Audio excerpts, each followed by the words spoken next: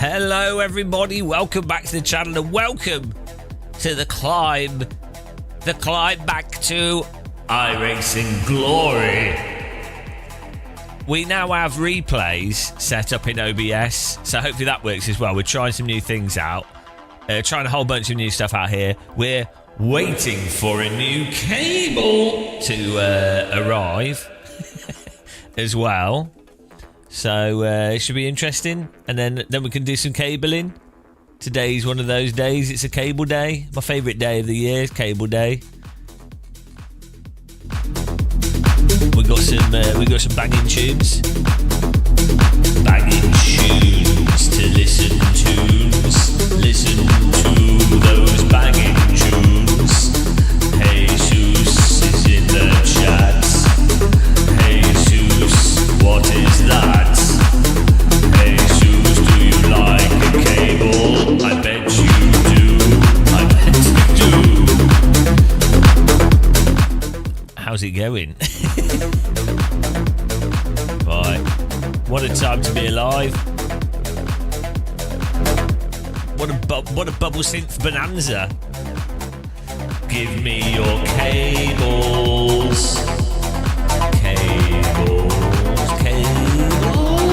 Show me your cables. Yeah, that's what's happening. Do you want to see the replay?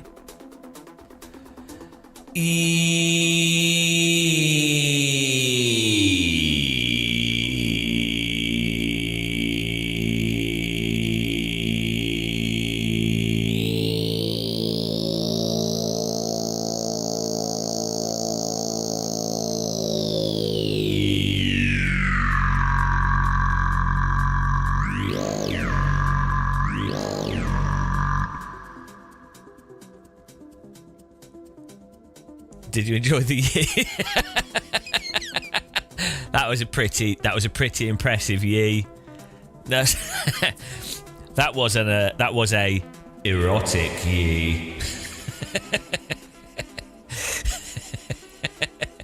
That's the year. That's a beautiful year. Amazing year. Amazing year.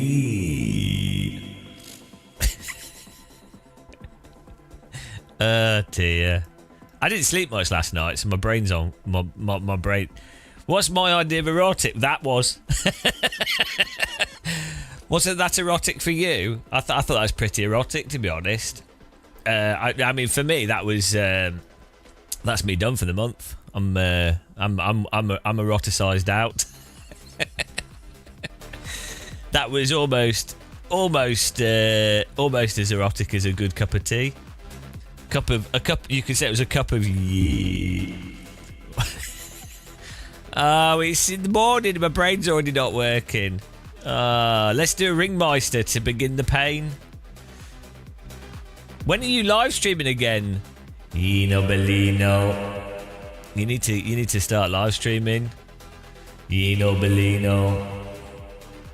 Come along and live stream Bellino. You want to? It's such a good time. It's so fun live streaming.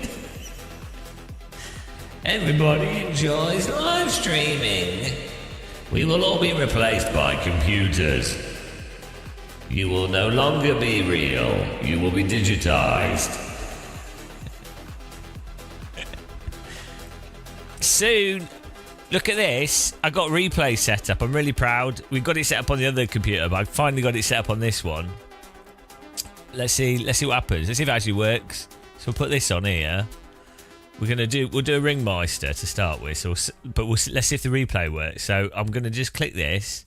We're doing computer stuff.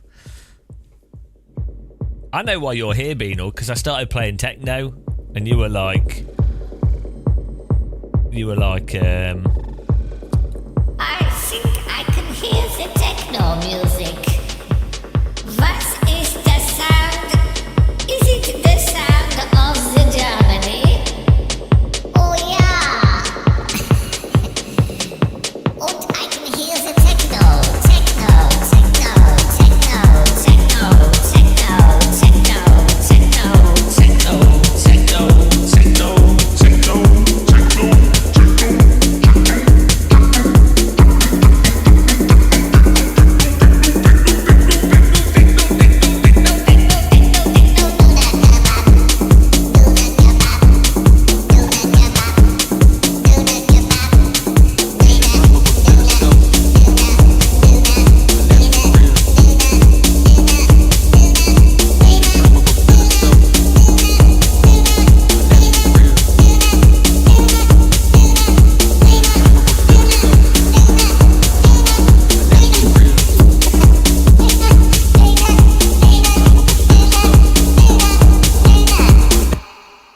Keine Zwiebeln.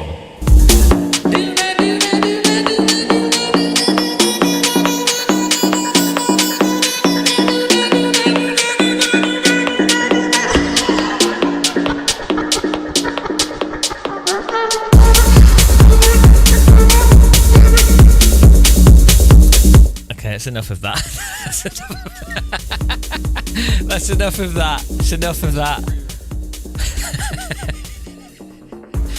That's the Doona Kebab song. Beautiful, absolutely beautiful. That's replacing the national anthem. We need more techno. We should make. I'm going to make some techno today whilst we live stream in between races. Cheers! I've got a penguin cup. Great way to start the day.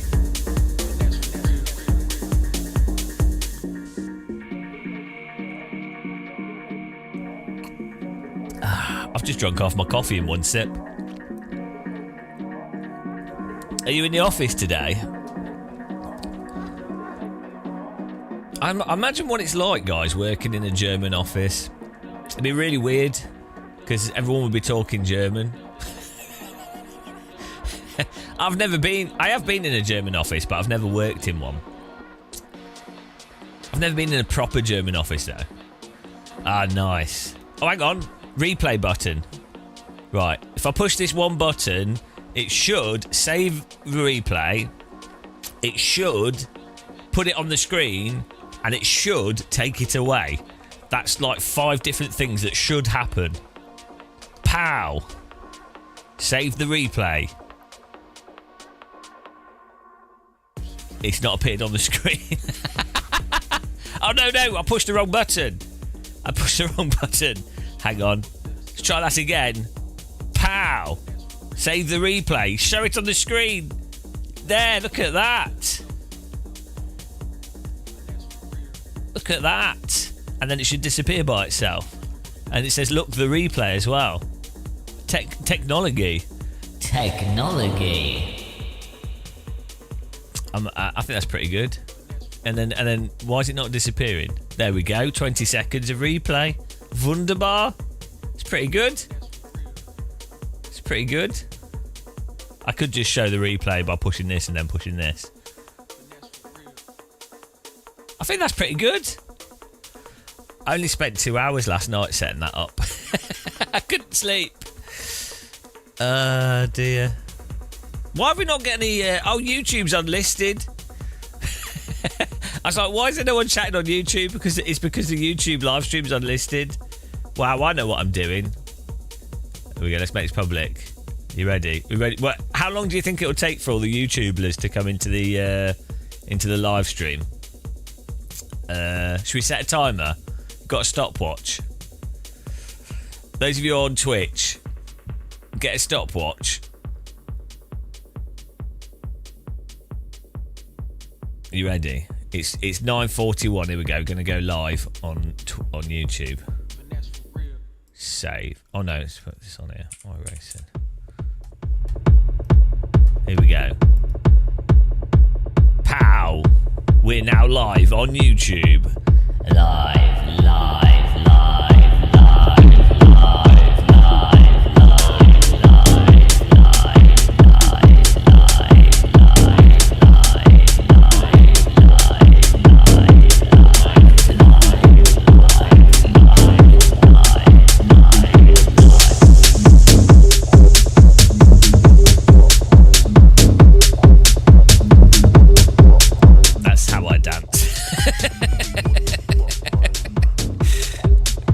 Yes, look at those moves. What is he doing? What was he doing in that gif? The Simmering dancing.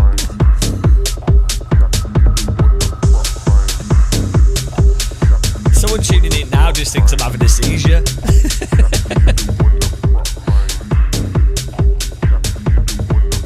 You can't beat dancing. If everyone just did dancing, there wouldn't be any wars or anything. Peace would take over because people would be too tired after dancing.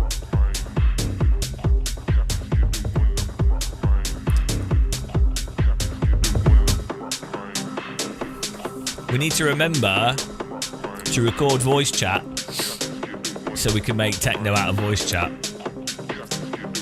Hello. Hello?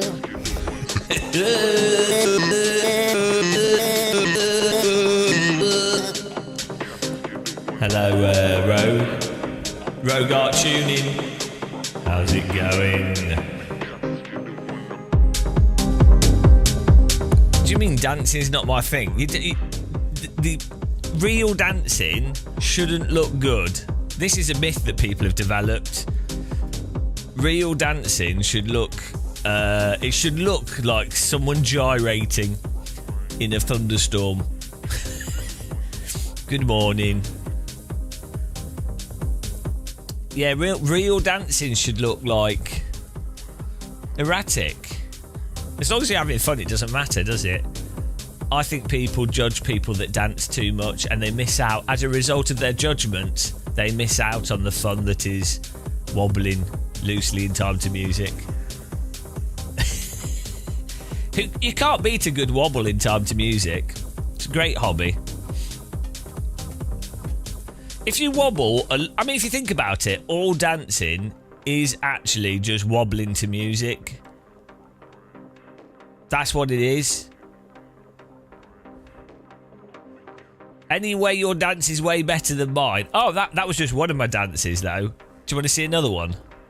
Here's another dance. I'll show you another one. You ready? You ready? It's a new dance. Put your hands in the air.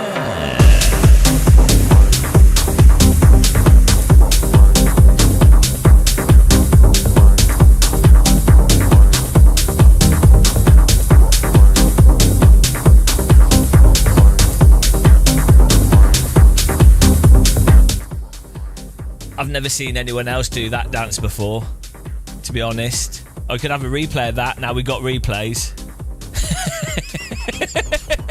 We got replays now. That's a good dance. Oh, that's a good one, that. Look at that. Beautiful.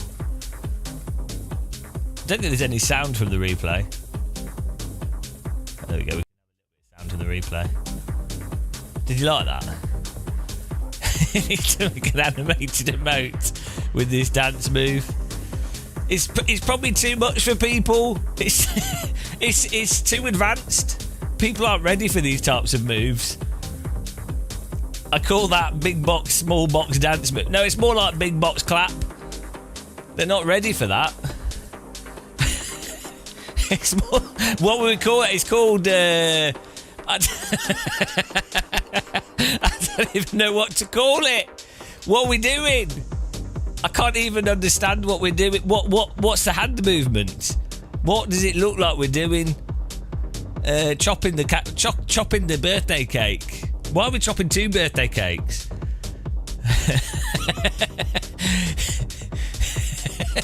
Oh, it looks like we're praying very quickly, and then praying and then clapping. It's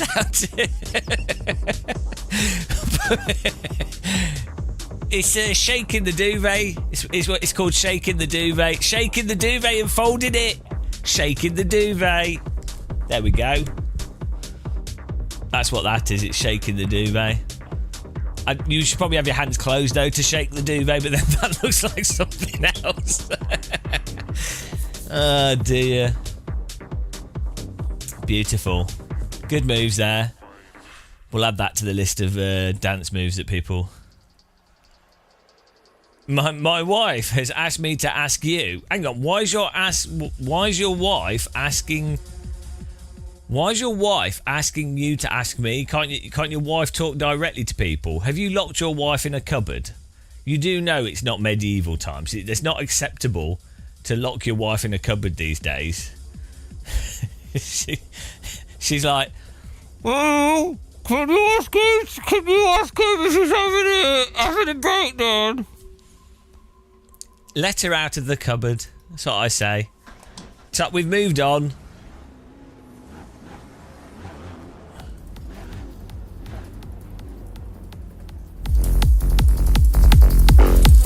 Who doesn't like a bit of techno? We're just here for iRating, so we have to keep that in mind. We have to keep it in mind that we're just here for iRating, so no battle. But welcome along. I hope everyone's having a nice morning.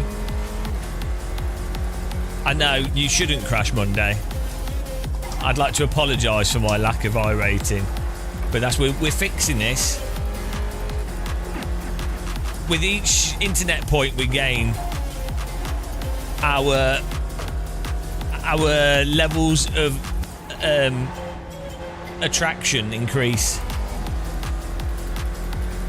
It's pretty normal, you know. When I had 5k iRating, I'd just be walking around on the streets and models would come up to me.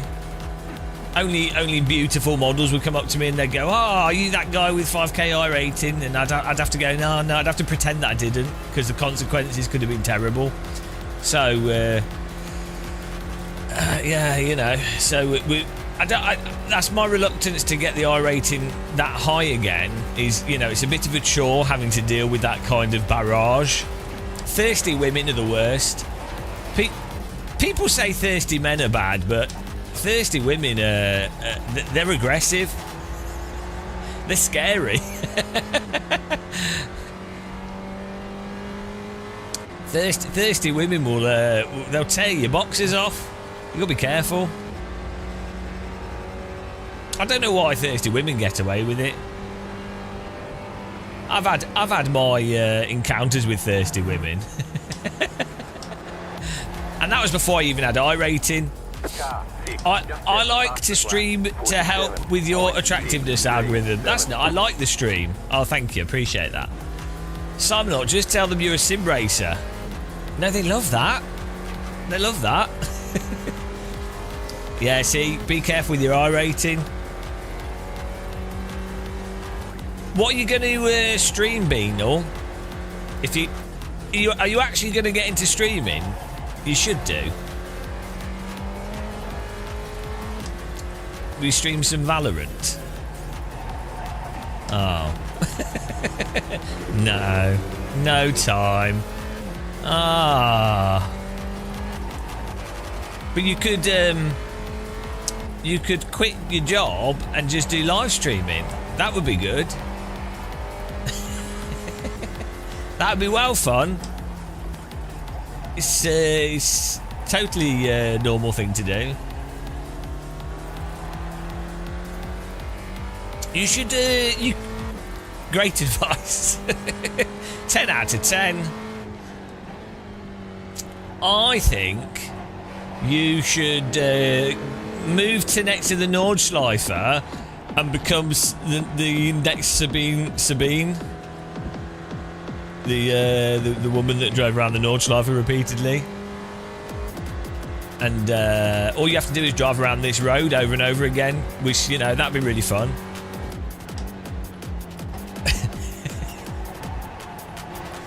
I don't know what I would do if I lived in Germany. If I had to get a job in Germany, if I had to get a German job, maybe I'd be a lumberjack. Or probably, I don't know actually. Like oh no, I'd be like a park. Are there parks you can range in Germany? Like a park ranger. I'd do that. Like a park warden. And I could just shout at people. Hallo! Keine... How do you say get off the grass in German? How do you say no barbecues? This is what I need to know so I can become a German park ranger. I'd love to do that.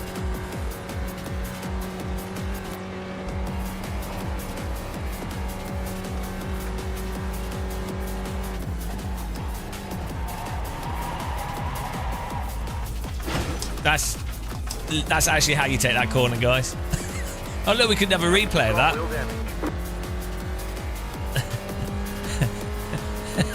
Instant replay of the crash. Maybe 20 seconds is too long. Oh dear, we got wheel damage. Maybe 20 seconds is too long for a replay. You've got wheel damage. Should we set the replay a bit shorter? I think 20 seconds is too long. I think 15 seconds is probably enough. Look, the replay. It's too long, 20 seconds, isn't it? But then you never know, the crash could keep happening. Replay buffer. Let's make it. That was 25 seconds. Maybe 20 seconds. Nah, 15 seconds, I think. 19 seconds.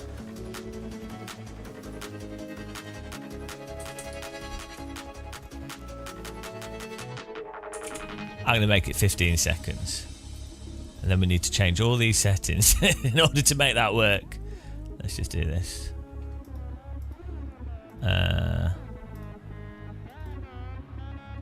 15.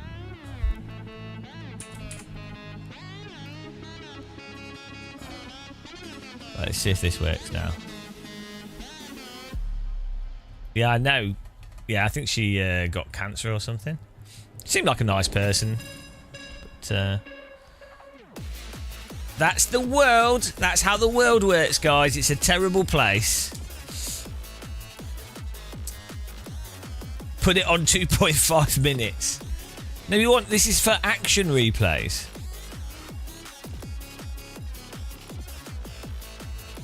I think 15 seconds is probably enough. Like, how many seconds does an accident normally take to evolve? If it's like you have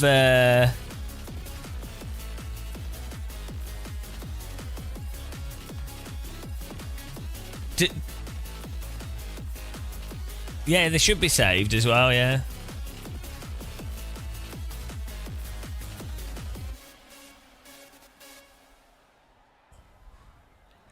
"15 seconds because the accident..." Yeah, it must be like 15 seconds is the time frame in which an accident occurs. Where should we put this on the screen? Is this a good place, do you think? Or do you think it should be like this? Or smaller? Is that too big? Because you probably still want to see what's happening. So maybe we should put it like that. Is that big enough like that? Could have it up here. Could have it up here.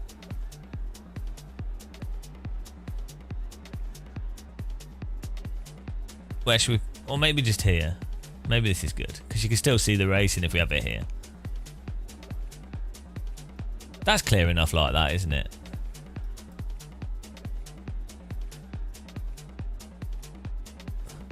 I don't know how big it needs to be, but like half the screen is probably enough. So if we go in the car...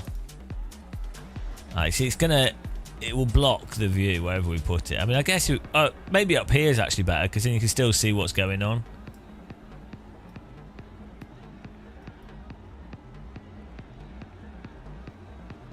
Maybe that is good to have it there, or up here. That's probably better up there, actually.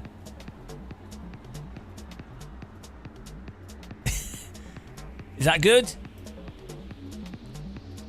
But now it's... I'm going to have to change the animation direction. Show transition. We should have it fade. We should have it slide in from the left, from the right. Or we can have it slide in from the top. And then we should have it... Which way should it slide out? Or should we have it fade off? Or should we have it slide off to the left? Why are people so obsessed with higher iRating? Because it's the meaning of life. What do you mean? It should be at the level where you can get close racing. If it's higher than your supposed skill level, you'll have bad time. That's not true. That's not true. That's a common misconception. So basically, iRating is your value as a human and value as a sim racer. And if you have a low iRating, you are a low person. And to be honest, if you are... if you basically know how to... If you know a track and you know how to brake, you will be in the top split in like just about every series in iRacing, apart from maybe GT3 and some of the endurance stuff, or Porsche Cup. But other than that, because if you're above 3k iRating, you'll be in the top split in just about everything. But yeah, I rate Here we go. Is this alright? I'm fading this off here like this. Is that good? Look at that. It's like it's going around in circles. Where's it going though? Is it a lie? It could be going. It could be spinning off the screen, for all you know. I don't know. That's oddly satisfying to me.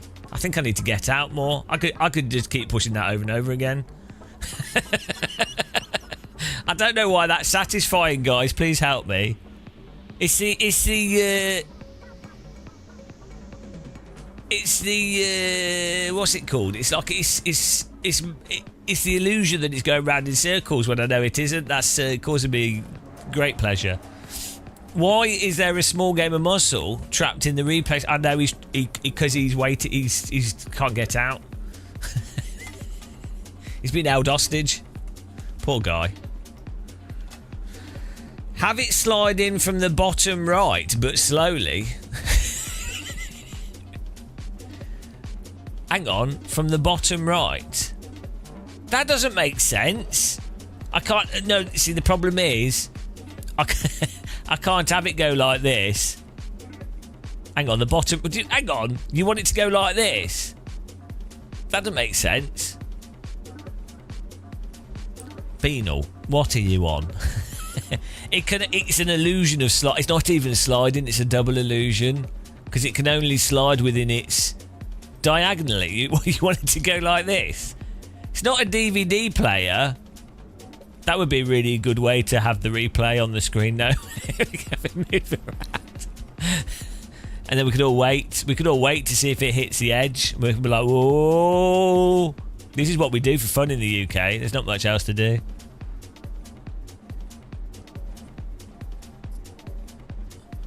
Slide in from the bottom right. Oh dear. Yeah, the problem is I can't actually control its movement. It's a lie because it's just all it's doing is sliding it into the square of where it is. So look at it. Look, see, it's not actually moving the window. It's all fake. I'm happy with this. You know, I think I'm going to overrule you, Beanal. Overruled. I think this is good here. I would, if I could have it slide across the screen, I would, but I'd need to get a whole plug-in for that. I can't be bothered to do that. Beautiful. Look the replay. And I think we can probably have some sound on the replay. Can you guys hear the replay? I can't. Maybe if I output this, instant replay, monitor only. That's actually how you take that corner, guys. There we go. Park Ranger. I can control the replay audio now. Power.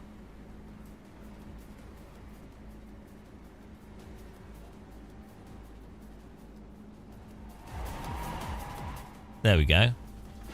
That's actually how you take that corner, guys. Oh look, we can German Park Ranger. Turn that down. There we go. This is good. This is almost a professional live stream, I have to say. Oh, we're going. It's almost a professional live stream. Proceeds to miss the race that we've registered to. Hello, Nasty Butt. How's it going, man?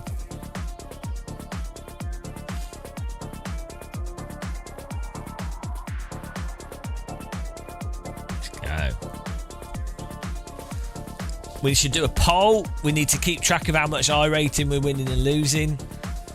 Who was it that said that iRating didn't matter? Lies. Absolute lies. Where was it? Who said that? All that matters is iRating. Benimi, why are people so obsessed with higher iRating? Absolute disgrace.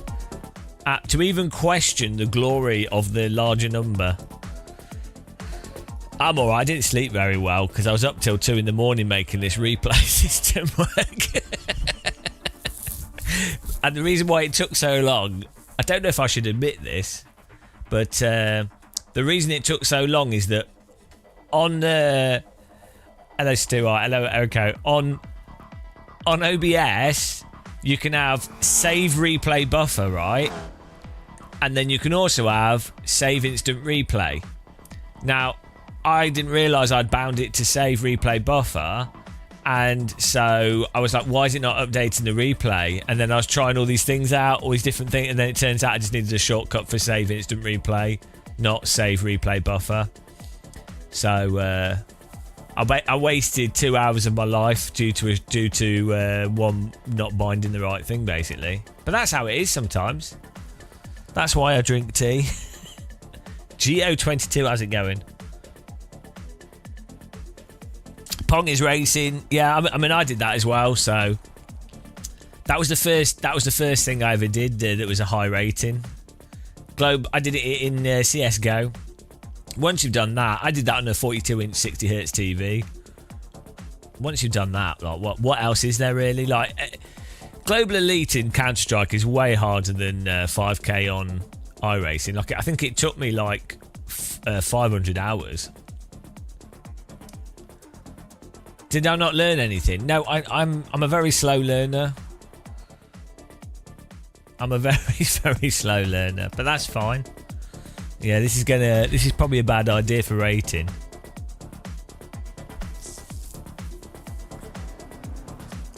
Amazing. I'm really happy with it though, saying look the replay. Like, it's the small things, guys. It's the small things that, you know.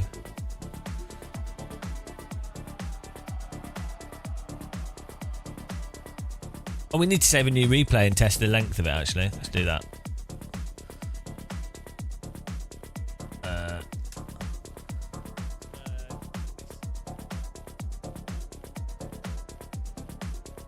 Oh, there we go.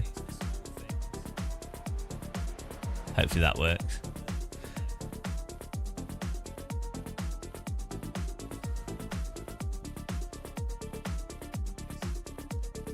I think we need a longer gap before it goes to this, because that's why it does the white screen. So let's just add in 3 seconds. There we go.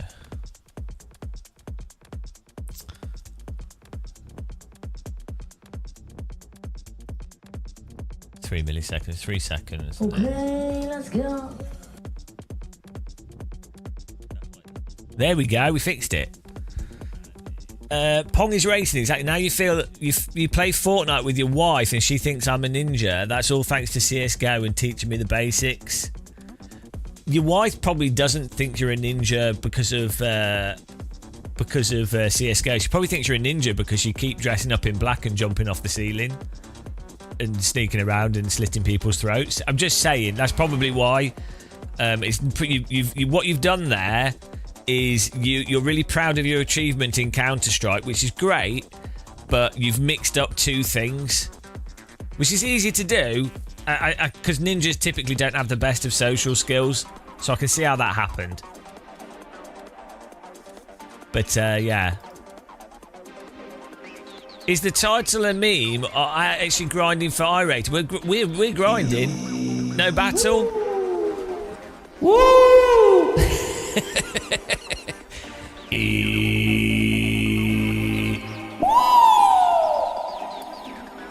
We got the best. We got the best sound.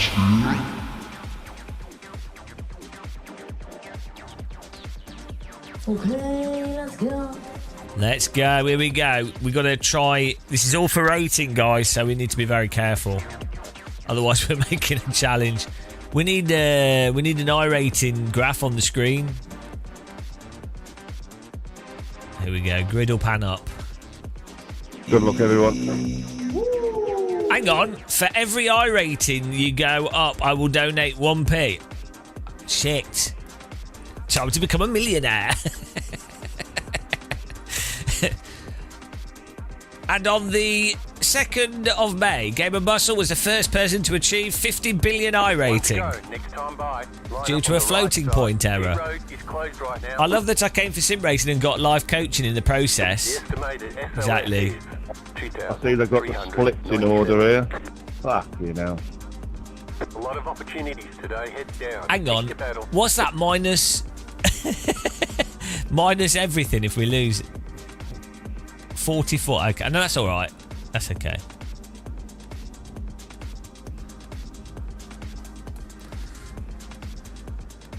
How do you have 51,000 channel? I need to do a quick poll. Poll. Ah. Catch star 10, car. Catch star 16, car. Catch star 20, car. Single line.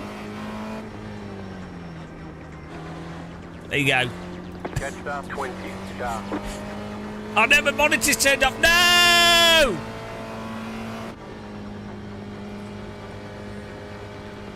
Oh, my monitor's just turned off.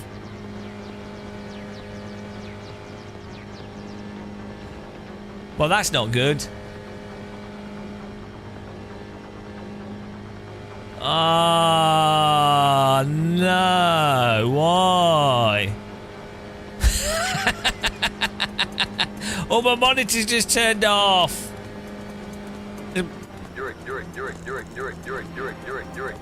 No, it's my cables.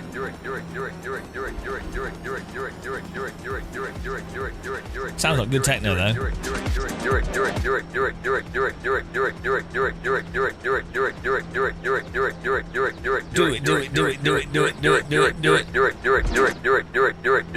Oh no. You see, it's the cables. Oh no.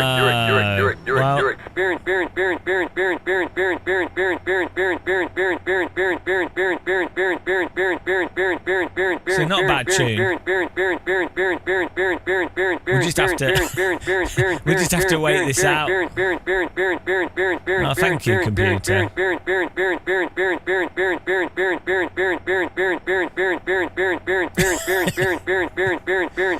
This is all because I did the poll.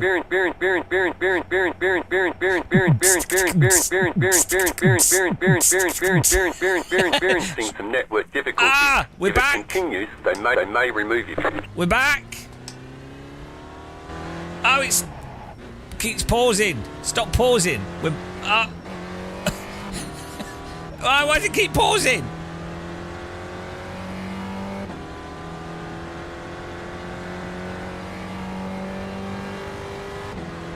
Have I been kicked from the server? Are we back?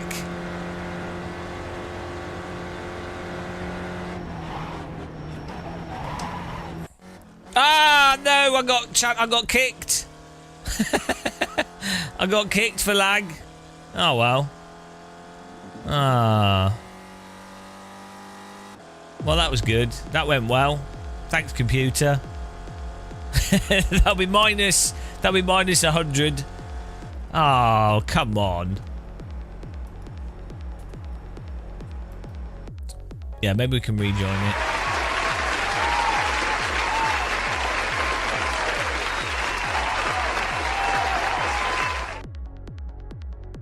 Computer says no.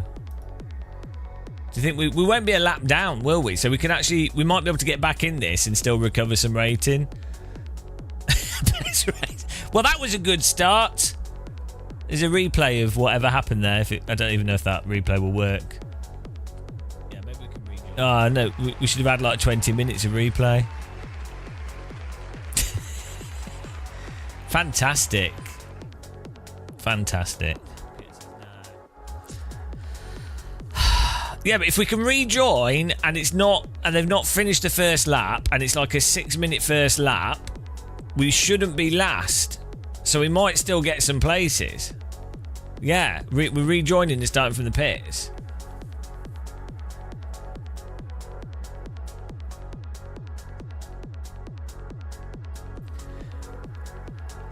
Okay, let's go.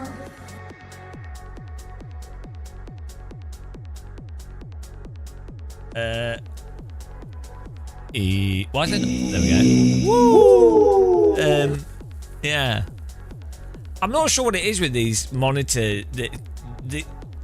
I'm having to use DisplayPort to HDMI cable.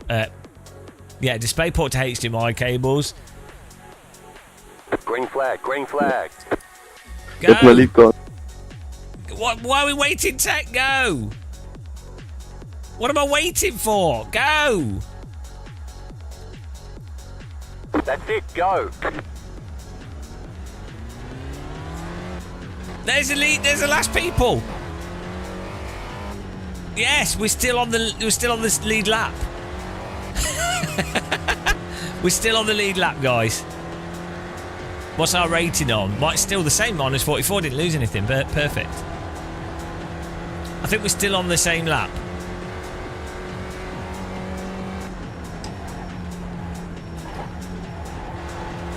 Right, let's recover this.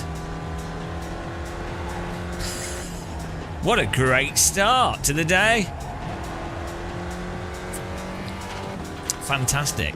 Who knows, maybe we were going to get wrecked out and this was actually better. That's the lie I'm going to tell myself. That's the lie I'm going to go with.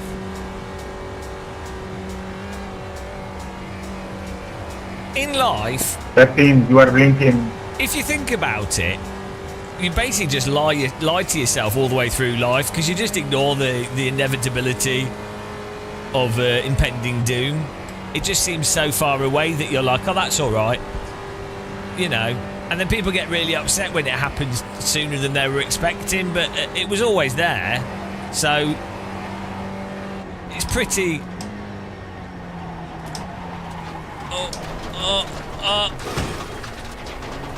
Nailed it. Got wheel damage. This is going fantastic. What? Why would the car not turn? Oh well. Bloody hell. It's just that chronic understeer there. It wouldn't slow down. I can feel it locking up. It's going great, guys, this.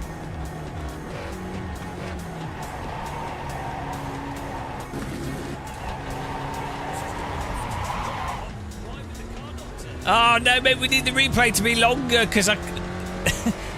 Unless I push the replay immediately when the thing happens. Which I don't remember when I'm... I think the replay needs to be about 20 seconds maybe.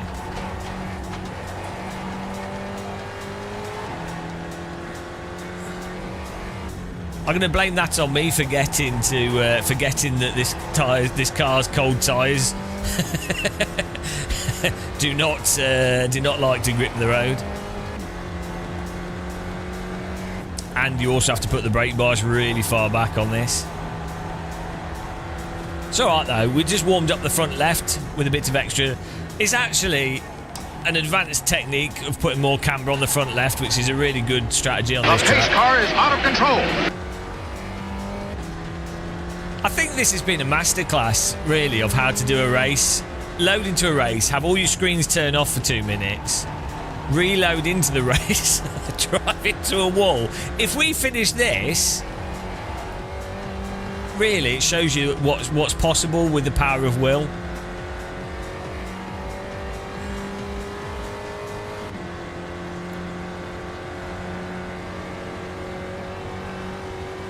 Yeah, it's all good.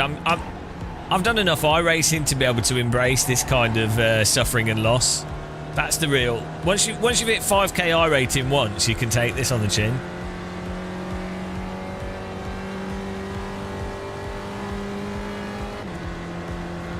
You've got 2 laps to go.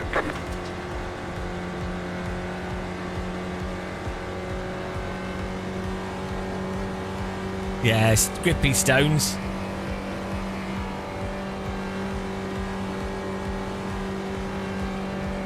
Beautiful.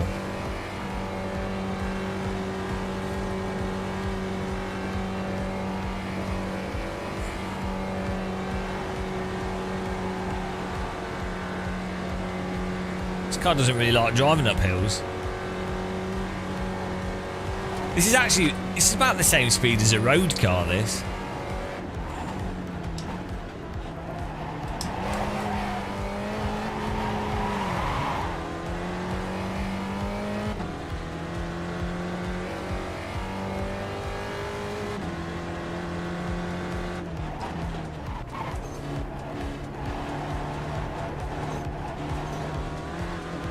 Turn 7 Racing, thanks for the raid. I was forced to. Hope you had a good stream. Do you have a green screen to make it look like you sat in a cockpit? I couldn't quite see. Hope you had a fun stream. We had a pretty fun stream yesterday, actually.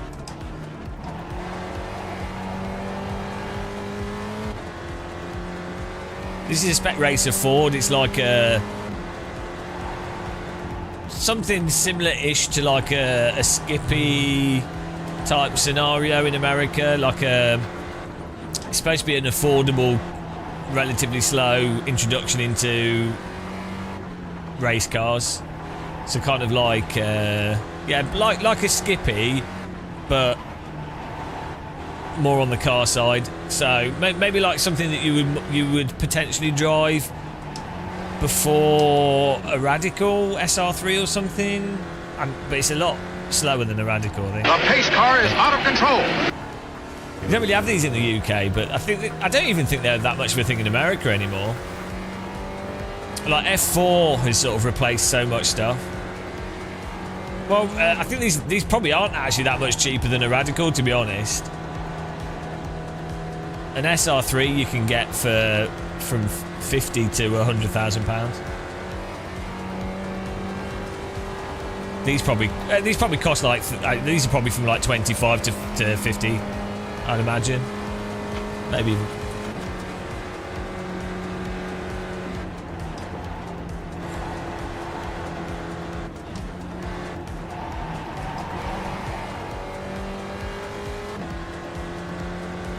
G27's definitely the best. Thanks for following whoever that was, appreciate it. Neanderkins, the second.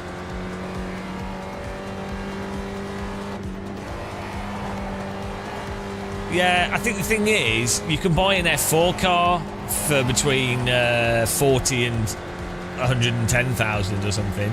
So, because F4 cars as well are like the sort of de facto Formula Series now, and there's so many race series for F4 cars, they've kind of become the go-to. It's kind of like even though an F4 car is more expensive than a lot of other vehicles, because there's so many of them, it's easier to get them serviced or find support or find race series and all the other stuff. So with cars, a lot of it's not just the car itself, it's all the others. There's a lot of stuff surrounding it.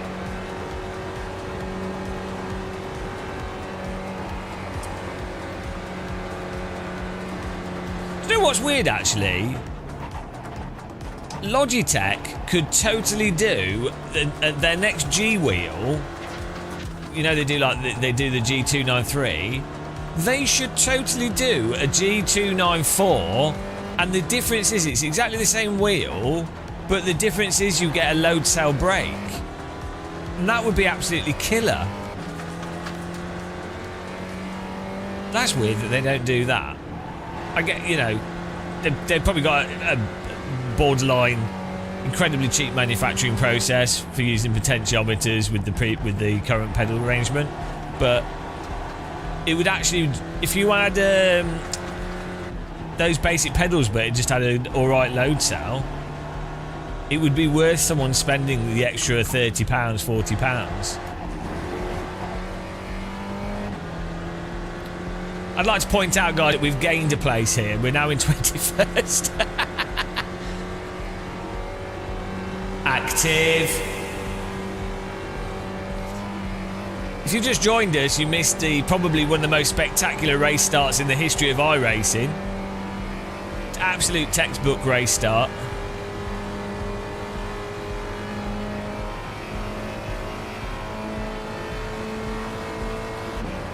Hang on, are we on -8? Are we actually Are we actually... Could we possibly finish this in positive iRating? Absolute miracle. I told you. Oh, bloody hell. This is why I point my sim rig towards Mecca. And Stonehenge, incidentally. For the double combo. It's also pointing towards the pyramids. And by having it point to Mecca, the pyramids and Stonehenge, it's impossible for me to lose. I'm blessed by all spirits.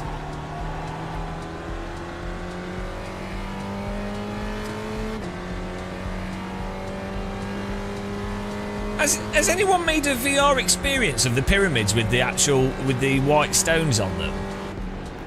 I'd like to see that. That'd be worth making if no one's made it. You have 0 iRating.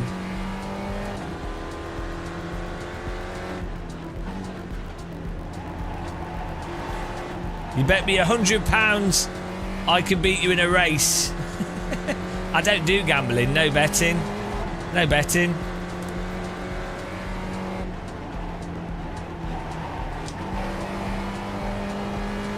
I haven't had my tea today yet, no. That's why we drove into the wall.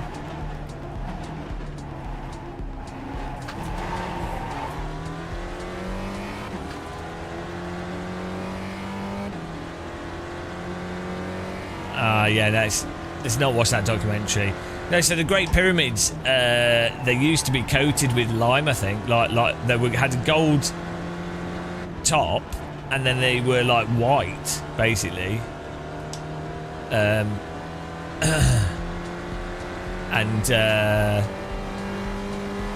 they would have looked amazing if you look at images of them. But I'd like to see them in VR.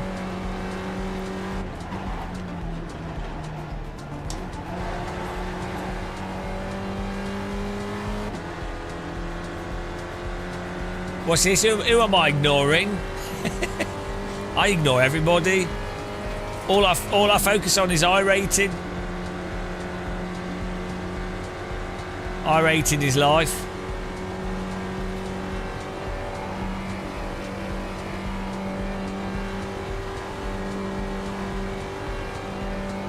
Did you see my replay, Novotny? I'm really proud of the replay system. I spent 2 hours on it. Hello. Good morning.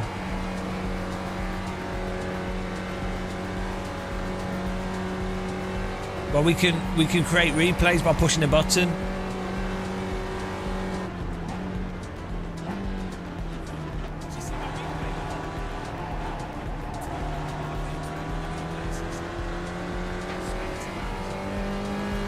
We can keep doing replays in replays. Get very confusing.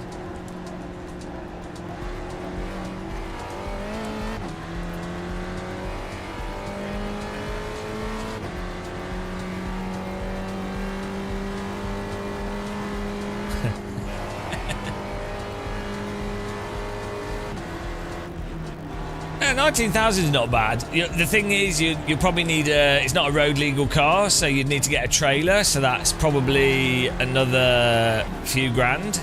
And then you need to get tyres, and that's probably like $400 for a set of 4, or like $200 each, maybe $100 each. I'm not sure what tyres this car has, but let's say $200 each, so there's another $800, and then you probably need to service it, and you probably want to get it set up by like people that know how to set up a Spec Racer Ford for where you're going, or your general setup. So that's probably another like grand or so. So yeah, the actual price of the vehicle is often not really that bad, because you still have the vehicle, you've not lost the money. It's all the consumables, like tyres, track entry, car servicing, engine servicing, you know. Or you probably need to get a whole bunch of random tools. This is one of the things. This is why like radicals are quite good, and some cars. It's probably, Spec Racer 4 is probably like this as well.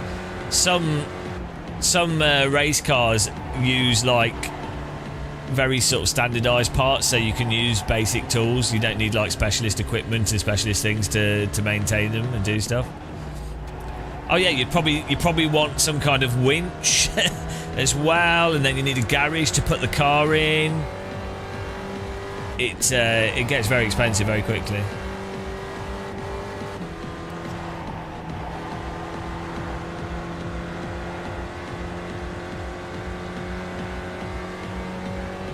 That is true.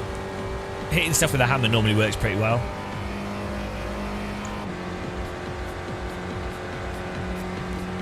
You know, a trailer. Oh, you need a car that's powerful enough to pull a trailer with another car on top of it. I imagine this Spec Racer 4 probably weighs only like 700 kilograms though. Probably not that heavy. It's quite a small car. Did I get a new account? No. No new account. We just we've been bumbling around on our other one, and then I can't afford to get a new account and buy all the content again. I'm not that rich. White flag, white flag. Do you have to? If you get another account, you do. Oh no! My screen's just turned off. Why?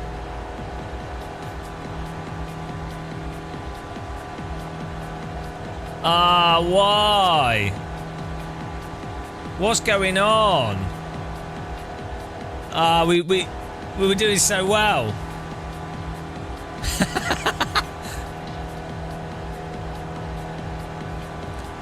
There's something going on with like.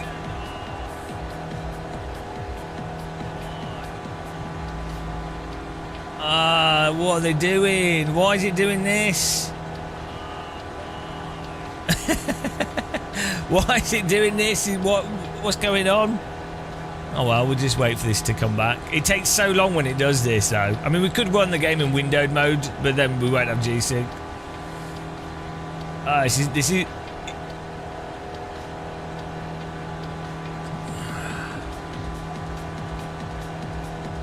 The pace car is out of control. It's not overheat. It's to do with the cables I use at a DisplayPort to HDMI.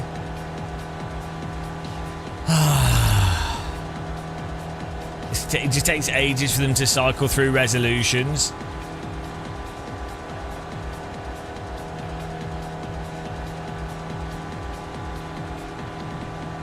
And then when it's like, oh, we've got the right thing, and then it goes back again. I don't know why it's. It could be that the TVs are also. It could be that the TVs are doing a random update or something. Oh, I don't know. Bloody hell.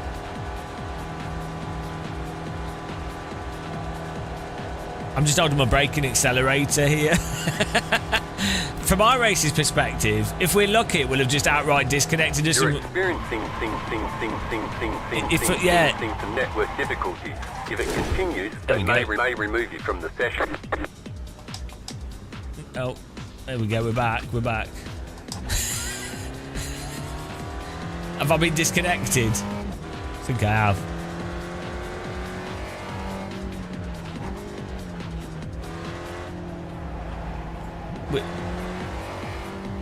Oh, we were. It's disconnected us again.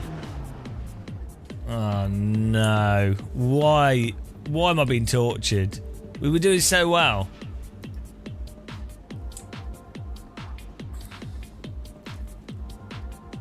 Now, why can't I even quit out the game?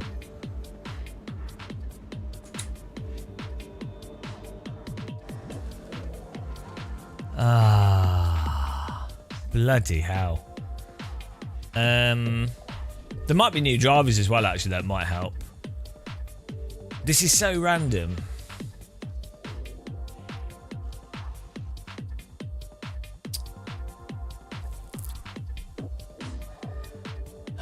Bloody graphics cards. Might try rejoining. We'll still finish the race.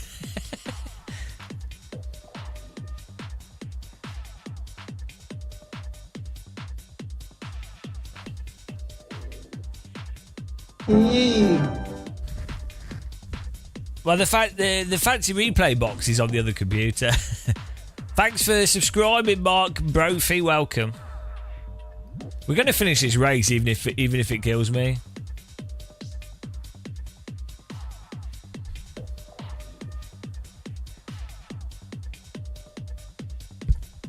This is different to. We've not had do this before though, like this.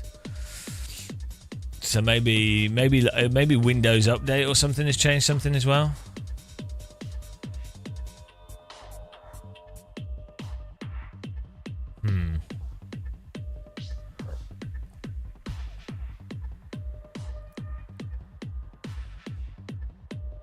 Or maybe the game is running at a different frame rate from the desktop, and then that's why it's having to change monitor settings, and then it goes back again.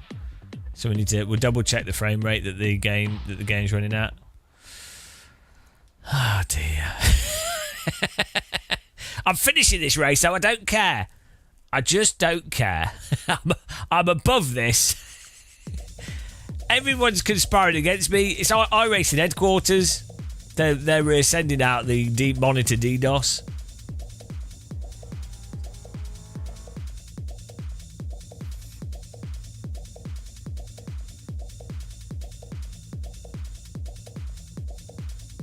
Lewis Hodges, I think this is to do with my cables, to be honest. The display port to HDMI cables. Race over. Well, we didn't finish last. we could have. It could have gone worse. Right. Okay. Well, that's it. That's that. Let's just check the graphics settings here. 120. So that's fine.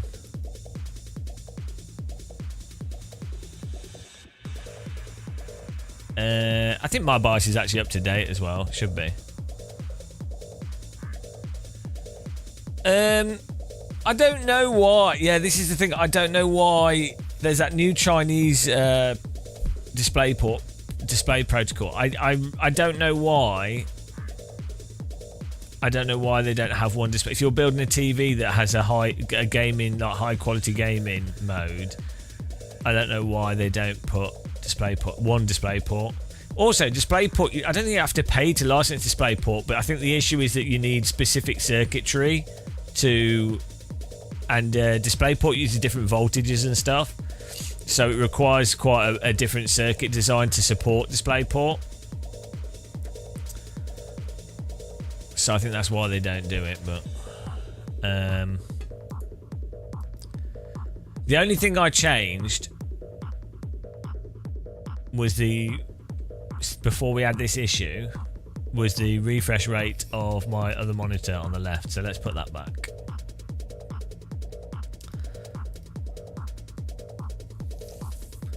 Well, that went well, didn't it? minus 40 or something. Oh no. But I can take it. I can take it. Yeah, and it is a bit of a pain, Nasty Butler. I wouldn't bother. I mean, I would in some scenarios. If you're not going to use G-Sync and you were like running a sim center or something, it's not really that much of an issue.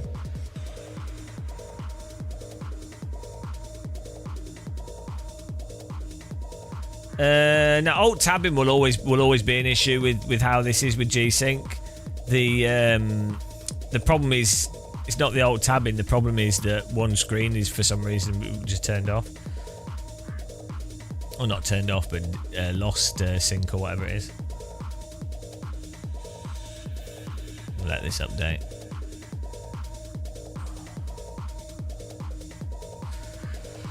Yeah, I don't think you need like triple like that though. To be honest, like we've got triple 55 inches. I don't think you need. I only use single screen. To be honest, I think there might be new NVIDIA drivers anyway, so I might as well get them, because apparently the new NVIDIA drivers also have quite good performance increase. Let's see.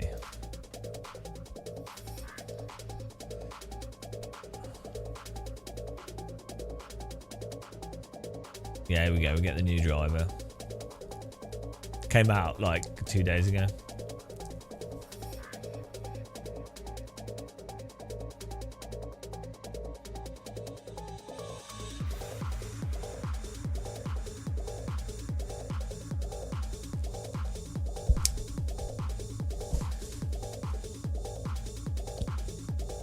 Why is it?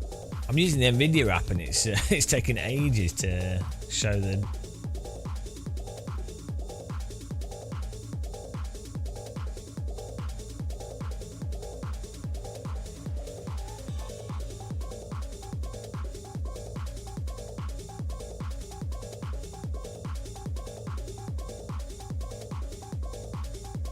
Oh, here we go.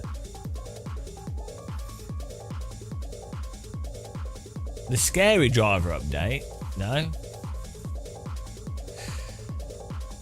How do you check your BIOS version as well? Let's have a look.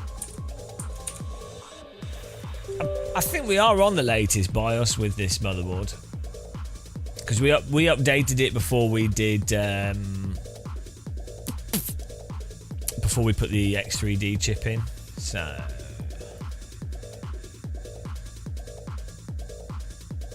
I'm on CPU Z. Should say which driver version you're using. BIOS, here we go. 102722.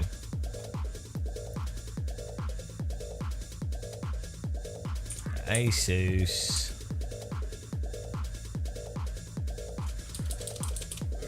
ROG Strix B550E gaming.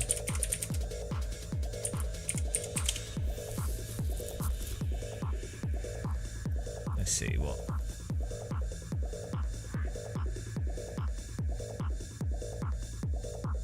$2025.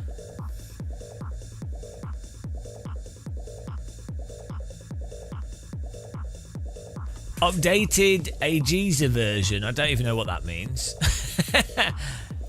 Security updates. What's AGESA version combo? I don't think they really did much to it.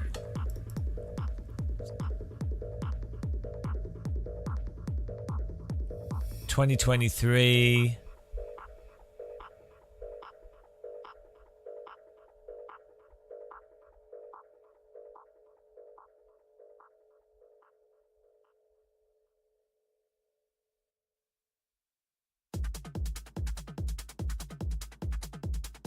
Yeah, we could update the BIOS.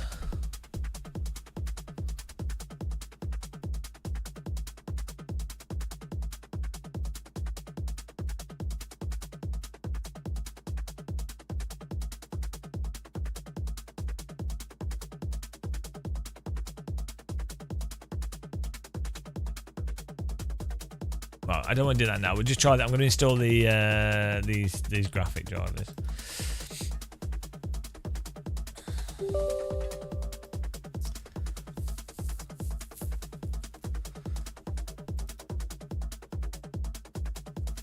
Oh, the joy of computers.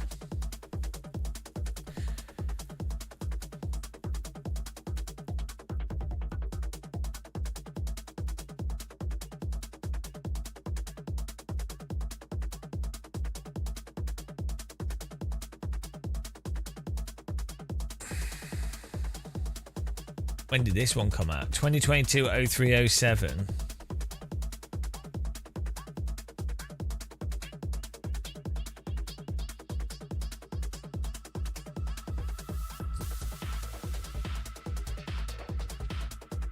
Yeah, I think that was the one we updated, was the one for the X3D chip.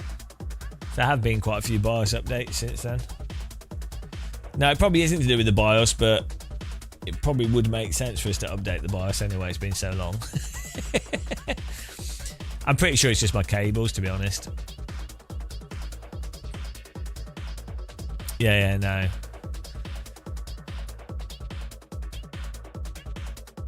I haven't found any better cables though.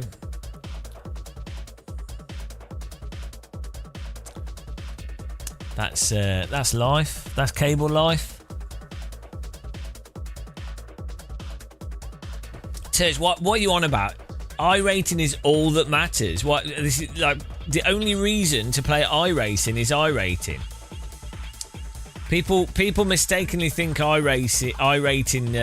You get these naysayers that claim that iRating doesn't matter or isn't the singular point of playing iRacing. They're just trying to distract you. They're trying to steal your iRating. I'm only using a single screen for the game, but we have triple screen set up. So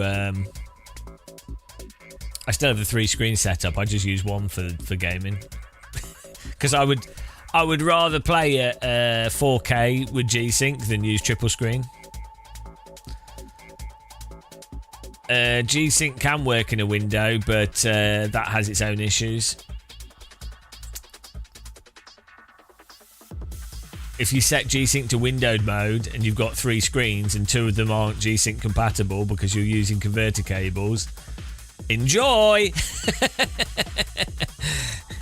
Also, when you've got 3 4K screens and you put G-Sync on, it can cause issues. So in many ways, it's better to just use G-Sync full screen. But to be honest, with iRacing and the way we've got things set up, we could probably just run 120 hertz V-Sync. And in a sense, that's worse latency than G-Sync, like input delay. But actually, in practicality, given the extra 5 FPS, like fundamentally, and the consistency, it's actually not that bad. But G-Sync's nice because if your frame rate drops below, you could go down to like 90 FPS or something, and it will still feel pretty good. Whereas if you're using V-Sync on 120, you need 30-40% overhead. Tearing's really obvious if you've got used to G-Sync. Tearing's terrible. Yeah, you do notice it when you've lived in luxury OLED land for so long.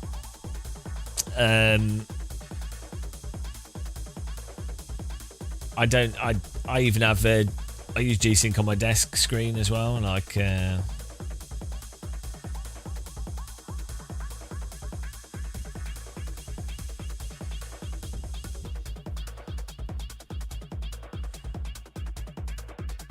Yeah, the thing is with the cables that have the converter in them, that I think the issue is that the cable is slow to change its settings, and so that then slows everything down because every time your monitor goes through your computer goes through different settings on the monitor, it has to go. It says to the cable, right, what's the monitor resolution? And the cable goes, and then it changes it, and then it goes back, and then it changes it and goes back. And then if you've got 2 screens with cables, then it has to do that on 2 screens, so twice as long.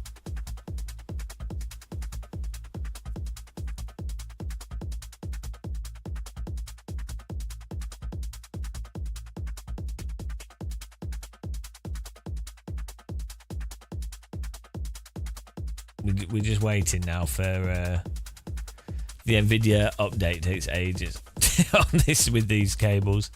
Probably should have just unplugged the cables. I mean, I'm half tempted, to be honest, given that I don't really use the other 2 screens as a triple screen, I might just put them somewhere else in the room.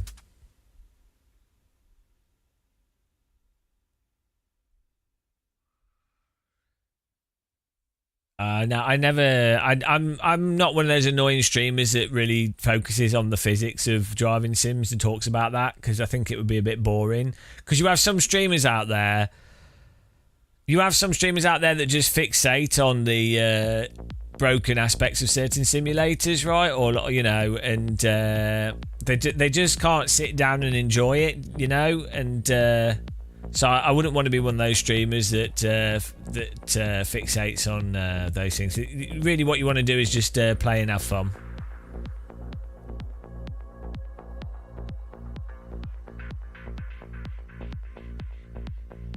They're the worst. Yeah, some streamers can't help themselves from like being overly honest about the state of a video game, even if it's at the detriment to their revenue and to the viewing experience. But I think they really ruin. They end up just ruining their. They just ruin the vibe, really. So. Right, we've got the new drivers here. Should probably restart the PC as well, but should we restart? Yeah, let's do a restart as well. Can I have a rewind?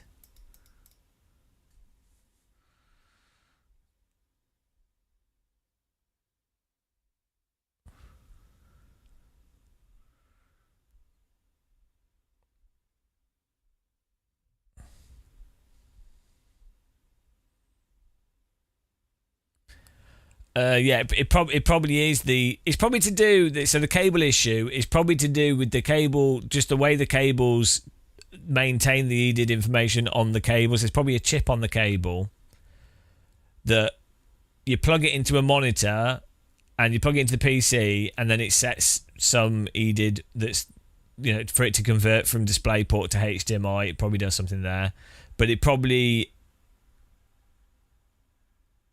I would imagine they put some kind of like artificial timer in there so that it can't change too quickly.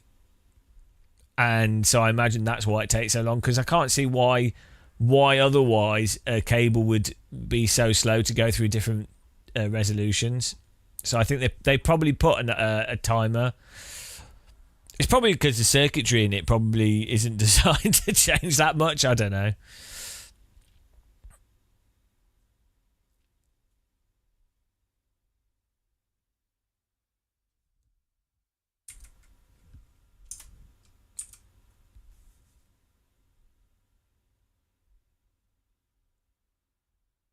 It is weird though. I don't think this has fixed anything, but well, hopefully the game doesn't do the thing.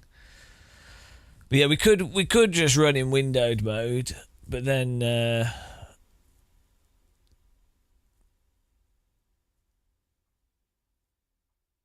yeah, I was thinking of switching to what was the old format? What were the old cables that you could plug a games console in that looked better than the aerial cable? Like the yellow, it was like a yellow cable, and then component, yeah, composite. Was it? I think it was component cable. No, because it was you could do it with some of the consoles and it would look better. Yeah, it was composite. But that separated the audio out, didn't it?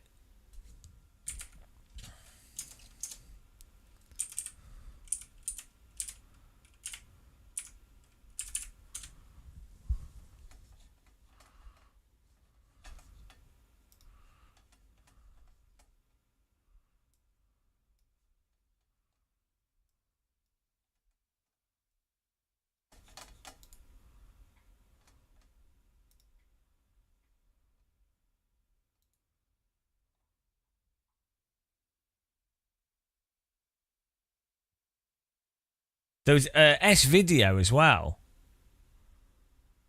That was another one that looked exactly the same. Was S-Video a composite cable?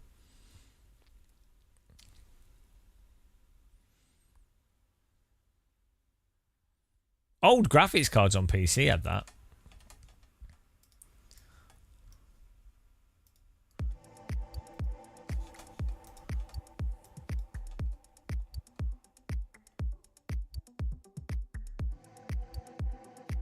What's wrong with Windows borderless? Windows HDR or Dolby Vision PC doesn't work as well with iRating borderless, but otherwise, because if you run Windows borderless, you can't use full screen G-Sync.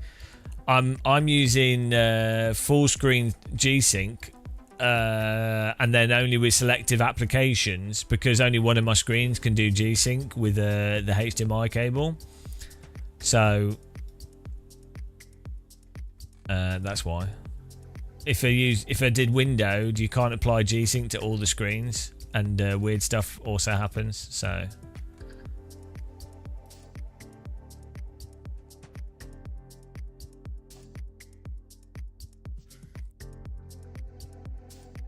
The KS wheel's not fragile. It'll be fine, yeah.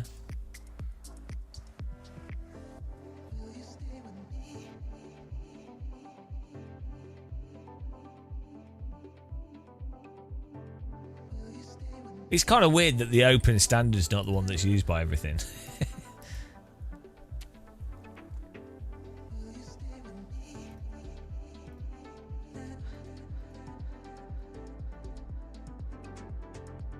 Right.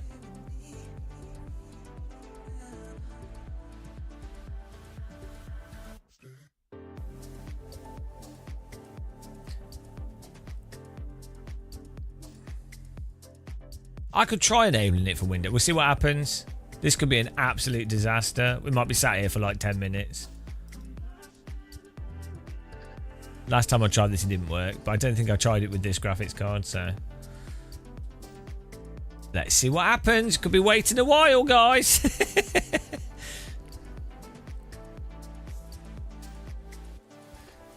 Well, that seemed to happen straight away. That's very worrying.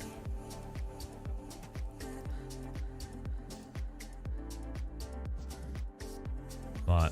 Maybe this works now.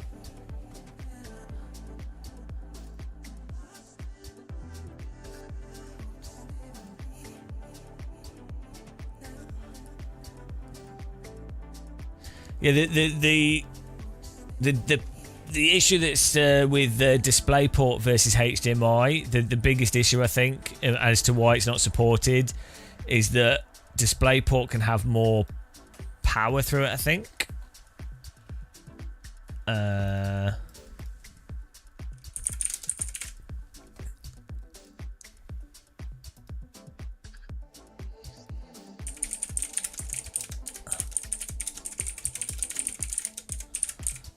Or it's one, or HDMI does.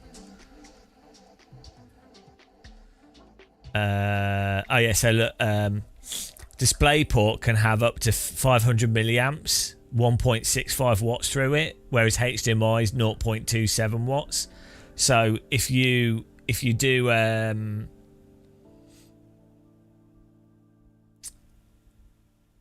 if you had a circuit board in your TV, you're going to have to accommodate that.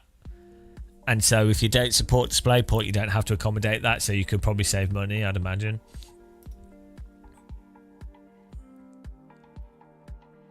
Oh, let's try this again, why not? It's been that long. Yes, let's go for it. Let's lose some more rating. It's my hobby today. It's going so well.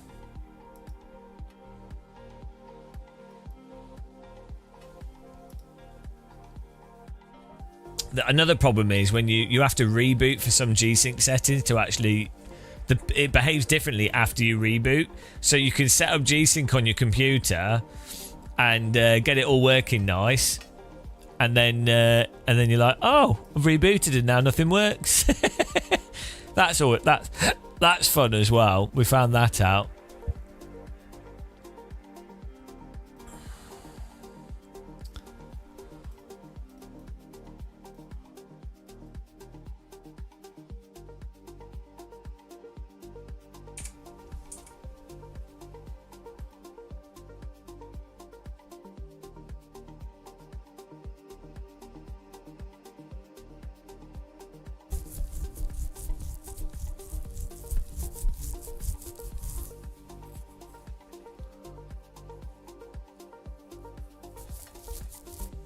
I love computers. I mean, computers are pretty amazing, to be fair. They'd have to be to put up with all the rubbish that we put up with. Non-stop.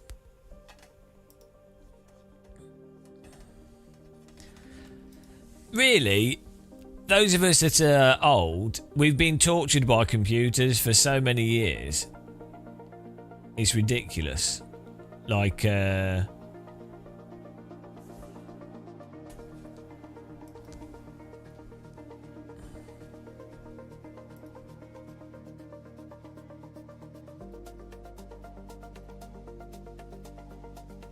on. Why is that resolution 3840 by 2160 and this is 3822 by what? Why is the windowed resolution different? Oh, is it just missing out?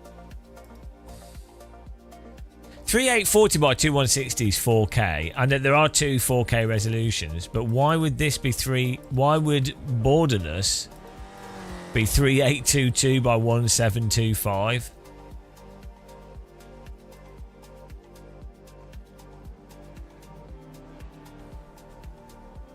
This doesn't make any sense.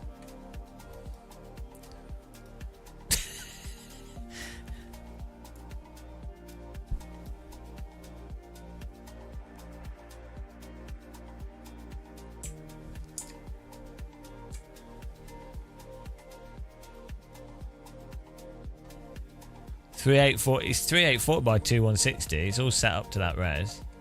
Why is iRacing inventing that resolution?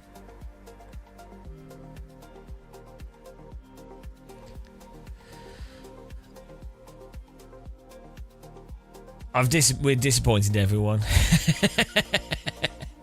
This doesn't even make any sense, guys. This is mental. That's not even an option of the resolution of the display, right?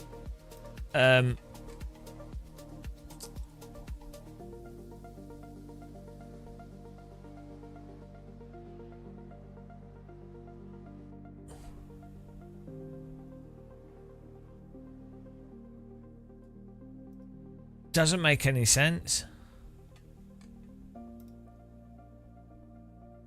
These extra resolutions are due to DL super sampling.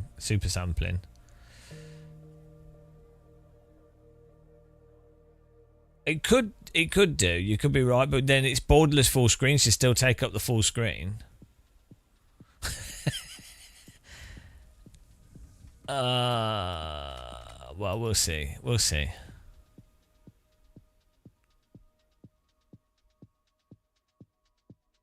Is that just do your iRacings do that as well?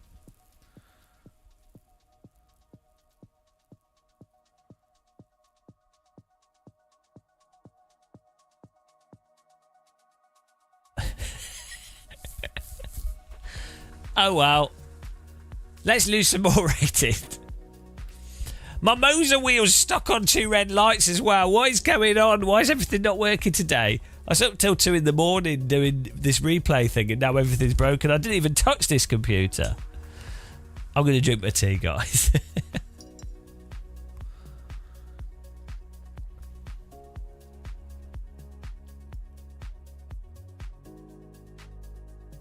Well, ACC's terrible, so we don't talk about ACC.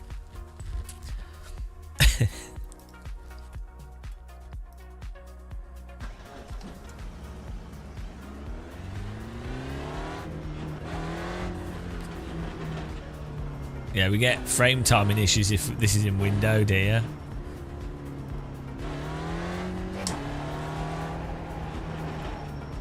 So let's make this full screen again.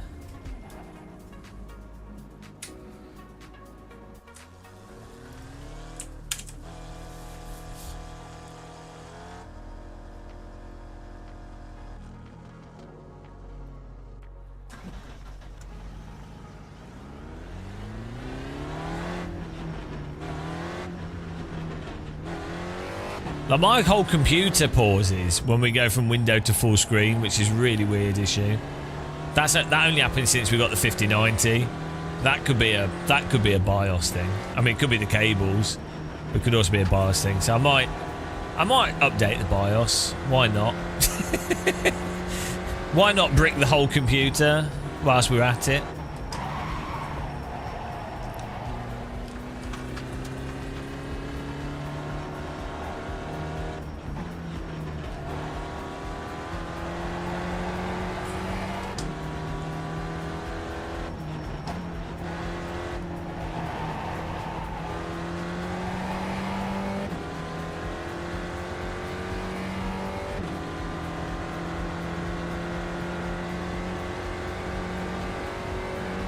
No, it's not iRacing. It'll be some weird thing to do with the DisplayPort cables. I mean, the only thing I can think of doing is buying more DisplayPort to HDMI converter cables and going through them methodically. But I really can't be arsed.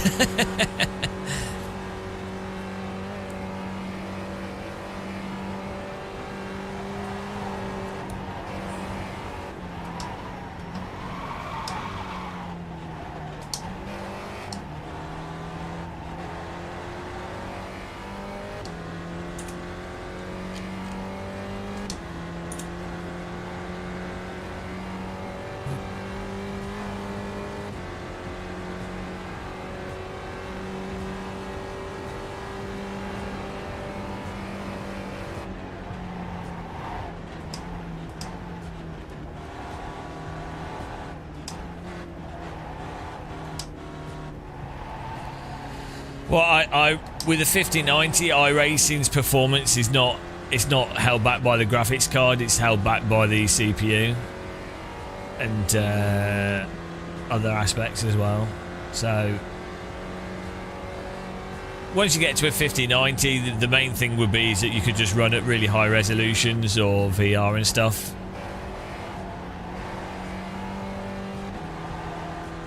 But it's not really relevant. Like the thing is, iRacing itself doesn't really fully take advantage of a graphics card properly, the modern graphics card, because it's quite an old engine. So it's like with LMU in some ways, or R-Factor 2, or Race Room, or if you play R-Factor 1, or you play retro games, they don't use graphics techniques that take advantage of specifically efficient developed components of graphics cards. So like newer versions of DirectX or newer shaders or ways of doing lighting and shading and stuff, the graphics cards have specific methods that allow you to do higher quality stuff more efficiently. But older game engines are using older methods that don't use that. So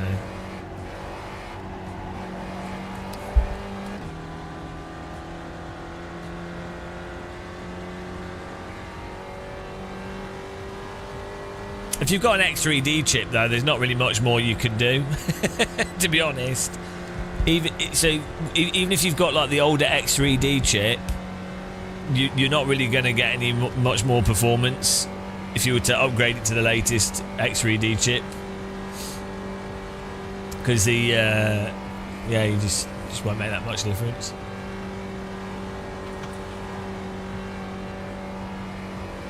No, George, the replay's on a different computer.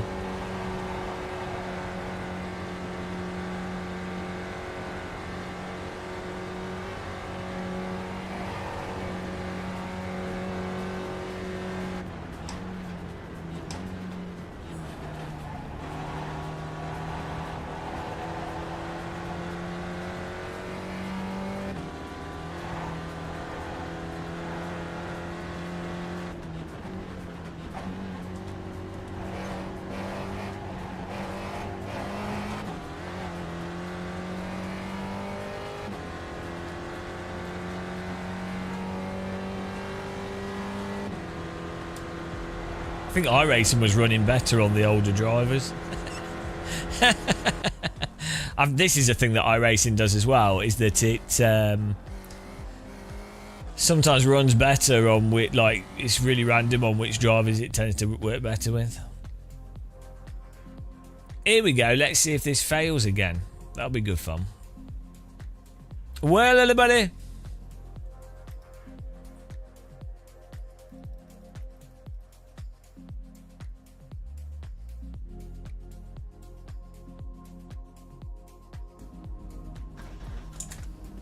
One lap to green. Line up on the right side. Pit road is closed right now. Oh, yeah. The estimated strength of field is 1,632. Oh, this is a disaster. We expect to be fighting for the podium.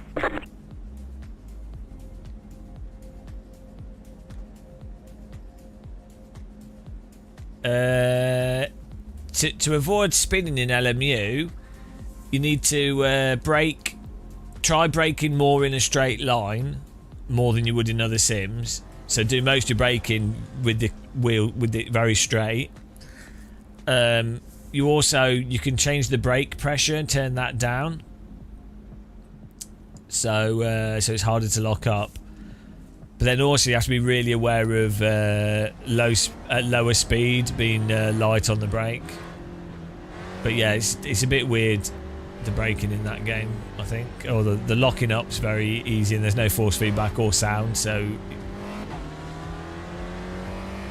if you have tactile transducers or a vibration on your pedals, setting that to vibrate at about 70% input is really handy, because that's typically where the tyres start to lock in LMU.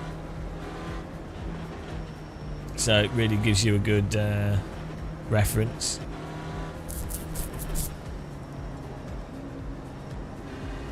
Yeah, they're changing the tyres on the hypercars, the LMP2 and the GTE cars at some point.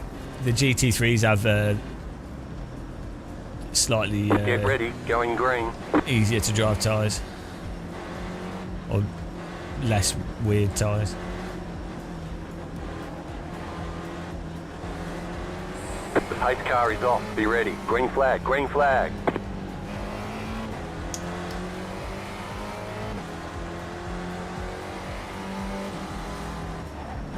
To be honest, flat spot is really... Car on your left. The leader's gone off. Clear. You got a slow car on the left.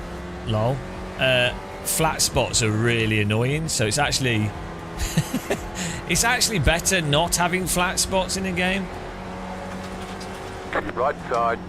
Clear.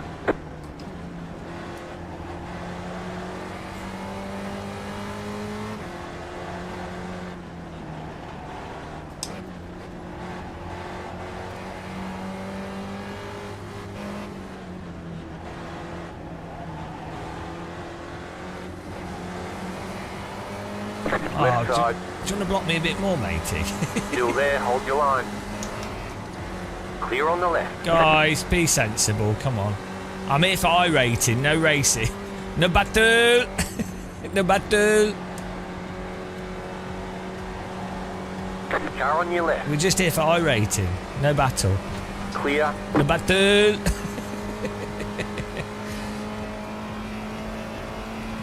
I mean, yeah, an RBR2 would be nice. Right side. Keep to the left. Clear on the right.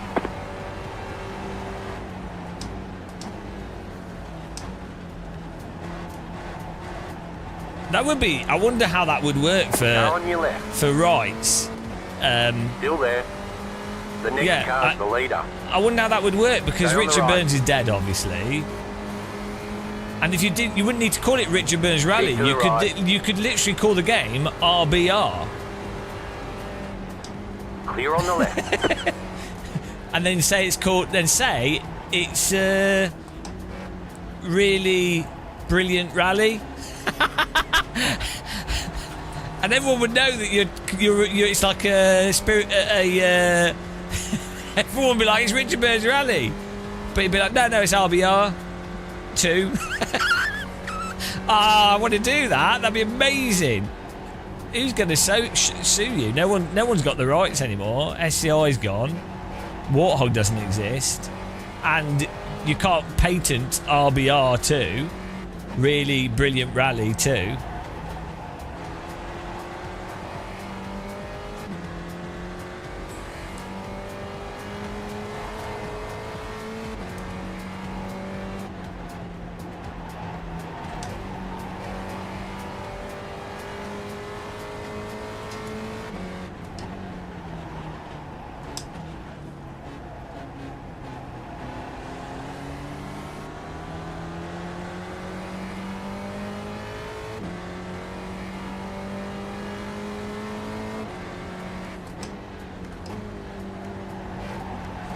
Yeah, really brilliant rally.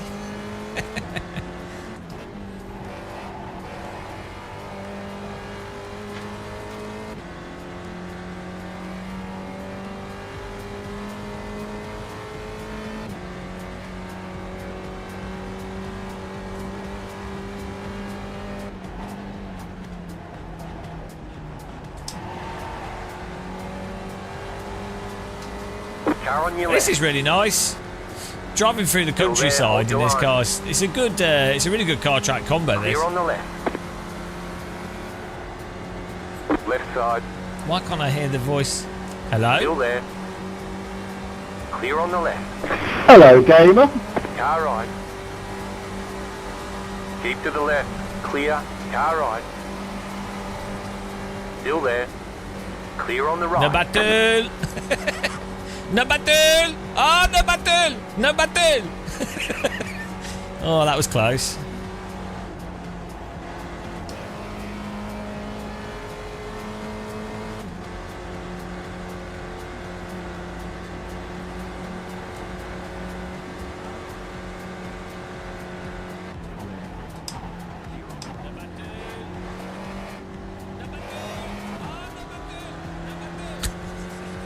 Look at that, instant replays, guys. Technology.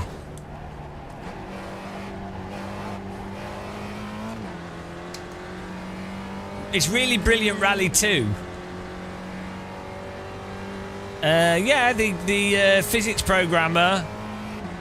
Yeah, the people. It came out in 2004.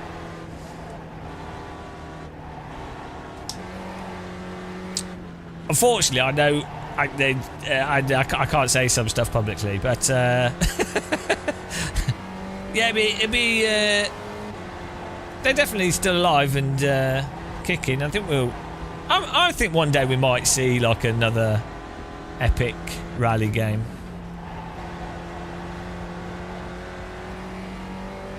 Don't lose a draft here. I know, battled myself too slow.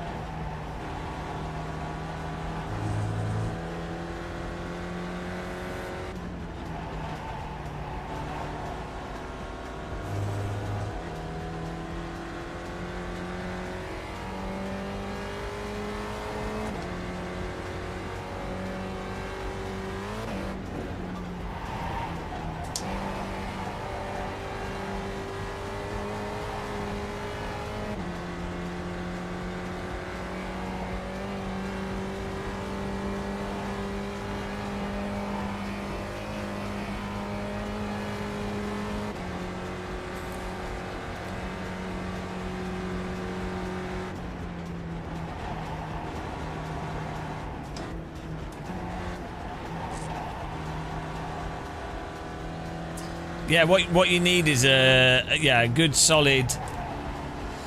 You just need a really good solid framework, and I mean the ideal thing would be to have a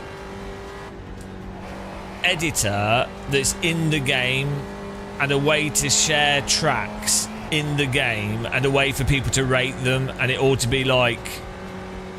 Do you know what I mean? I can't believe I lost a draft of these guys. I'm such a dunce.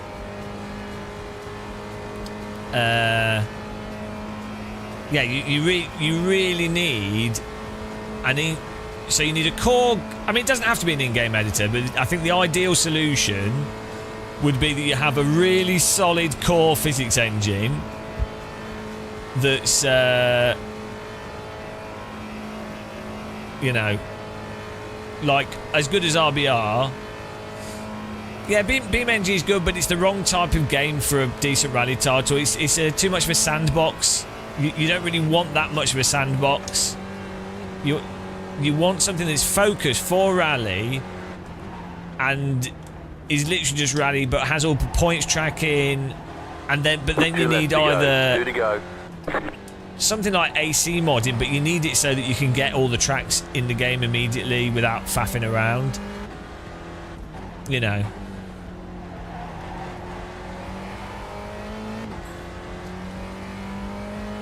Because even AC1's a faff. But an in-game editor, but you really need some kind of like terrain deformation and control, and so yeah, you just need that really strong foundation, but the ability for people to make good quality tracks, so people can just make rallies of their own locations. Basically, you need an Assetto Corsa of rally. would be a good start point. But it's really hard. It's hard to make racetracks, right? But it's really, really time consuming to make rally tracks, and so actually a large part of the game would be giving people really good tools to model tracks. Car right. Keep to the left. Clear. Right side. No Still there, hold your button. line. Clear.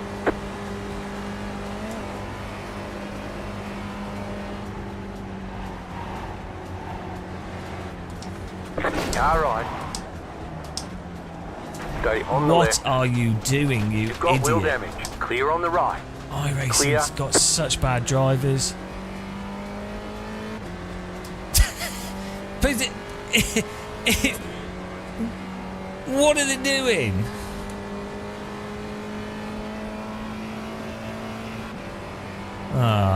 Don't know if it saved the replay there. How does he just... We do a really pace car nice... is out of You control. do a really nice overtake and then they just absolutely ram you? It's crazy. It's all the time in iRacing. That's why you have a phobia. We still got wheels though, so... Ah, dear. With iRacing, you have to really know the break points and drive preemptively, and so when you do moves and people try to be creative, if they don't already have a really good feel for the limits, then you're going to get wrecked. Unfortunately, on a corner like that, there's not really anything I can do to avoid it.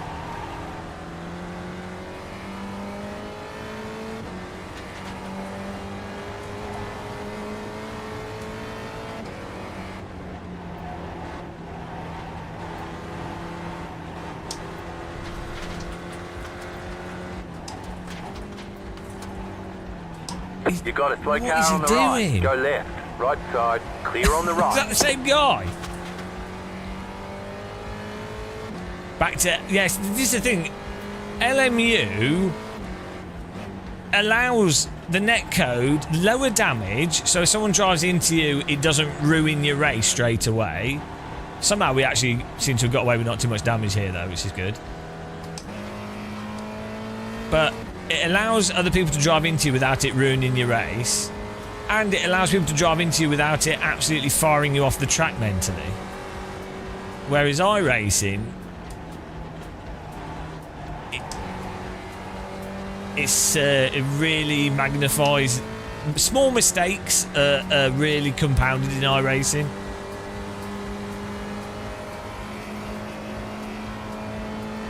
Car right. Still there. Still there. Clear on the right. It isn't Right overdone side. if you play it in single player. It's Still there, overdone hold in your line. multiplayer because of their netcode. Clear on That's the right. the damage is actually really well calculated in iRacing. It just doesn't work in the online because of lag and netcode. So if you play iRacing offline in the single player, Car right. you'll see that the Keep to the damage left. is actually really good, Clear on the right. and you get the right amount of damage to what you'd expect. The problem is, because of the network smoothing, cars are hitting into each other twice as hard as they're actually hitting into each other. And iRacing they need to basically half the damage in multiplayer because of that issue, but then they won't because that's unrealistic. So it's a classic thing of sim developers. Sim developers fall into a philosophy of wanting things to be realistic but logically consistent based off assuming it's realistic, which is fine. That's it. I don't disagree with that methodology. It's a good way of doing things. Makes sense. You don't want to fudge numbers and stuff. However, there's some fundamentals in a driving sim that just aren't realistic, like internet latency, other cars lagging out, people's equipment, like force feedback and stuff, different monitors, in terms of like car seating position, people have small screens or whatever, right? So there's some things that are fundamentally unrealistic because of the reality of sim racing. And unfortunately, sim developers, not just in driving sims, it's not just iRacing, it's sim developers tend to forget that, or tend to be very weirdly selective on understanding those things. This happens in Armour, flight sims. You know, it's like, we say this all the time, that like player movement in Armour, it's like, yeah, in theory, you can crouch, you can lean, you can move around, and it's a bit cumbersome to go through buildings. In real life, it's not difficult to walk through a door or move in a building because you have better senses in real life, right? And you don't have any lag.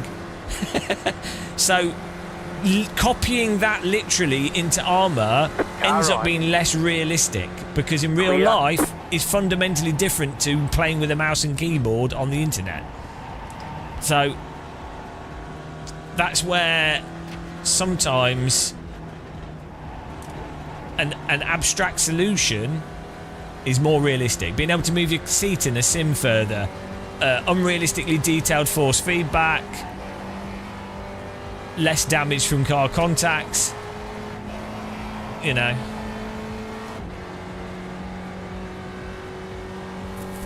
But then you get into a sort of a game design argument, and you're like, well, what do you want to do, and who makes the decision?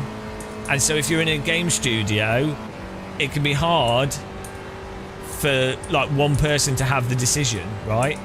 So it's going to then come down to whoever happens to have the decision. Right side.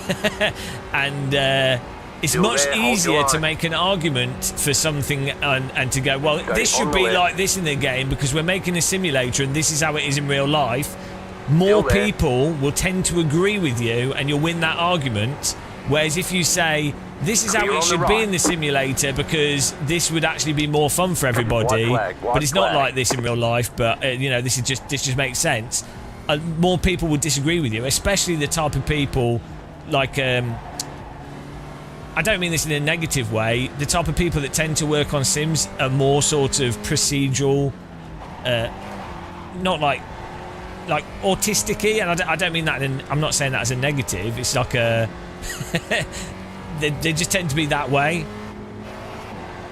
because you have to be like, to work on a sim, you often have to be an incredibly technical person and an incredibly methodical person, and technically The pace car is out of control. Technical and methodical people often struggle or don't like what is seemingly arbitrary abstraction. So that's why that happens. Yeah, and then from a player perspective, there's this myth that more damage makes people drive safer, and it's just not true. So, yeah, I'm not saying these things are like, I'm not saying, to be clear, I'm not saying that sim developers are bad people or whatever. I'm just pointing, like, it's just stuff I've that's Still there. You notice it in other games, Clear. aspects of games development or highly technical stuff. It's just personality types, and you wouldn't get the game in the first place if you didn't have very literal people. So, and their complaint would be, it's like if you've ever worked in games, the artists can be so like bloody all over the place and disconnected that from a programmer's perspective it'll be really bloody annoying because they're not grounded in any solid reality. So they'll be like, oh, do this, and the programmer's like, oh, well, how on earth am I meant to turn that into a sensible, logical system that's consistent? So this is normally the difficulty between interfacing programmers and artists. Of course, I'm perfect and I'm balanced right in the middle. You have about 5 laps of fuel left. Well, You got a slow car on the right. well, there's a bonnet.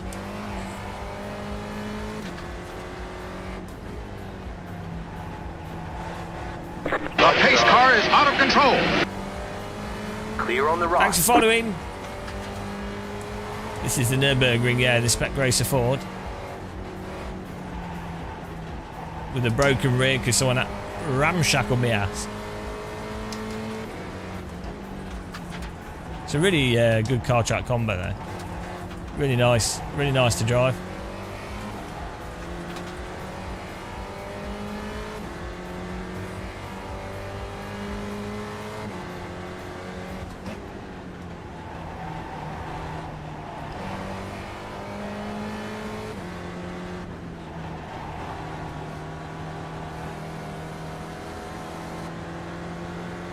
Car right. Does this Stay on car the use H pattern in real life or Clear on the right. sequential?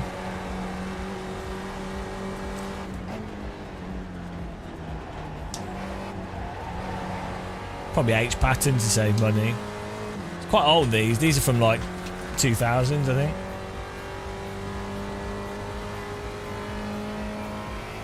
Even Formula V is driven with a H pattern, which is really weird. And I think even Formula Fords might even be a H pattern, which is crazy to me. Yeah, because they do upgrade a lot of cars to sequential that were H pattern, and then a lot of sequential cars. Clear on the right. A lot of sequential cars then end up getting upgraded to flappy paddles on a wheel as well. Still there, hold your line. Clear. No, like people just like using a H pattern. I don't think you get a time penalty.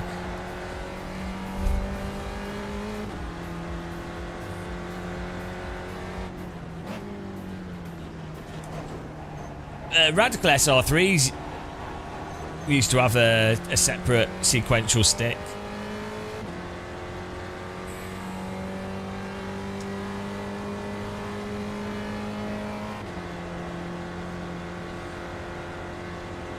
But yeah, most cars that come out now, they tend to just have people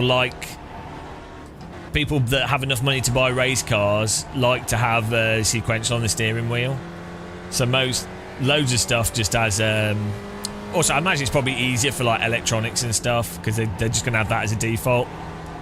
So they tend to just have flappy paddles now. Loads of stuff like that. Whereas there was a large period of time where it was probably just cost prohibitive.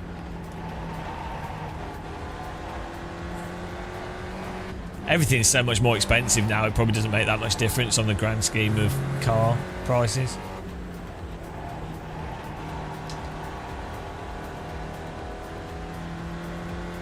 Yeah, the thing is though, with a H pattern, I find when you drive H pattern, you actually get into a rhythm better for H pattern cars. So the gearing of a H pattern car and how they tend to drive makes sense with the H pattern, like with the stick, like they're designed. The gearing and everything is such that you aren't going to be changing gear like a tit, like a lunatic. It's like the expectation is that you're not going to be going, you know. So you actually, you'll find with some older cars, when you drive with the H pattern, you can get into a flow in some ways easier.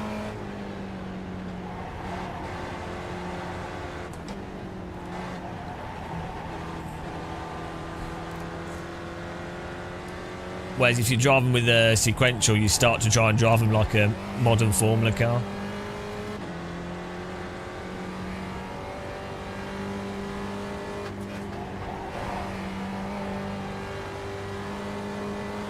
Yeah, it is. The Spec Racer 4's H pattern, it's old. That's what we're saying. System number, you're stupid. These cars are... When did Spec Racer Ford first start? Like 90s? 80s maybe? 80s or 90s? These are old. The lurking Gongo, thanks for following. Gongoozle. Left the door open. All you had to do was go through it. Keep to the right. By the way, you just drove into me.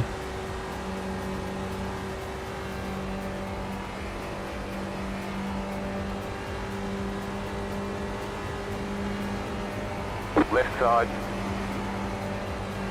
Still there. Slow car ahead. Clear on the left. Go right. Okay. You got a toy car on the right. Go left. Stuff you.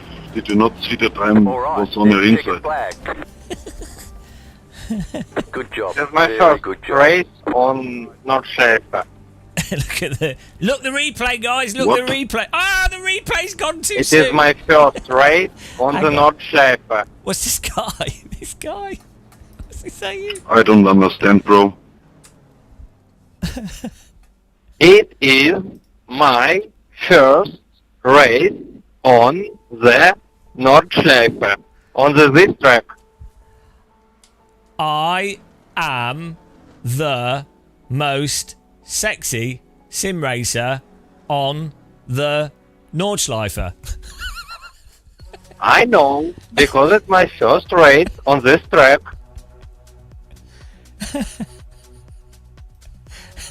But you must overtake more safety.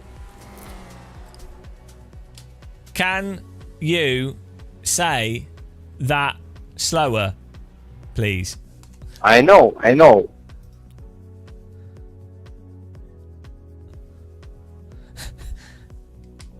Can you repeat that, please?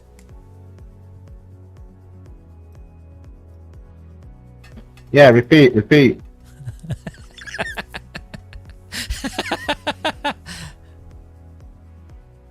You're not the verdict king. There we go. Let's see if this should play it all the way through. Look, the replay. Who else has live action replays, guys? For sim racing, it's beautiful. Clear on the left. I think you might be barking up the wrong tree, mate. Whee! The bonnet on the left as well. I'm not mocking his English. I'm mocking the fact that he's talking slowly. And I'm not mocking his English. I think. See what you guys have done that have come into chat there, and you've tried to infer some form of like xenophobia. Yes, but you see, it's funny.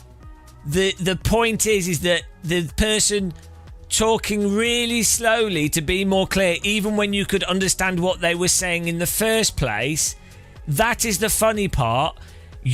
What you've done is you've been xenophobic and inferred that I am mocking their use of English, which I'm not doing. So actually, you're the one being xenophobic.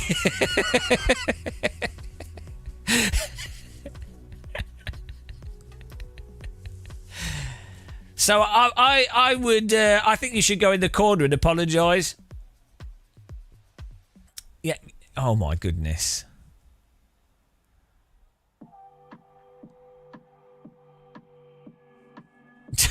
Double language barrier is beautiful. Yeah, unfortunately, it seems that some people, it's not a language barrier that's the issue, to be honest. The issue is a brain cell barrier. Obviously, anyone that speaks any like other language fluently or even vaguely in a driving sim talking about racetracks is mental. It's you know.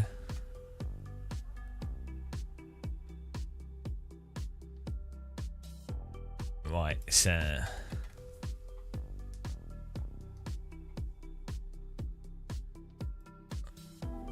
well, if you're playing iRacing, everyone's got a lack of brain cells that's playing iRacing.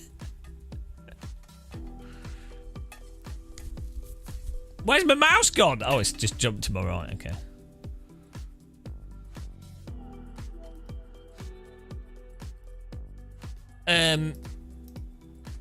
Yeah, I do think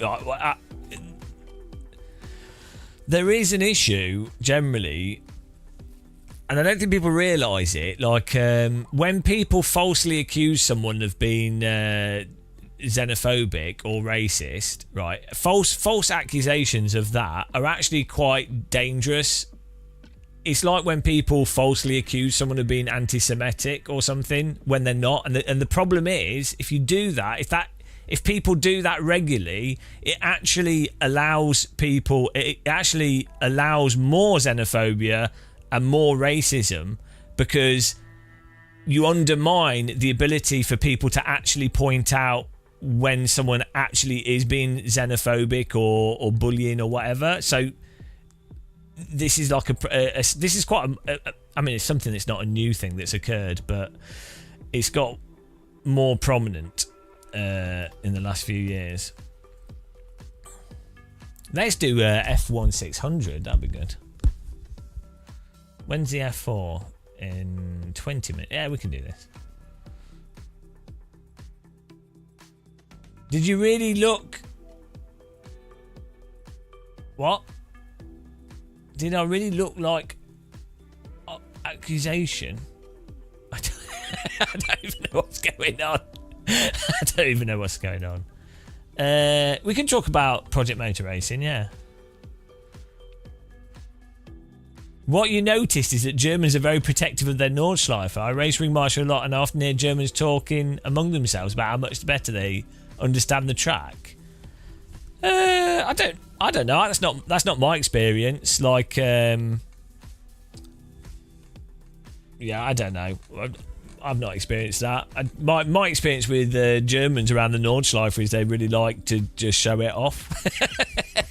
They're really happy that it exists, and they're like, the point of the Nordschleife is that it allows anyone to jump onto a racetrack. Well, it's not the point, but like, you know. I find Germans super open, like most people are, to be honest. Why wouldn't they be? It's probably you'll find gamers in games will arbitrarily latch onto things to try and make a claim that they are whatever better than someone else, like especially younger gamers, you know. But that's not generally the case.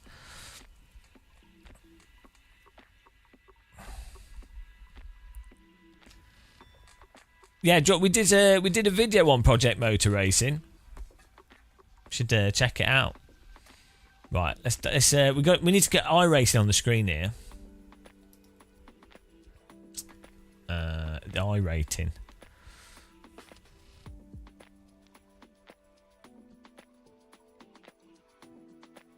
Results. I think so. We lost quite a few. Well, we only lost 31 in that other one. That's all right. In 1.5k splits, so things happen a lot, and I often hear them explaining how you cannot overtake here and there. I also speak German. Well, to be honest, if you're generally in a 1.5k split, that iRating's a very low iRating. It's probably people that can't drive very well often. Like they could drive. They probably drive all right on a video game racing game scale, but on a sim racing scale, basically anyone that's generally below 2k iRating probably doesn't have basic like trail braking technique or many of the basic techniques. So they're probably, what it is that they themselves are probably still trying to learn how to drive the track, and they're trying to reinforce what they think are good lines and good ways to drive it. So they're probably just talking about, they're probably just saying, oh, that's likely to cause a crash there, or that's the line that you should take, you know. So, yeah, I mean, 1.8k iRating's terrible.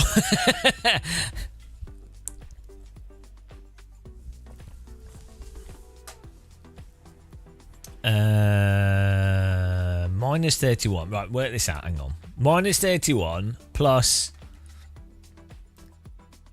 54. What's minus 31 plus 54, guys?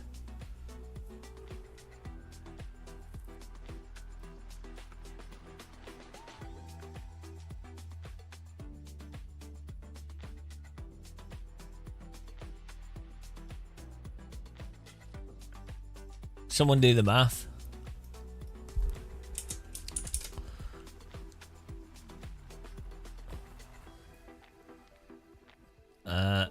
Guys, someone do the math for me. I'm too dumb. Was it minus 30 what? What was it? Minus... Someone do the math! 23, thank you. That sounds right, I'll go with it. I can't add up in my head like that. I'm too dumb.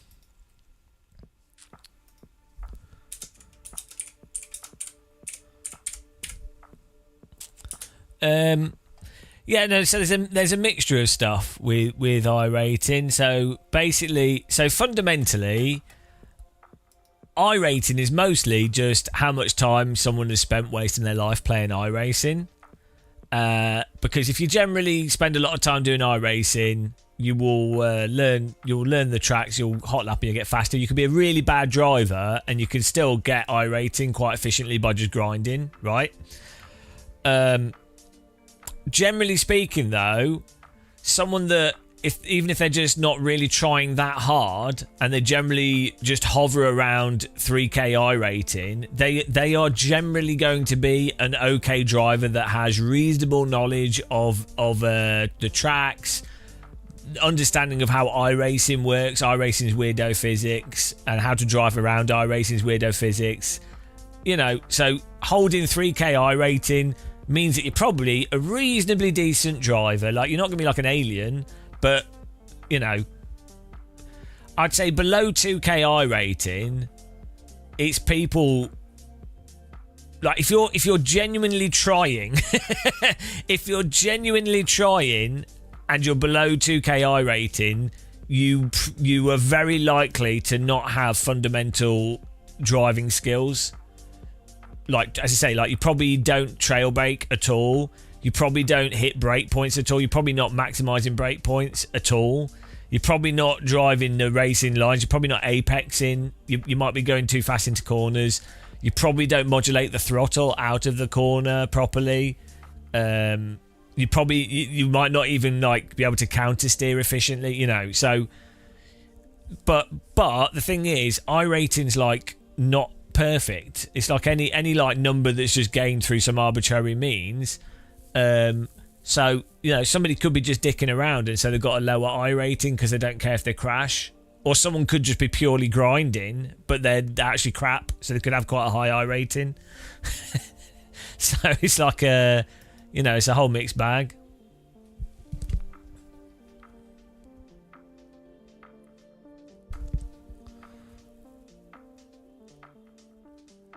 So for someone like for my skill level, for me personally, if I practice at a track and a car, like let's say I put 7 hours practice in, I would normally be around about on the Formula side, 3.7 4k iRating, because I'll be in the top split and I'll normally finish. I'm 7/10 off pace basically. On the road car side, if it was MX5, I'm all right. If it's LMP2, I'm all right, but GT3 cars, I'm not that good at. But you know, it's very, for me, I need like agile cars. This is my driving style. But then also in iRacing, if you actually are racing, like you try to race people, like you're doing it for fun. You want to drive side by side. You want to do a little bit of risky moves. You don't want to wreck people, but what would normally be normal racing. You will tend to lose rating if you approach iRacing in that way. Like iRacing really encourages you to not race people. So, and also a huge factor in iRacing is being able to qualify in the top 5. It's a huge factor in everything, to be honest. No, safety rating's not, Ian. Is not really, no, because you can grind safety rating. I mean, it is in a sense, but like it doesn't really work in iRacing because you have a whole load of people that will just grind safety rating and then they will and then they will race badly and then they will grind safety rating again. So Gibson, no, so trail braking is just how you generally brake in a car, right? But there's a difference between trail braking effectively and somewhat trail braking, kind of weirdly, because you've watched some videos telling you about trail braking. So when I say trail braking, I don't mean someone understands that you keep the brake on into the corner. I mean someone that's got like actual using the brake to control the car smoothly. So you could be trail braking and not still not have control of the rear of the car, or have the brake bias too far forwards. So at like 1.5, yeah, you'll have people that brake. They are technically trail braking, they're just not trail braking smoothly. And then you also have iRacing's version of the way that you need to trail brake in iRacing to be fast is different to how you would trail brake in other simulators. So you could be a really good sim or an okay sim racer or real world driver, and you would not do well in iRacing until you learnt iRacing's somewhat arbitrary. I mean, I actually quite like the braking in iRacing in some ways. Weirdly, I don't like how it behaves once you go over the limit and if you're pushing. But from a live streaming, relaxed driving perspective, one of the reasons why I can play iRacing when I'm tired is that it's a very laid back form of driving.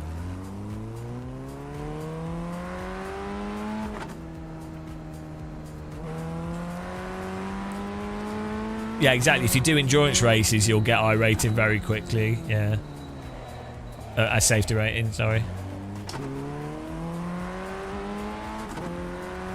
Well, we somehow, despite the computer turning off, we're moving up. Carl Hardy, you should try Marvin's awesome iRacing app. That's what I'm using. It's really, really good. Really, really, really good.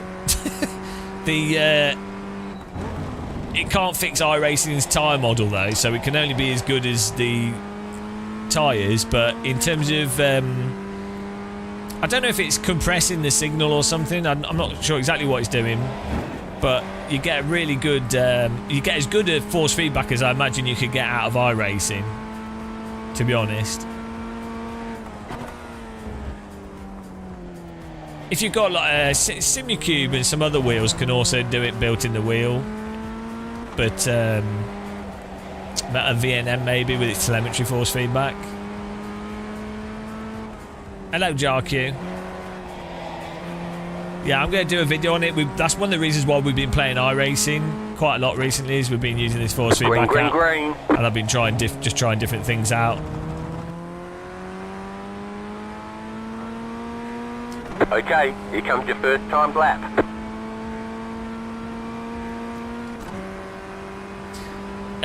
This is a dinner tray, not a race car. By the way, just in case some of you wondered. The ultimate dinner tray vehicle.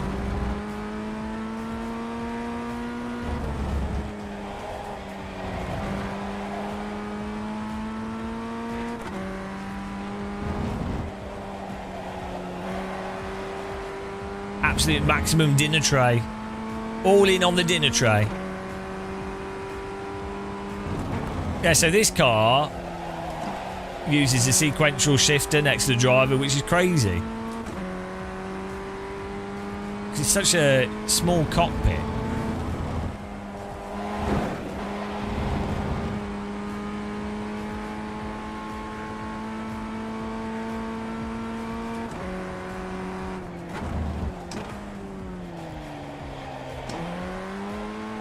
T500 to DD wheel. Any point I'm doing 2 to 4 races? Well, I mean, it feels nicer using a DD. T500's got quite a lot of cogging from the motor, magnetic cogging, and also belt cogging. Like the belt has like a sort of weird cogging feel. I think it's mostly from the magnets in the T500 motor. So yeah, I mean, a DD will feel smoother and more precise, and is quite a nice. One more lap. It'd be a nice upgrade from the T500 in feel. A lot more detail. T500 doesn't have the most dynamic of feels because the T500 has quite a large motor in it. That's an old style of motor. But I'm a little bit biased because I never liked the T500. I bought one in 2012 and I've returned it after a week. preferred the T300 because it had less cog in.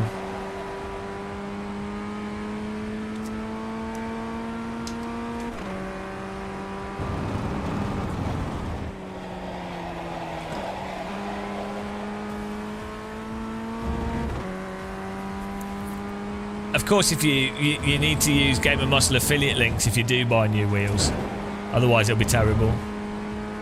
The TSPC race is okay. I think we reviewed it. It's all right, but the TSPC race is an improvement on the T500. It's basically like a slightly stronger T300, but you're just better off with a DD over TSPC racer. But it's fine. Like it's not terrible. Like the T300 wasn't terrible. It was quite expensive at the time for what it was, though. I only had it for a month or so, and then I got a DD wheel. So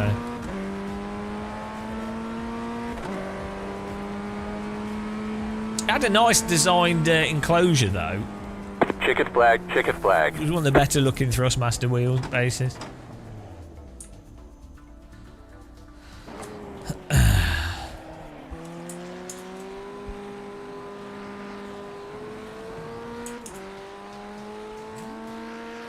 Crazy.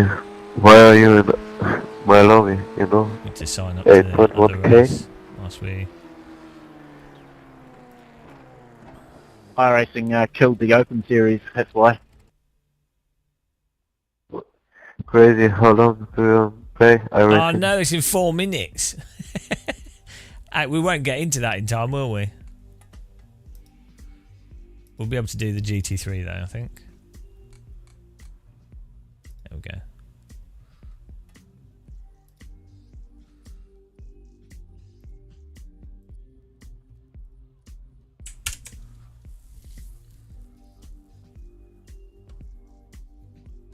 Oh yeah, to be fair, the Thrustmaster wheel rims for the Ferrari wheel rim that they did for the T300 and the TSPC Racer, and they did one for £120. They did a Formula rim for like £120, and the Ferrari rims, they weren't that expensive. And good luck, everybody. they were good. They felt nice for the price. It's a shame that the price went up really on Thrustmaster stuff. The estimated strength of field is 2,100. Will Simulcube force feedback be beaten? I mean, you could argue that like there'll be wheelbases, like maybe the V&M base or Still I don't waiting know. on 2 cars to grid. I mean, Acer Tech is pretty similar. To be honest, it's yeah, it's totally marginal, to be honest. Waiting on the final car to grid. Thanks for clicking the like button on YouTube, guys.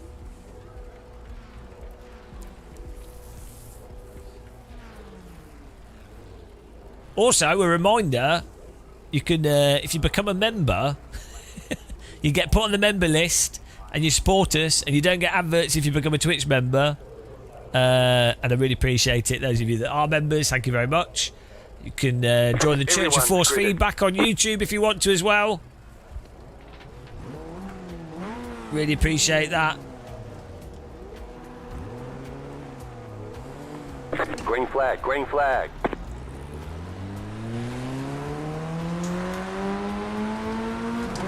Or just watching. I appreciate that as well.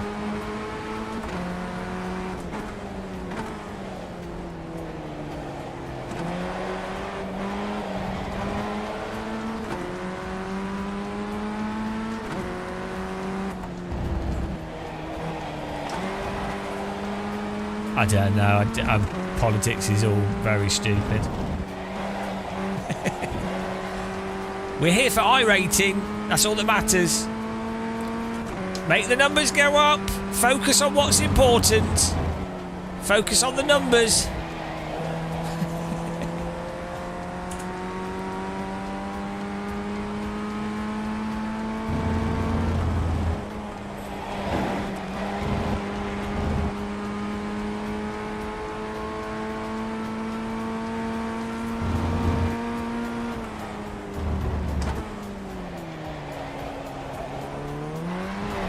There's an incident behind. Jesus Christ.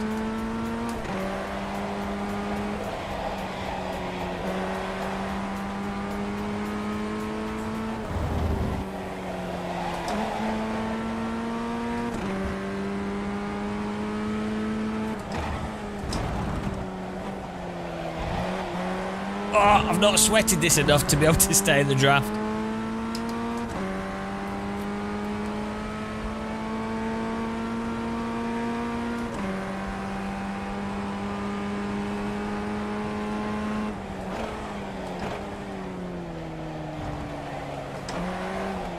We're learning, we're learning. There we go. If we can get in the draft of this car, we're good.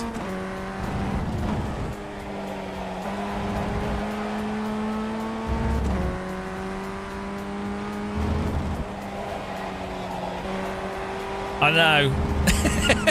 Have you tried it, Shumi, with the new force feedback thing? It is funny though.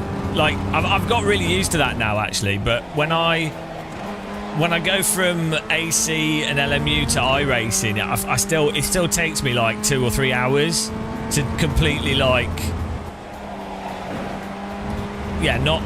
correct the car, just allow it to complete the slide that it's doing, and then trust that the power slide it's in is one that's not going to cause the car to spin.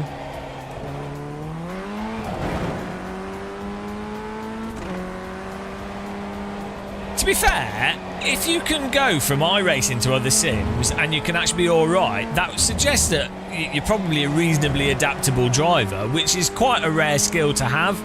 Like, most drivers... This is why I think I'm Max Verstappen is what I'm saying. But this is one of the things I think is like sim racers that can drive real cars and different like R-Factor 2 and iRacing and like the top sim racers, right? And I think this is the thing with someone like Max Verstappen. I reckon you can give Max Verstappen any car and he will adapt his driving to that vehicle, right? And I think I think that's a really, really rare quality. Is that most drivers can only drive into understeer or drive into oversteer or brake in a very specific way, a certain amount of brake for a certain amount of steering input, or certain drivers have specific ways that they like to drive that's maximal to their ability. But some drivers, I think, can adapt and then hit what's required to be at a very high level with a different type of driving, and I think that is basically, that should be the thing that's regarded as much higher skill drivers.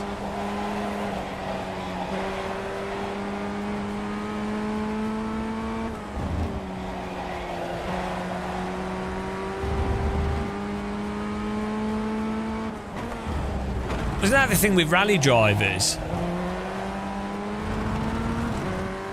What do you mean you have less faith in Verstappen? Like, what does someone need to do in order to like demonstrate that they're bloody good? Like, 30.9. If Verstappen wasn't like an absolute legend, you wouldn't have repeated teammates. I mean, I have a suspicion that Verstappen's racecraft might not be the best. Because I don't think he's got so much pure pace. I don't know if he's had to develop the racecraft, which is why he probably plays Sims, because there's no one fast enough to be like pressuring him all the time. So I don't mean he's got poor racecraft, but what I mean is like maybe less so now. But when a driver's younger, they're a bit hot-headed, right? And if you don't have the raw pace, that aspect of how you can maintain focus whilst being pressured by someone that's the same or slightly faster than you, if you've got the pure pace, you're never going to have that, are you?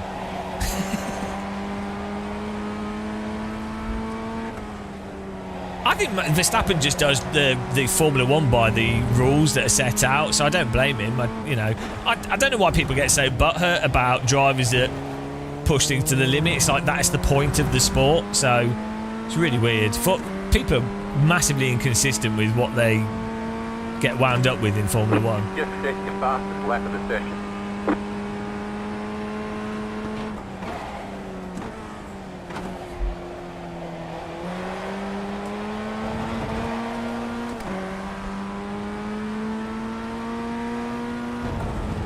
If he had the talent, Red Bull wouldn't have ruined their...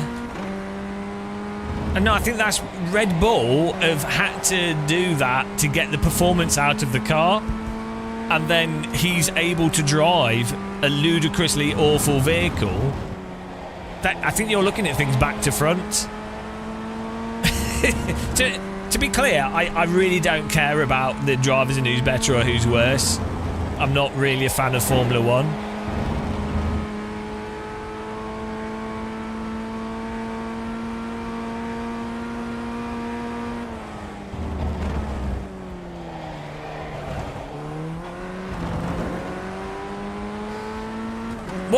What you need to see is the other Formula drivers doing sim racing. Because to be honest, sim racing it's a different activity to real race driving, right? It's another thing. It's like go-karting is different to track racing. However, the competition is just so much higher in sim racing than real motorsport. So, in terms of evaluating someone's fundamental pedal and steering inputs against other people, sim racing is actually much better than real driving. It's a different activity again. I'm not saying, you know, because people always get this, they get butthurt when you say this, but what you need is you need the other you need the other drivers in driving sims.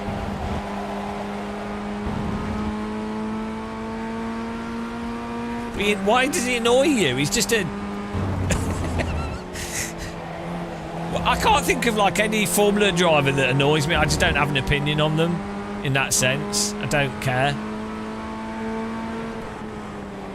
I mean, I guess if they were in the news all the time and I was subjected to them, it would annoy me. But I don't really watch Formula 1 that much, so...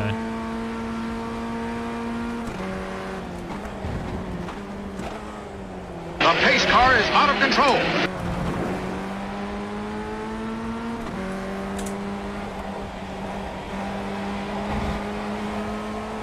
Too early to send it. This is Royal Mail. I've been privatised. I can't send it just yet. Just have to collect some more profits first.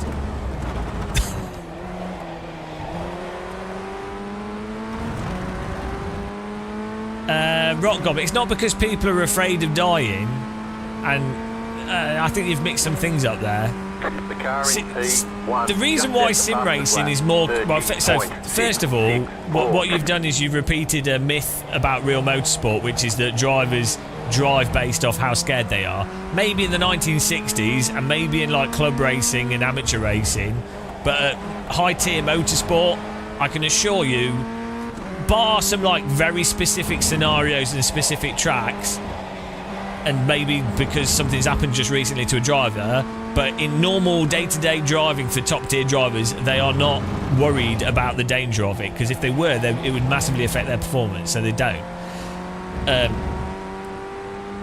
The reason why sim racing is more competitive, it's just numbers. There's just a lot more people doing it. The barrier to entry is lower. It's like why... if you did esports Fortnite, it's more competitive than sim racing, because you've got like millions of people that you're competing against.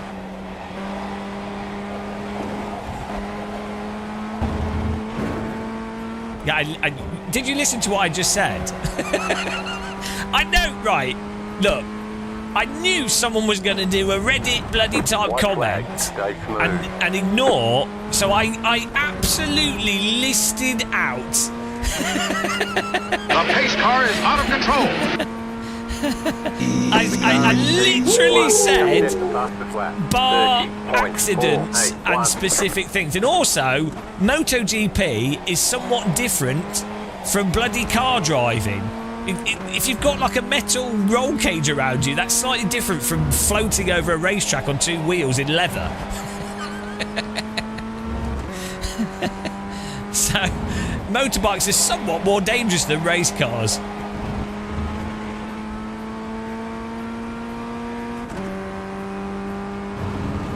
Yeah, well, you know we've had this conversation like 300 times, so.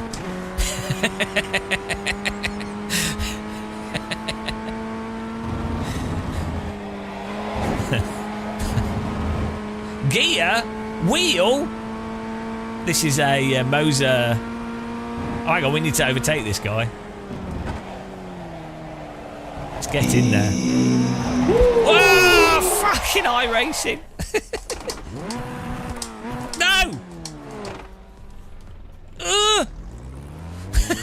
Okay. The car behind is closing on you. The gap is 3.5. I tried to attack that corner outside the boundaries of what's permissible. Oh wow. It was worth going for the attack.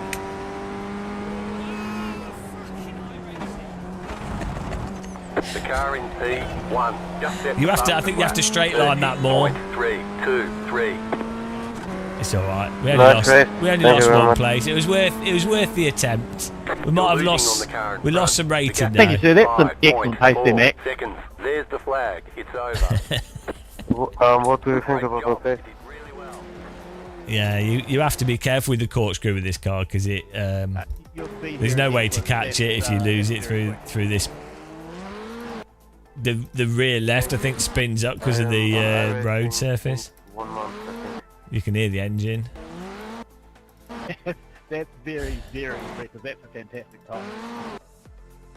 I think it lifts the wheel off the ground and then the wheel spins up and then that's it.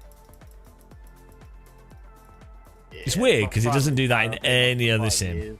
Oh, I'm already 5 years and I got no girlfriend, so I do a lot of racing.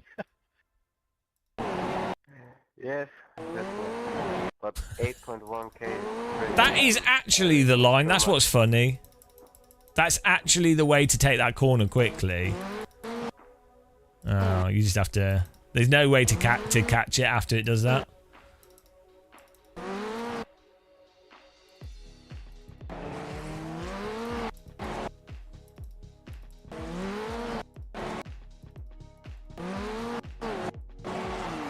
Oh well. It's not the curbs. It's I think it's the camber of the road. It could be the curb. But the grip just you can snap counter steer it, but it's too late. The car's gone, so you have to just not take that line basically. I forgot.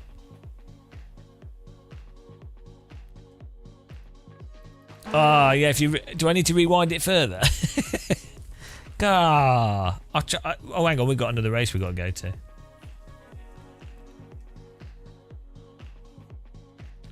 No, we didn't steer too much. It's that the counter steer doesn't work once the back slips out because the tyres are flash heated, so there's nothing you can do.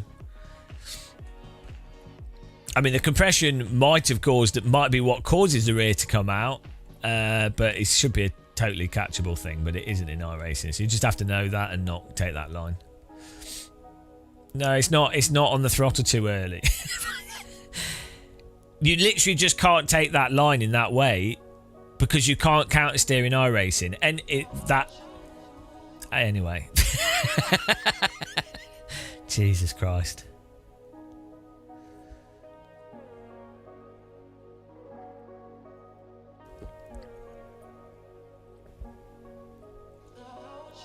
Yeah, you have to preemptively not end up in a snap oversteer situation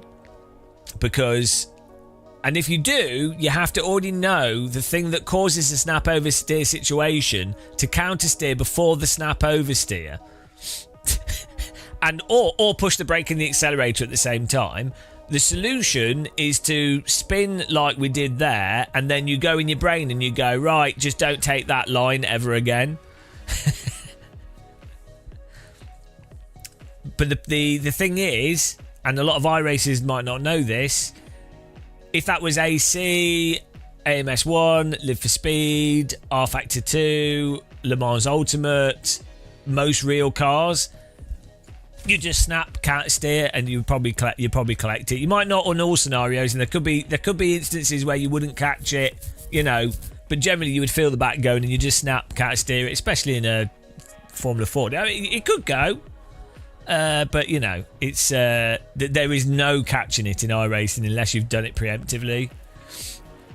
So that's just how it is.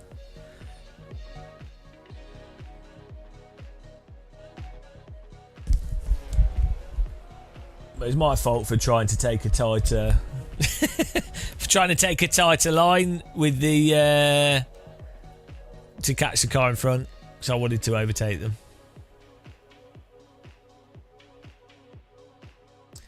It's funny how Swolio is constantly counter-steering a Radical. Well, a Radical you drive in real life, they're driven quite aggressively just to get the pace out of them. It's what I think is quite funny is that Swolio doesn't aggressively point out iRacing's faults.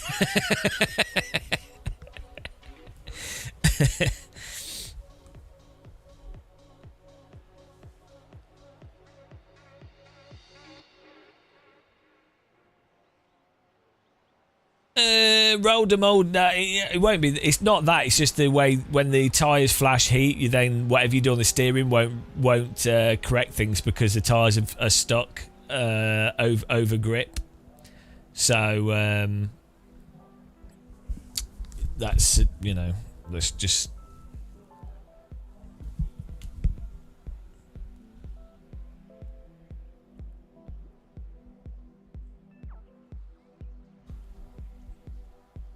It just is what it is now.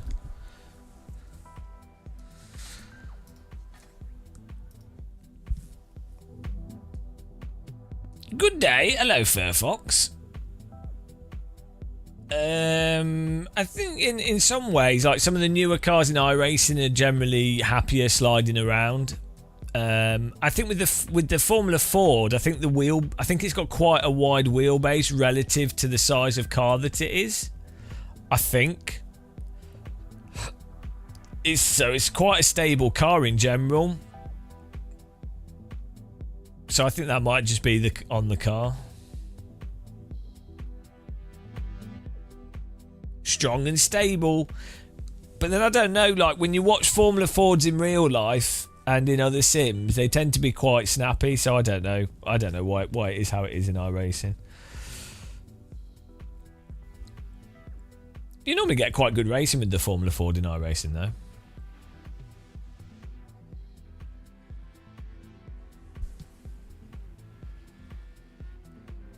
No, I know, I saw that. It's so stupid, isn't it? Yeah, that's it. It's do you know how much? Just think how much money is going into marketing for them from external sources. But let's not go into politics. Can't be bothered. Can't be bothered.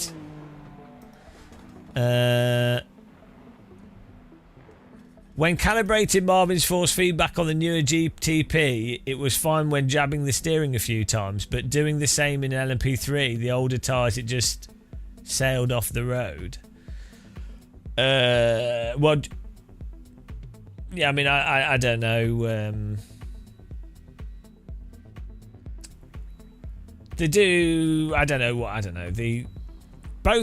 So the GTP do have a newer version of whatever they've done with the tyres. Like every car has different tyres in iRacing. Well, not every car, but you know what I mean.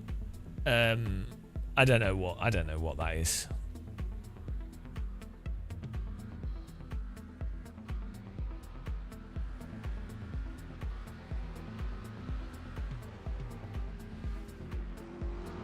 Daniel Morad slowly repenting and admitting.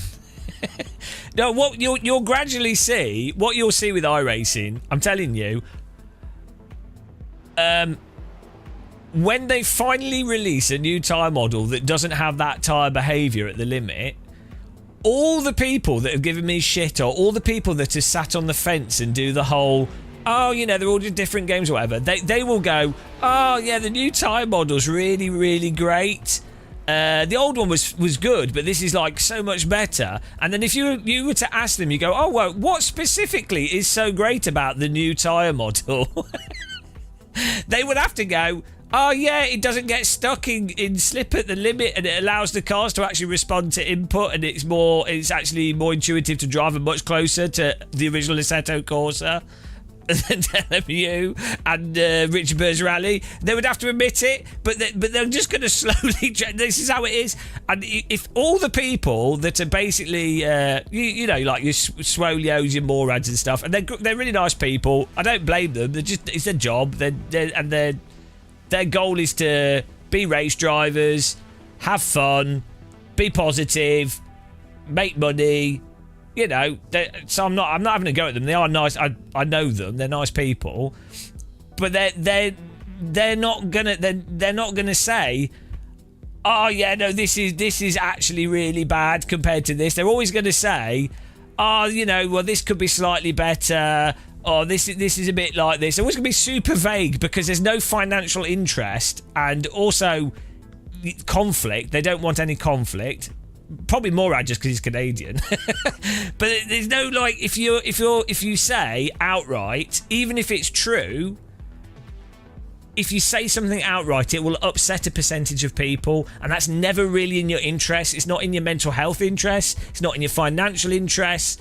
It's just not in your interest. So it's so much easier and so much better in life if you just, you know, anything that's potentially negative, you just go, oh, you know, well, it's slightly different. I personally like this. You might like that, and just frame everything as subjective. Always sit on the fence. It's a lot easier that way. So I don't blame people that do that. But it is interesting when stuff changes, and then they're like, oh. They're around the bush, but they're not. Again, to be clear, they're nice people. I don't have any like beef against them. Yeah, they're not review channels, you know. It's same with people that are doing. If you're doing esports and stuff, you're not there to, you know, you're there to just have a positive vibe. Again, me saying what I've said, I'm not knocking those people. It's their choice to do what they do. I do think the side effect of that is when people do say stuff critical, anyone that does point stuff out more directly, rightly or wrongly, they get a bigger burden of shit because you have a lot of people that are bigger brands, bigger named people, always sitting on the fence, and so it sets a narrative of not being critical. So, you know, but you make your choices. Guys, check out Actrol Vision in chat. Give him a follow. He does streaming.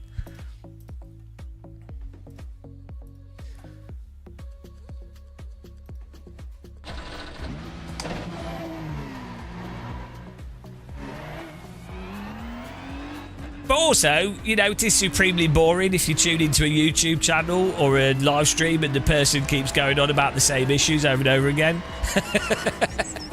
So, you know, I can understand why you wouldn't want to talk about certain things, but someone might say it's a bit dishonest not to mention certain things, and that until like it kind of forces people into a position of being the arse. If you're going to be honest, in a sense, it's like the problem that a vegan would have, right? Like or a vegetarian. So a vegetarian, I don't think you can argue against that there's massive animal cruelty in the meat industry. It's just a fact, right? Like, there needs to be a lot of reform in meat production, and it's probably just outright ethically bad to murder animals to eat them when you don't need to, right? So what happens is, though, a vegetarian is basically correct, but they will get pushed into a position of people going, oh, they always just go on about being a vegetarian. Oh, a vegetarian, why don't they shut up? Oh. And it's like, well, no, a lot of the vegetarians I know aren't like that. It's just that the culture that surrounds it is so ingrained with accepting eating meat that they will be framed as being like miserable vegetarians. when they're not really. They're just pointing out the truth.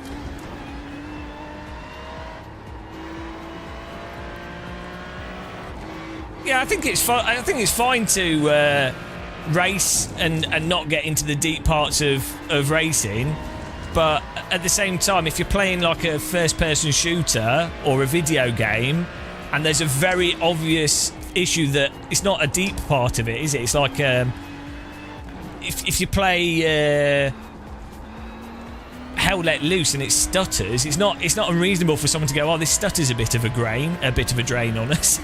Or you're playing Arma Reforger and the servers keep crashing, or there's really bad lag and the bullets aren't registering.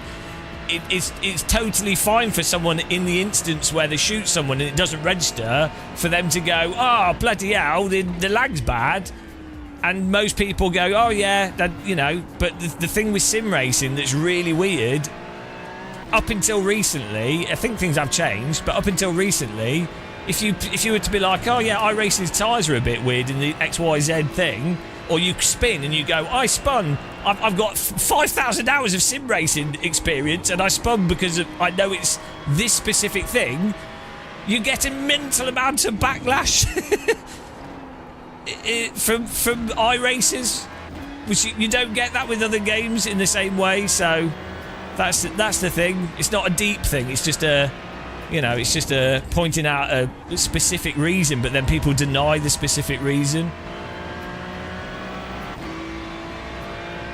Yeah, I should have said 6. I mean, it probably is like some absurdly stupid amount of time.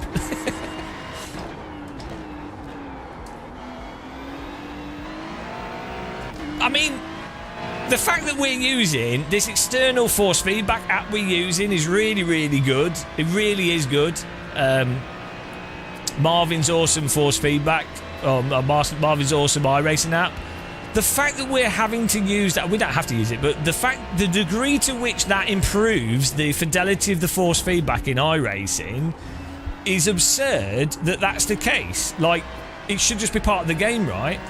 So that alone would be a reasonable indicator of things.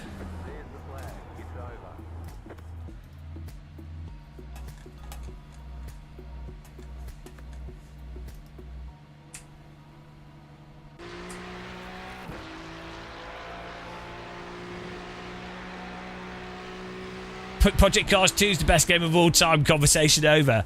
Oh well, Actual Vision. You'll be able to play.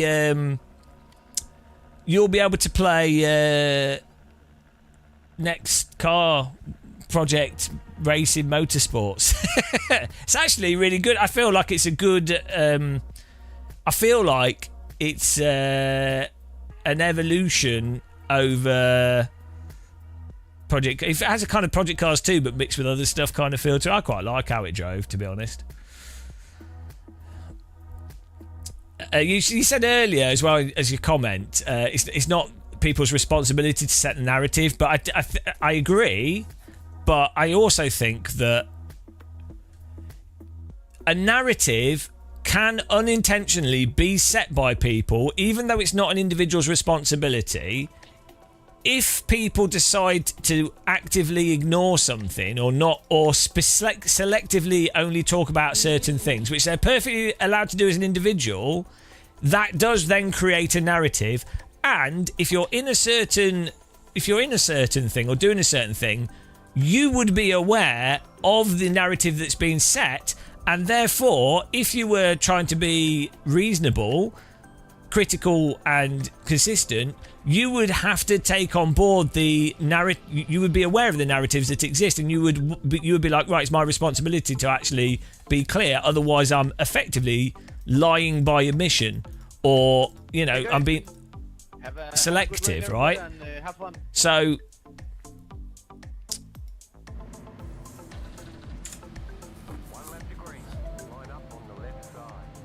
you can't shoot me. That's what I say. Like, you shouldn't believe no one should believe anything that influencers say or do on anything, because it's all an advert.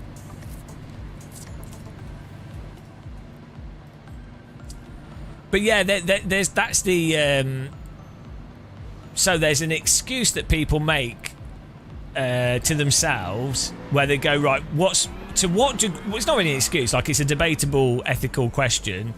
To what degree is one's responsibility, and to what degree is someone ignoring something, and to what degree does someone need to investigate something to understand the context they're operating within? But the thing is, someone could always wriggle out of it because they could go, oh well, I just wasn't aware, or I don't feel like it. I'm only responsible for myself. So it's very handy.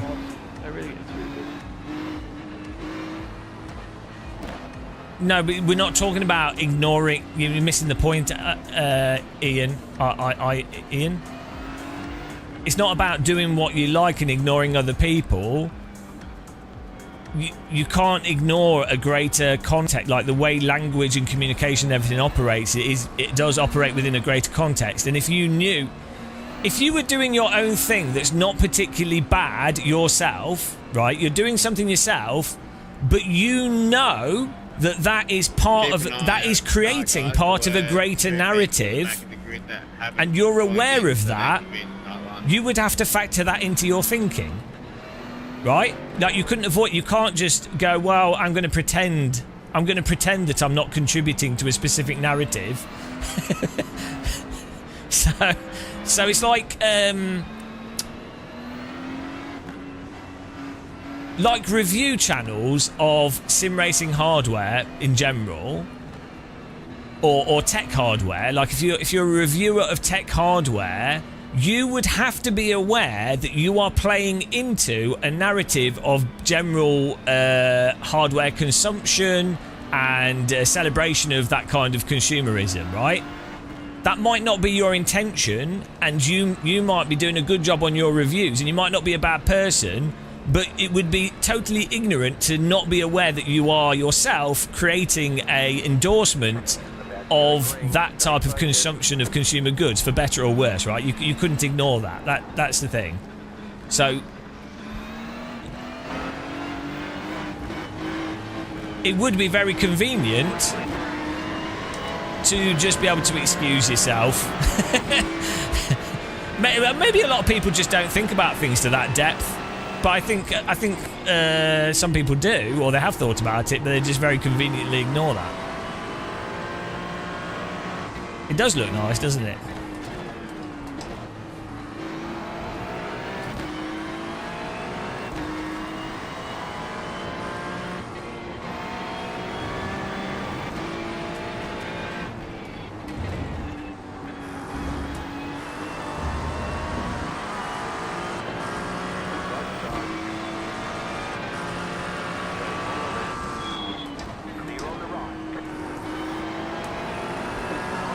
I think he's been drinking some martinis as well.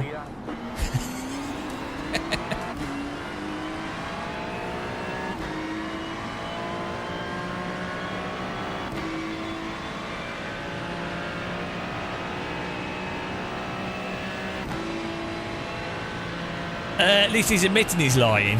Yeah, no, but it's true though. No, so I think that's the main thing with being a shill or an influencer.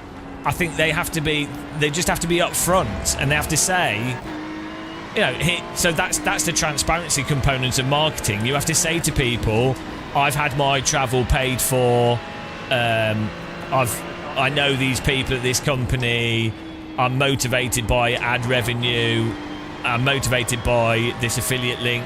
So that's the whole point is that you say those things so that someone that's watching the content can then be like, oh, okay, I can see where there might be a bias. So when I'm thinking about what they've said, I'm going to consider those potential biases. They might not be biases, but it's good to know.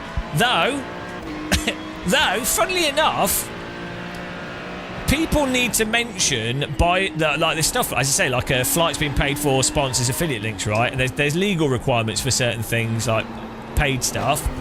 Thanks for the bump draft. But do you know what people don't need to mention?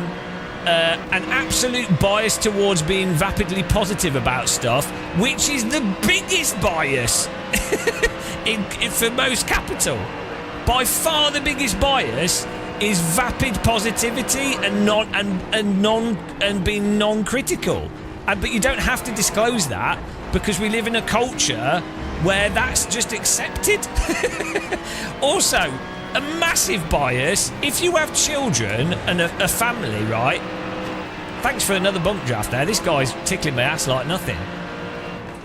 If you have children, how much of a bias is that going to be? Like, it would be for me, it'd be huge. Like, if I had children, I would be like, Jesus Christ, I'm not going to say anything critical about these things because I need to make enough money to make sure that my children are safe. I'm not going to risk potentially upsetting this client where I could lose £5,000-10,000. That's my children's education, right?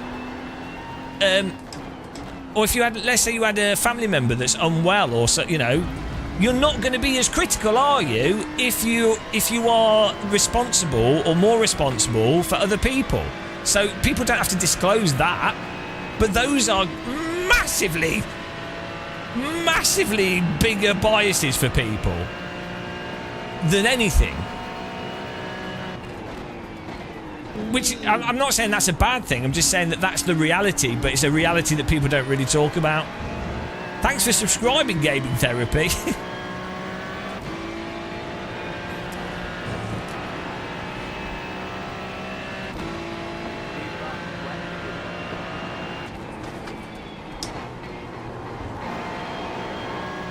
I missed the martini car, it looked nice.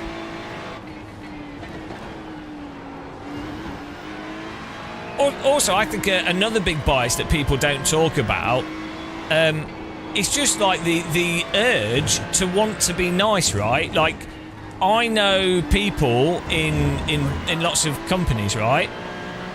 And I don't want to be an arse. I mean, I still am, but there's a large part of me that would be like, oh, I really don't want... I don't want this thing to be shit because I really want to be positive about this stuff because I know the person that's put a lot of work into this thing, and I know that they've tried to do their best, and I know that the factors that cause what the end result is not their fault, right? So, me personally, I don't want to be maybe critical about the thing because I don't want to be an arse. But then it would come down to, well, how, you know, so that would obviously be a big bias. Like, if someone is going to be more of an arse or not, or how comfortable they are with that. And the fact that you would even weigh that up is obviously a bias. But again, that's another one that's not really talked about. So it's a lot easier to generally be anodyne. But, I mean, I know we talk about this all the time, but it is really weird how culturally it's people frame it as if it's harder to be nice, and it's not. It really isn't.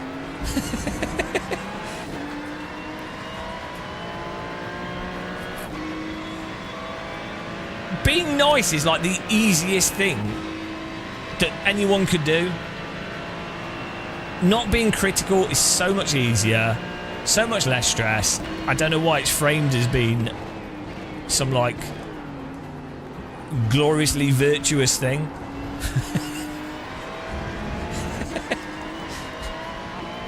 Oh, wow. My computer's never nice to me. So computers are fundamentally evil. That's what I've learnt.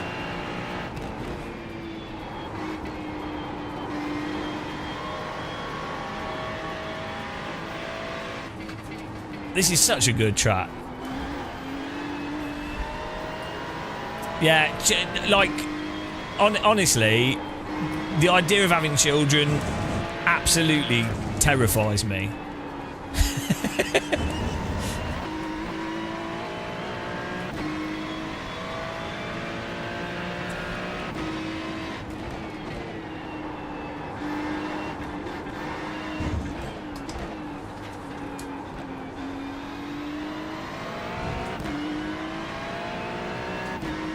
Being an ass can get you noticed in some ways positively, yeah, but it totally depends on the context.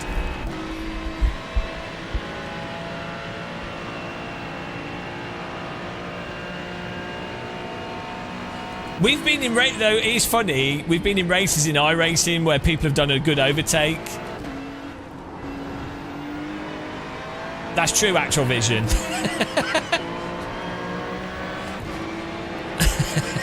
The more we do sim racing, the safer we are. And we didn't even need the sim racing.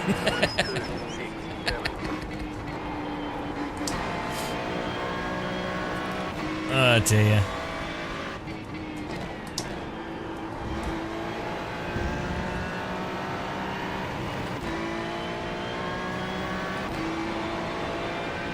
Why am I going to tell you my age? What do you want to get married? your age, please. Please tell me your age. Can you imagine walking up to someone in the street and asking them their age? You can have a guess. It could be anything between 35 and 80.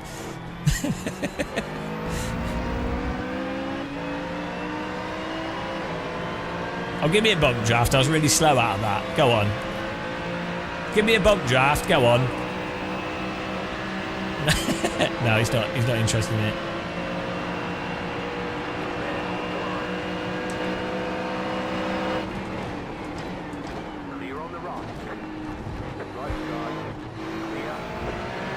Ah, fair play to him. It was a nice overtake. Yeah, we someone overtook us in iRacing. Whoa, he's lagging. He's lagging. We do not want to be next to him.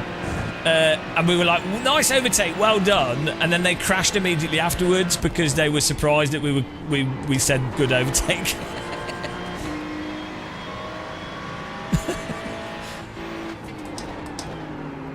Traumatises iRacers positivity.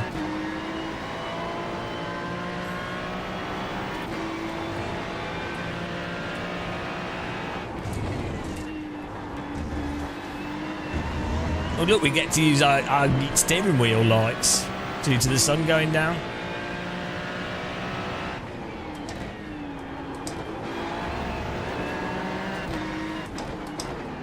Whoops! Almost slapped his bum there.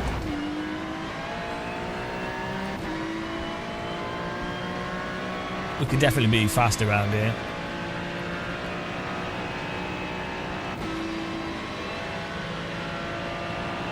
Good bum. He's got a big fat bum.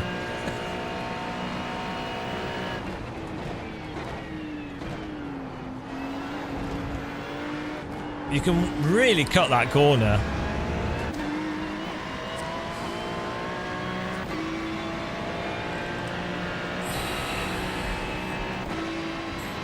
iRacing netcode depends on how much holy water you've rubbed on your computer.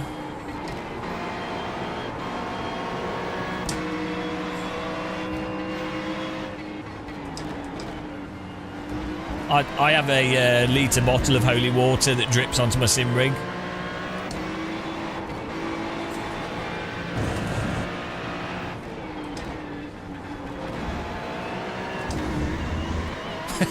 Two-wheeling it. I think we'll try and send it up the inside here.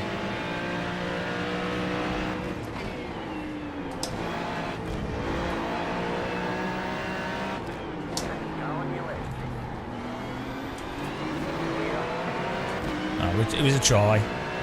Shame we're driving tanks, really.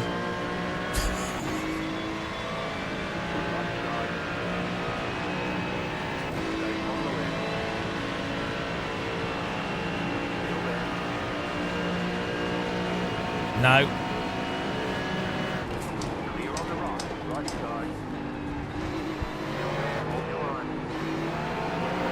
Bloody hell, he did not. He did not leave any room, did he? Oh my goodness.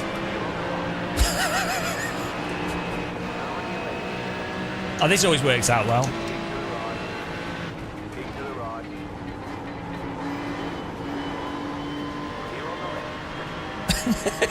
Surprised I've got 4 wheels. How are we on 0x after that?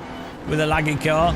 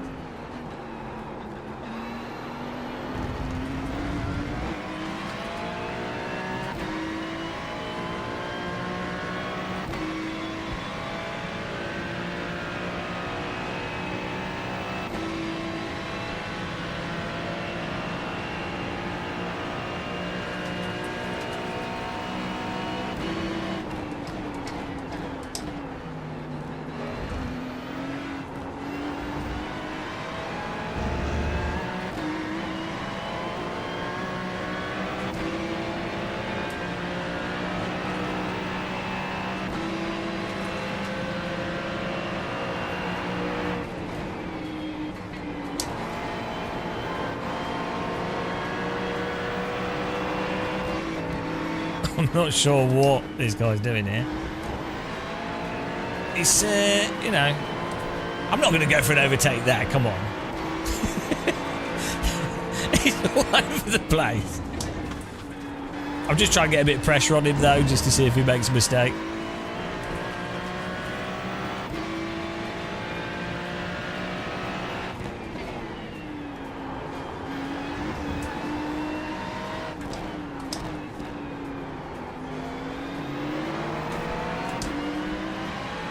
I think he thought I was going to try and make it... Like, there's no way you're doing an overtake up the inside with the GT3 car. That you can't get your car close enough unless you had, like, a really mental run up the hill.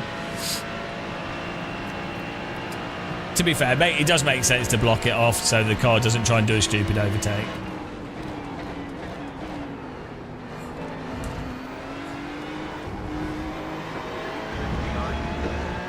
Hang on. What? This guy's lagging so much, we didn't touch him. Replay. Where? What's that contact about?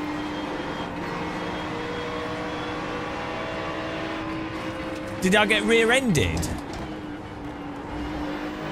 Oh, I didn't even feel that through my force feedback. That was weird. Hello!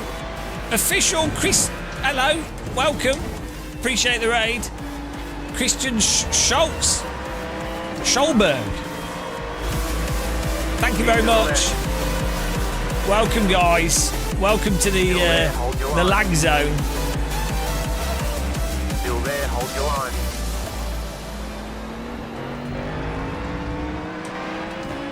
Still there. Yeah. Hope you had a good stream. Hope you had The pace car is out of control. copious amounts of iRating all over your face. Oh, well, there's a smoke display going off over there. Stay on the left. Car stop on the left. Clear on the right. The leader just did a 19.94. Yeah. Oh, right. there's a car there. I was just reading the chat. I was reading the chat room and then I glanced and saw a car parked on the left. That was a bad time to be reading the chat. We could have driven straight into a car then. I was 100% reading the chat room, and then just above my chat window, I saw a car parked. Bloody hell, that was like reading and driving. Welcome along, all new people. Give us a follow if you like sim racing.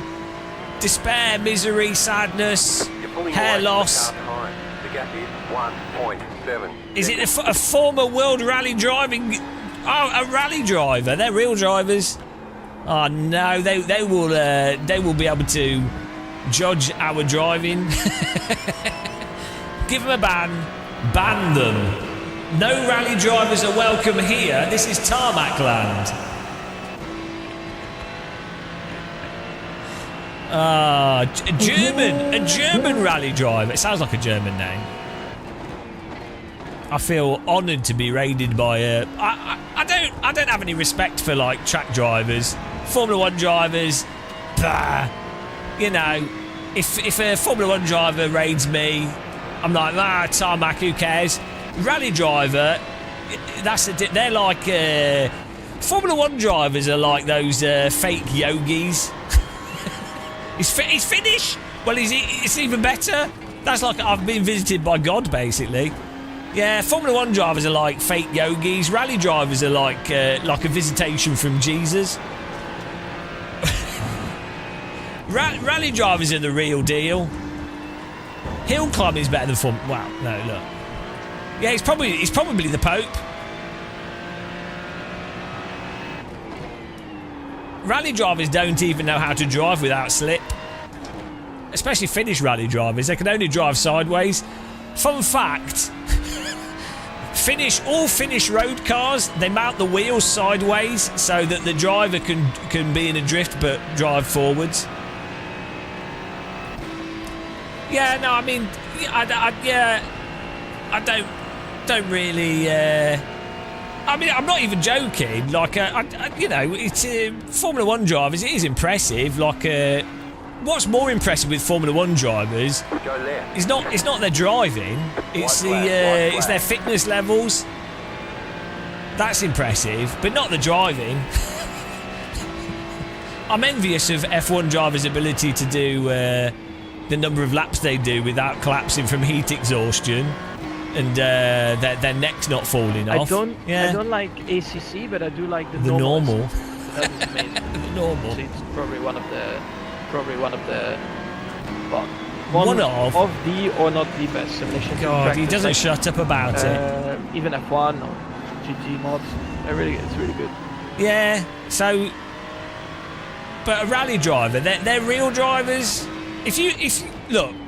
If you're able to drive at 200 miles per hour between trees whilst on dirt, sideways, that's just a different thing, isn't it? For all Formula drivers would agree as well.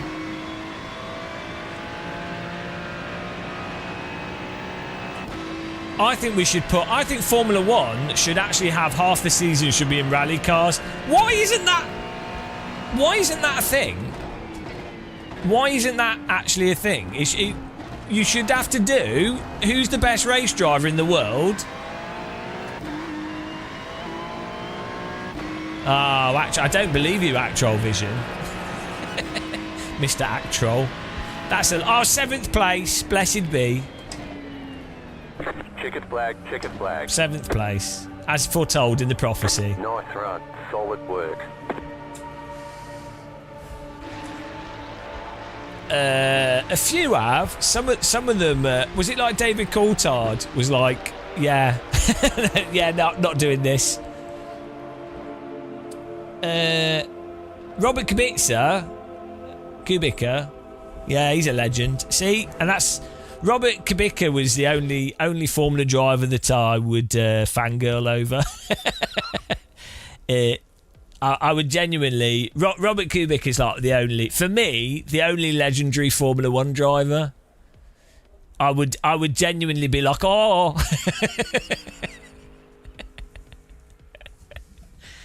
I would get married to him. What a legend. He knows no fear. Legend, absolute perfect. Robert Kubica is perfect human form.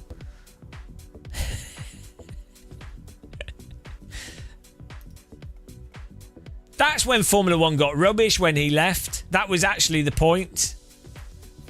2007. That was, or was it no, it was before that. It was like 2006. That was it. That was the end of Formula One for me. Yeah, but they should mix Formula One with rally, and so the drivers, I mean, they could just have a rallycross stage in the middle of the circuit, or have a rally stage, or the drivers have to drive to each racetrack. The pace car is out of control. Thanks for following.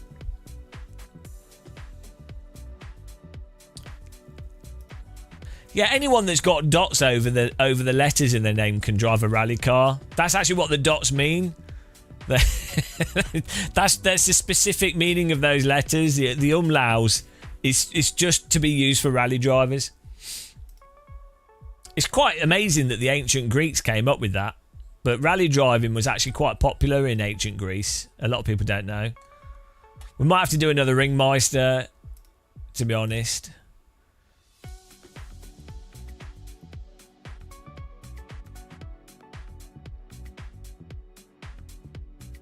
No, they should also have to do road cars. So they have to do a. They've got Formula One with the Constructors' Championship with the teams. Then they have to do. Then they have like an F2. They have to do an F2 race on the same weekend, but it's fixed. It's fixed cars. The cars are managed by FIA separately, and the drivers. There's a lottery. The cars are just given out at random, right? And they've all got the same setup, right? And then they have to do. They also have to do a race in like whatever is the current road car. Like the current road car, like whatever's the most reasonably priced road car, so like a Skoda City Go, or you know, they have to do a race in that, like a shit box. Then they also have to do a rally. They need to do some truck driving as well. Let's be honest. I'd quite like to see them do some sailboat racing. You know, I mean, why stop at just doing Formula cars? Might as well go all in. There's enough races in the year. They could just alternate it.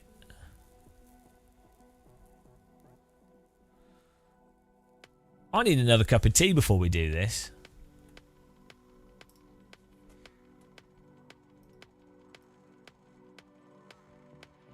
I'm pretty happy with this. This Marvin's awesome iRacing app is really good. Really good. I've just got this set up now. We tend to just run it with these settings, which is good. You can't see. I'm a dunce. There we go. Oh yeah, let's look at our results as well here. We're gaining today. It's been...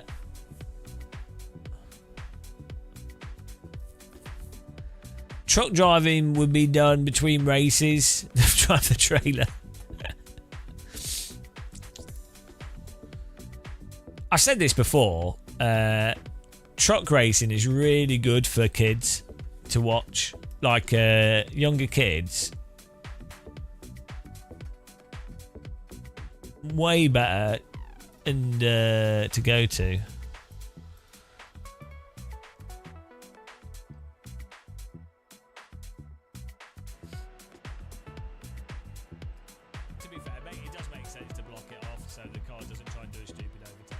Look at this replay, guys. Who else has amazing replays? There was a car parked on the left. Hang on. What? I know it wasn't. I know. Did we get punted in the ass? Like. Okay, I'm watching the replay. So. To be fair, mate, it does make sense to block it off so the car doesn't try and do a stupid overtake. Where did he hit us? Oh. It barely touched us. Barely touched us. And then he was on the brake, so it caused him to spin. What's 25 plus 23? 48. I'm very clever. 48, guys. We're moving up. 48 iRating. Moving on up. Nothing can stop us. Moving on up. We're just doing whatever. Pixel therapy. We're doing lots of stuff.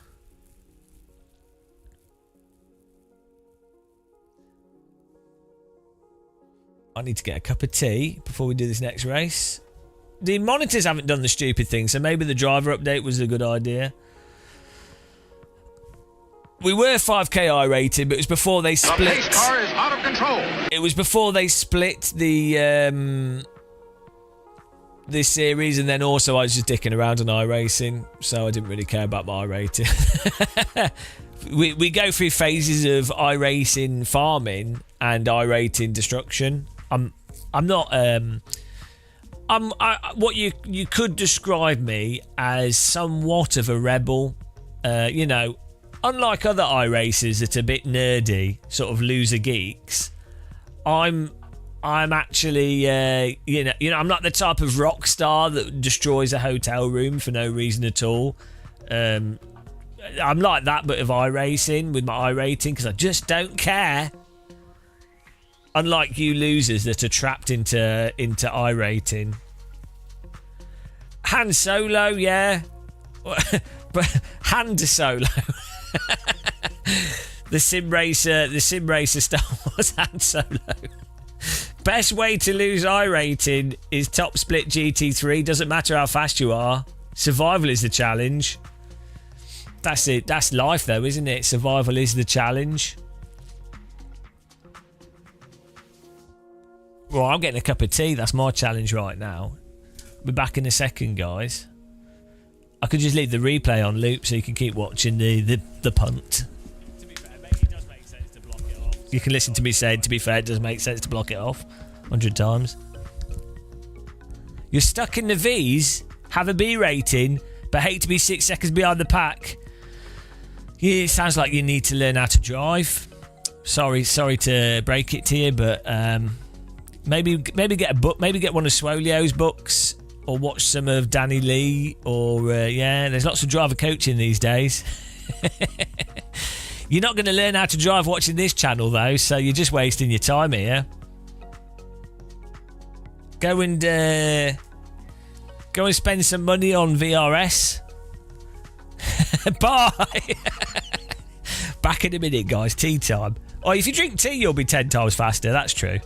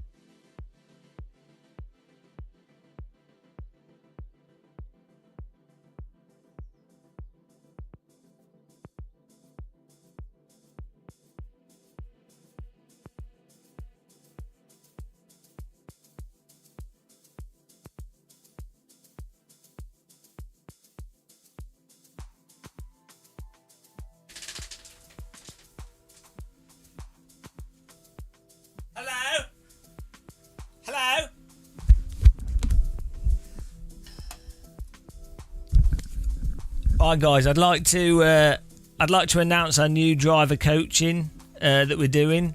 It's only £3 on our Patreon, and you get access to all our guides. Our first lesson is trail braking. Our next lesson is racecraft. We have another lesson, racing lights. We have a lesson. Third lesson is let's not mention the inherent flaws in the popular driving simulators. Yeah, another one is what's the correct gear. And in all our tutorials, I scream what gear to be in and where to brake, and I point erratically like a proper driver coach.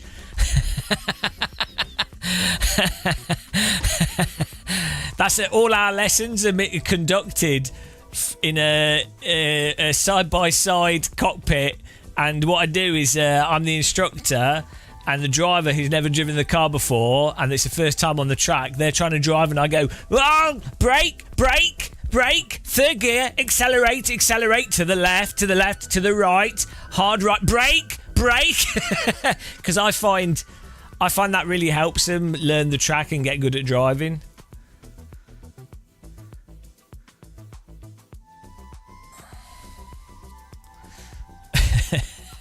How to overtake the right way. Yeah.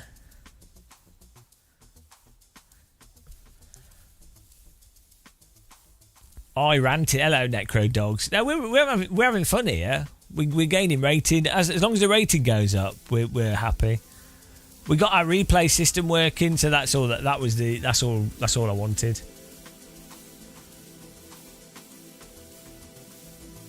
Yeah, Rock Goblin. The problem with that is that would require two cars, and that would cost twice as much to run. So you can't do that. What would really be cost effective for people that are absolute noobs wanting to be good at real driving would be for the driving coach to go, get these driving sims and practice before coming to the track, but then they wouldn't be able to make money out of selling the driving lessons at the real track, would they? So tell you what, before you do the real track, spend a good sort of 50 hours, play a bit of Richard Burns Rally, play this, and then come back. Oh, hang on a minute, we'll lose out on money if we do that. To be fair, a lot of people doing those driver things, they just want the experience of driving a car, you know.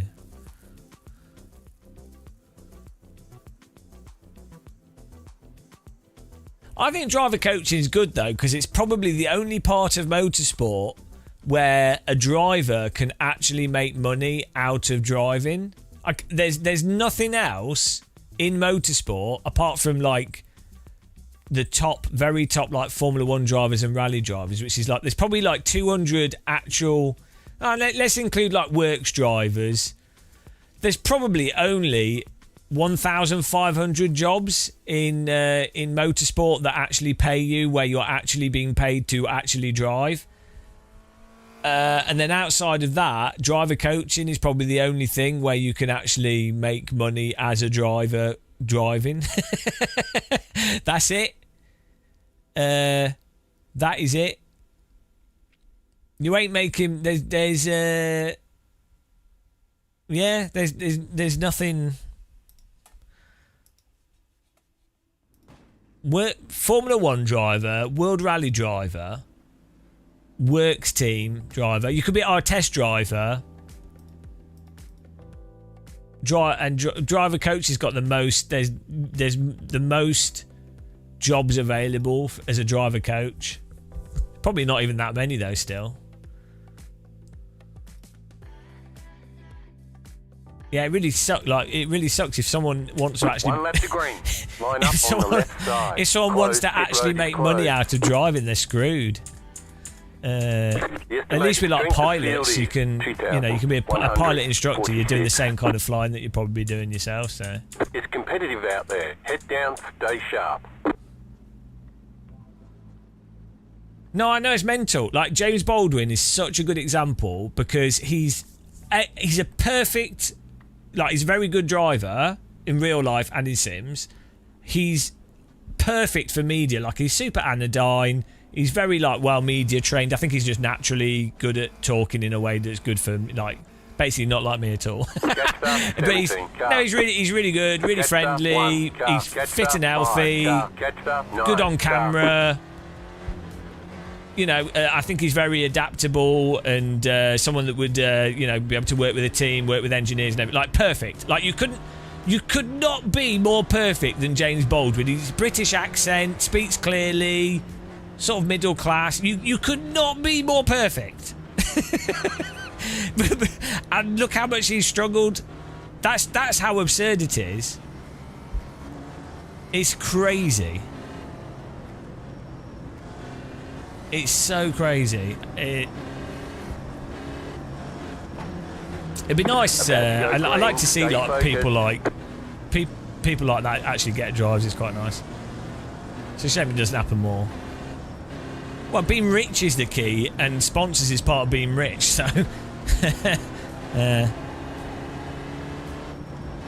Green flag, green flag. There's an incident ahead. there we go. Right I side. don't. Thing is, I don't necessarily think Okay, on the motorsport left. being expensive and being about wealth is the end of the world because it's just motorsports. The only problem I have with it is the pretense that it isn't, and like when you have people act as You if got a slow car on the motorsports left. is a Car stop on the meritocracy. left. Go right.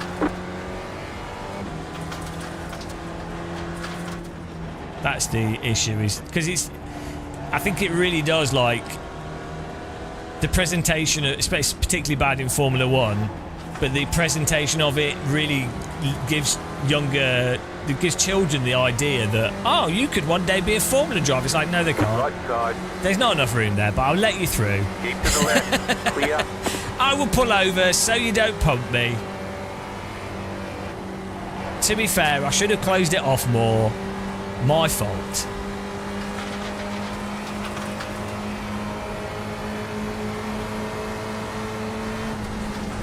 Car right. Why am I doing this? Still there. Clear on the right. Car right. Clear on the right. I'd like to say that my brain shut down there.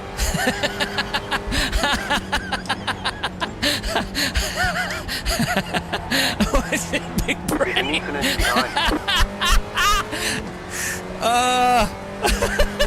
I was like, I could go to the left, and then I realised that there's a giant curb, and I was like, oh shit, if I do that, I'll click the curb and it'll launch my car. And then I was like, well, I need to just stay on the grass, but I can't just turn back onto the road. Why were you going so slow? We got away with that. That was probably the safest thing we could do there. I remembered from a previous race that the curbing sticks up really high. Then if you clip it, you're dead. That was pretty good. It could have gone a lot worse. I'm really good at getting iRacing. Bloody hell, I so nearly took myself out there. This car drives pretty well on the grass. There's an incident ahead. No! It's a pretty good lawnmower, this.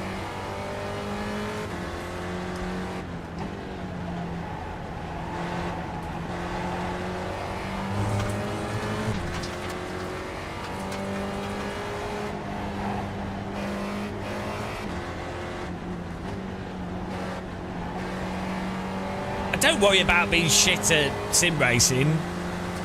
I've been sim racing loads and On your left. I'm still shit. Clear. So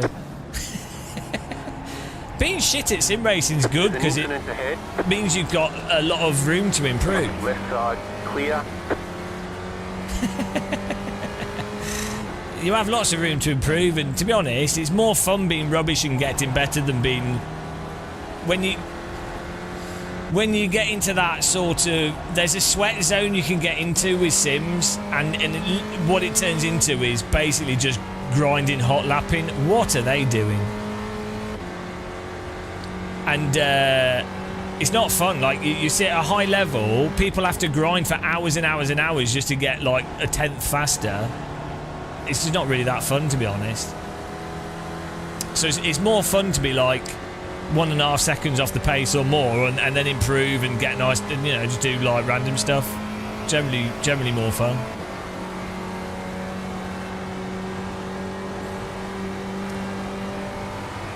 Right side. Clear. Car right.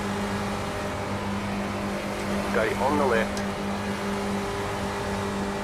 These cars in Still front there. look a bit leery. Clear on the right.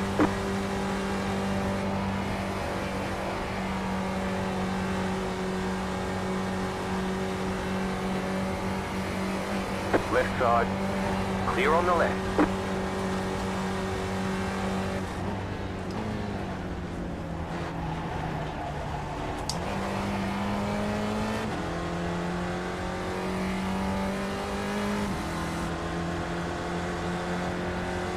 I feel like this other car's going to punt us. He's Clear. Mr. Carousel, lol.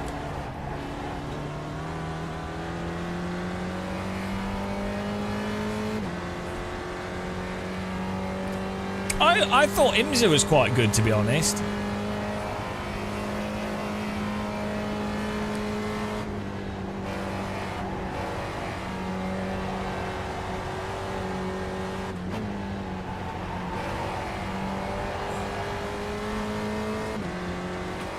Yeah, exactly. So what you want to be is averagely good at sim racing, because that increases your chance to find people to actually race against.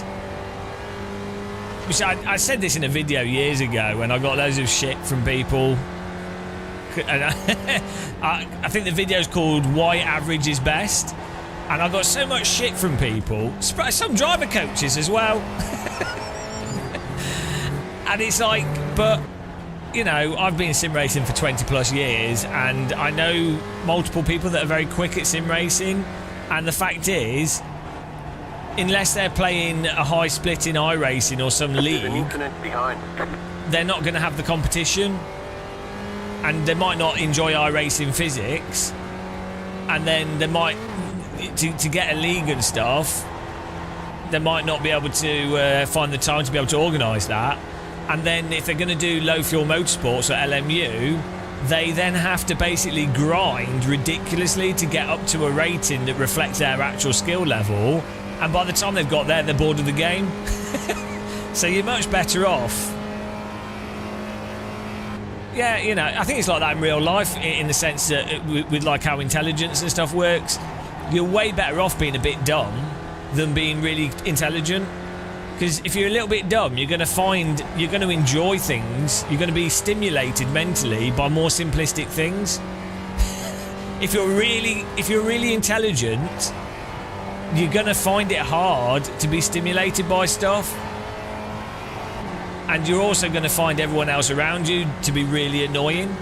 So being a bit of a brick is great.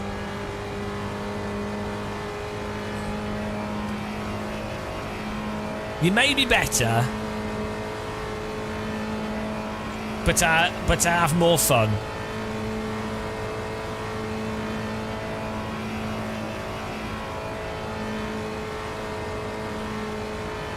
Yeah, sometimes one nice thing is if you're within like a second of pace, you can sometimes find a group of good drivers to drive against.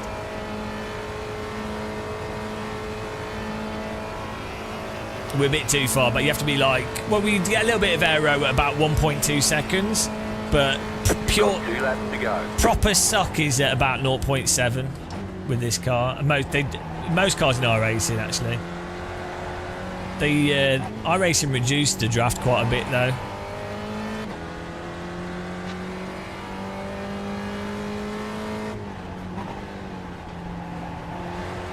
Also, it depends on your age as well. Is that when you're younger, or more people when they're younger, they have more free time and they're more interested in spending time in trying to be better. Like, it's more compelling when you're younger to be like, oh, am I better? Can I be better than other people? But as you get older and you realise that you're shit at everything, you don't really... You tend not to be competitive in the same way, or you don't feel like you need to prove yourself. So you still might be competitive and you still be like, oh, can I beat that person or that thing, or can I get better? But you're like, you don't really care. Like, you don't have a... I think when you... Oh, here we go, Carnival. When you're younger, a lot of your ego can be attached around the success that you have, and therefore it matters more to you. As you get older, you just don't care. you like, oh, okay, you beat me, or I beat you. Great. Was it fun? You know.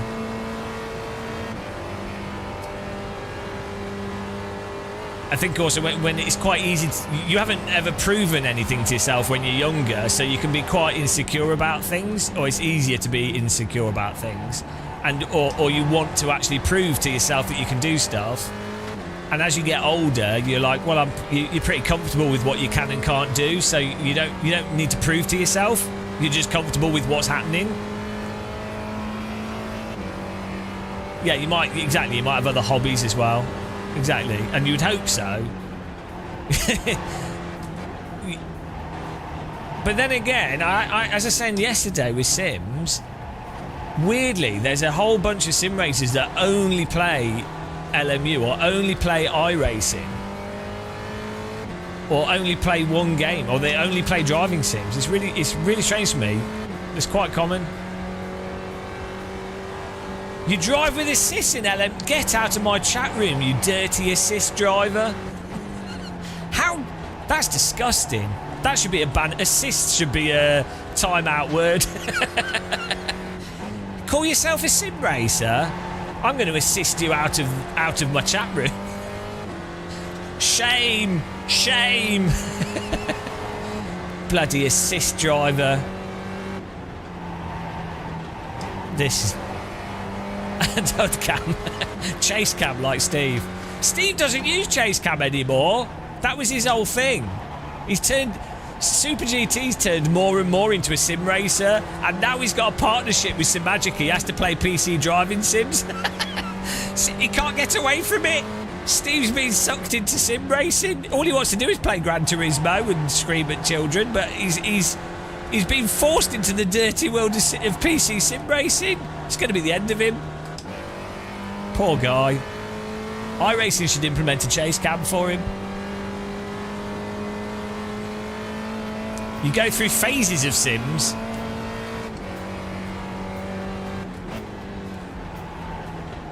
I would like to play flight sim more, but nobody likes it when I play flight sim.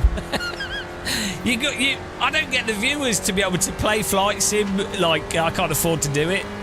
I do occasionally, but I just can't justify it cost-wise. Because flight sim takes up so much time. But if I live stream flight sim, it just doesn't make enough money. But I'll do it for fun. These guys are going at it. No, but it's even worse is that if I fly helicopters, people hate that even more. And that's what I like. I'm not allowed to do it.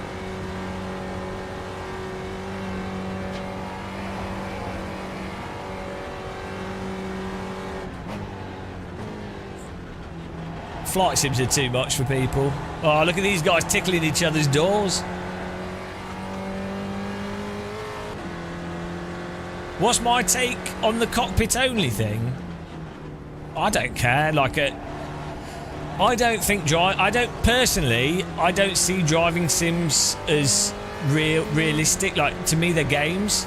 That they have realistic aspects to them, but I don't care. Like, the whole cockpit thing, field of view, I just couldn't give a shit. Like, it doesn't matter. It's like, whatever lets more people enjoy driving and play a driving sim, I don't care. As long as, it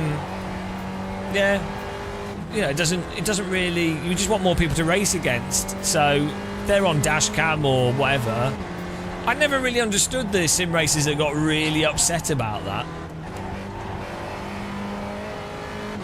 Yeah.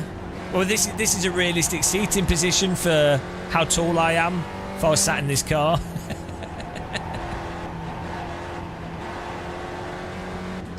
But to be fair, driving in real life is not the same as driving a racing sim at all. Like, it's like go-karting is not like road driving, so...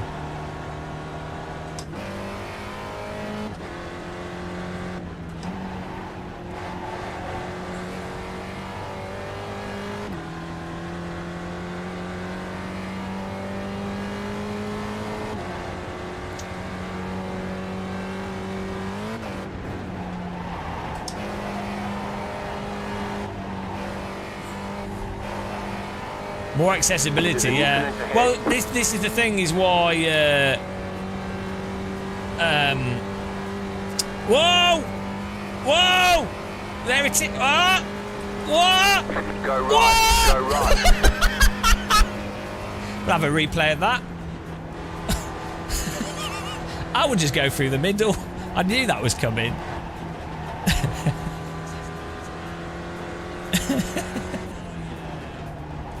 Yeah, saw that coming. What were we saying?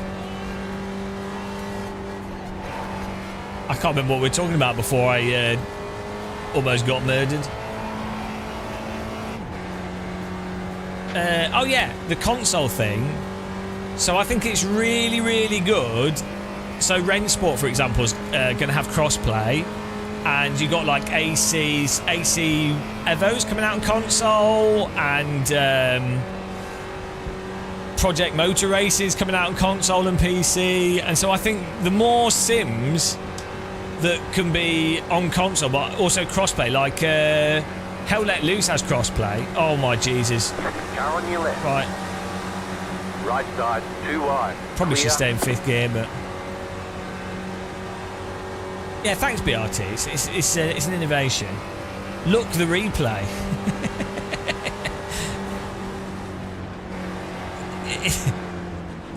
White flag. One more lap to go. Clear on the left.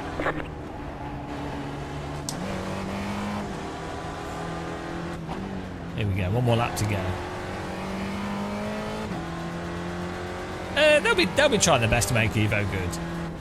We'll have to wait and see.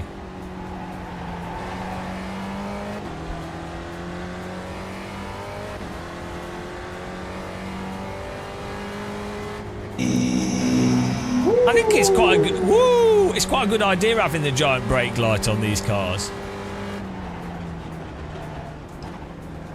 It's not actually the brake light; it's the back of the driver's head.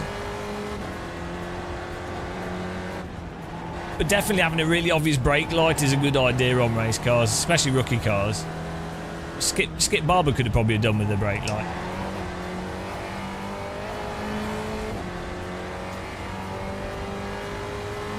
Right, we need to overtake both these guys for mega iRating.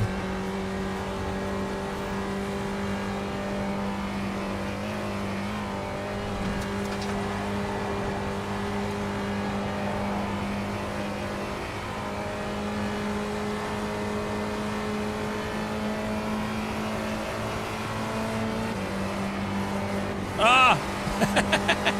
I thought he was going to move over a bit more. Still there, hold your line. Clear on the right.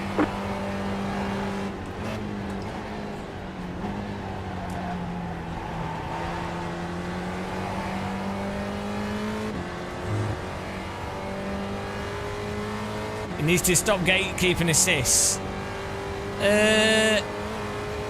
It depends on the assist, though, doesn't it? And it depends. Like it's just it's not really gatekeeping, is it? It's making sure the assists are balanced with the game, so it doesn't ruin stuff. But I know what you're saying. Yeah, I think again, it's that kind of thing of people lost in the whole. Oh, it's not realistic. It's like, well, okay, but it's not. It isn't realistic in the first place, and then it's just a case of where do you draw the line.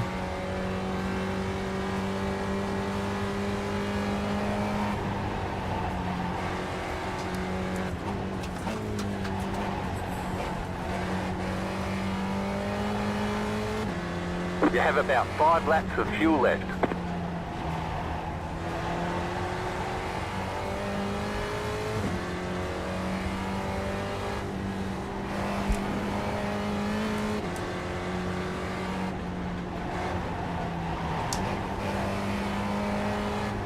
Yeah, we don't want broken legs, do we?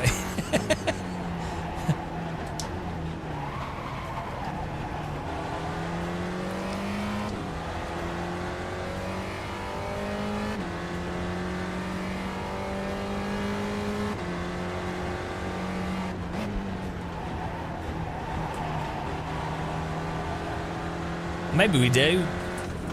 That would make people think twice about crashing.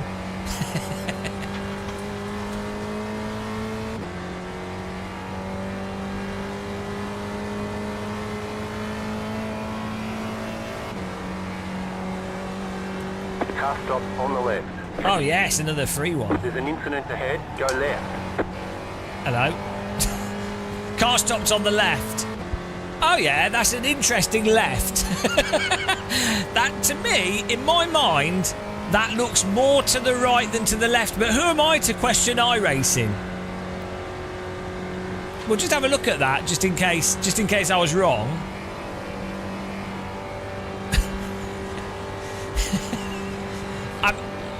I do believe that is on the right.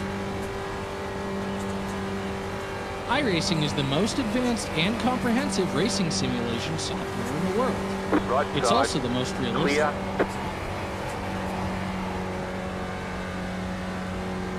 The spotter's always trying to murder you.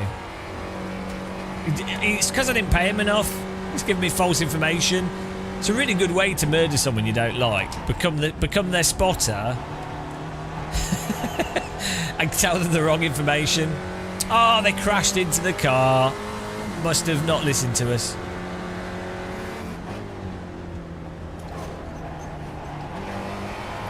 Okay, I think we're going to have to try and go send it through this part of the track to catch up with the car in front.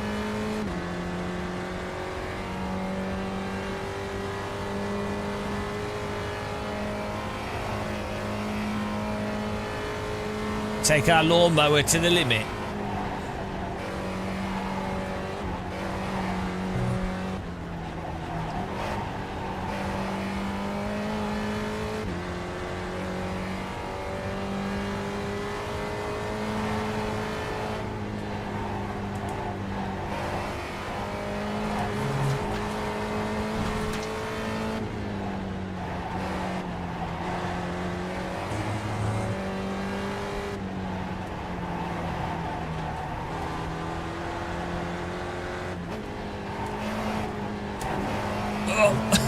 I'm trying to send it here.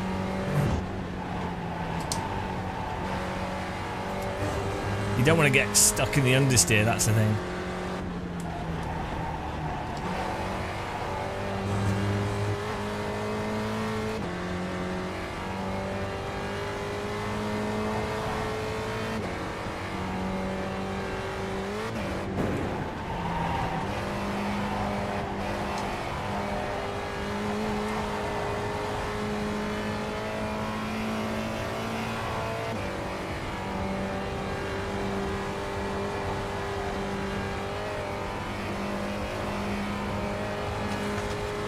Can you just do this with a lift?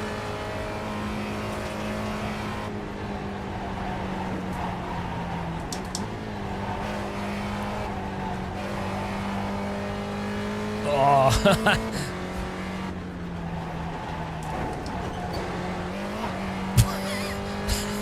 I'm trying to send it.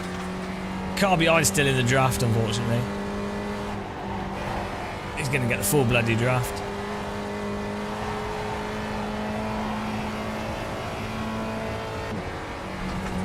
The pace car is out of control.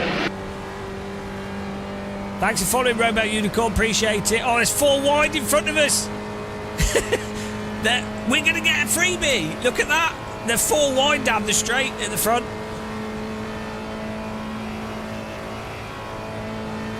Ah, no, the car behind me's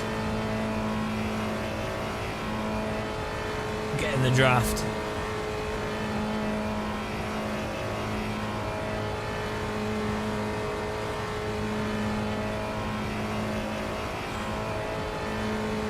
No crash, come on! How did they not crash?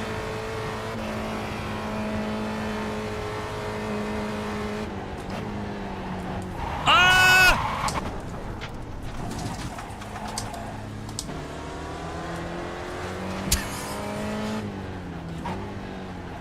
Left side, clear. You got a Saved slow car it, on saved the it. There's a bit of a bump there, guys. left. There's the flag. There's the It's crash. over. Bit of a bump. Bring it back to the pits. We're going. On the brakes, a bit aggressive there. There's a huge bump here. Boing. Boing.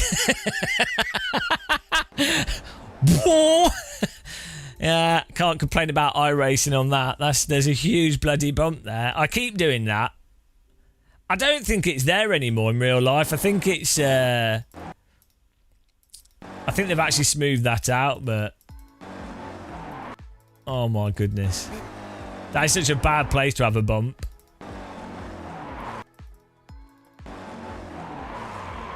A good safe catch here. Look, a defensive catch. Right, that went all right. Let's have a look at the results on that. We had some nice overtakes there, which is good.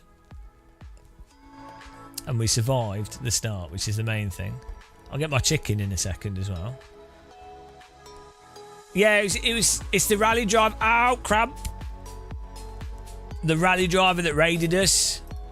That was for them. Ah, dear. Why is this still going?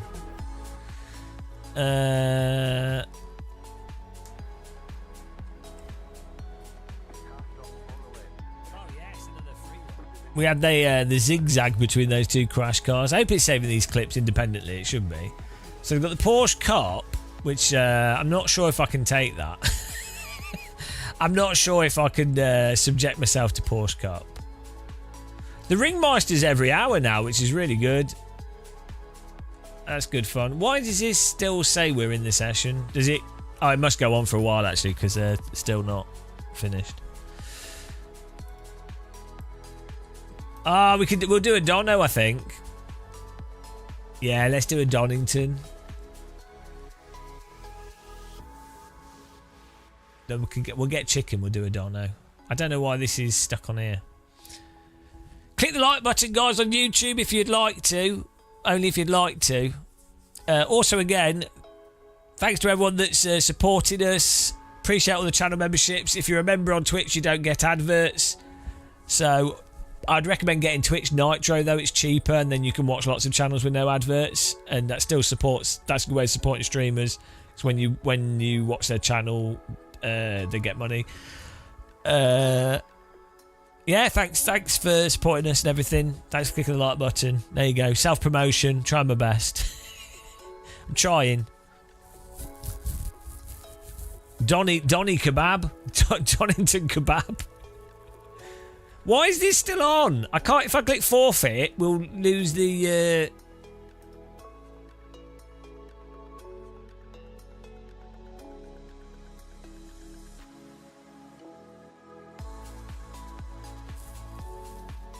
Yeah, it's still not finished, I guess. I guess they must keep it open for ages. If you subscribe on an Apple product, they no longer steal 30%. Oh. You get a teapot on YouTube if you subscribe on YouTube. If you want a glorious teapot. We don't seem to have many members that are watching right now. If you're a member, type hello in chat. We'll see how many teapots there are. We do have teapots. Oh, we do. We have filing accounts here. See, he remembers the original Instant Replay. John Hartley Sim Racing.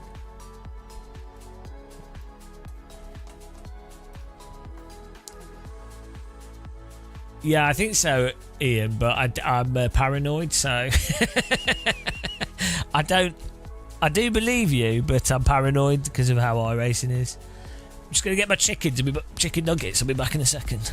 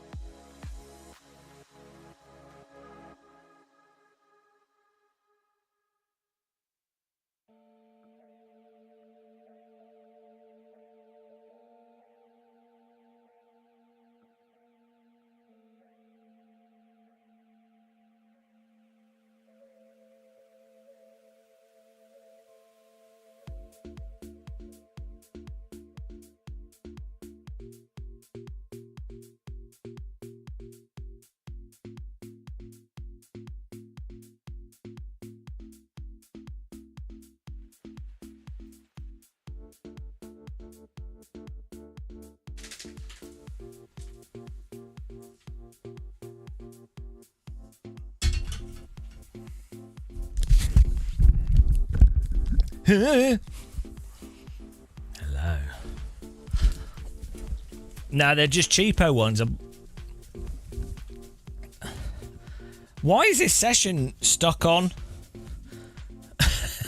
When does this actually finish?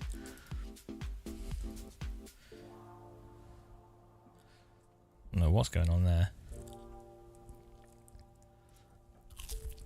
Yeah, I've done that before. Oh, does it wait a whole lap?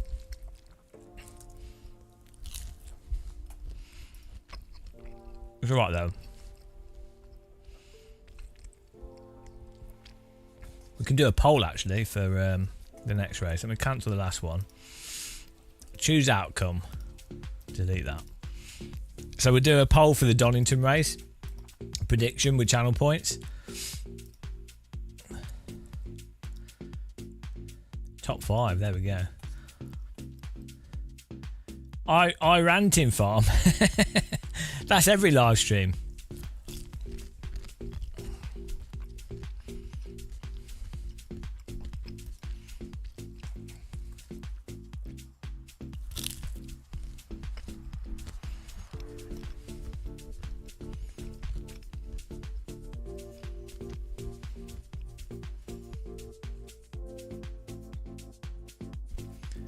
Your instant ramen is explode. Why you how? What was that, like a pot noodle?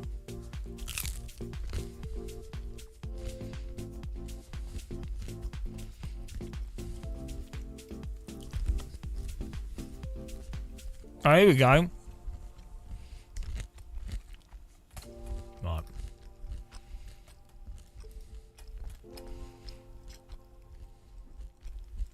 Results and stats.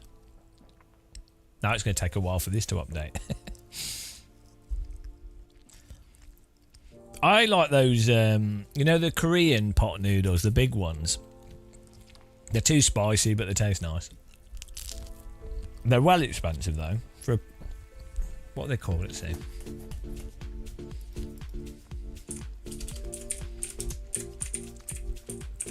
There's annoyingly there's something in the pot in them that's upsets my stomach. Some additive. Oh, it's probably an anticoagulant. What are they called?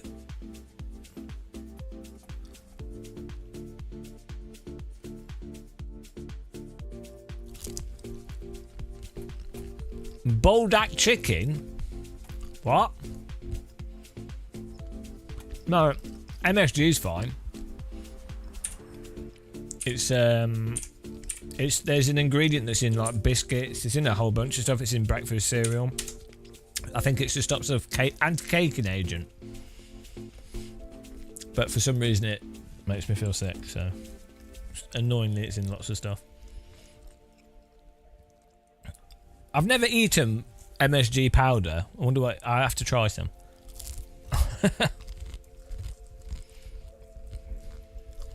Oh, here we go. Boldak chicken. £1.75 for one single one. That's insane. How is it £2 for a pot noodle?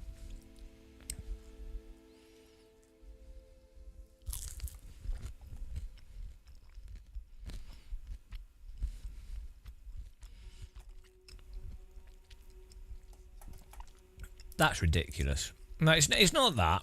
Hang on. Best instant noodles.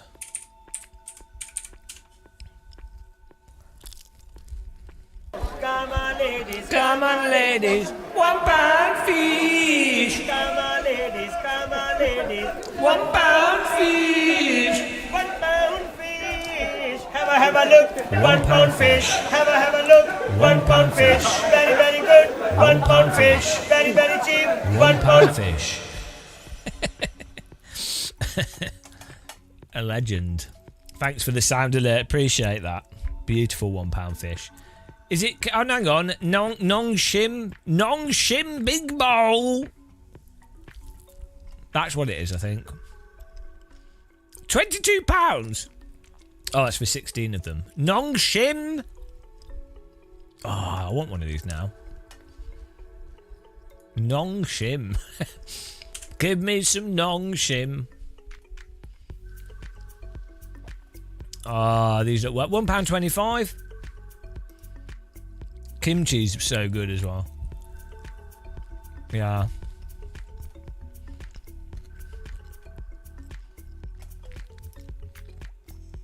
Korean noodle stuff like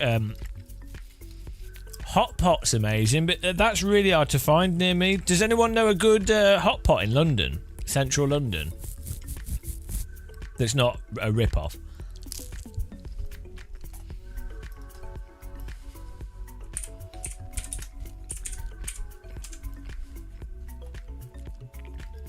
Right, here we go. Central, the Hotto Potto. Can anyone recommend any of these in central London?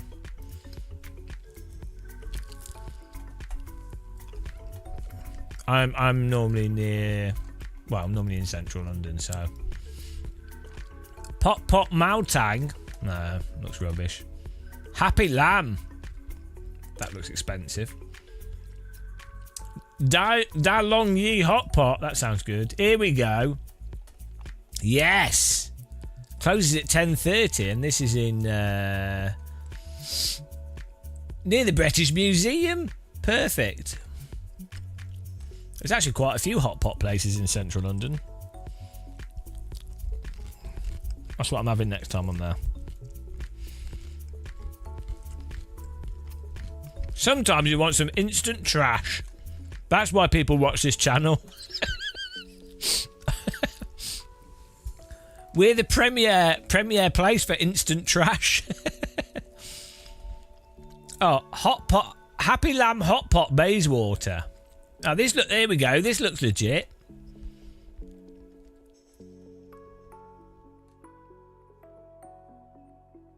New Oxford Street, Bayswater, near Paddington Station. Here we go.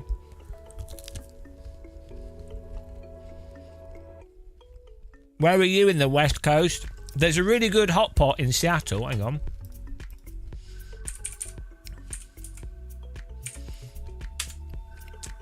I'll tell you where it is. The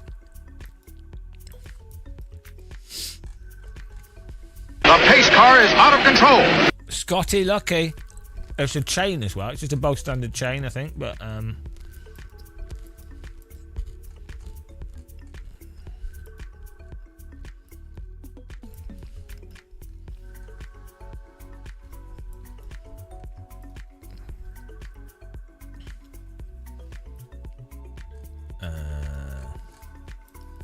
Seattle's so weird, guys. Seattle's so weird.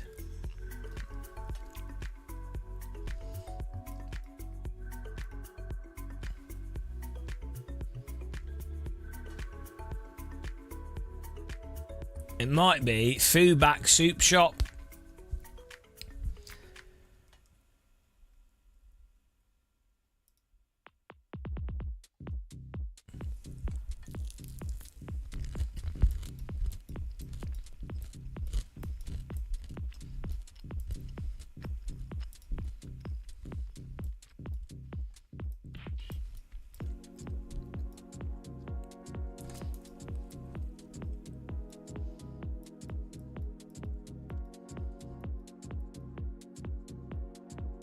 Have we got anyone in chat from Seattle? I'd be interested to know if where I was walking around at night was dangerous. how at risk I was of getting murdered. Anaheim. That sounds like somewhere in Holland.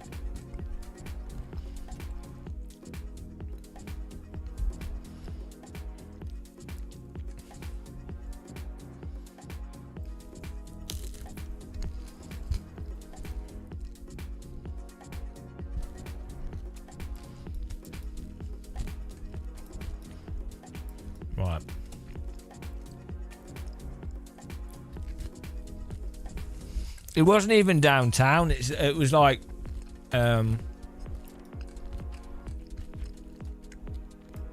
near 17th Avenue. I don't even know what that means. Actually, that's not really, doesn't really help, does it?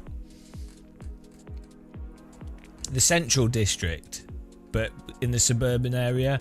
There was like brothels and stuff, so it can't have been that good.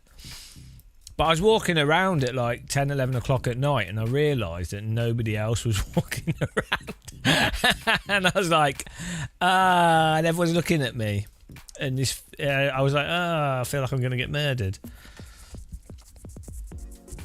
Because in America, it's not like the UK, where you can pretty much, as long as it's not like some like dodgy area in London or something, you can just walk around, you'll be fine. Or like, there's some places in Middlesbrough and there's places, but you know, probably nothing would happen to you in the UK. I guess you get mugged.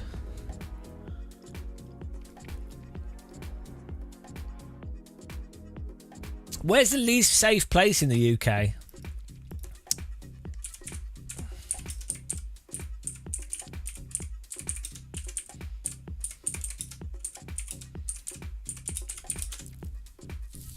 Here we go. The Broomway. That's not that dangerous. So if you type in the most dangerous place to walk in the UK, it comes up with the beach. That's how dangerous it is in the UK. The sea will get to you.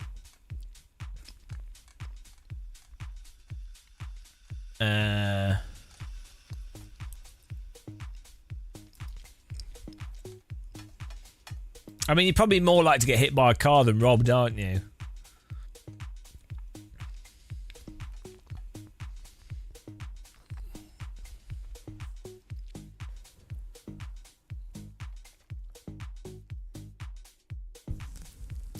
Yeah, it was really funny when the like day after I left Seattle, there was like a shooting in the train station.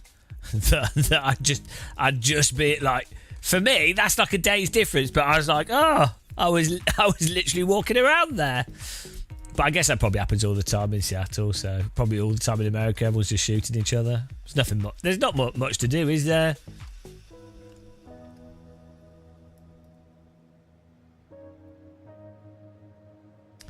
Right, let's get racing, guys. F4 time. Let's get on the track here. Beautiful. Newcastle, actually, weirdly, I don't think it's that bad. Like, I think with Newcastle, it's mostly drunks. But central Newcastle's pretty... Like, I would walk around central Newcastle quite a bit, and it was fine.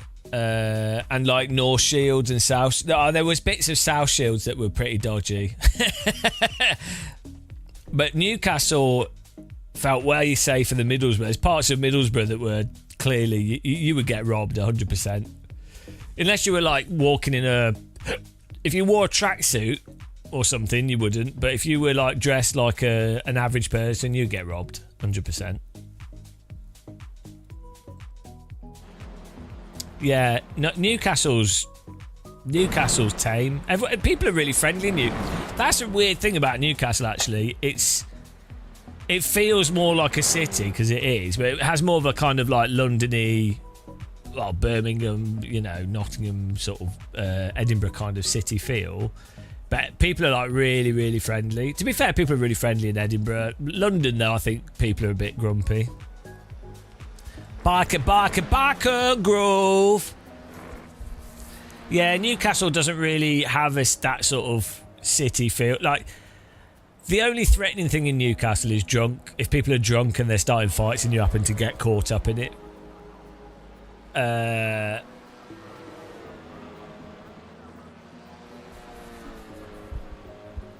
Yeah, I think that's the thing is like muggings for your wallet for drug addicts. I can see that. That's a big problem in America, isn't it? People with addiction issues.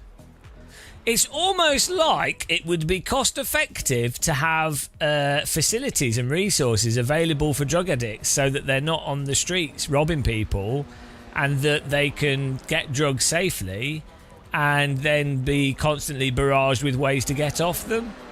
It's almost like if you were to manage to get 1 or 2 people off drugs, it would have a positive financial effect versus leaving people to rob people.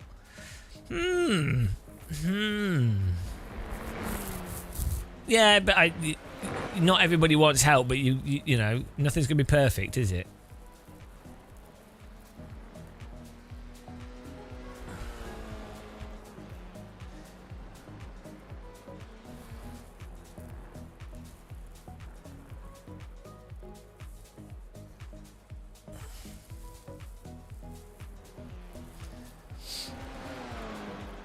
I saw someone in London with a sign. I assume they were homeless, but they had a sign. This is in Victoria train station. They had a sign saying, "I need £18 to pay for a place to stay." But I'm not quite sure what that's about. Like, I know there are like hostels and stuff that do cost money to stay in, so you know. But I'm not sure why you'd put £18. Like, is it because £18 sounds like a good amount of a right amount of money? Like it's not made up. Because if they put on the sign, I need £20, people be like, oh no, because then they just want me to give them a £20 note. But also, you wouldn't know how much to put in the pot. But then also, I don't know what it's like in central London, but yeah, I don't know. I need to look into it, like the situation for housing. I know it's pretty bad, but what was funny is I was in Paris last weekend, as you do, and in Saint-Germain, there's the homeless people are dressed like upper middle class Brits. Which, I mean, you know, just because you've got nice clothing. To be honest, with how much it costs to live in Paris, it's not a surprise that you'd have well dressed homeless people. But it was just really funny, the contrast of like someone that's dressed really nicely begging on the street. Really weird.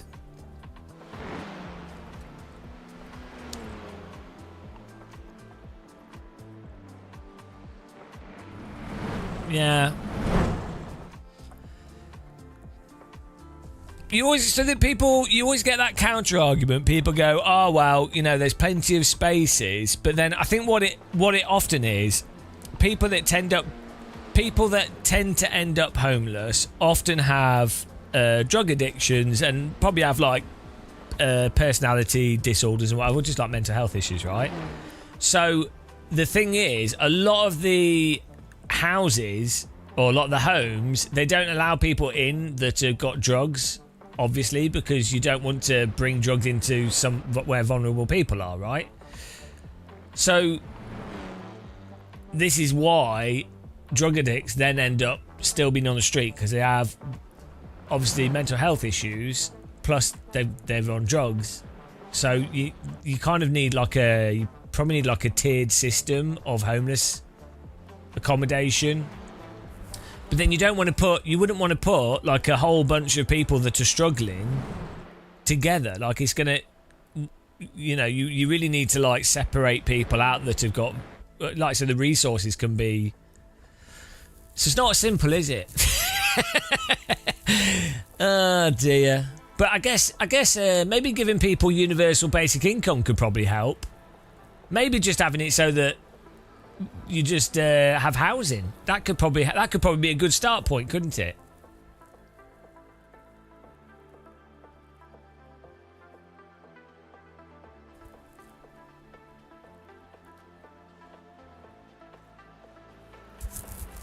It would be. I don't know how you would financially work it out, but if you can tabulate to some degree, how cost effective is it to?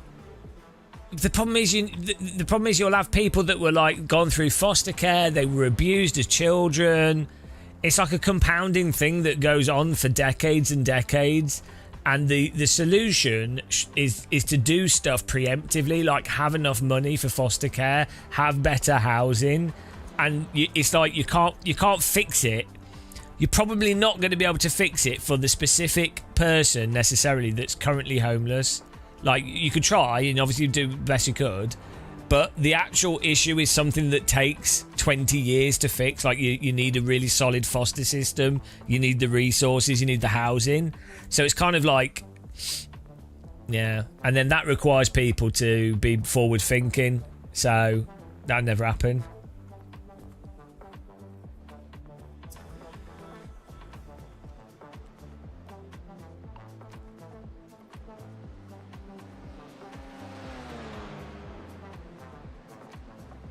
Yeah, that's.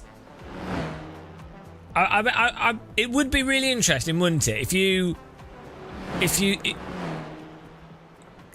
I wouldn't be surprised if you genuinely you were like, right, someone's homeless, and you go, right, here's a house, and it's not in a shit area. It's a flat. It's like a basic flat, but it's not in a shithole.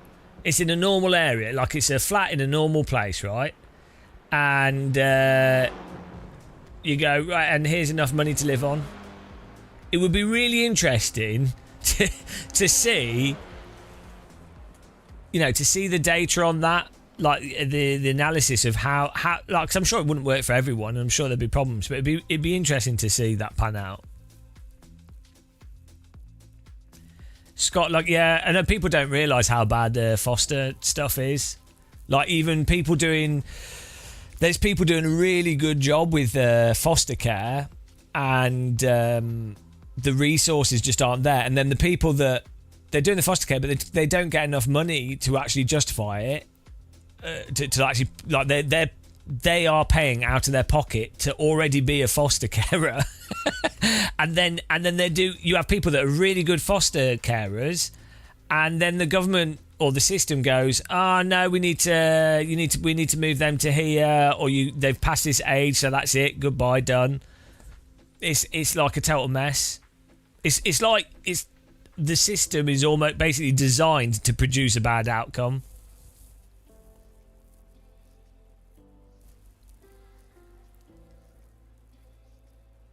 So, that's something that could do with a lot of improvement. You managed to dodge foster care, but look, you've ended up watching a Game of Muscle live stream, so sadly.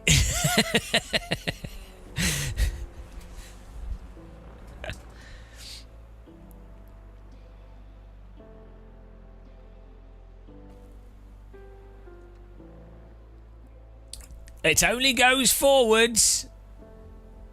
Wow. When you play iRacing, time feels like it's going backwards, so you could try that. Really, Navot? Do you think? Do you think there's a correlation between people that are maybe unhealthy, and there being a direct correlation with that and quality, like wealth access and access to good quality food and good quality housing?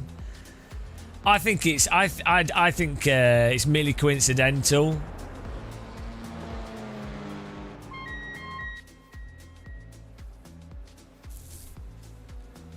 You could buy so much Moser gear with that. You're basically a commie, Novotny. Full-on commie. You disgust me with your radical leftist ideas. What is weird is, like, people accept the idea that if you're a wealthy family, you've inherited wealth for your family, like 2 generations, 3 generations ago, whatever, and you then give your children money because, well, you're a wealthy family, that you haven't earned it, you've just inherited it through generations, generational wealth. How is that any different from the children's perspective than if the child was born into a poor family and the state then had the resources for them to live in a nice place and go to a nice school? Like, A child doesn't choose to be born into a wealthy family, so. But it's weird that people will accept generational wealth, which is exactly the same as the state going, "Oh yeah, here's some money." Especially in the UK, like you have wealth has been gained through property over like 150, 200 years. So it's like, I know, it's not. There's no intention from the current people. One thing that's grinds your gears is getting mad at homeless people smoking cigarettes or grabbing junk food. I think homeless people should set an example, and I expect to see them on treadmills on the street, eating carrots. Anything else, and I think I'm perfectly within my right to judge them. If you see them eating crisps, how dare they?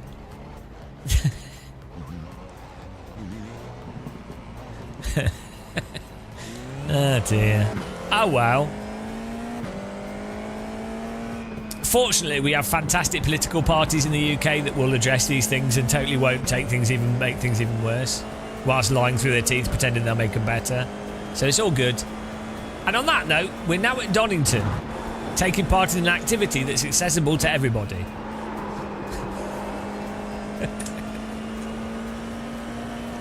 That was Politics Hour.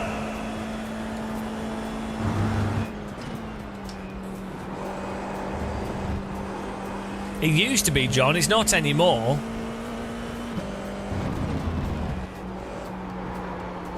What if you don't have a kitchen?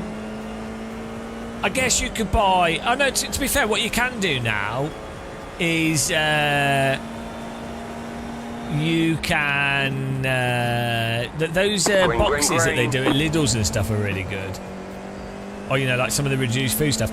There was that idea for supermarkets to, instead of reducing food, to basically reduce it to zero straight away.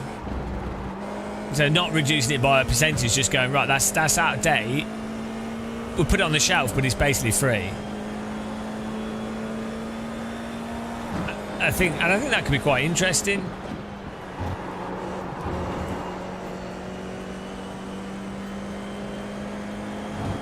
But no one should be starving. Like, there's a massive abundance of food in the UK, and so you should be able to get stuff like fresh vegetables and things. Maybe they're not in perfect condition, but like more than fine. Like you could serve them in a restaurant. So, yeah, that should all be. Supermarkets are in a sort of unique position for distribution because that's kind of how they're designed. One more lap. Well, it's not out of date. It's not like you wouldn't. It's not just for poor people. I'm saying like anyone can eat it. The point would be is that someone that has more money would be like, oh, I might buy that, I might not, but the price is irrelevant.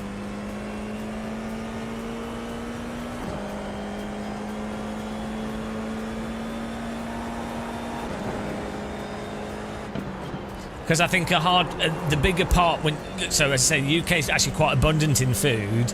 The issue is that it's the distribution is the difficulty, and obviously high street supermarkets and stuff are actually a good distributive position. So to just have it so that someone that's hungry can go in and get some water or pick up food, basically, so that if someone is hungry, that no one should fundamentally be hungry is all I'm saying. Like, you might not be able to eat what you want to eat, but there should be no circumstance in 2025 that an adult or a child is hungry. Like, it should, in the same way with water, there's no circumstance where someone shouldn't be able to get water. Do you know what I mean? Like, if I was like, let's say I was walking in the moors or something, and I'd run out of water, and I didn't have clean water, and I was dehydrated. You could walk into any shop and go, I'm dehydrated, can I have some water? They'd obviously give you water, right? So that's what it should be with, like, with food. Is like, oh, I'm really hungry. I can't get nutrition. Well, that school. Oh, guys, get me going on politics. The whole bloody school breakfast thing. Oh my god! Like the damage that's doing to the economy. Like, why? School dinners should be good. It should be part of the education. Politics banned.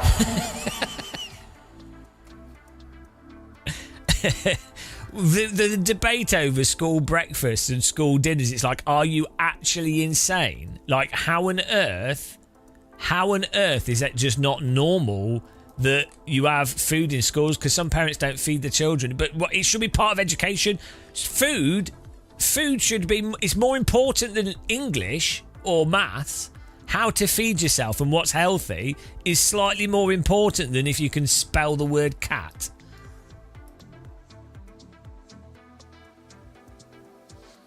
How would you fund this charity? It's not charity. You fund it through... It's economically beneficial. It's funded... So this is why you have a thing called a government. 737. No, you don't. It's economically... Look for opportunity. It makes sense economically. This is the big myth of these things, is people think, oh, you need to tax to pay for it. That's not how it works at all. If you have someone that's nourished... They are going to be more productive. They're going to be a more valuable person. They're going to increase the wealth of the country. If you have people that are fed in school, they're going to do better at school. They're more valuable. The value of the country's gone up. If you don't have people on the streets that are homeless, robbing people, well, that's a massive cost saving. If you think one person that's robbed, it traumatises people. The person on the street's not doing anything productive. They're just sat there on the street, right? So that's a waste of money there. They're not going to be spending any money or doing anything. They're on the street. It's just a waste of everyone's time. If they rob someone, they've really mentally... If you've ever been robbed... Fortunately, I've only been robbed at knife point, but I didn't have any money, so bad luck for the robber. But if someone robbing you is bloody traumatic. That's... If I was like violently robbed tomorrow, I'm probably not going to do a live stream the next day. do you know what I mean? So that's the thing. The people don't seem to understand how the green. The reality of the money of these things. Let's go. That's the old. Not all wealth is directly tabulated. Still there. Clear on the left. By money.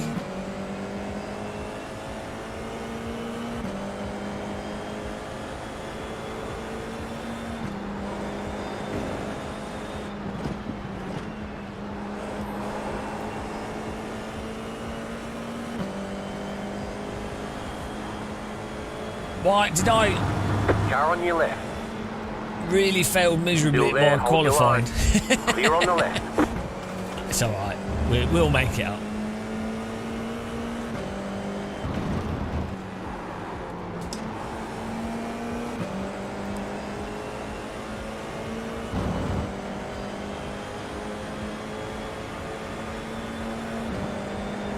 Car on your left. Stay on the right. Clear on the left. Left side. Clear. Did he just flat out miss the corner? No, so you need to think of tax. I don't want to have I'm not going to explain modern monetary theory again, but you need to think of tax as a negative. It incentivizes you to perform specific economic output. That's the point of a tax. A tax isn't so the government can afford to do stuff. There's an incident ahead. Taxes are basically designed to motivate you to do certain types of work or certain types of financial behaviour. A government doesn't need tax revenue to do stuff. The government issues the money first and then uses tax as a way to direct economic activity. The government doesn't need money to do stuff. It's a massive misconception of how economics There's an works incident ahead. that a lot of people have. No, they're not to pay for social programs. That's not how it works. You need to read up on MMT, modern monetary theory.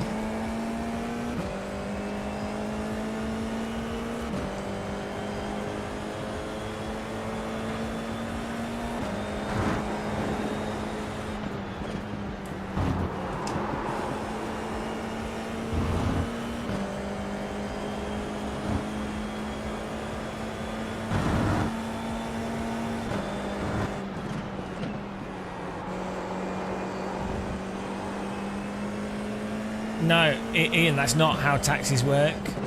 No, it's fundamentally not how taxes work. It's a really...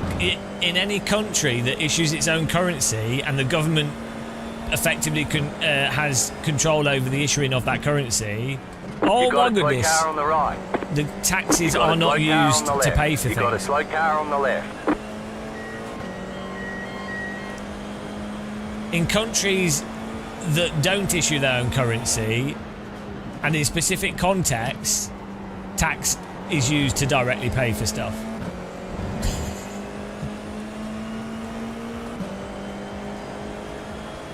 But even then, that's just different. Like, it depends. You can get into a semantic debate on funding and cash flows and stuff, and you could just have a semantic argument.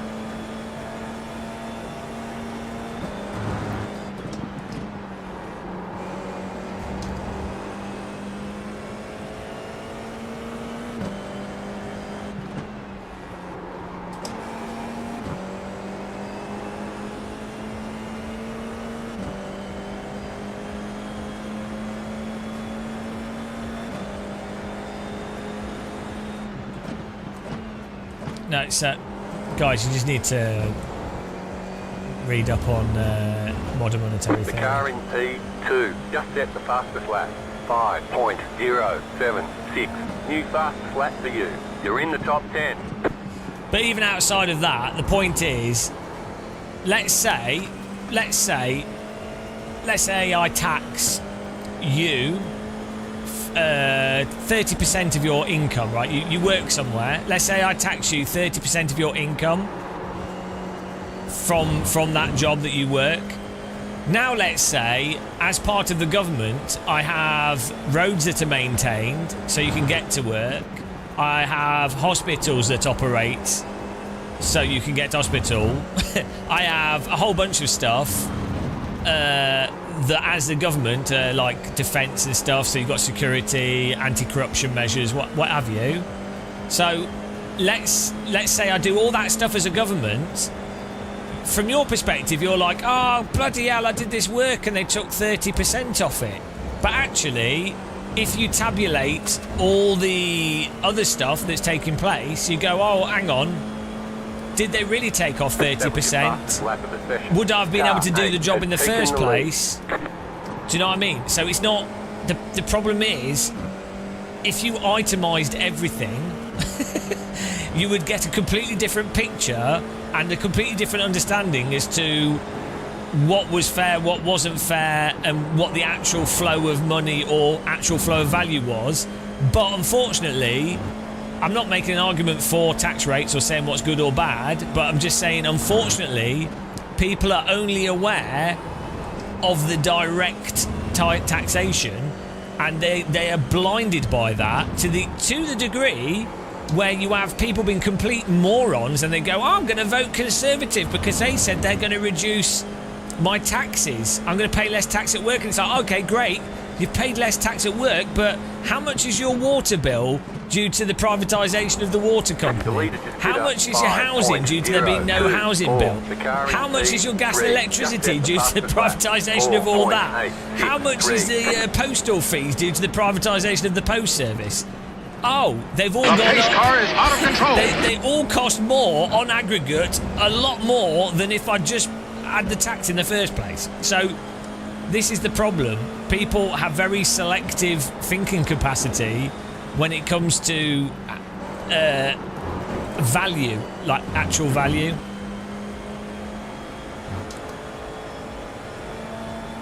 So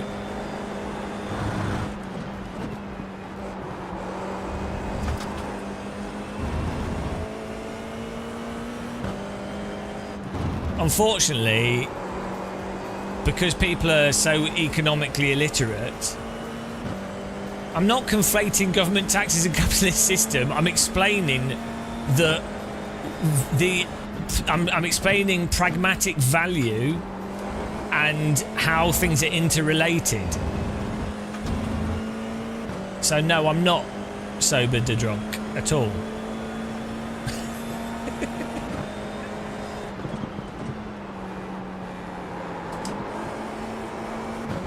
And I don't even know what you mean. Like, how could you not?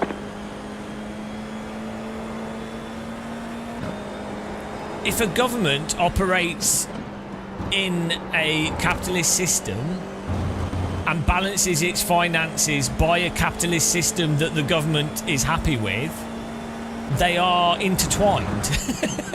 That's how that works. If they've decided to have a market that they control.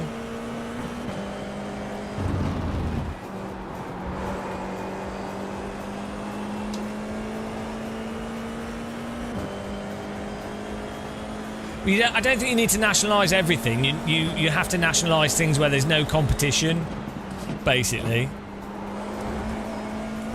And you have to. And there might be things where there's you might just be able to regulate some things. You know, there's not necessarily a singular solution for everything.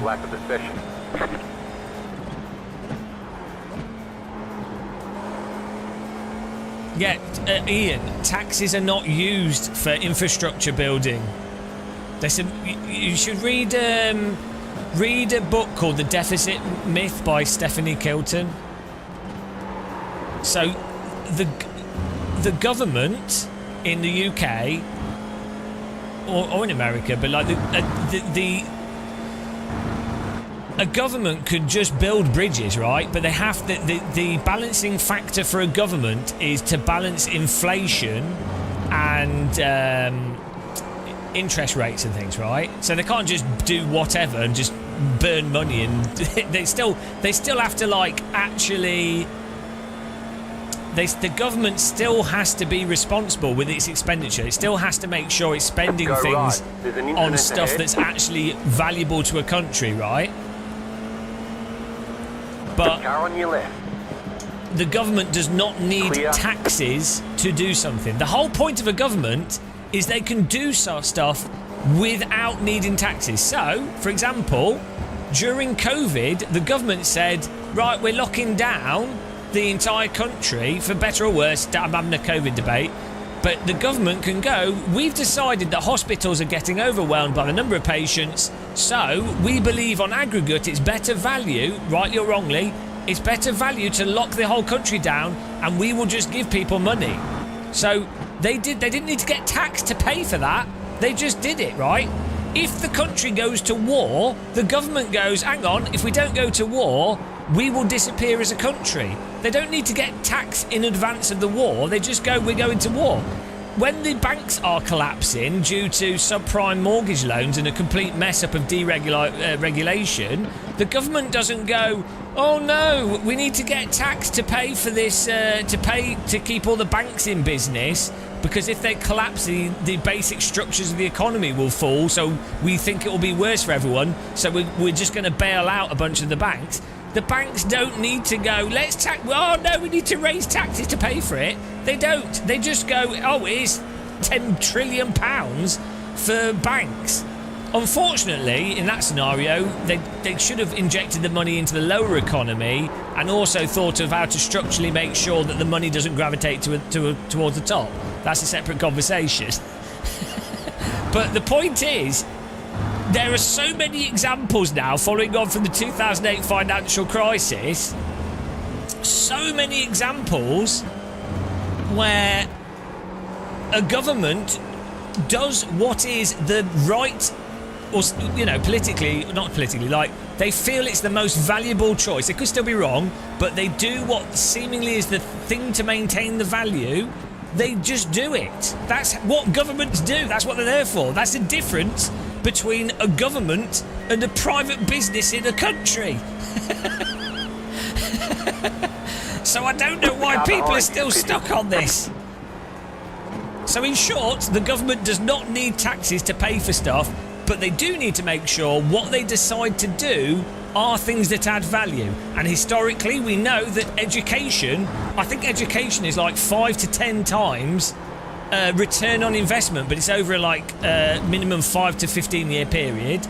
Infrastructure, train lines, it's a pretty surefire bet to be a good return on investment. Maybe not in the UK because we have a strong degree of corruption that's like inherent to our private industry. So, and it's got worse due to privatisation. So the government actually needs to set up its own nationalised departments to be able to do infrastructure projects without the corruption. But yeah, generally, there's a whole bunch of things that can be done that add value to a country that don't require tax because they add value. So you've already added the value when you do them. I wish people were taught all this from like the age of 12.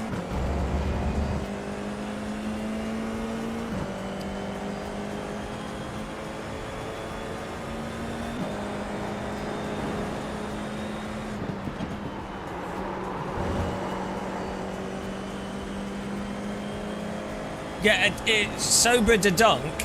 If stuff's been privatised, a government gets private companies to do stuff, and the government can issue money, can go to a bank and issue money, or they could. There's different ways of getting the liquidity to the companies that you're asking to do stuff. The car in P14 just set the fastest lap. 4.638. You just got the white flag. That means one more lap to go.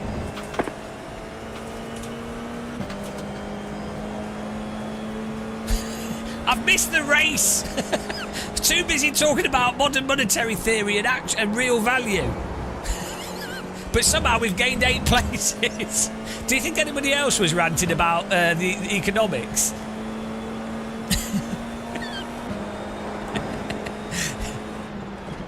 I don't think not all private business is a sham, but the larger and the less regulated and the less competition there is in specific industries, the more room there is for there to be corruption. Just as there is in like governments, the less democratic a government is, the more likely there will be corruption, which is why you actually have a system of democracy. But the difference is you do have a system of democracy, whereas a corporation is pretty much always fundamentally a nepotistic, non-democratic arrangement. So there's no corrective mechanism other than competition. So you got a slow car on the right. Am I communist? No, but like there's the flag. You probably don't. I would imagine you probably don't know what communism is. Good job. Very good job. To be honest, like if you ask someone that after what we just talked about, you probably don't know what communism is. So I'd suggest that you read what communism is. But as a boilerplate description, communism is just a description of the inevitability of what happens within certain economic systems. That was one form of looking at it. I guess you could define it however you want, because people do go, well, they might believe in a more communist government of like the workers owning the produce and everything, but I'm actually, I like some aspects. I'm sort of more of a democratic socialist. I'm not entirely against private enterprise as in certain areas, and I'm also not against like currency, people using currencies willy-nilly and what have you. So I'm not, because the thing is, communism doesn't really describe the government. If you had a really strong democratic government and it was a communist society, then I don't see that would be a problem. Like, I think if people should get their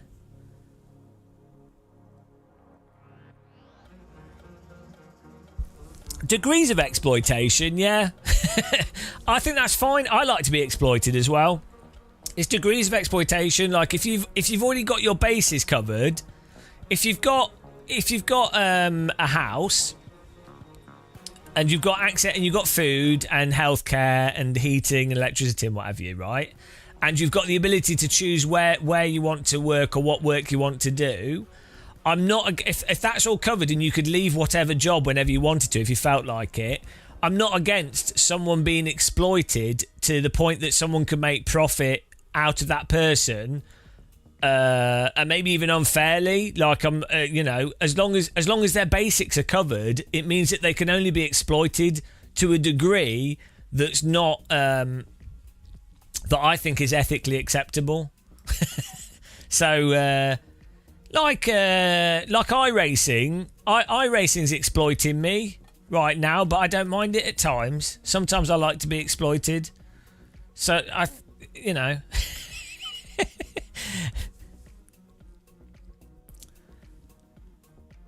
yeah.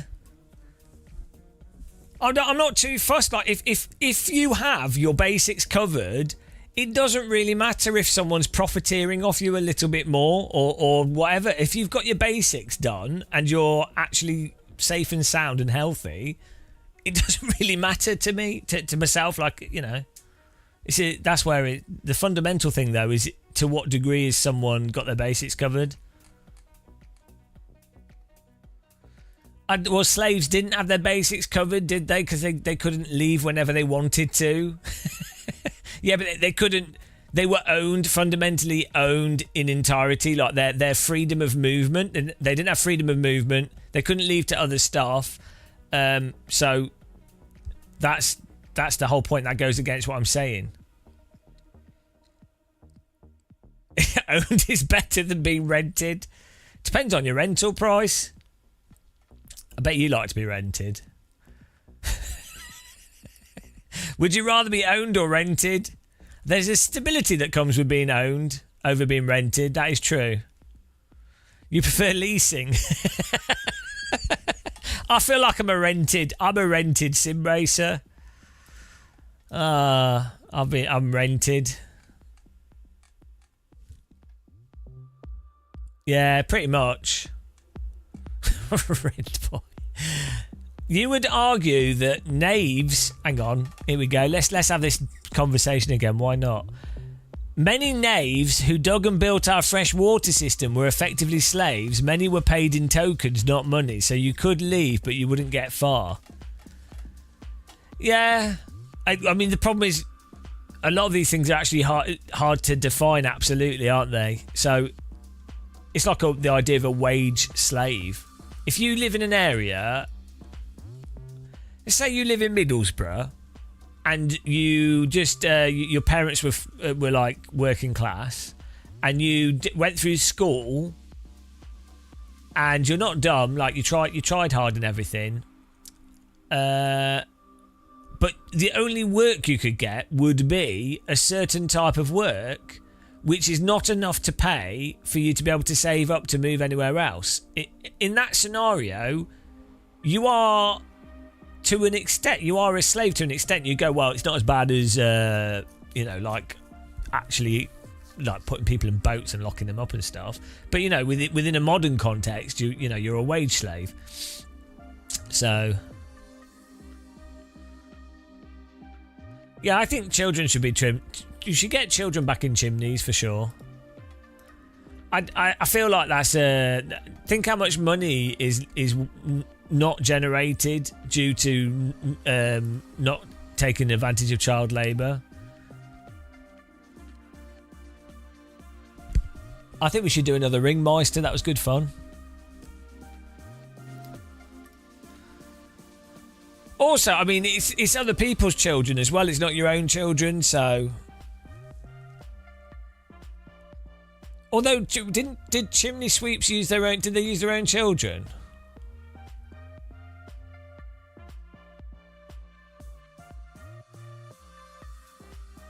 Hello, random. Make UK Victorian again. Well, if you had like 6 children and you could go, I don't like those 3, so they can be the chimney sweeps.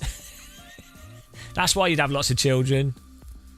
In the 1780s, they brought in a new law to prevent... hang on, what's this?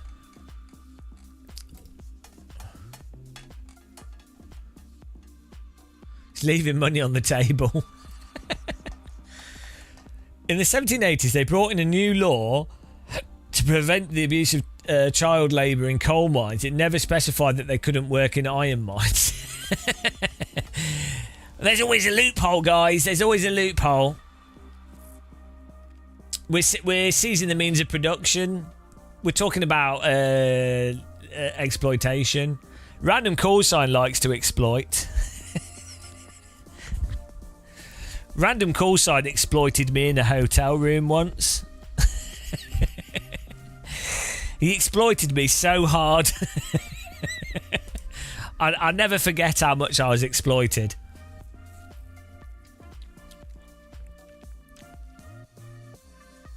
As he should.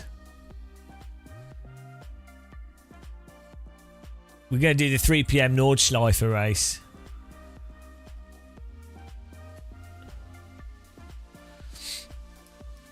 My whole body, I hurt all over, Ian. It's all over. When random call sign exploits you, it's not just in one location.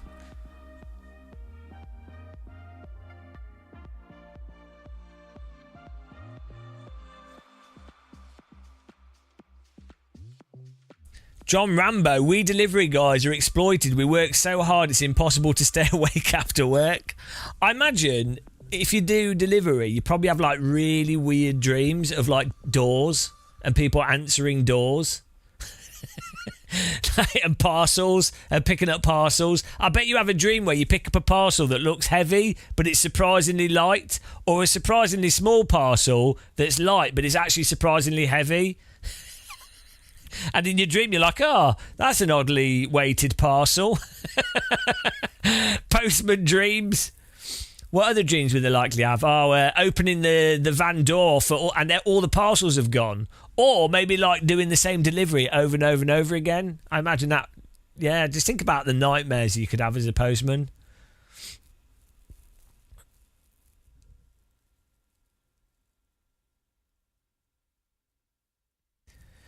And normally, postmen and delivery people are normally pretty happy because they're exercising all the time.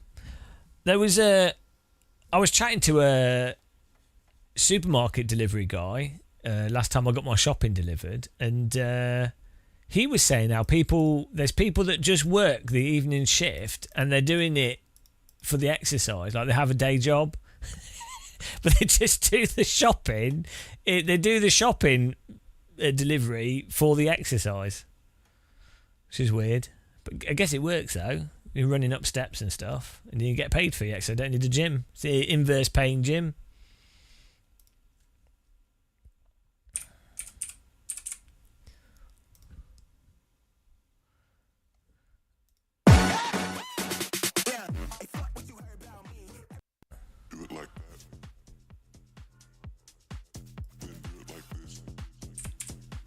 I couldn't be a delivery person. I would get really annoyed by how people answer the doors.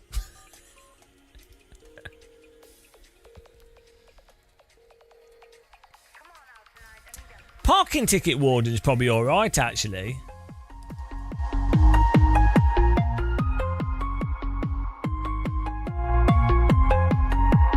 Got the tunes.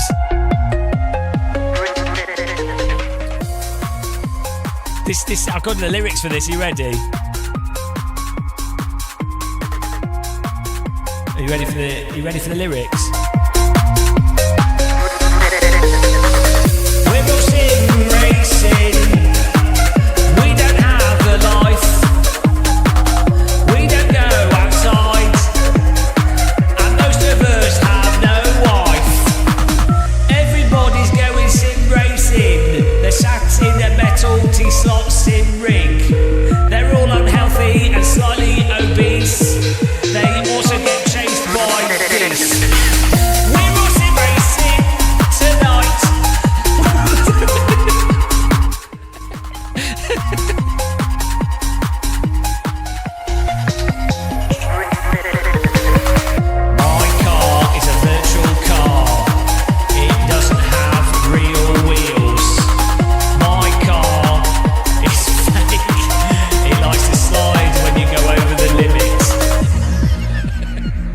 you not think that's a hit? I think that's a banging tune. Such a cheesy beat on this. Do, do, do, do, do.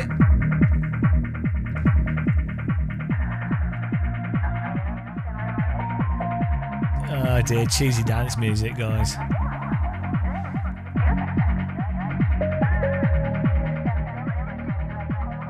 John Rambo, Game of Muscle live streams help to reduce the stress for me like a community of random racing addicts. We offer therapy. I drive so you don't have to. Come on out tonight. I need that brizz. It's such a bad song.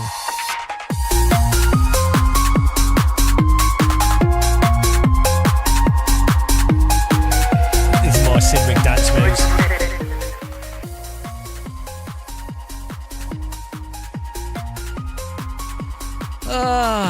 What are we on? Hang on, we need to do a rating tally here, guys.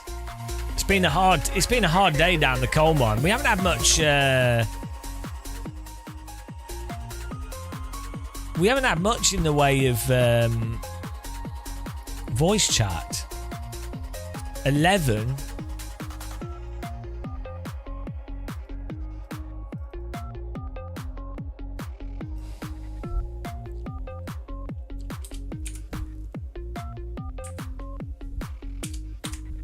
$59 iRatings. Did I add the other one? Did we add this to it? I think we did.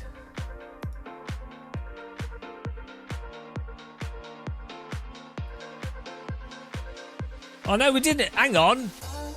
Guys, can you guys get a calculator out for me? I'm too dumb. I'm too dumb. Get a calculator out. You ready?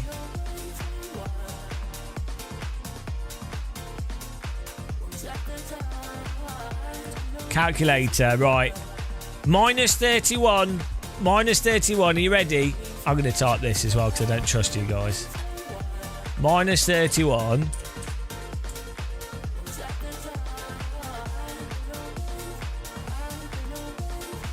Plus 54.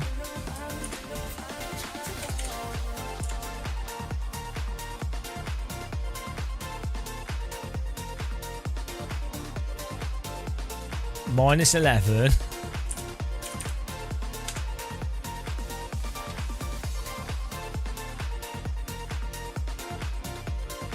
Plus 25.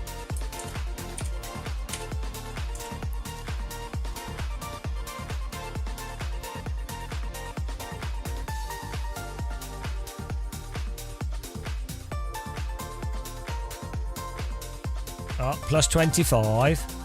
Do we get 2 plus 25s? That's random. Plus 25. Oh, plus 25 twice. Plus 25.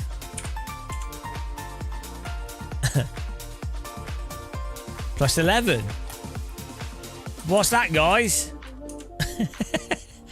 Add it up. Add it up. 73. Okay. Beautiful.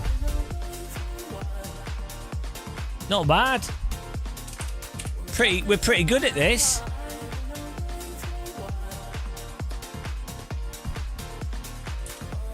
Where's the vertical line emoji on the keyboard? Oh, there it is. I can't do maths. Like, I honestly, I'm actually. I can when I don't think about it, but if I'm trying to think about it, I can't do it. It's really weird. Like, I can't consciously do maths. It's insane. Genuinely insane. Like, it's it's something off. I got 2 25s. That's why. Look, 25 and 25. Don't ignore it just because there's 2 25s. We did it twice in a row because there is 2 in a row. Yeah, I didn't even get a GCSE in maths. And I failed it twice. I didn't even get a C. I'm that dumb at maths, but weirdly, I'm not that bad. As long as it's like on spreadsheets and stuff, it's okay. But yeah, just basic addition and stuff is no. Like my brain can't hold numbers in my head.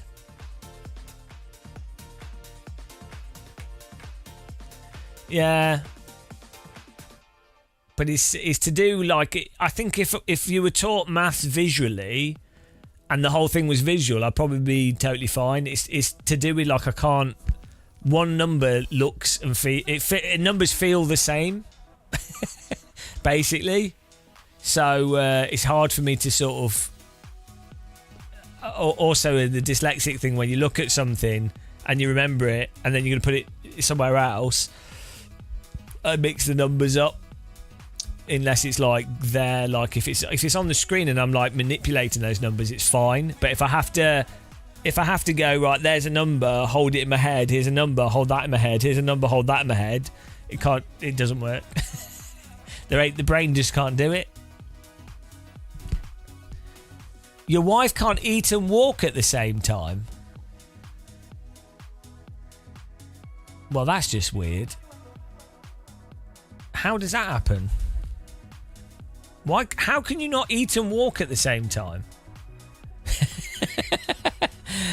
I don't mean to be mean, but I think we've worked out why your wife married you. I think we all know. I think we all know why she married you. Not to be mean. I mean, I'm happy for you, and you know if it works, it works. But I think we all know. I think we all know what happened there. But that's fine. That's what I'm looking for. A nice German woman that can't eat and walk at the same time.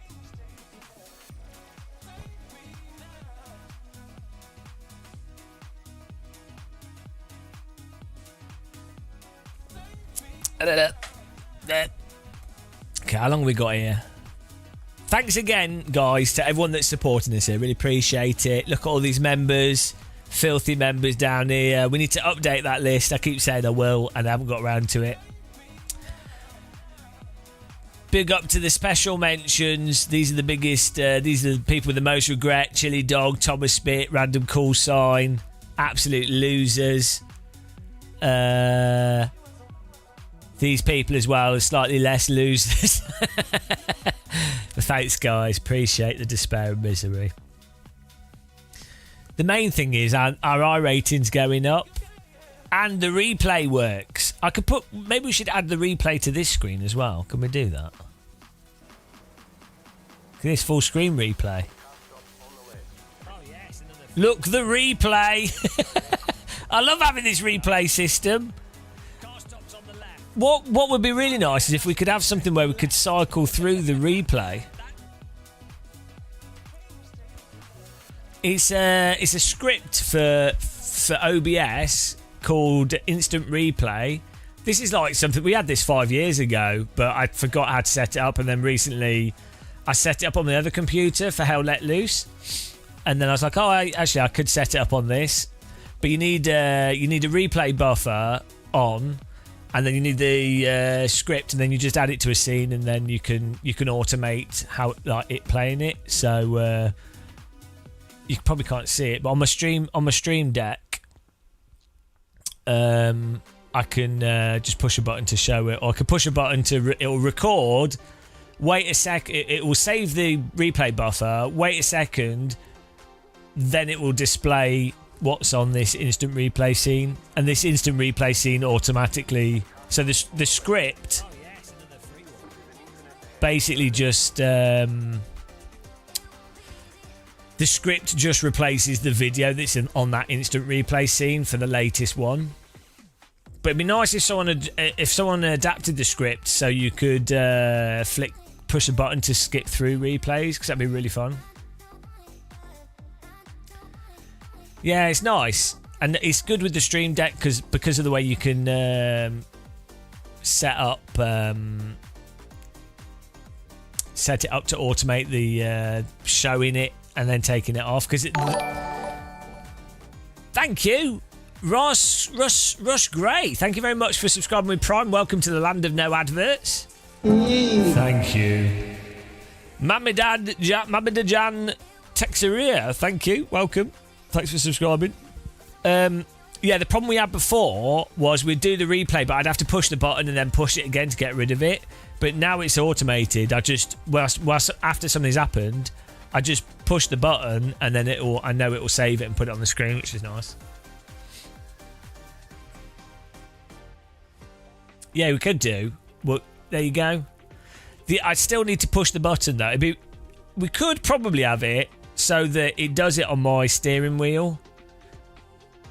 But I would need to do that. I would need an app on the main PC to send the wheel command to the streaming PC, and then I'd need to use Joy-to key to convert that into a shortcut that OBS can recognise. So it's a bit convoluted, but that would be awesome having a button on the steering wheel to push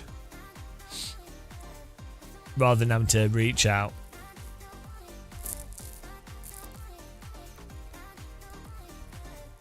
Oh, this was cool actually. So Moser updated their software, and now you can see this. You've got this. You can click this and it'll show. I don't know if this is new, but I never noticed this before. So previously, you'd be like, "Oh, that's what the buttons are." Right, great. Oh, let's make all this pink. That'll look nice.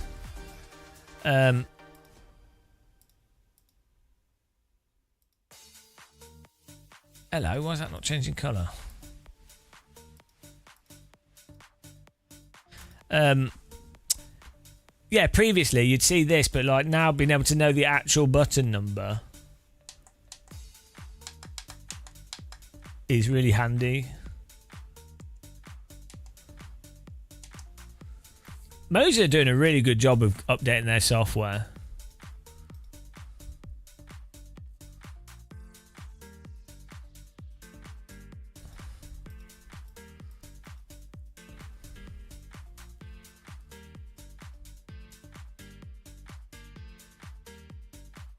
That is a fair amount of buttons. We could put the Formula Rim on actually, the other Formula Rim. Like this Moser wheel, this is the KS wheel, which I think is one of the cheaper wheels that Moser does. Bloody hell, that's bright. I don't have my other camera set. I need to get that set up.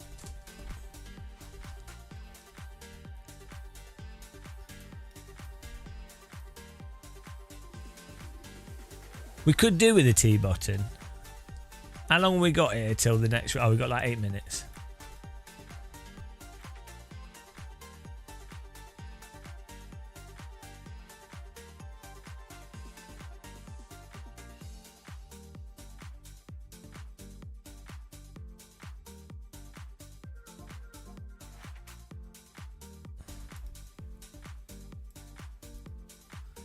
You know, LED lights are stupid, aren't they? On wheels, but it's actually we can set it to black. I guess that's off. It's quite satisfying being able to pick exact colour that you want.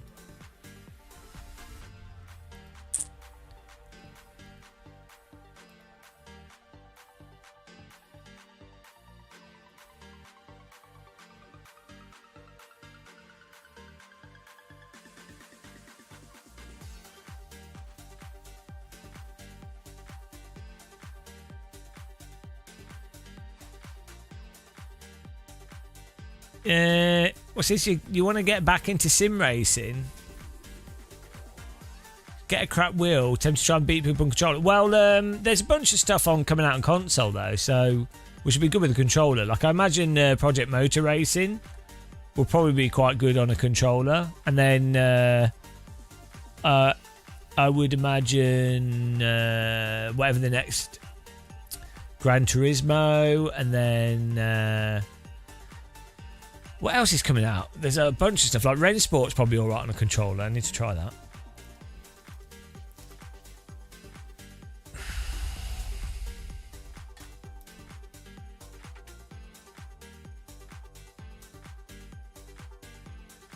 Evo.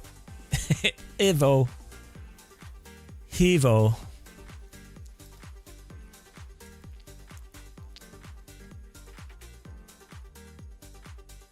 Large amounts of copium. Life is but a copium.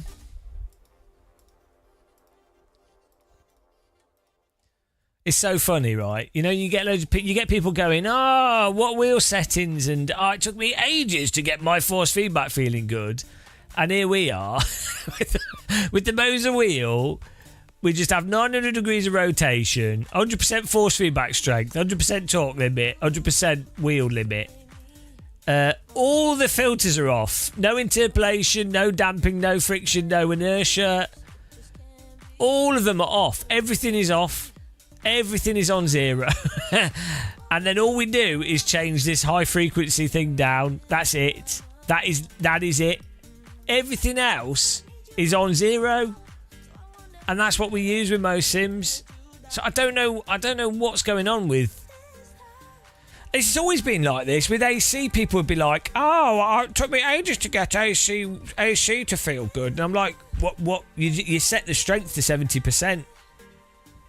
Maybe add a bit of damper. Turn the wheel strength up and down, done." So I don't know what's going on with some people and force feedback. Less is more. I think it has got like that a Obama diss track. So the reason to add damping, the only real reason would be, or the good reason, would be if the wheel is like really, really like artificially loose, which some DD wheels are like so loose, you know, it does actually feel a bit weird. they're not even connected, sort of loose. But the normal reason would be if you run stronger force feedback and your wheels like oscillating in the center crazy, or you're catching the wheel, but then it's like overshooting, or like let's say the force feedback pushes the wheel, but it's overshooting where it should actually go to. So a bit of damper basically can make the wheel feel a bit more solid, so the force feedback's not overactive. That's it, really. Other than that, you don't really want to use damper, to be honest, because it works in both directions. Like when you have damper, it's going to dampen your movements, and you don't ever want your input to be dampened. You'd only ever want the stuff from the sim to be dampened. The thing is, though,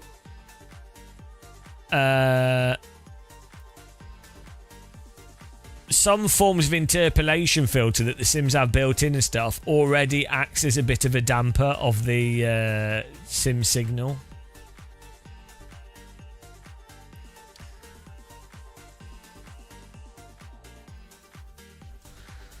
Well, I don't know. Even when I had a G25 with AC or the Momo Black, it was just a case of, right, turn the force feedback down so it's not clipping. I think when I first got AC, the understeer effect was quite good with the Momo Black, because that wheel has so much damper and so little feel. Having it so that when the car understeers, the force feedback gets really light was a really good indicator that you're braking too hard or you're understeering, which is quite hard. Understeer and going too fast into corners is something that's quite difficult when you're brand new to sims due to the lack of feel.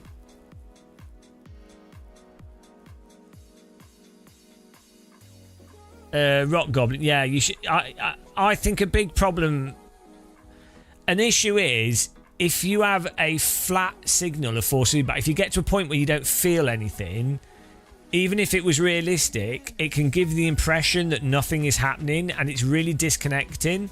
So, even in a real go-kart, for example, let's say you go into a corner really fast in a real go-kart, and you've got the steering and it's understeering through the corner, right? The force on the wheel and the G-forces on your body are actually quite a consistent singular force, right? but it's still, you still feel some variation there, and vibrations and all other stuff that's going on. So you still feel connected, even though it's quite a flat. The steering will be totally flat. But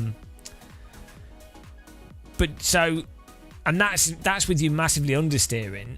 So pretty much any other scenario, anytime you're doing something in real life, there's always some, like, things are never perfectly static because you're moving. So whenever a game has that, whenever you have force feedback and it's a flat signal, basically it's just like clipping or no force feedback. So yeah, a lot of older wheels would have a lower force feedback in the middle because they'd have two motors, and it's to stop the motors fighting each other and then the wheel going. Curbing feel can be due to some filter stuff. Like a CSL DD is fine for curbing. That's probably just filter settings, to be honest. Oh yeah, exactly. Yeah, going over ice. Yeah, because you're fixed in a certain direction. Yeah, it's the same as if you ski over ice. It's exactly the same because you're not deaccelerating or accelerating. You enter the ice, and everything is basically like locked. You're not speeding up. You're not slowing down. So as a result, everything just goes still. So yeah, ice and aquaplaning and that kind of stuff is the only thing that should really just feel totally flat, which would be a terrible feeling. It feels. It's only ever happened to me on skis, and it is terrible.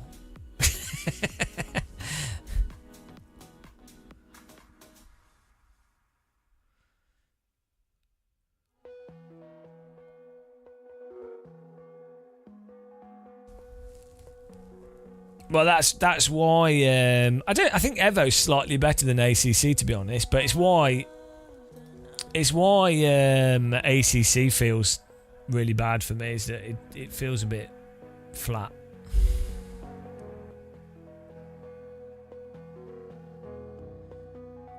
Yeah, I'd probably not want to go on a motorbike on snow or ice, to be honest. I don't trust motorbikes anyway. Cheers, guys!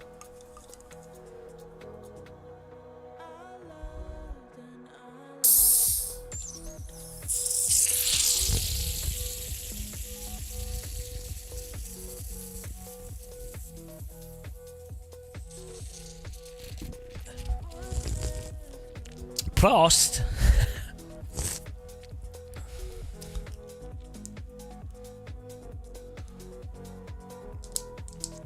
I would... No, like, part of me would love to ride motorbikes.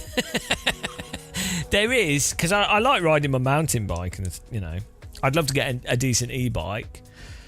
But as I've said before, the only ever time I've been on a dirt bike and I fell off it within 10 minutes.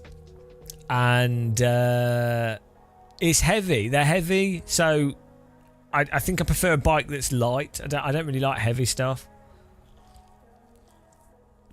that's balanced on two wheels. That doesn't make sense to me.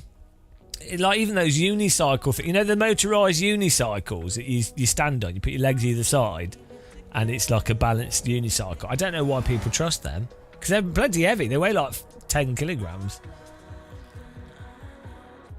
And if it just turns off, well, good luck.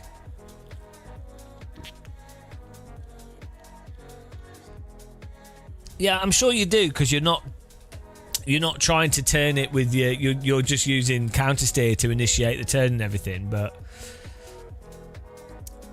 I really like the idea. I really like the idea of a motorbike. I think it'd be really fun, but I know I would die. So motorbikes scare me more than helicopters or planes or whatever. Like you're just too close to objects that can kill you. Like you can so easily just fall into stuff, or cars and things. So I would a million times rather be in a helicopter than a motorbike. like helicopters to me seem totally natural, whereas a motorbike to me just like two wheels. It makes sense. I'd rather have one wheel above my head than two wheels below me. Yeah. Mountain bikes though and e-bikes, that's fine. No, I'll be in a helicopter crash. That's fine by me.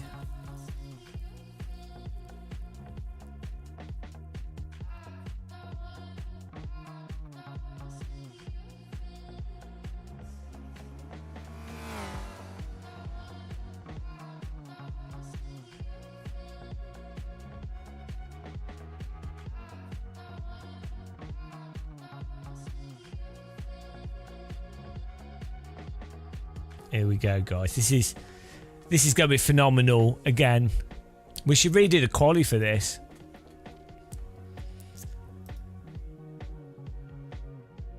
What's the worst hobby to die doing?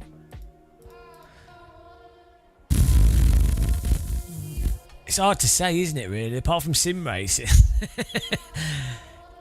I think a glider accident and breaking your back would be pretty bad.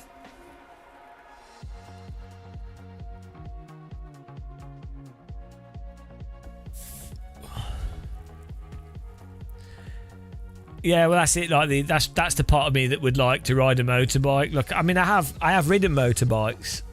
As I say, it's great fun, but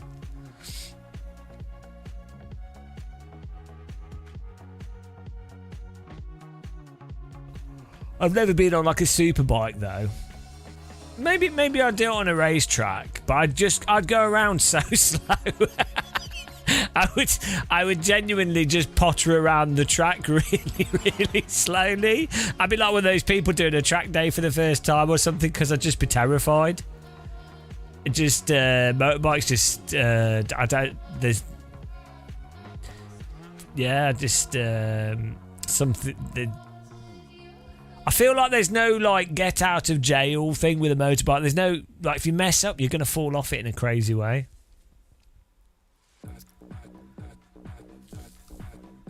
And you see people like high side over bikes, or the way that people crash is really crazy, and they're not necessarily do the biggest of mistakes. So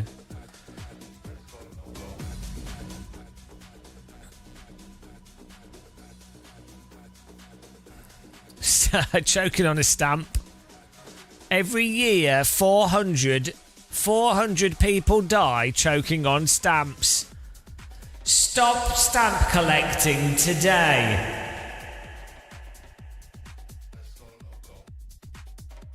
Known as the world's most dangerous hobby, stamp collecting.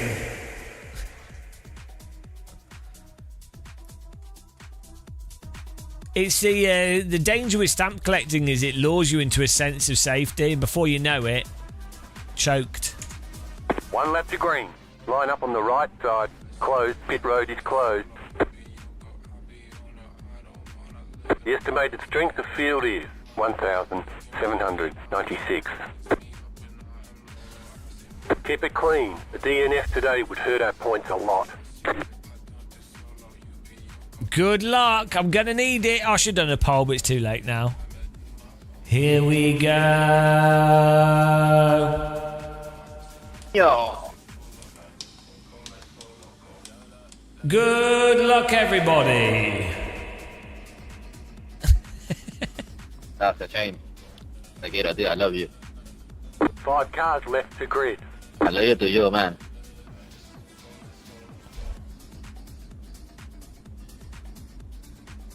Okay. The car in front is the guy that we crashed into yesterday.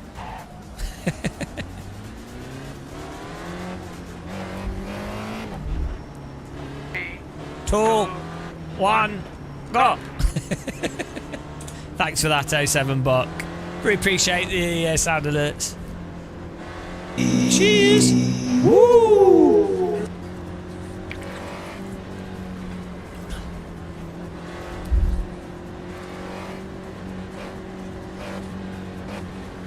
Hello, Hans.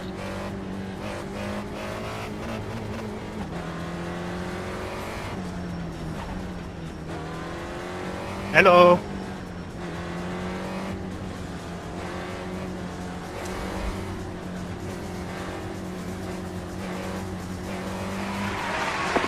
Here we go, guys. Here we go.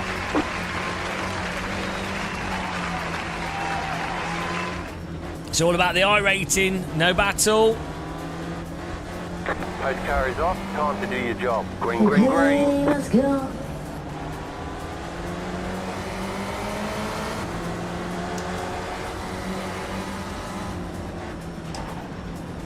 Car on your left. Clear on the left. Car on your left. Clear on the left.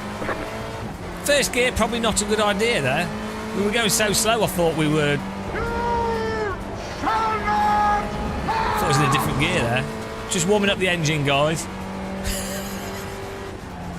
Almost blew the engine up.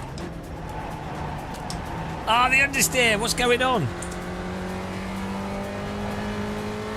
Cold tyres. This is not an F4 car. Bloody hell.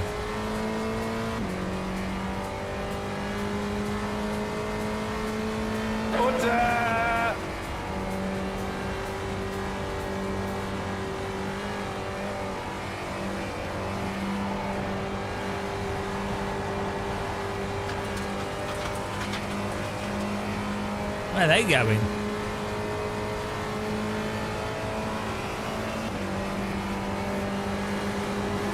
Left side. Clear. Car right. Clear on the right. Coming through. There's an incident ahead. Go right. Woo! Left side. Keep to the right. Keep to the right. Still there. Clear.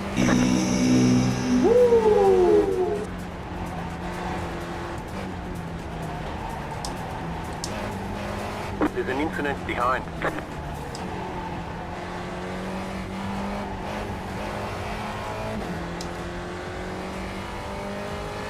Hello, Uhtred. Fancy replay screen.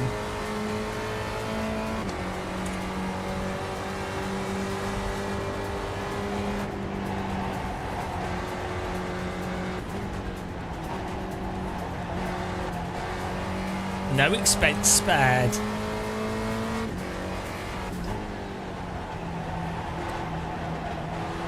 There's an incident behind.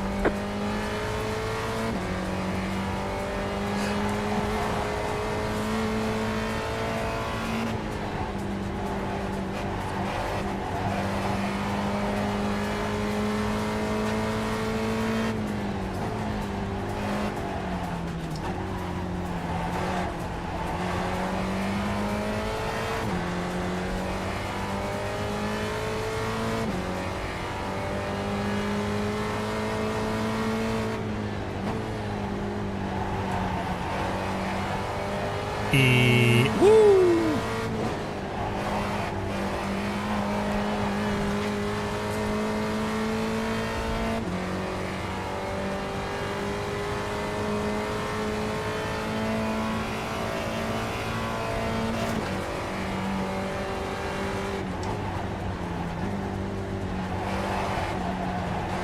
I mean, our engine sounds a little bit damaged. I don't know why. It's our engine sounds like someone downshifted from third to second on the throttle.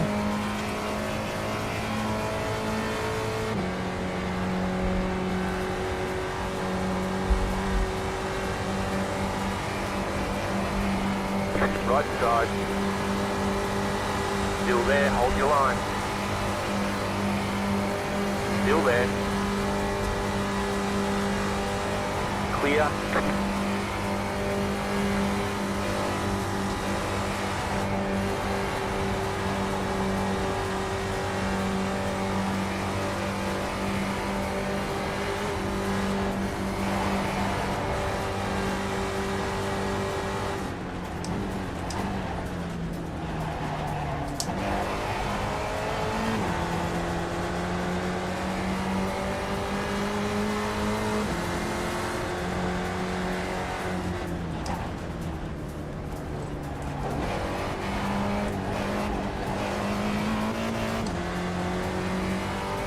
That guy's Stain Van Gutteren's livery looks cool.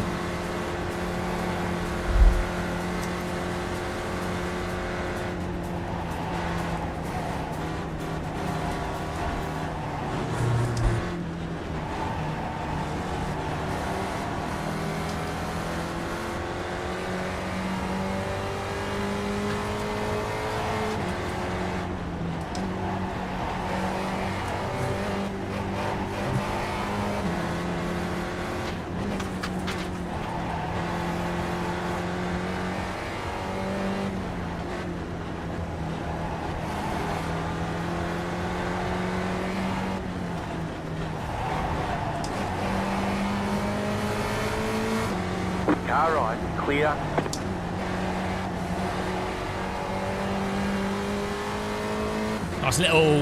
Nice little convoy of cars going here.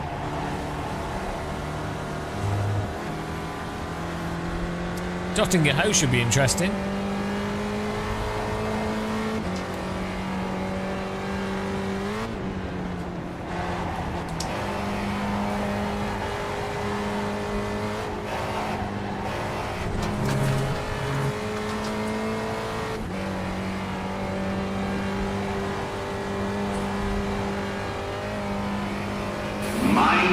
The gap. I'm thinking they might crash, so good to have a little bit of a gap. We just need enough to get the draft now. 1 second is good.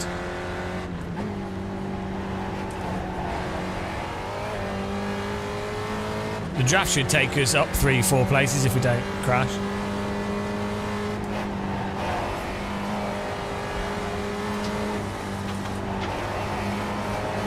Car right, clear on the right. Absolutely blocked. Left side. Keep to the right. We're on the right. 3 wide. Still there. Still there. Still there. Hold your line.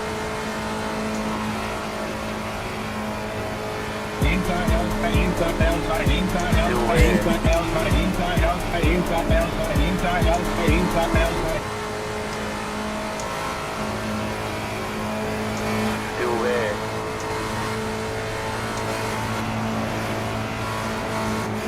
Car on your left, 2 wide. Clear.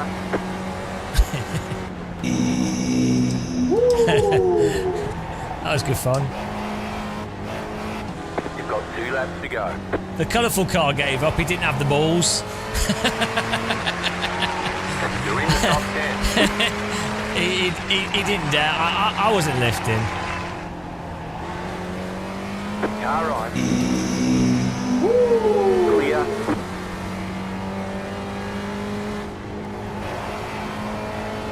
It was a nice little 3 wide.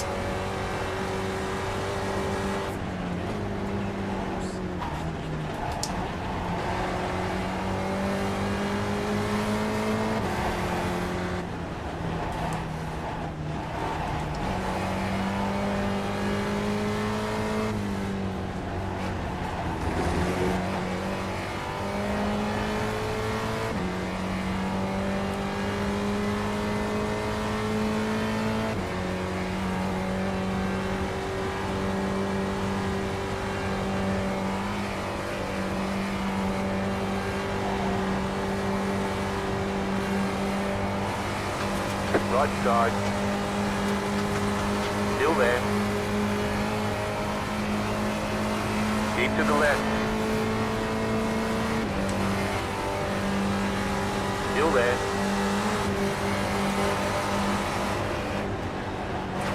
Clear on the right.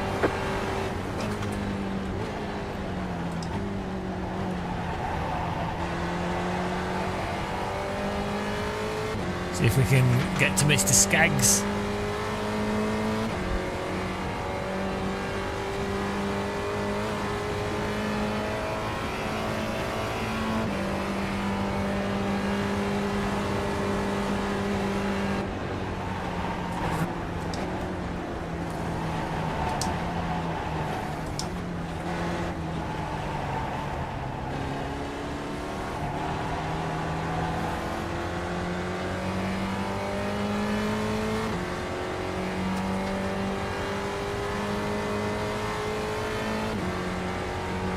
People have been driving well so far in this race.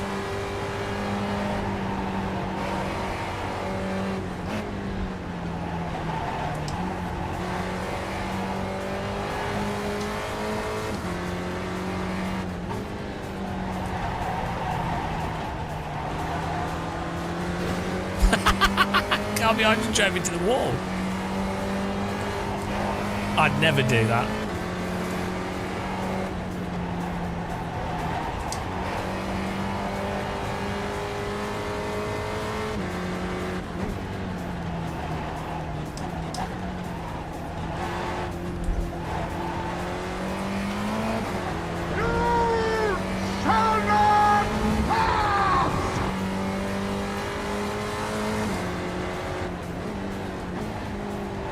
Okay, let's go.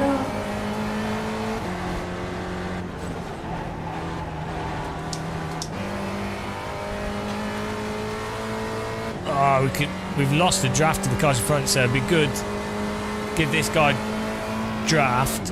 Hopefully, Oscar, draft me up the hill.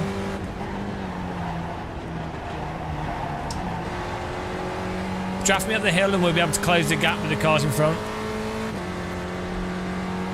I won't defend it.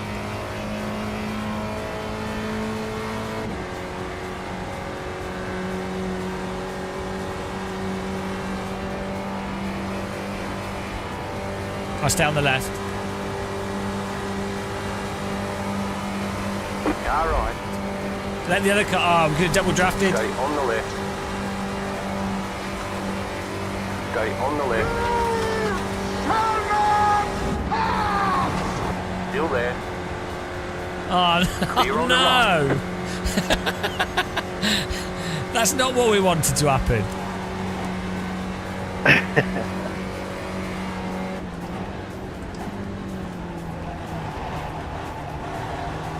If us three work together, we should be able to get back on the tail of the top 5.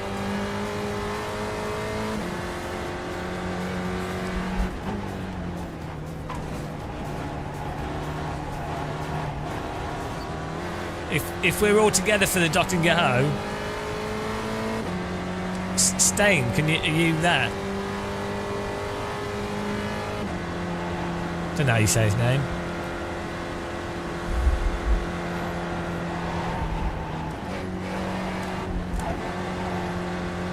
The dot and go, the long straight.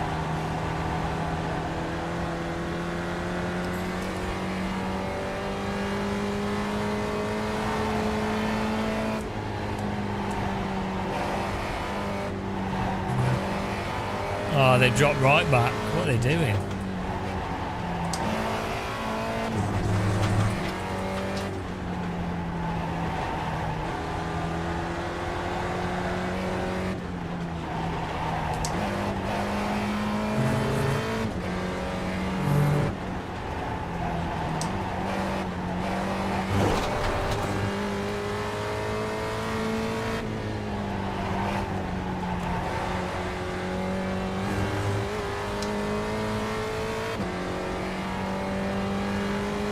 I don't know the racing llama. Don't know what it is. We just got to gain iRating. We're just gaining. The return to 5k glory.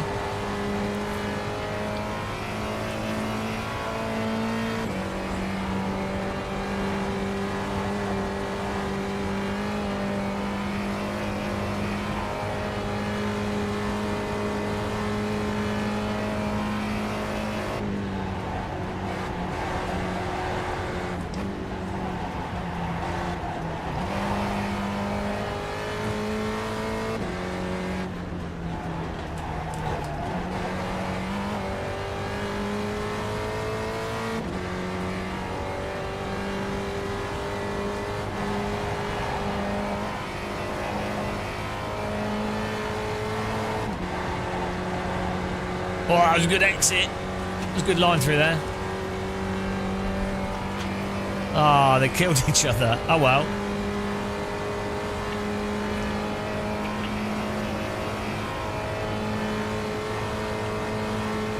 Let's go.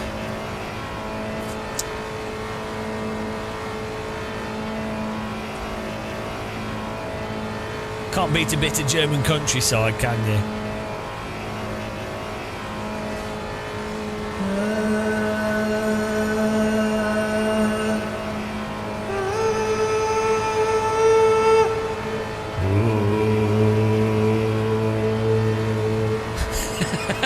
The harmony of the race car. You just got the white flag. That means one more lap to go.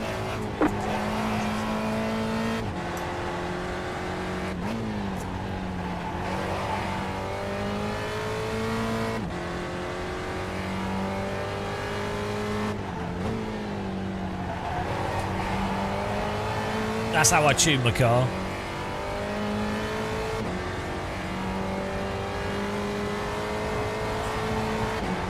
That video was entertaining as any TV show. That video was pain.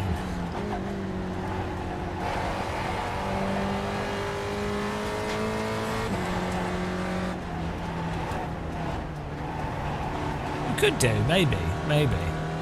Now we've got a bit nicer force feedback. I'm all about the FFB.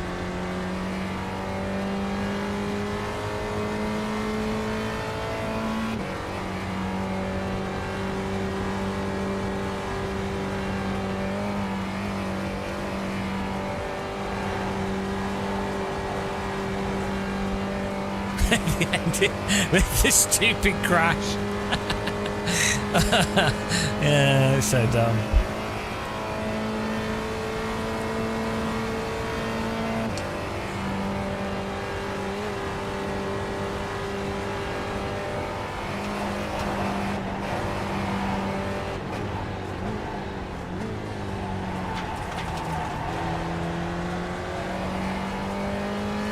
Oh, I'll have some. Can I have some toast with cheese, please? Toast and cheese? Give me cheese on toast.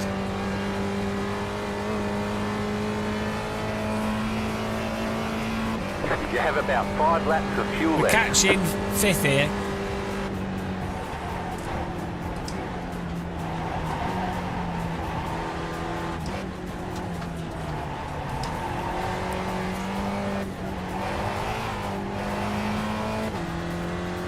Oh, if we can get in the draft. It'd be good. I haven't talked about GTA 6. I know all the publishers are going to be having a mental breakdown over it being delayed. Imagine trying to plan a release of your like smaller title when you have a game like GTA 6 being released that you know that everybody's going to buy GTA 6, and for like 4 months that is all they're going to be playing. It's like, it's bigger than GTA 6 is probably bigger than Star Wars, to be honest, because it's everybody, like from 12-year-olds to 40, 50-year-olds. It's actually GTA 6 is probably the biggest entertainment release ever. I'm pretty sure. Like, yeah, because I mean now as well. Like the previous GTA was popular, but gaming was more like there was much less gender equality, so it'd be more male dominated. And there was also older people didn't really play games as much as younger people. But now GTA 6, GTA 6 is coming out when there's a much more even split of male and female, especially in the sub 30-year-old gamer bracket. And I'm hot and you're not. Pretty much anybody that ever played games will probably get GTA 6. So yeah, it's crazy actually. It's really crazy. It'll be fun though. I think we haven't had a media, you know, like a Star Wars type film type media thing like that for decades. What was the last, like, I think Star Wars, to be honest, was like the last really, really big thing like that. Like when Episode 1, though it was crap, the sort of general hype and media hype behind Star Wars Episode 1 and the Return of Star Wars. It's basically like that, I think. That's the closest thing I can think of.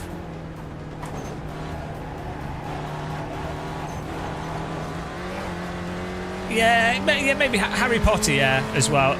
But Harry Potter was sort of like popular, but that was kind of like an ongoing thing, if that makes sense.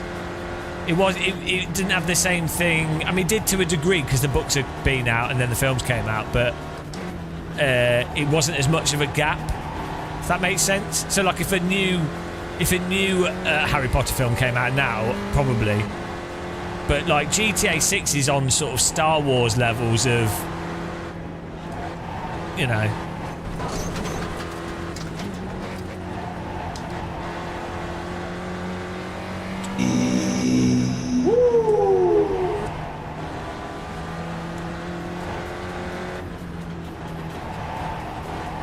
Yeah, I'm trying to, I can't, because Harry Potter you wouldn't generally have like 40, 50-year-old men being hyped for it. I mean, they would still enjoy it, but, you know.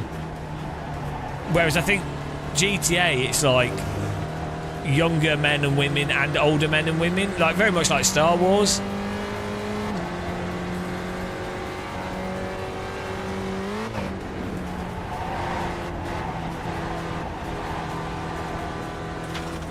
No, I know there are older people that like Harry Potter, but I'm just saying it's not to the same degree.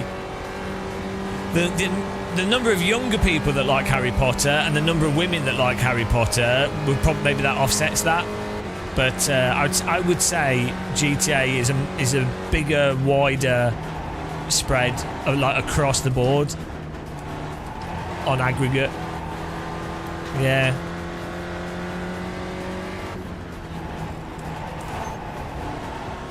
It's funny how big the Super Bowl is in America, and then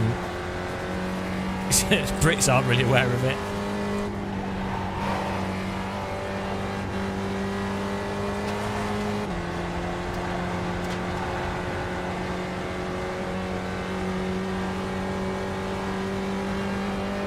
Also, aren't they releasing this GTA? Aren't they releasing it on all platforms at the same time? Was it console first?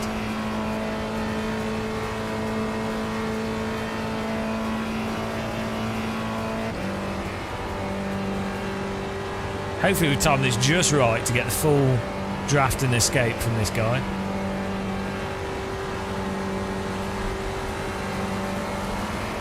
Left side. Stay on the right. Clear.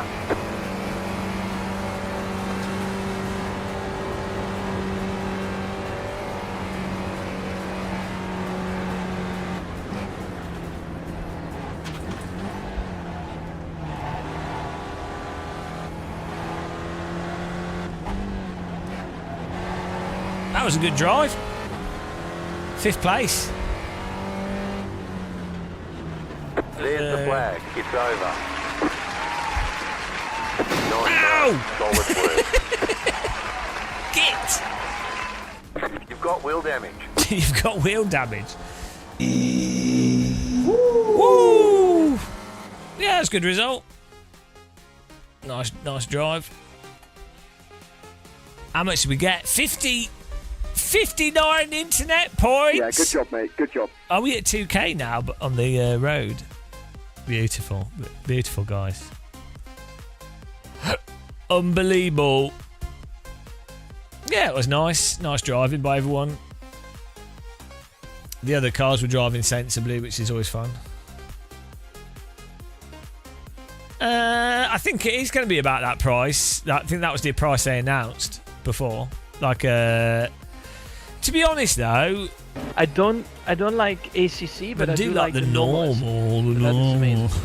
It's probably one of the best. Well, one if of not the the or not best. the best simulation to practice, like even F1 or GT mods.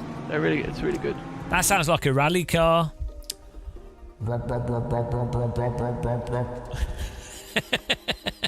Man, we could do even better than that.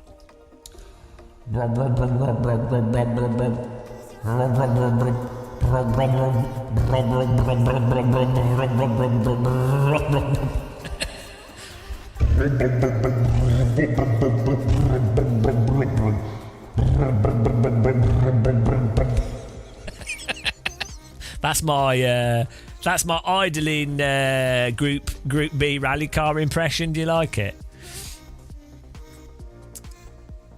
Half-Life 3's on its way. That's a man from Birmingham trying to call his friend. That's what Brummy telephone sound like.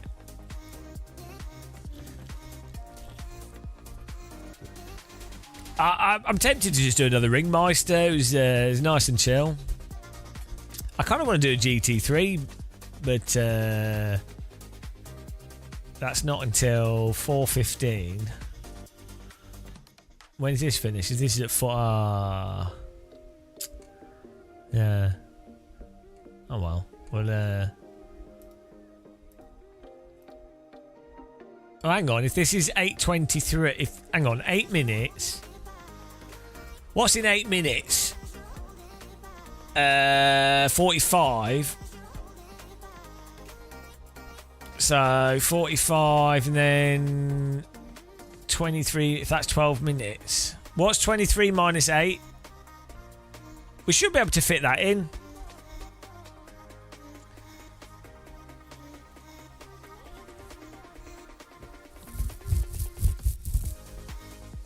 Yeah, we should be able to fit it in. We'll give that a go. We'll do the we'll do this Formula 1 600. Sign out of it before it starts, and then we should have. If we're very quick, we should be able to get into the Ringmeister. Technique, guys. We're poning it though. Hang on, what do we need to add? Oh well, we have to wait for the official numbers to come in. Twitch is better at maths than YouTube, yeah. Wow.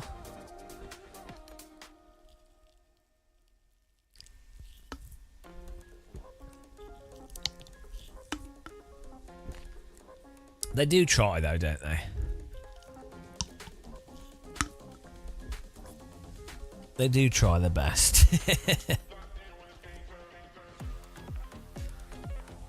Right, I'll be back in a second, guys. I'm gonna get another cup of tea.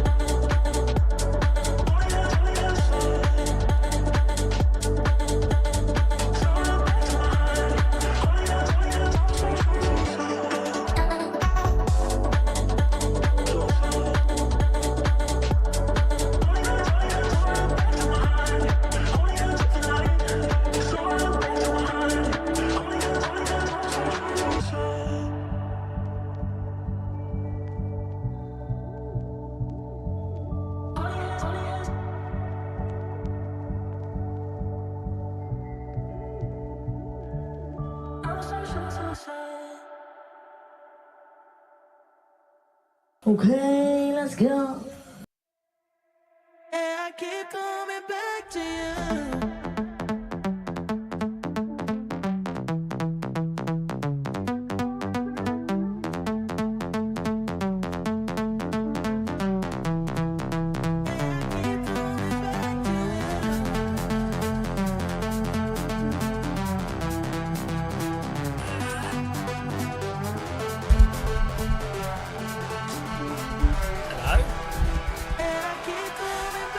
How's it going? We should make some techno whilst we wait for the next race. Oh, I've got 40 seconds. Oh.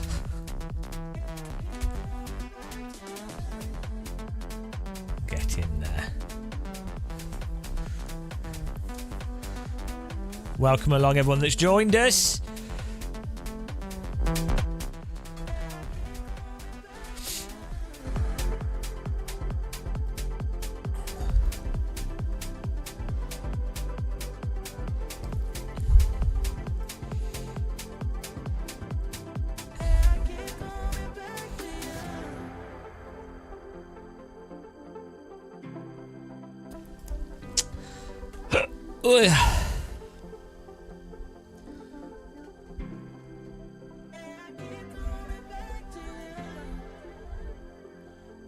R3 bundle's probably alright if you're on a budget, but I would probably recommend trying to get a higher end wheel, but as a budget solution could be quite good.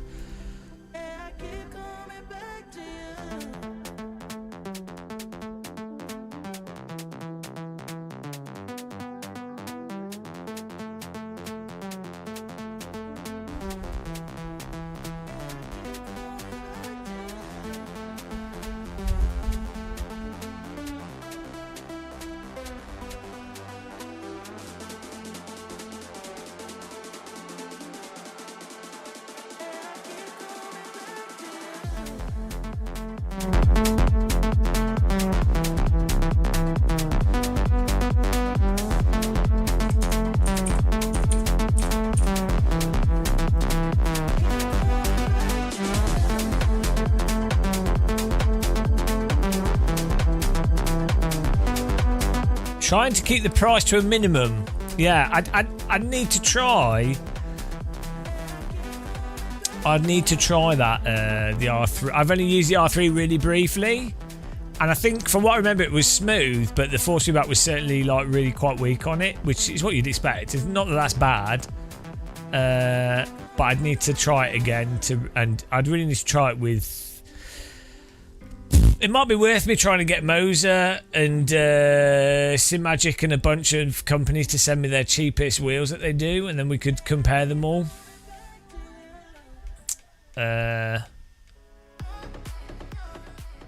Because that'd be interesting. Yeah, I think I agree with being the machine. Like I would probably try and, because the R3 I think is just a bit too weak for in general. Yeah, it's not really the Newton meters that's the big thing. It's more to do with just the overall feel of it and the end result.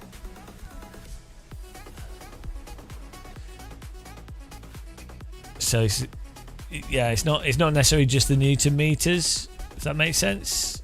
But it could be, I mean, price wise, let's have a look here. Let's see. What is it? R3? £300. Yeah, I think it's better than a T300, if that's what you're comparing it against. And the wheel rim's definitely better than the Thrustmaster wheel rims. And the pedals are better than the Thrustmaster pedals, generally speaking. So, you know, if you're choosing between this and a Thrustmaster, I'd probably go for the Moser, to be honest. How much...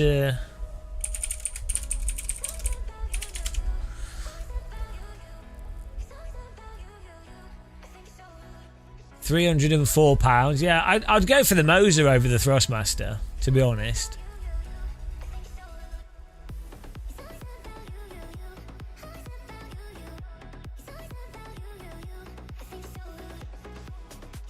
I think Moser's got a better ecosystem than Thrustmaster as well.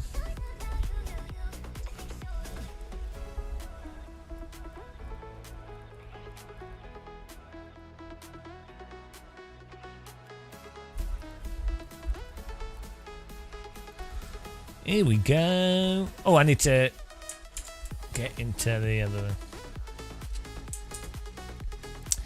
Our graphics driver update seems to have fixed the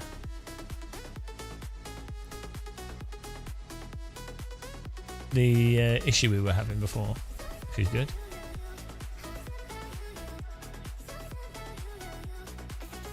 Yeah, I'd be careful. I'd be careful where you order from.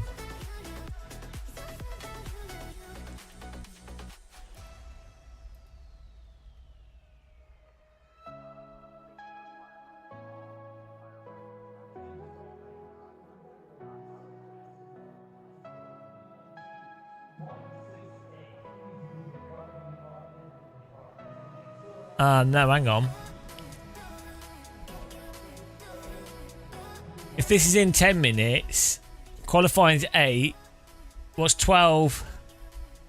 And we're gonna have to do the we'll have to do the GT3. This is the routine. Yeah,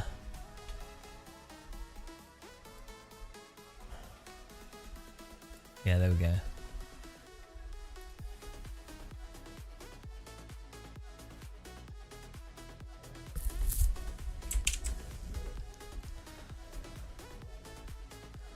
Yeah, the wheel rims are nice.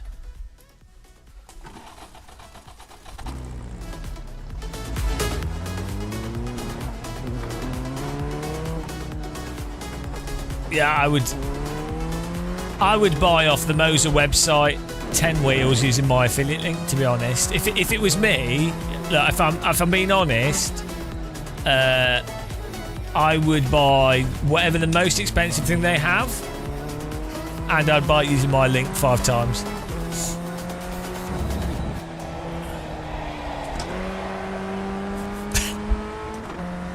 Because I'm good like that. I need to change the seating position in this car.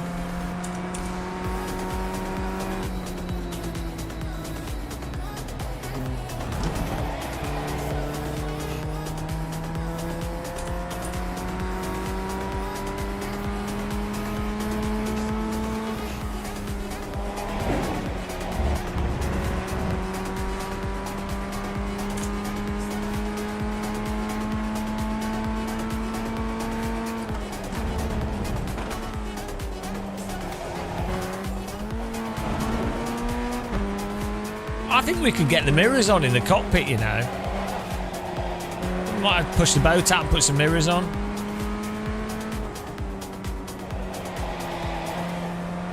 Yeah, not if you're in America though, being the machine.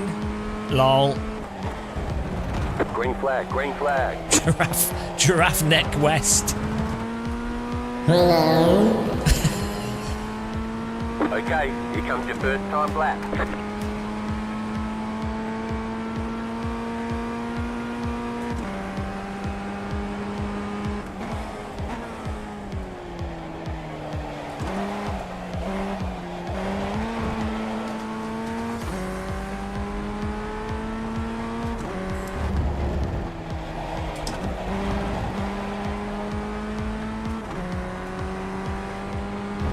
To be honest, yeah, I mean, I've been using the Moser R12 for ages now. It's great.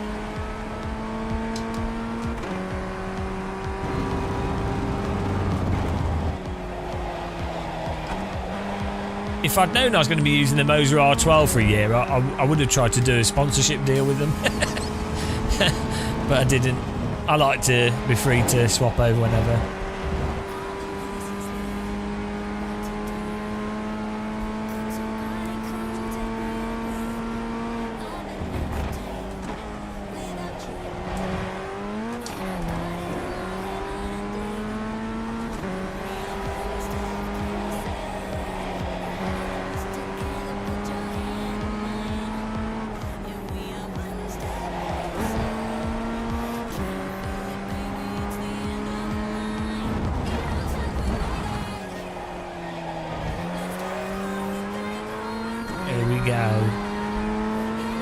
We really just need to qualify in the top 4 or 5 here.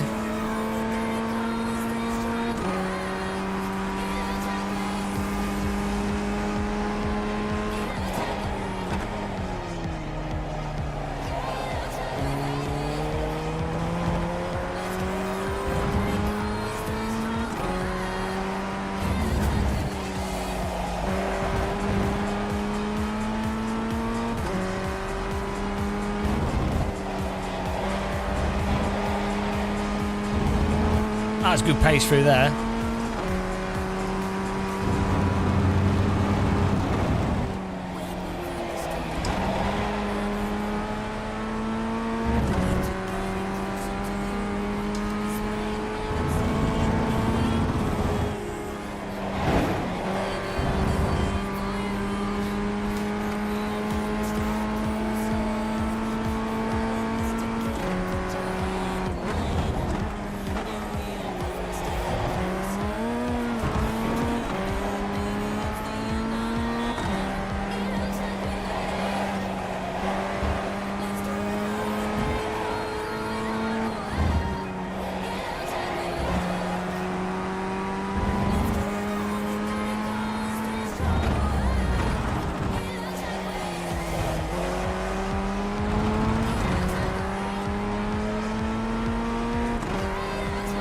It sounds like bloody Taylor Swift or something.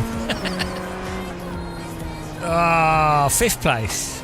I guess we'll probably be like 9th. There's the flag. It's over. So, but it sounds like, yeah, like Taylor Swift or something, like an overly uplifting, generic dance song with a woman going ooh oh, ooh oh, ooh, ooh. It's like, you gotta be strong, you gotta do your own thing.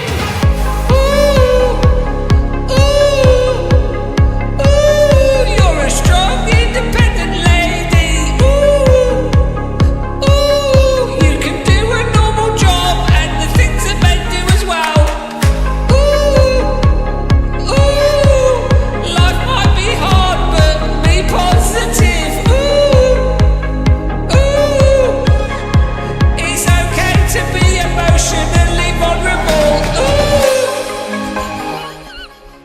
That's Taylor Swift's next song. It's that type of music.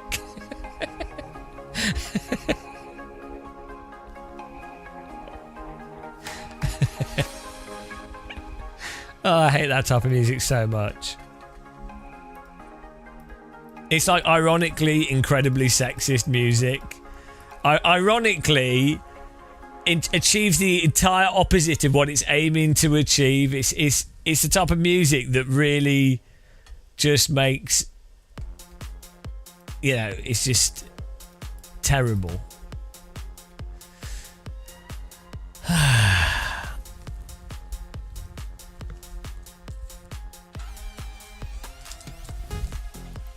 But here's a banger. We've got the generic music song list. It never gets better than this.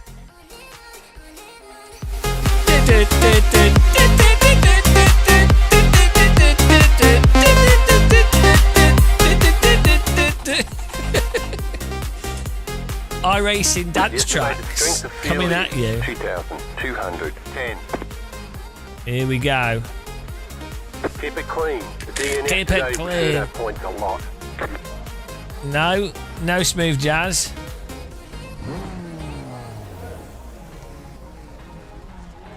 This is just noise.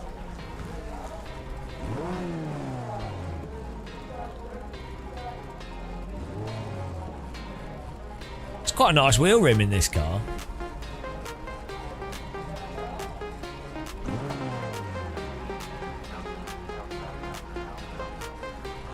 Still waiting on 2 cars to grid.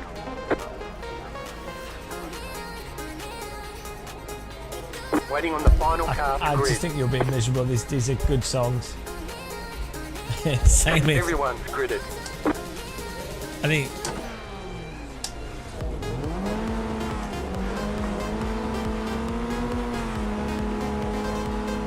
Green, green, green.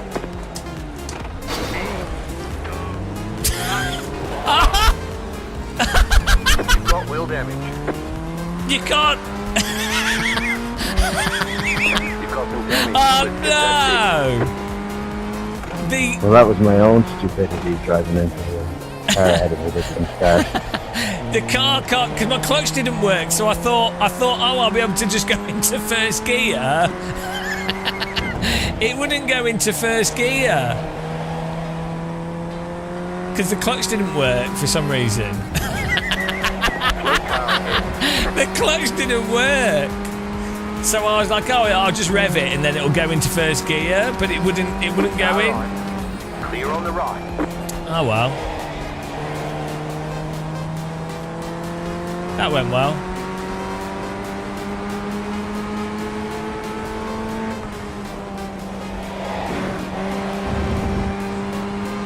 Oh no, we're going to lose all our rating of today in one race.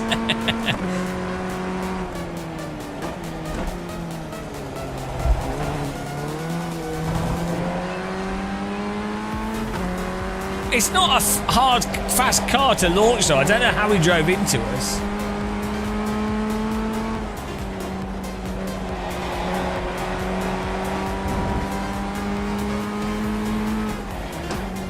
Car right.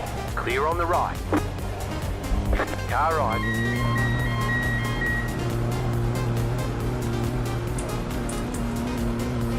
Pit box in 10. We get a fast repair, so. 5, 3, 2, 1. Right here. All clear. Punch it. Maybe you are superior. You have a superior talent, but you probably have a damaged car. Yeah, the meatball's dumb, isn't it? Car was okay.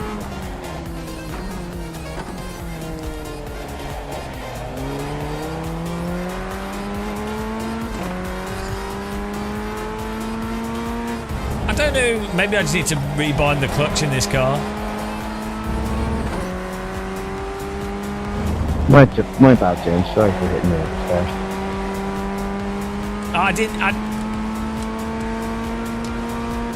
I didn't start because I didn't have a clutch, and then it wouldn't go into first gear with the engine revving. Shit happens. I should have gone around to them. I have a nice bottom. It needs a good slapping.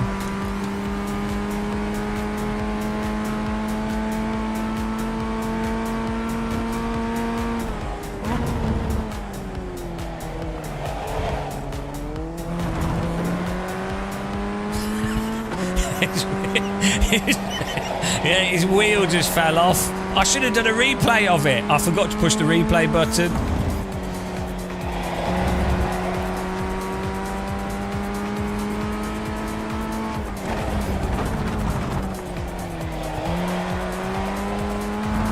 It was a good start. It was a 1980s Formula start.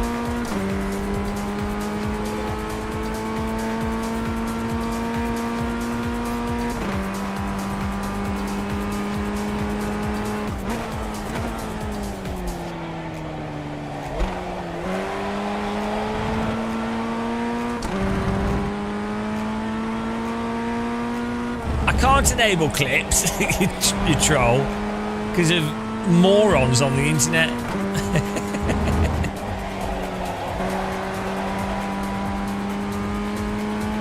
Oh man, we're going to lose 68 iRating because of this. One false start. Mega punishment.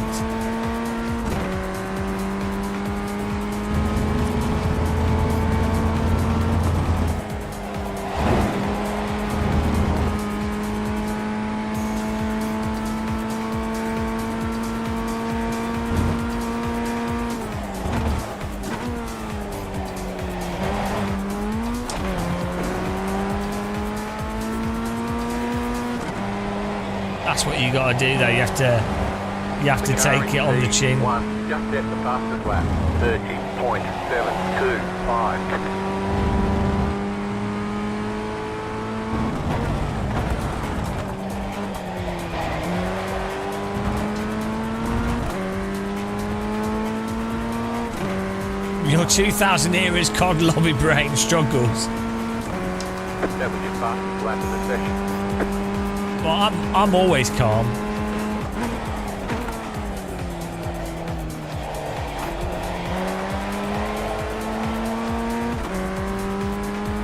I think they're tripping.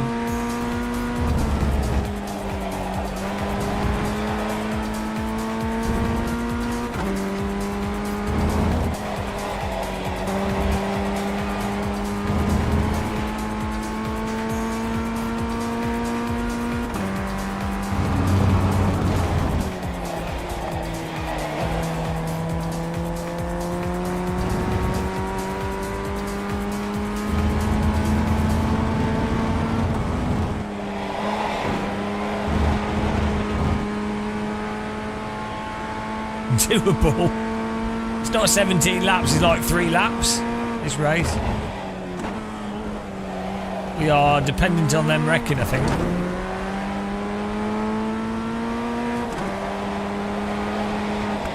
The car in P1 just set the fastest lap.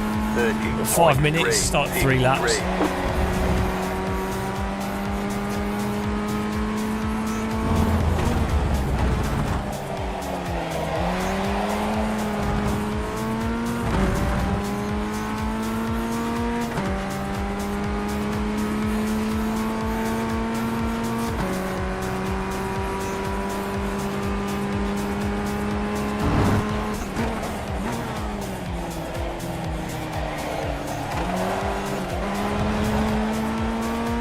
We're toast.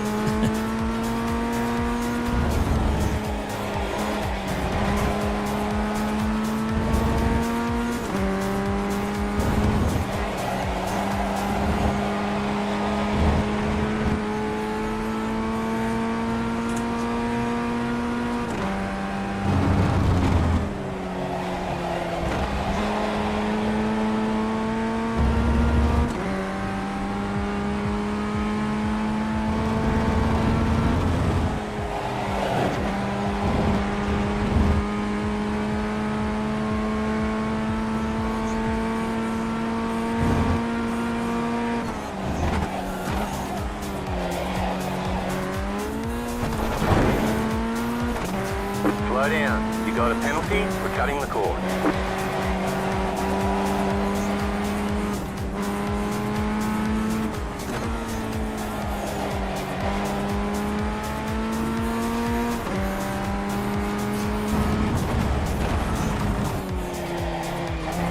Insult to injury.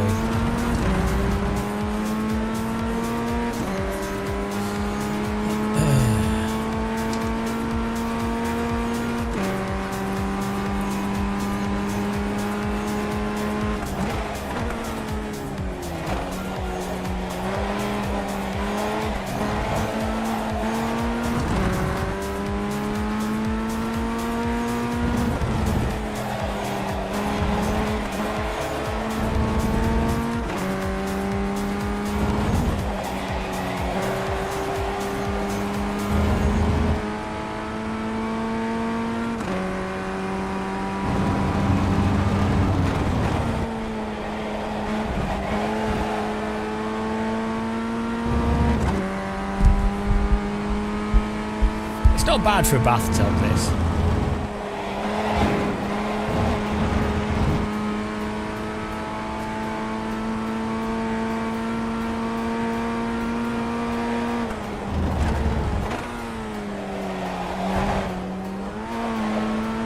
The leader is running 30.392.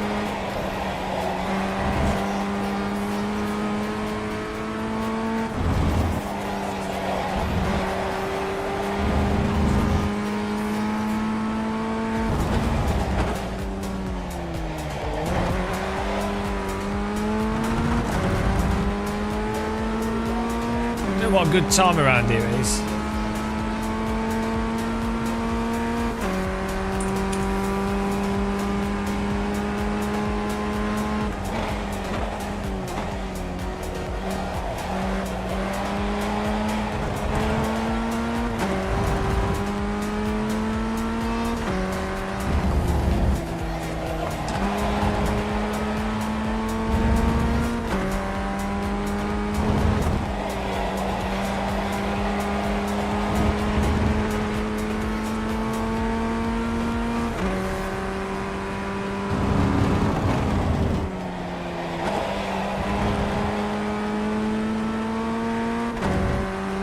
Oh yeah, we should be shifting a lot earlier actually.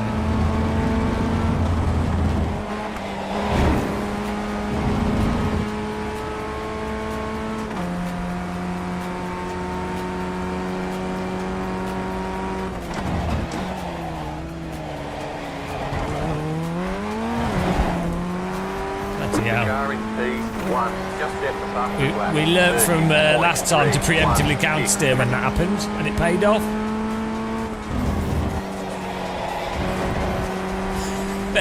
There you go, putting it in practice, guys.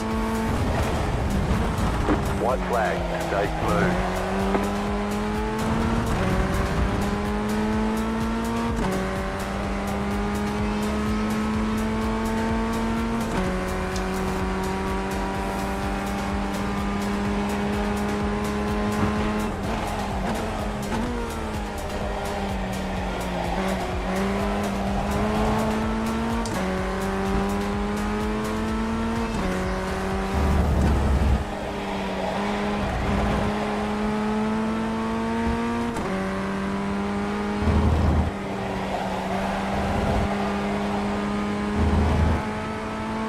At least we've got some bit of practice, better laps around here.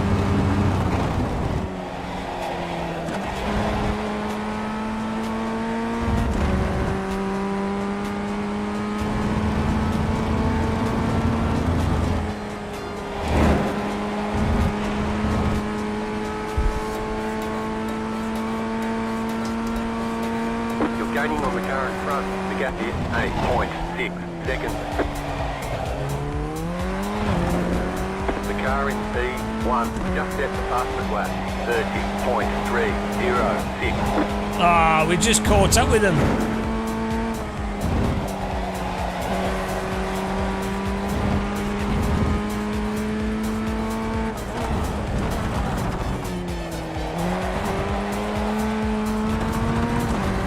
Right. That was a disaster. Was that 86? Was no way! Oh, no way!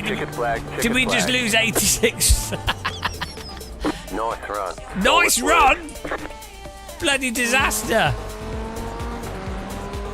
Oh well.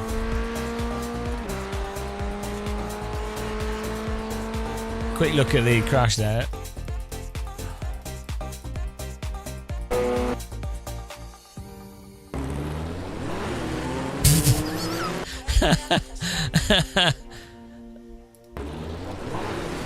That was it. There we go, race over, done. Great, good, that went well. Ah dear, iRacing.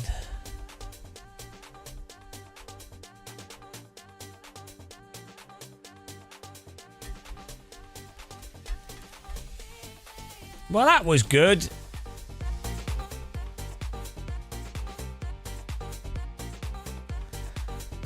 I would unsubscribe. No. 85? Minus 85, all because the clutch didn't work. Minus 85. Ah, no. That was a painful clutch, that. But we got plus 59 in the previous one, so we're still up. We're still up. I can take the pain. What's 73 plus 59, guys? 73 plus 59. What's that?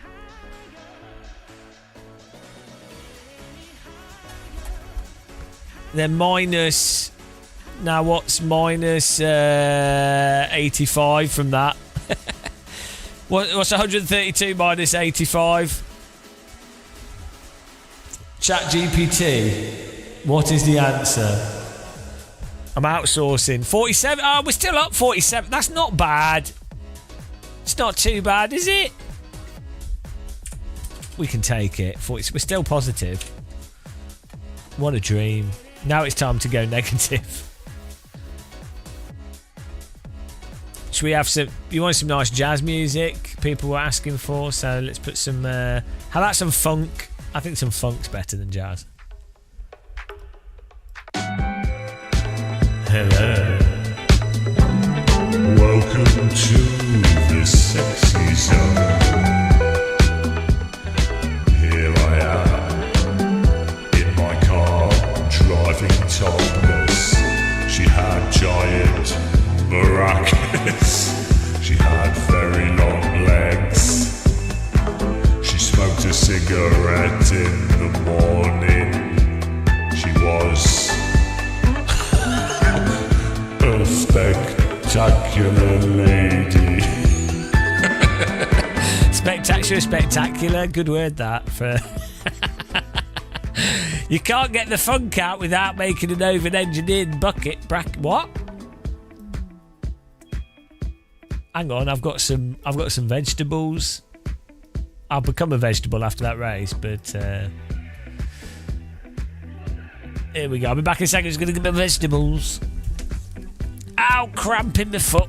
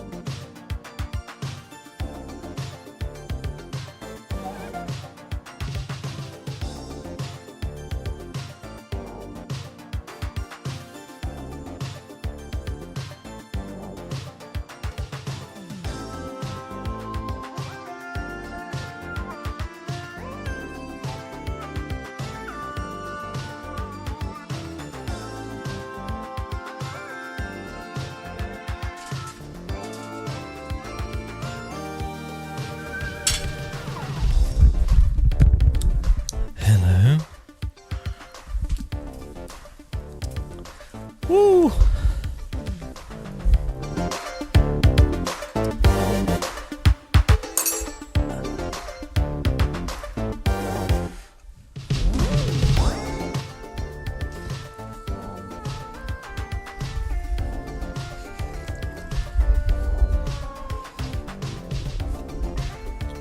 Got me broccoli. Broccolitis.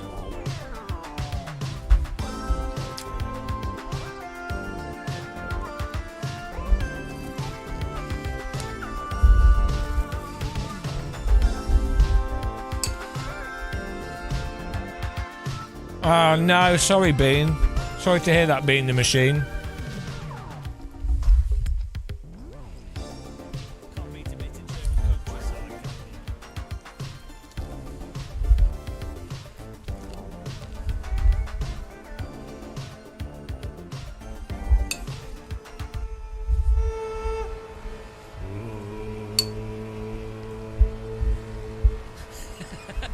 The harmony can't beat a bit of German countryside, can you?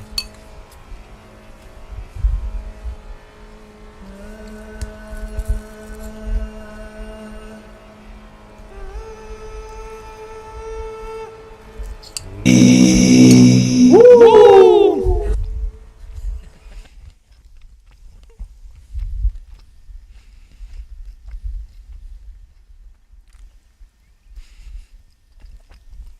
Here we go.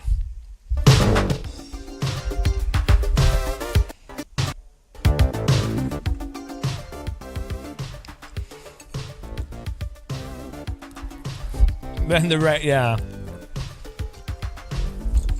When you first get iRating, you're like, oh, this is quite fun. You're like, Skip Barber. Having a race. Got some points.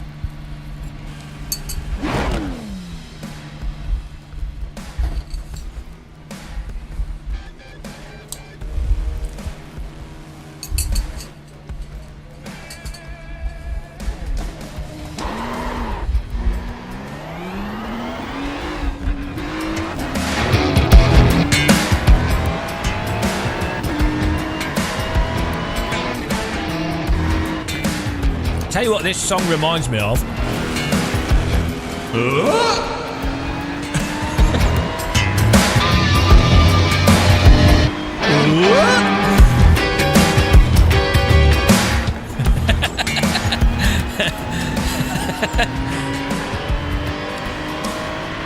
you remember Home Improvements?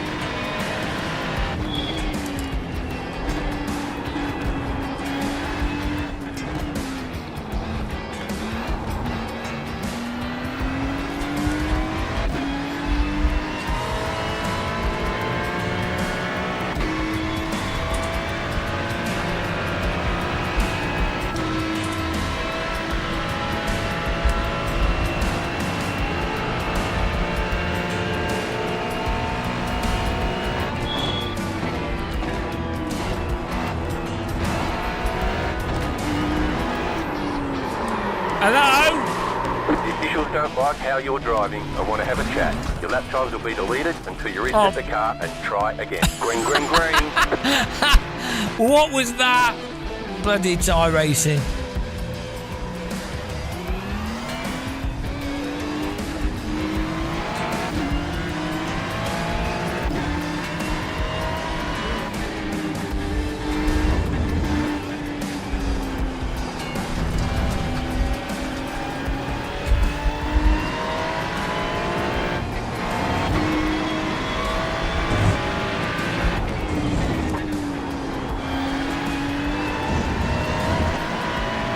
Good spin.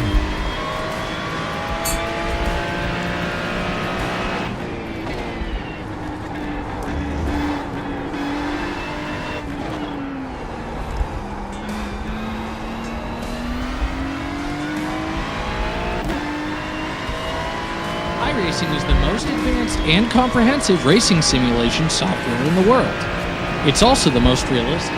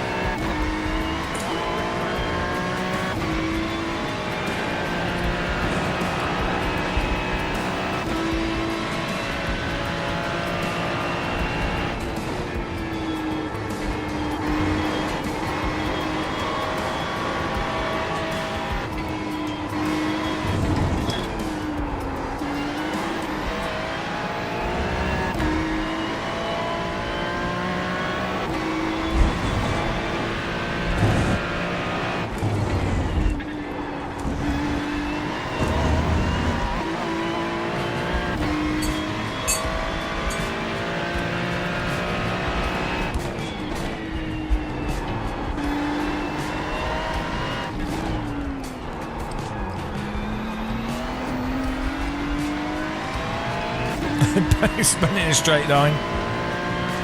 That was iRacing learning you.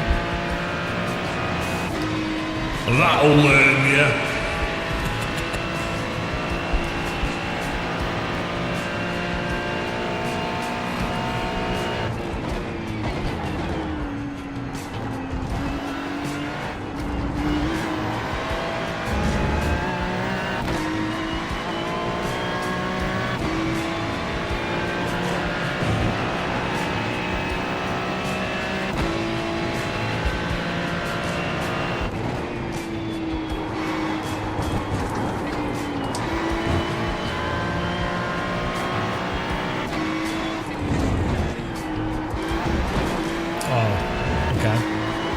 Oh my god! As soon as you get like oversteer in this car that's outside of the TC, it's like bah. You really do have to have warmed the tyres up. It's crazy. It's like 2 laps to not have that happen, and then it's not happening simply because you're never going into that much slip. Oh well, just have to avoid it. No point complaining. It is how it is.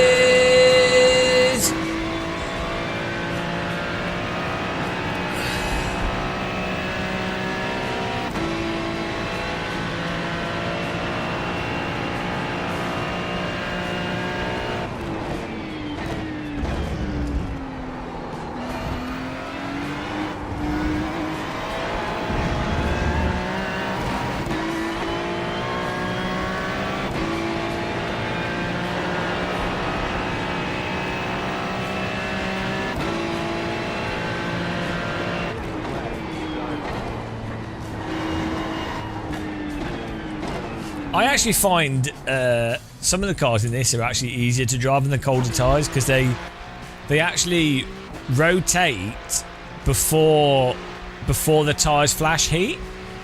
So I think the MX-5 and even this car, when you run it with lower TC, there's a bunch of cars like that in this where they actually behave better with cold tyres. Yeah, they slide you, but they actually rotate better, and they rotate in a way that is controllable, right? Than when the tyres are warm and when they slip, it's overheat. So it's weird. It is weird, but that is iRacing. You just have to. iRacing, it's a bit like having a child. If you have a child that's a bit thick and a bit useless, there's no point complaining. At the end of the day, they're your child, so you just have to accept them for how they are. And that's what my parents said to me. They were like, you're a bit thick and you're a bit useless, but we just have to accept you the way you are. Like mould or rising damp in an old house. There's only so much you can do.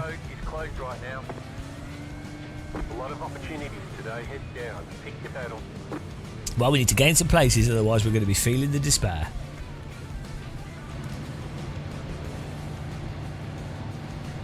Good luck, y'all. Have fun. Still waiting on 2 cars to grid.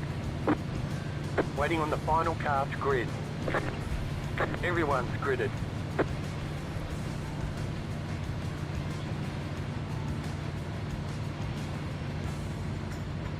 Good luck. Have fun. Good luck. Good luck to myself.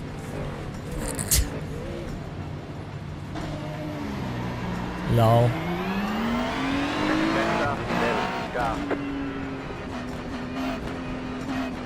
Here we go, guys. Here we go. I might put the Formula Rim on. It's been fun today, though, guys. I've enjoyed live streaming. The racing's been terrible. But it's been alright, actually. It's been pretty funny. We had the Spec Racer 4's been fun on the Nordschleifer. We actually had 2 good races up with that. They were actually fun driving. The other drivers were driving well as well. So that's always good.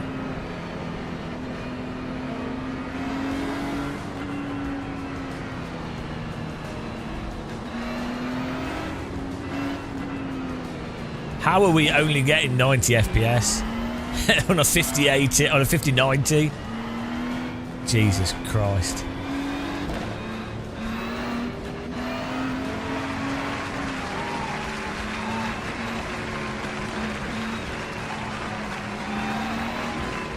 Total disappointment.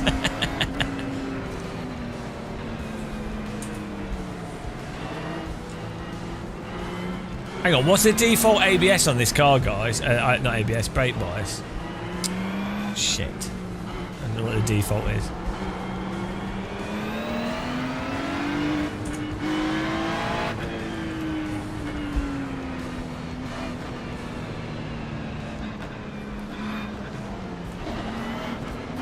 Are you ready? Bloody hell, we need to... Okay, that's alright then. So if it's on... 50... Hang on. Let's put... Oh, I don't even know what it's changed to. Oh, we'll see what happens. We'll see what happens in a minute.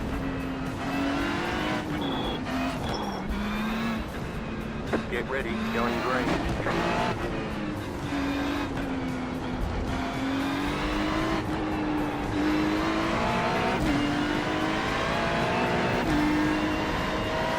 Green flag, green flag. Right car is off.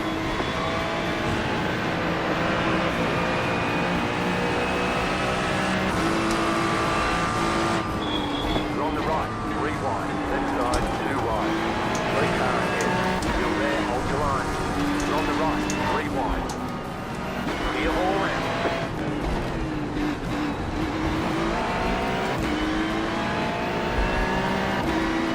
Well, that was a good start.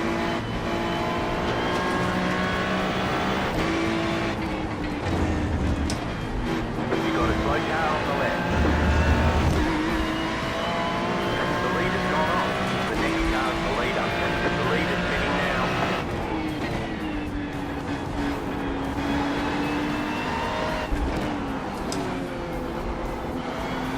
It's not overtake, it's dive on the gear.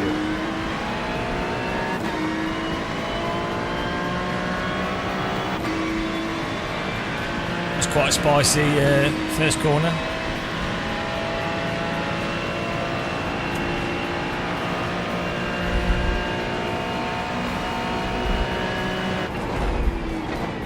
Left side. Stay on the right. Still there. Stay on the right. Clear. He stuck his nose in. He was side by side, but then he kept his nose in when he'd already basically lost it. Like, I mean, I did run him wide, not intentionally, but my car's going to understeer there. Sorry. It was a good takedown, though. I don't feel too guilty. He forced me wide on the first corner. Yeah. It's a shame he lost it, but...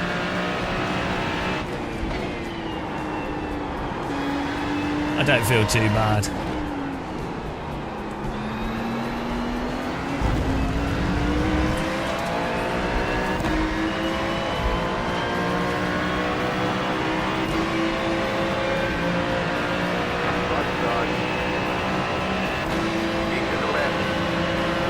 He's calling me a clown. Okay. Still there. Clear on the right. We can look the replay. I don't think I really did anything too wrong there. He had the fraction of a nose stuck in on that corner. You can't, you know. Sometimes you're going to have to back out of doing an overtake, you know.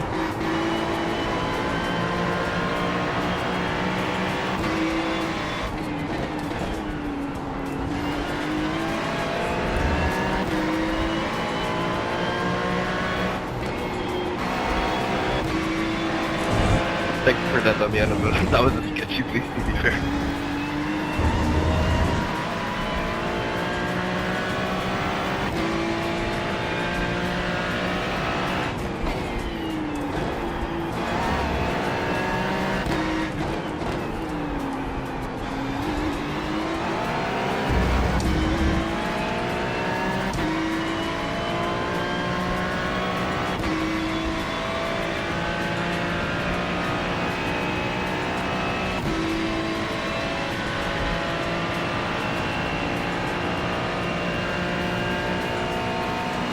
can't see it.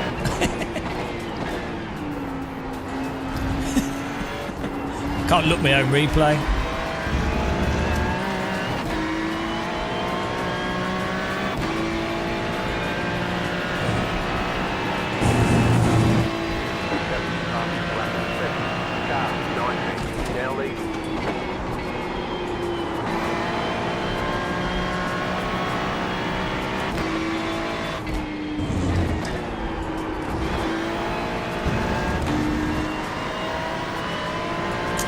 Well, if I'm the clown, how come he has the red nose?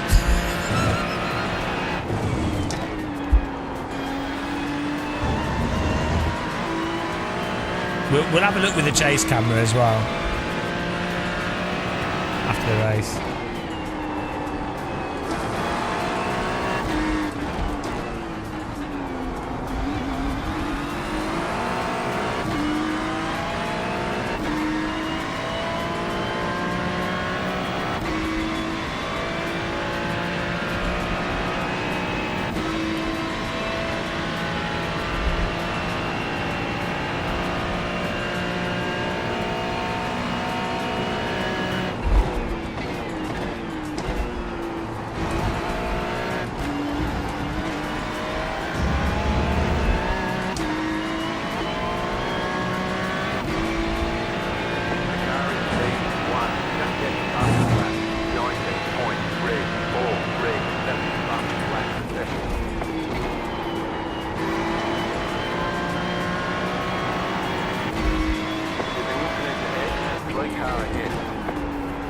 Thanks for that.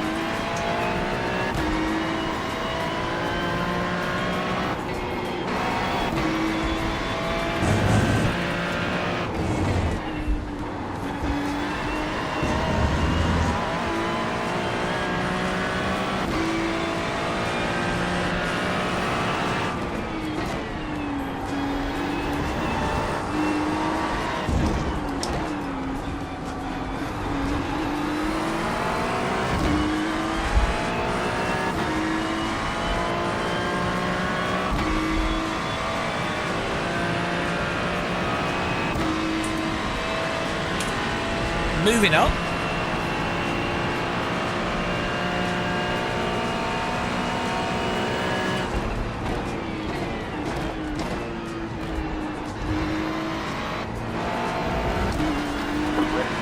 Unreal, man. You're on the left.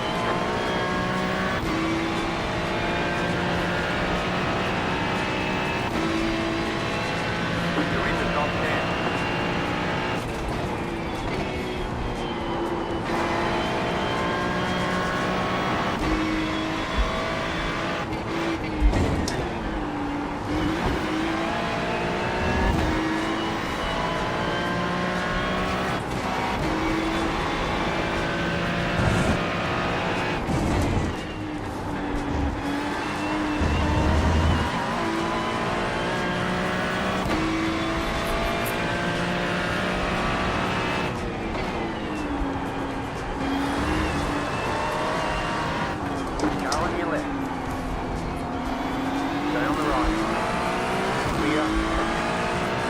Why is he flashing his lights at me? That was a textbook overtake. Absolutely perfect. What? What's he having a go at? That was a really good overtake. That was a nice overtake, mate. Okay, on the left. Clear. What's he upset about? That was an absolute, completely textbook overtake with space. He left the inside open. It was completely smooth. I broke. I didn't understeer. We stuck the inside the corner. We were ahead of him by the exit. What on earth? Like I would be, if someone overtook me like that, I'd be like, oh no, that's a nice overtake. They didn't hit me. And they got past me perfectly fine.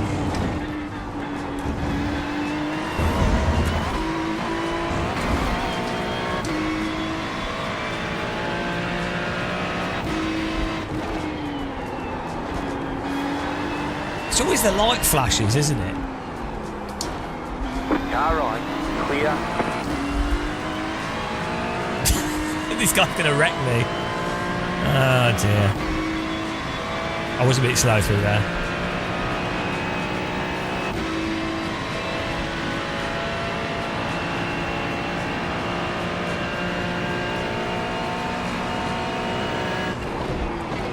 Left side. What are you doing? Clear on the left. Oh my god. Okay, fair enough. He sent it. It was a good overtake. Car on your left. Keep to the right. Clear. I don't think he's gonna be happy about that. Car right. What's this guy doing? Keep to the left. Stay on the left. Clear on the right.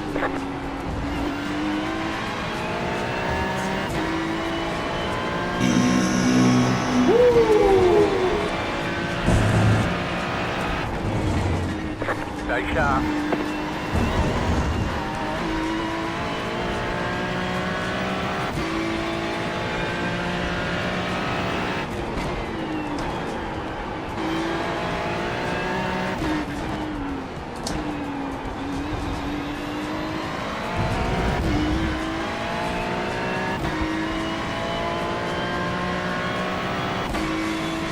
Maybe.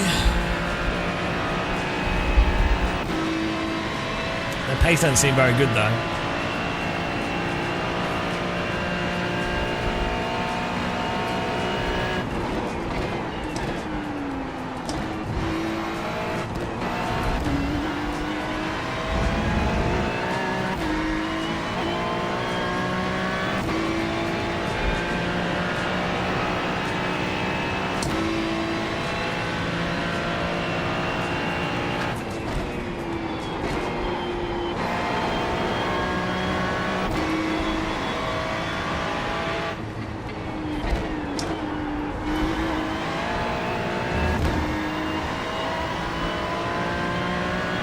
We're always playing Farm Simulator, but we're farming different things at different times.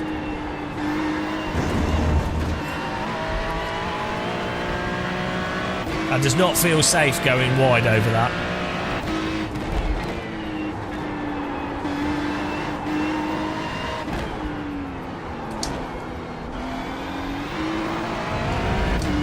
I don't think I can drive that corner any slower. I need more oversteer on the brake, but I keep moving my brake bias back, but it feels like he's going to snap oversteer at some point.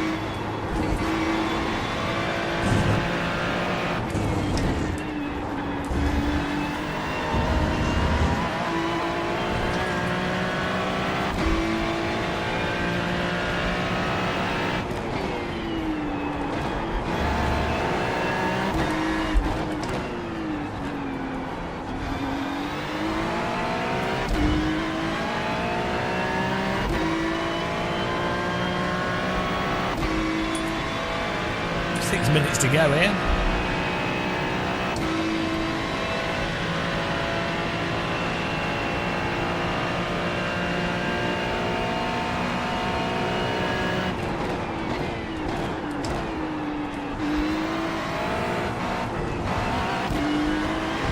I just can't get the car to oversteer the braking in a good way.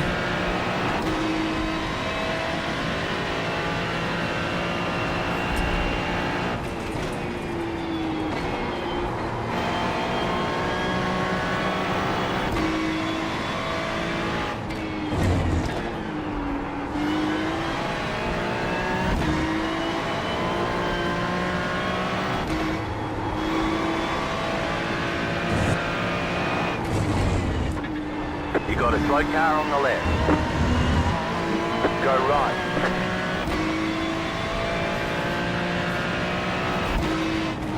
It's a nice donation to the Church of Muscle.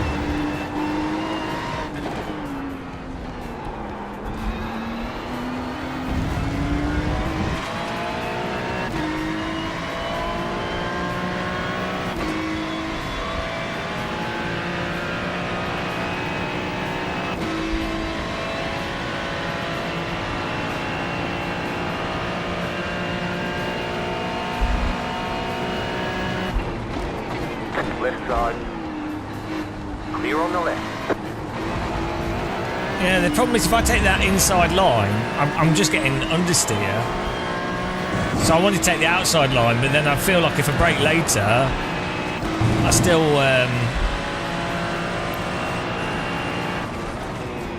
can't get it to turn in. Really weird. Maybe I do need more rear brake bias, but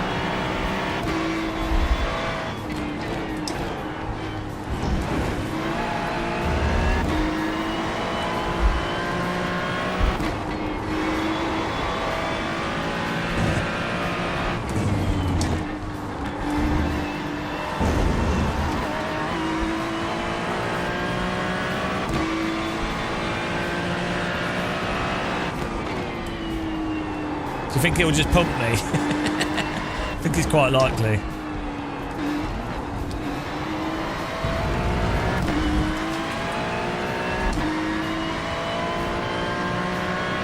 Massive shunting coming.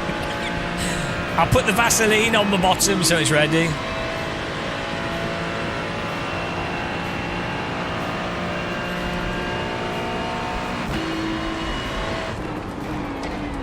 The leader just did a 19.854.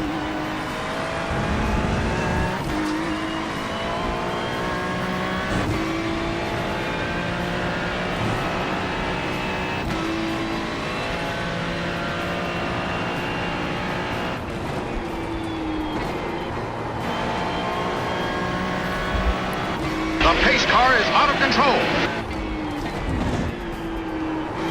Thanks for following.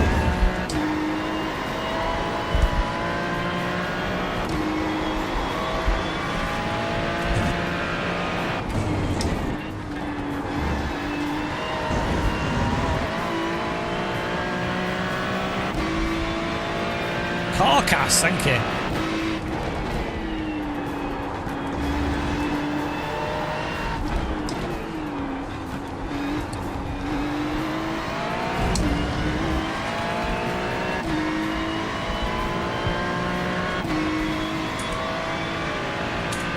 Two minutes to go. The pace car is out of control. Nimmer 04, thanks for following.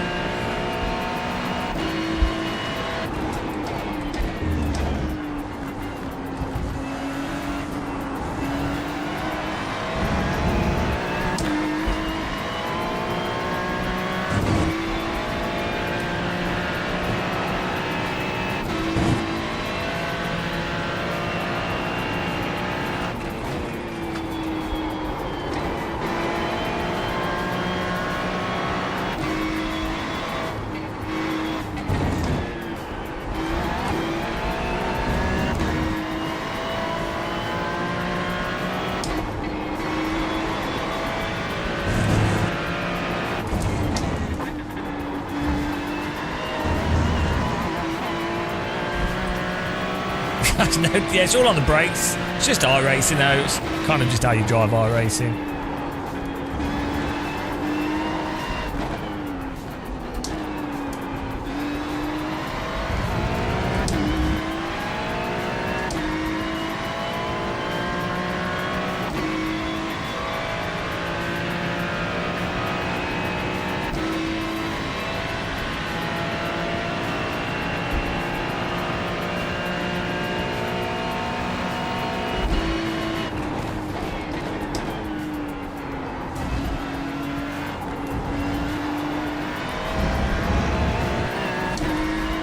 White flag this time.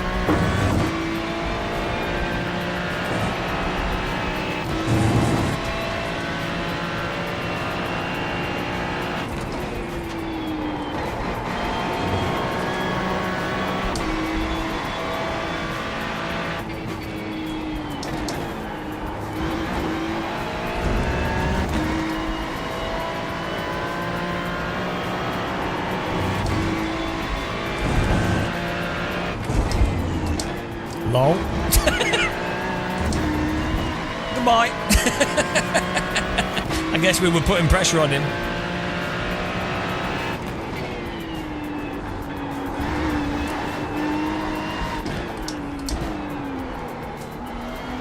I appreciate the donation.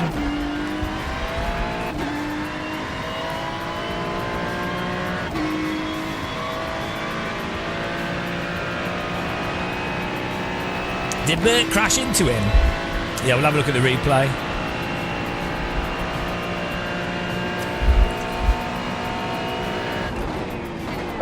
Did you make? Hang on, what time's the Nordschleifer? Thanks to whoever murdered me on lap 5. Car stops on the right. Go left. Car stops on the right. Not bad. There's the flag. It's over. Good job. Very good job. Not dead. Not dead. That was good. It was nice racing. I mean, that other guy got annoyed with this, but I think that was just his problem. Not my problem. 5 PM. Perfect. Wunderbar. Better schedule some testing. We'll get them next time. Let's have a look at this. Let's have an analysis here. Hello, Mike. Oh, God, I keep getting cramp in my foot. I need a banana. Feet are cramping all over the place today. Both feet. Normally, it's only my left foot that cramps. Right, here we go. Look the replay. Time to look the replay. Right, this start was a bit hectic.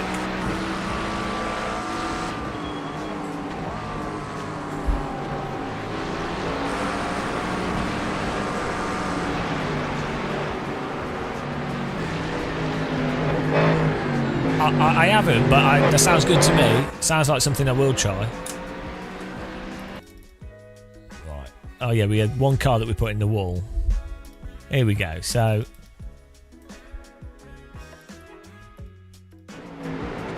I mean, this is a perfectly fine overtake. It's fine. Now, was I guilty of murder here? We are well ahead of him into this corner.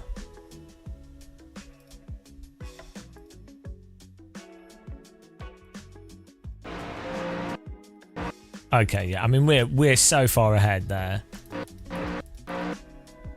Yeah, I mean, I'm on the curb. My car bounces off the curb. If you're in his position, you can't assume that the car on the inside is not gonna understeer a slight bit, and ironically, it's me leaving space that's caused me to hit the curb. That's caused us to bounce off the curb across a bit more. So yeah, I mean, he can't. Lenny's rejoined and lost it. He wasn't happy. It's unfortunate because I don't think it's a racing incident. Really, I don't think he did anything. I don't think I did anything particularly bad because I'm just coming off the curb. I'm in front of him, and he's not really doing anything too bad either because he's like, I mean, yeah, this car might understeer, but he's not really done anything wrong. It's just a racing incident. He's unlucky, so it's just unfortunate that he lost it rejoining the track. So that would have been a safe rejoining other sims. Yeah, but this isn't other sims. This is advanced and comprehensive racing simulation software in the world. It's also the most realistic. Look at it from in his car, okay.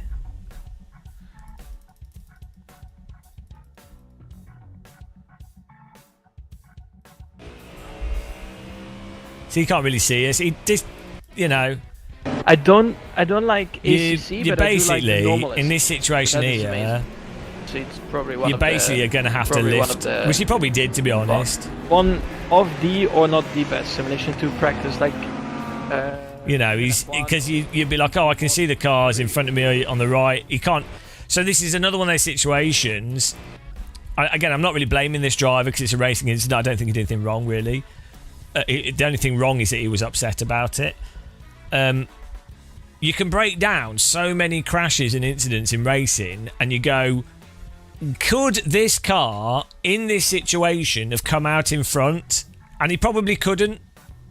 Like, even if he stayed in the throttle, and even if I didn't run wide and there's no contact, he wouldn't have ended up in front. He wouldn't have had he's not close enough for the draft for the next corner. He doesn't have enough of a run to be side by side, and we would still be on the inside of the next corner. So there's no point even trying to hold this line, and that's the thing with a lot of crashes is you go, even when it's 50-50 for the incident, or just racing incident, you can go, well, hang on, was there any chance of a beneficial result? Would you have actually got ahead? If it panned out positively, would it have worked out? And a lot of the time, in a lot of crashes, it wouldn't have. And a lot of the time, the guy complaining is the one doing a move that wouldn't have worked out anyway, so it's pointless.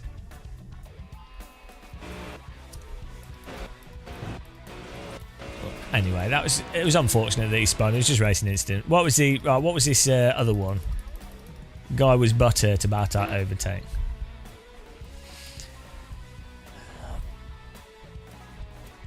Yeah, I think he just thought that we bounced off the curb, which he wouldn't have been able to see. So he probably thought that we understeered into him on purpose. It probably looked like that.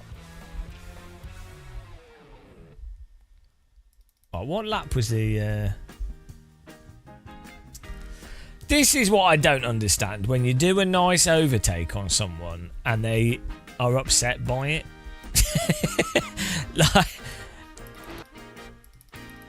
This was just... He was slow. Who was it? Merv. Was it him? Mert. Right. You cannot be bitter about this overtake. This is... That is as textbook as you can get. You leave the inside totally open. You have a habit of braking too early. Then the car behind sends it up. That's the whole point of these corners. This type of corner is designed for this type of overtake. That's the point, because you have to decide if you're going to compromise your line and stuff. And it's not like if the car on the inside was going to hit them, by the apex, we are... Okay, maybe he has to back out there, but we're over half a car in front by the apex. He's already lost it, so again, that's just how it is. And he actually still has room on the outside, so there's no way you can complain about this. We would have been within our rights 100% to run him off the track here. Like, that would just be racing. We didn't even do that. How can you be flashing for that? Typical guy.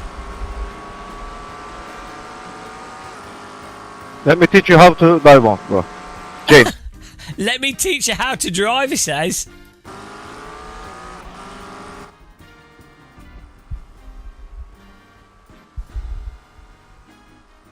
Let me teach you how to drive on, bro. James. What does he say? Let me teach you how to drive, or let me teach you how to dive bomb, bro. James. Let me teach you how to dive bomb? But this is not a dive bomb. This is a textbook overtake. What is going on in people's heads? This, like...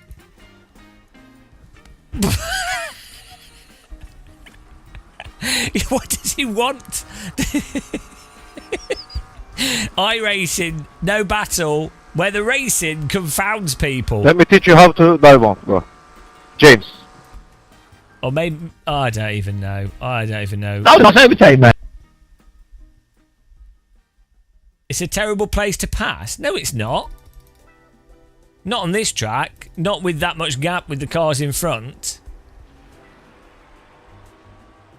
It's a perfectly good place to overtake. He's not got the draft of the cars in front anyway, and he's slow, so good place to overtake. What's overtake, man? I'm not the verdict king. Yeah, you slow yourself down on the straight. Pay attention here. Try again. We're too far away for the draft of the cars in front. He wasn't catching them anyway. He was already slow through the corner. Pay attention in school. Pay attention in school. Also, we did actually catch up with them eventually without the draft anyway. So, and then he did this move on us, which is a nice overtake. This is a good overtake by him. No. Yeah, you could use his draft, but he'd already left that corner completely open, was monstrously slow, that on balance what we did actually made more sense. So go back to school. Go back to school, I'm sorry. You're looking at it from an overly simplistic view. I'm looking at it from the view of a legend. The high level view. You've got to put the dunce hat on now, I'm afraid. Full dunce hat. You've been coached by Gamer Coach. That's the worst kind of coaching. Exactly, there you go. That's the right attitude to have. you need to know. You need to think about who you're talking to here. As someone that's suffered more than anybody else on iRacing. Oh yeah, we did game rating. We should have a little iRating look. Oh well, we can check after this.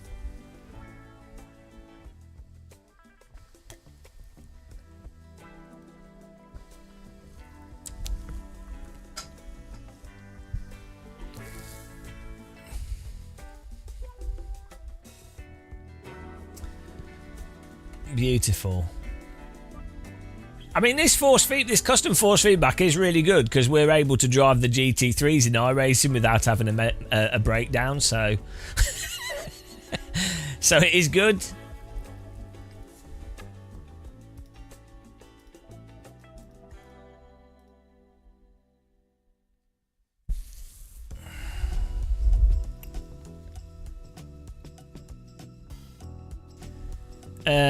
Yeah, but he was too far behind them, KHMP1, and he was off pace, and as we did the race, he dropped off behind us loads anyway, and never caught back up with us in the rest of the field, so I don't think that applies, to be honest. But yeah, that would make sense.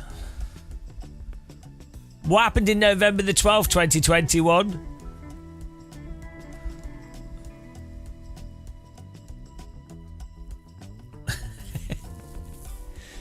Was that when Lentillion was born?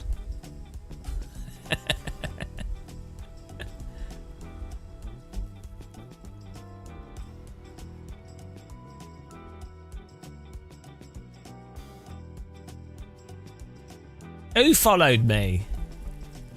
I'm confused.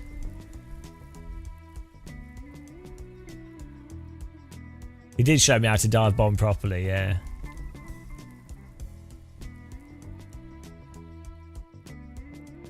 Ah, you're born in 1992. What a baby.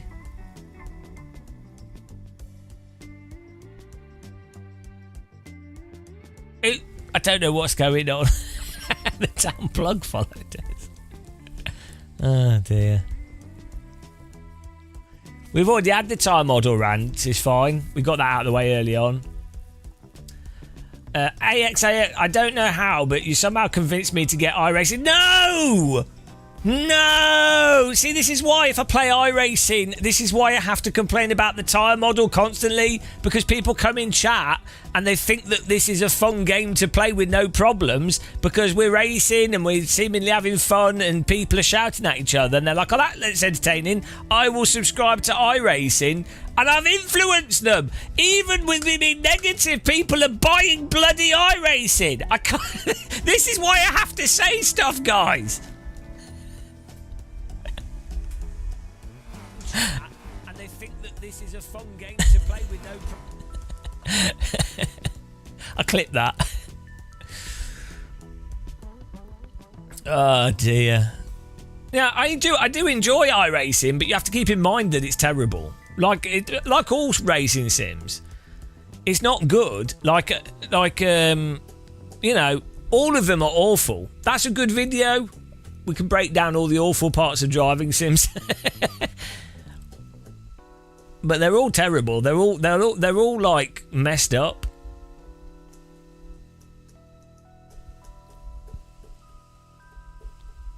Hang on, I should have a USB cable arriving today. Where's my phone?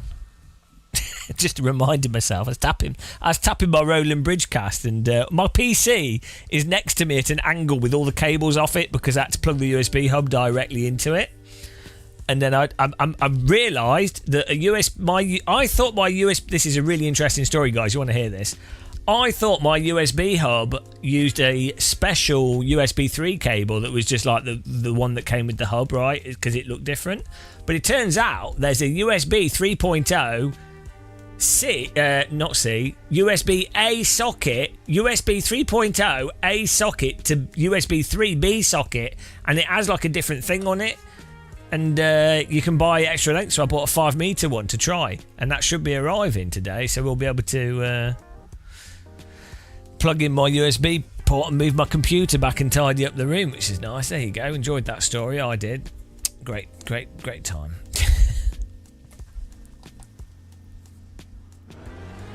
Okay, everything's good here. We're all good.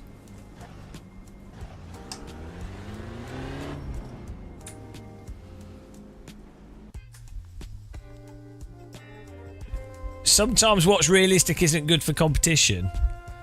Yeah. Ah, shit. What's happening in Egypt? I can't be asked for like a more war. It's too much. It seems like we're heading towards, if not World War III, like stupid war stuff that was happening before World War One. You know, where it'd be like this country goes to war with this country goes to war with this country, and this, you know, like the whole India-Pakistan border. It's like bloody hell. Just can people stop killing each other? Because it's the poor people that lose out. It's, you know, the poor people that are forced to join the army, the poor people that are accidentally bombed, the poor people that can't get food and then starve to death. It's never the idiot in charge ordering stuff. It's always the small people. Like look at you know, like Israel Palestine. It's like innocent Israelis getting murdered and innocent Palestinians getting murdered. It's just like, Jesus Christ. And how many people are actually firing the guns and actually doing the orders? It's like 1,000 people, 2,000 people. How many people die? 100, 200,000 people that just want to eat kebabs. All they want to do is eat kebabs. They don't even want much. And yet, oh dear. Humans. Is there an earthquake? Well, I mean, I guess in a sense that's less worse, but then it shouldn't be if more people die from an earthquake. So you're like, well, is a natural disaster worse than a human disaster? Well, I wouldn't say prayers, to be honest. Prayers won't really do anything. I mean, if praying helps you meditate, fair enough. Whoa, I'm forgetting to grid. I see praying as a form as meditating, so in that case, if praying helps you meditate on something and think about it and then work on a pragmatic solution or action you can take, then fair enough. But keep it clean. The DNF today would hurt our points a lot. Yeah. Falafels would do. Yeah, a nice falafel sandwich would be nice. Here we go.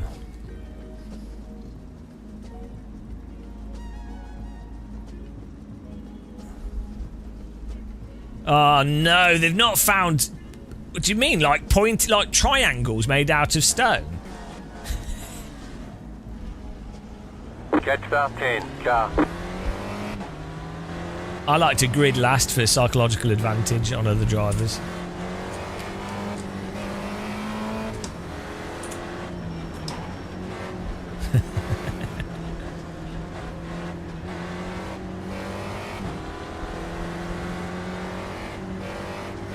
It's the 2nd of May, though.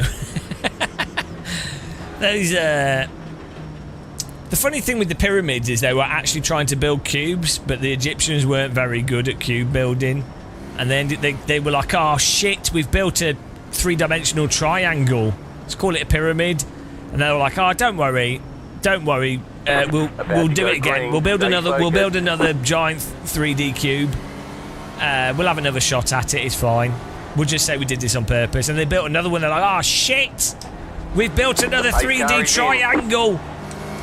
Green flag, green flag.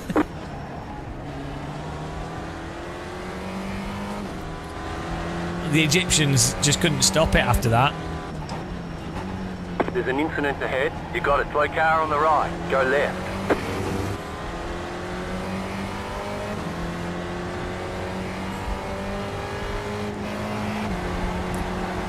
Whee!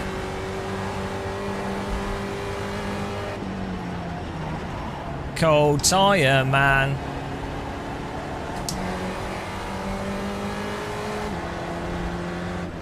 How long did it take to build the Great Pyramid of Giza, the big one? They built lots of small ones as well, but how many years did it actually take to build the big one?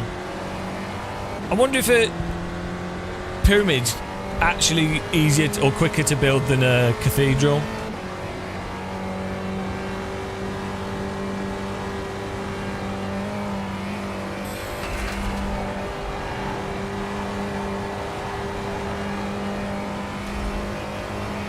No, I really want to go to them.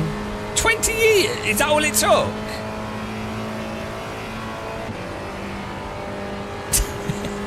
It's pretty damn good. Did it take like it takes 200 years to build some cathedrals. Some of them take like 600 years to actually complete. The car behind has gone 20 off. years? They built the Great Pyramids of Giza faster than it's going to take iRacing to have a realistic tyre model. Literally, the Egyptians built a bloody pyramid in less time than it took iRacing to develop realistic tyres. Oh, dear God. They'll be talking about iRacing in 4,000 years' time. They'll go, oh, do you remember? It took 500 years for them to work out how to have controllable slip. It was a miracle that they did.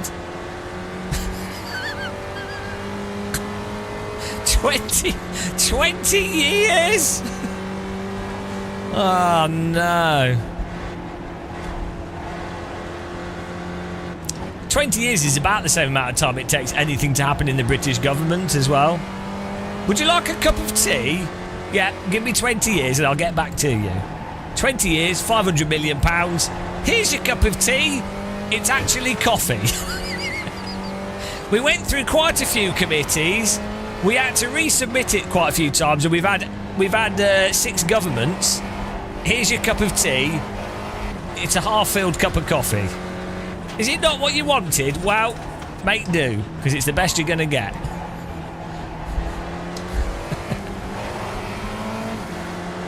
Car right. Still there, hold your line. Keep to the left.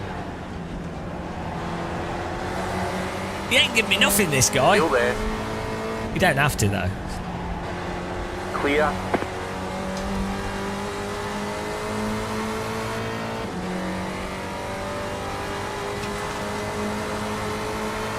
Car right. Stay on the left. Clear on the right. Car Understeer! Right. Clear on the right. The understeer on this, it takes like a whole bloody lap for the tyres to warm up with this car.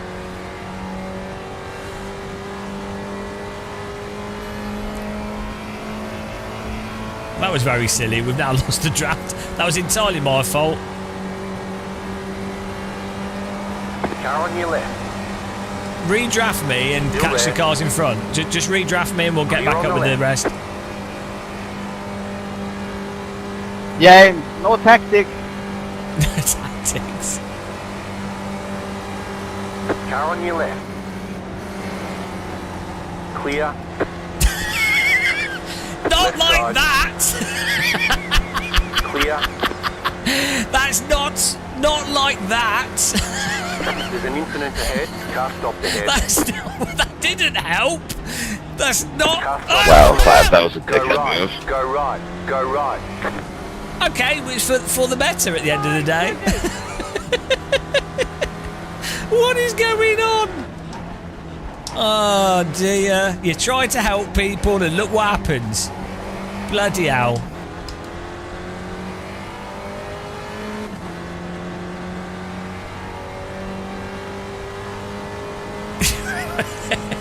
I'm like one of those doctors, like a chiropractor. Let me sort out your back pain. Paralysed. Oh, sorry. I was trying my best. How about some acupuncture? I've got tetanus now. Oh, sorry.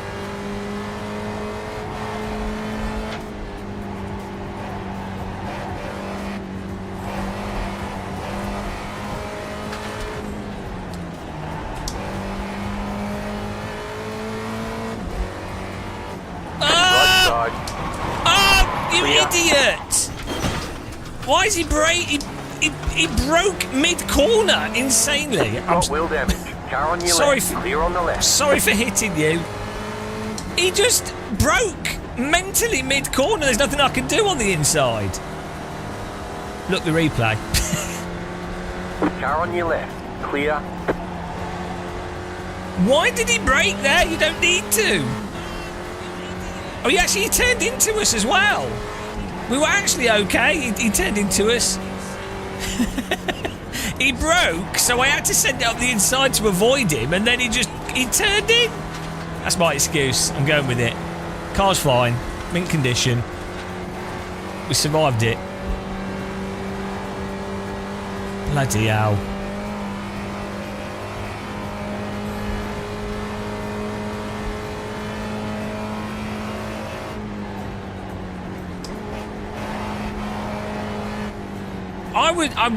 I managed to get up the inside to avoid it for the most part, and then I think he just kept turning into us. He could have, if he'd have just left a tiny bit of space, it would have been all right. Look, have another look at that. Yeah, he was broke. Yeah, like you say, he was broke checked by the car in front of him, so he brakes. Then I avoid going up the inside in the gap that's there, and then he turns in.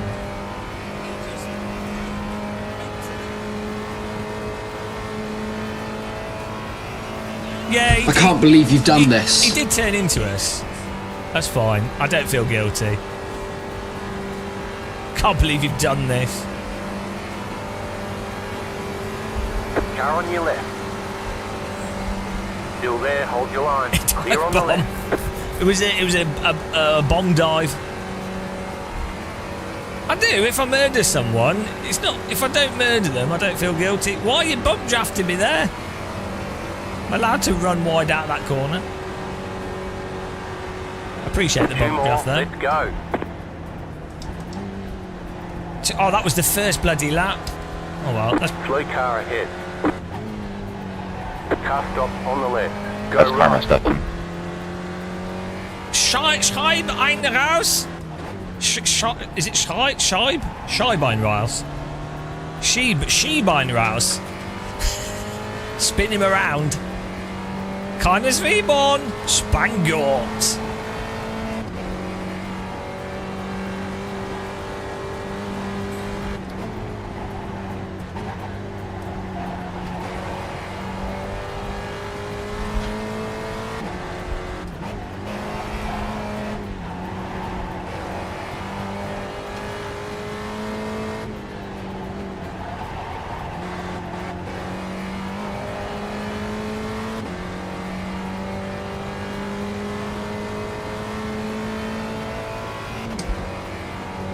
This is a really good car track combo though, to be honest. It's just fast enough that it's not boring, and it's just boaty enough that it's quite fun to float. Oh dear. It's quite nice to float around the track, and it's not so snappy that it's hard to drive with other people. So it's a really good car track combo, and it's less fragile than the Skippy, and you don't have the risk of the wheels tripping over Keep to the left. each Clear on other. the right. So it works out quite well.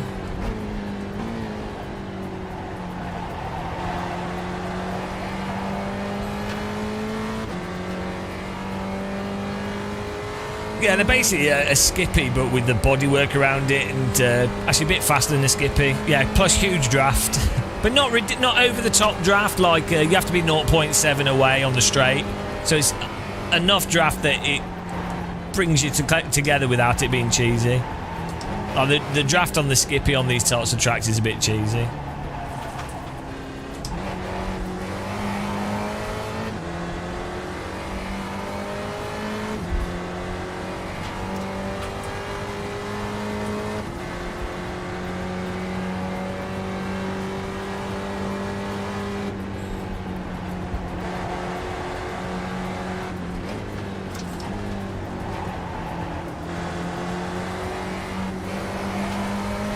Car behind has gone off.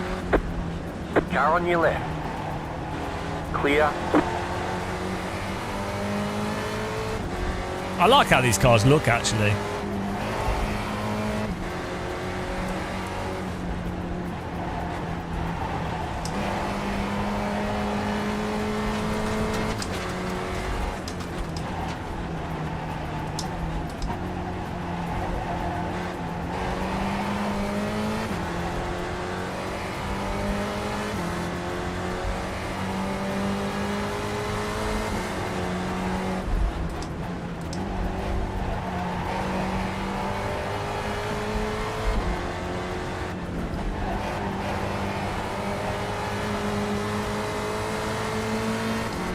Car on your left.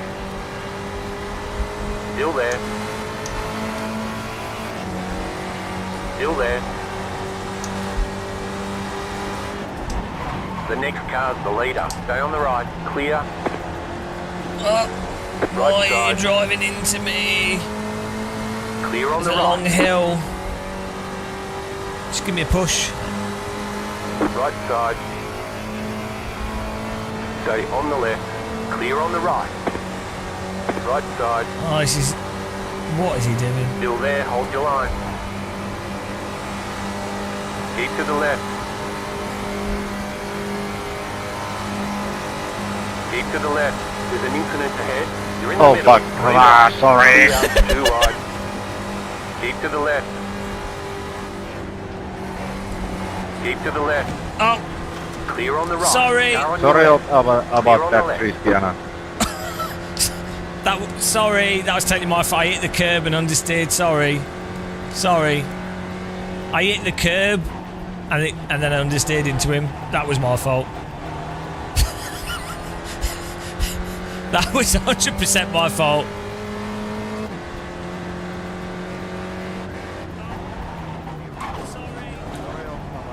I hit the curb and then my car wouldn't, I couldn't do anything. I murdered him. That was... No, that was 100%. See, I felt guilty. See? I felt guilty for that because that was entirely my fault. I was enjoying racing him. He was driving nice and clean. It's just unreal when you wish yourself luck and then you hit people. You wish yourself luck and then you hit people. And that was... it was the curb unsettled my car. No, well, not driving into the curb. Not being a noob and driving into the curb on the left is probably would have been a good idea. But once that had happened, once the course of events had started, that was it. It was set in stone. It was written in the boulder of death. Yeah, no, I don't really know about the whole driving better thing. I think that's overrated, to be honest.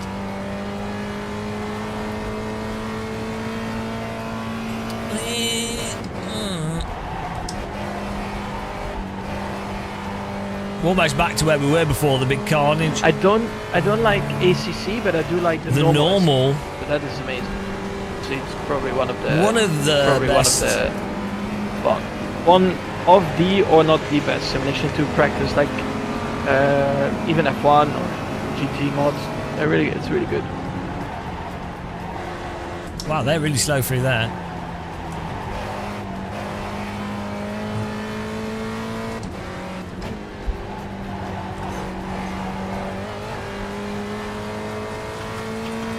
Oh yeah, we also have a broken wheel, don't we? So that was lucky that didn't do any more damage.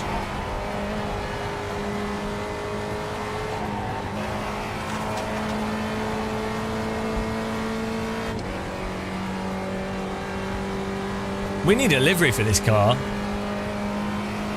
See, iRacing should just run this car and this track with 100 car races, and that should just be all the time. I know they do this thing.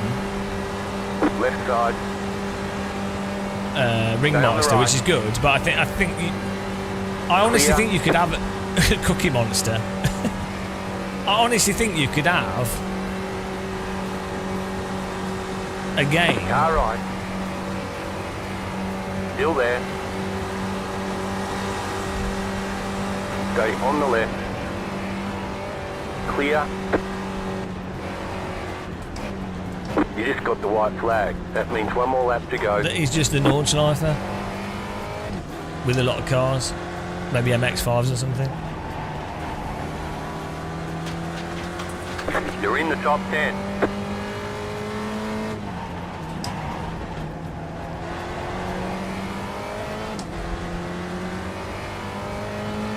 Stupid place to go for a pass. What you on about? Oh, what? Yeah, well, that's... no, it's the Nordschleifer. Every place is a stupid place to go for a pass. That's the joy of the Nordschleifer.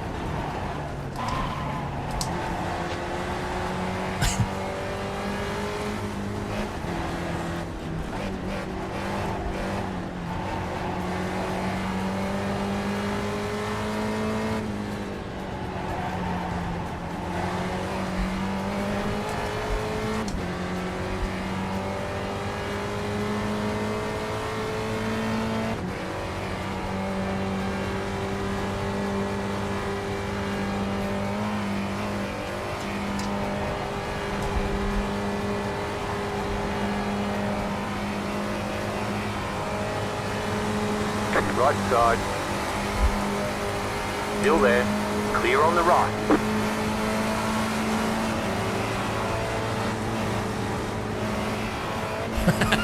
The temptation.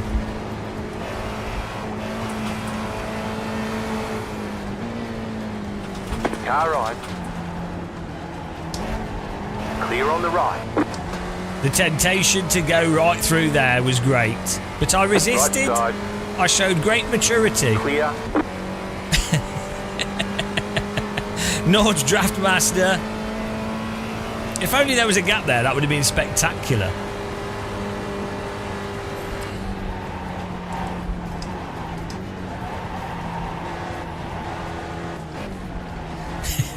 A real driver would have just kept the foot in there.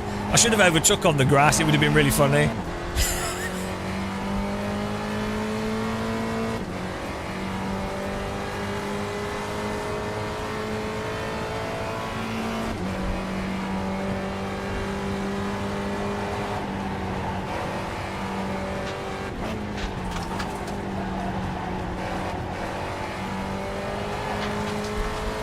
In real life, it's a H pattern. It's quite an old car in real life, like 90s, maybe even 80s. You've got about 5 laps of fuel.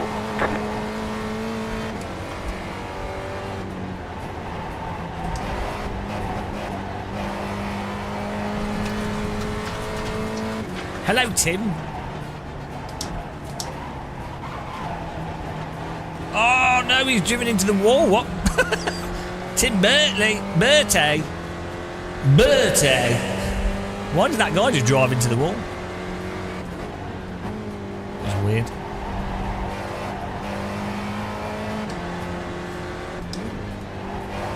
I might have to put bloody racing gloves on here. My hands is getting sweaty. It's Paul Smith. Can we give a shout out to Smileable, please, guys? How you doing, man? Hope you're not overheating. Why do they all hate you in the Skippy Discord? Because I dare to speak freely about iRace's tyre model. We've got a rep.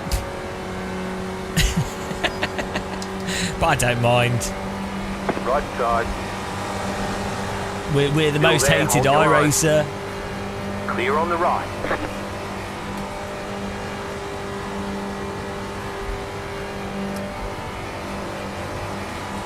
So, Car right.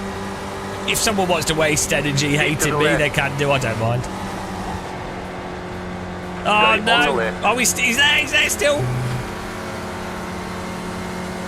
Oh on the yeah, left. before we did the 5K iRating challenge. Yeah, we used to race Skippy, Still there, hold your and line. the Skippy drivers, because I'd complain about iRacing, right. because I was still learning iRacing's weirdo physics, and I would on your point left. out that, yeah, this is ridiculous, this is Stay on the stupid, right. you know, this is stupid racecraft and stuff. Clear. And because I had a low iRating, they would be like, oh, you don't know what you're talking about, you're an idiot, whatever. So they'd all be like, oh yeah, you know, why are you on 2K iRating when we're like 3K, I don't know, whatever. Yeah, it's really weird because they didn't realise that you know, they're like, just because you have a low iRating and you're learning iRacing doesn't mean you don't have like many thousands of hours playing R Factor 1, Richard Burns Rally and all these other shit, you know. So yeah, so they would get upset with a low skilled driver telling them what is actually good and bad racecraft. But yeah, oh well, it's their problem, not mine. I still do have a low iRating, but the point is it's irrelevant. I understand iRacing's physics now, though. Turns out I was right. Oh, take the left, take the left. It's not drivable anymore. Thank you. The crux of iRacing is that you have to allow the car to drive into the slide. So like you basically understeer into the slip, let the car roll into the slip, which is not a bad way of driving, but it's not the only way to drive, but it's the only way you can really drive iRacing. You can't actively drive the car in iRacing. You can't intentionally push the car into slip in a productive way in iRacing. It will always be slower. So you just have to drive iRacing in a very passive way, in a singular way. Car on your left. Clear on the left. Left side. Clear. Oh, we need... There we go. Try and get this timed just right.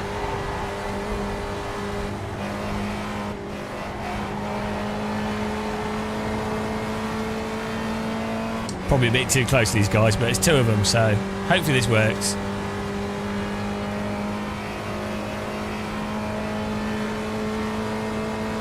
Pink car might be in a better position, but...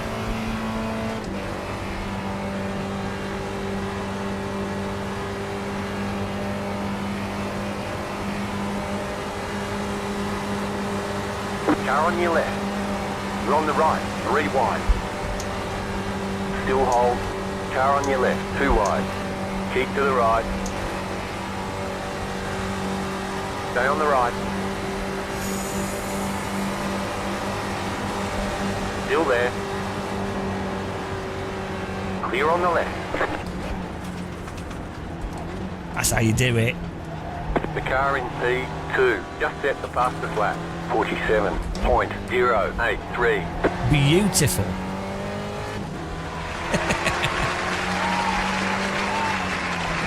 Check a flag, check a flag. That was alright. Great job. Tasty. You did really well. Tasty drive. Yeah, 0.5 seconds was a good gap from the other car. Right, let's have a look at the crashes here. Very nice.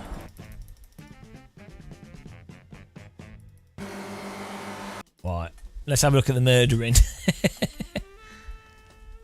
Oh, I need to double check the other stuff as well, actually. so we don't miss them.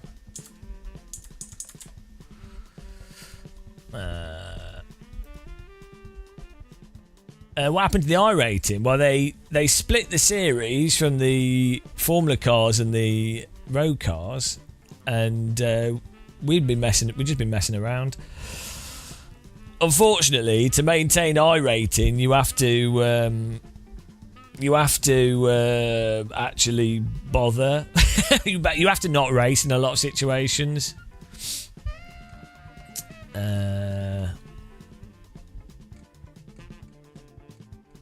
Depends what you're focusing on.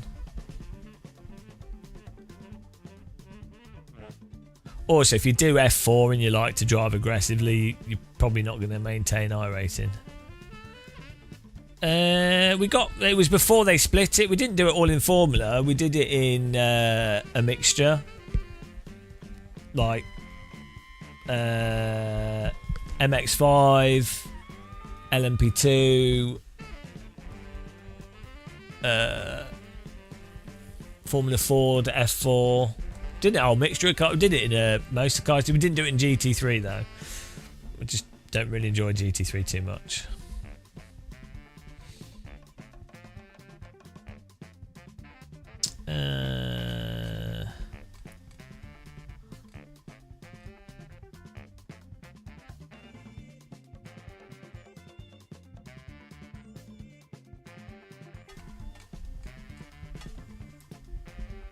We're going to look at the replay here. We could do another Donington. We've got time. We've got 23 minutes to think about it. So let's have a look. Here we go. Yeah, the thing is as well, I think if you want to maintain iRating, nice one. Do videos. If you want to maintain iRating, if you're driving a car in track you don't know, you need to like hot lap a bit to get within a certain pace, and I don't. I'd rather just drive in the races. But to be fair, or to be honest, I think my actual iRating is probably 3.5, 3.7k. That's probably my real iRating. If I was to like, if I wasn't dicking around, but I wasn't also trying hard, and I was just driving, you know, not just, you know, just playing sort of averagely, it would probably be like 3.5 actually. It depends though, because if I was only driving F4 car, we'd actually on average gain iRating quite quickly because we know the tracks really well and we're quite fast in the F4 car. Same with the Super Formula. And the thing is, once you've got a certain track pace, you'll find that you're just faster than most people because they just haven't got that track pace. It's not even racing, it's just because you've learnt the track.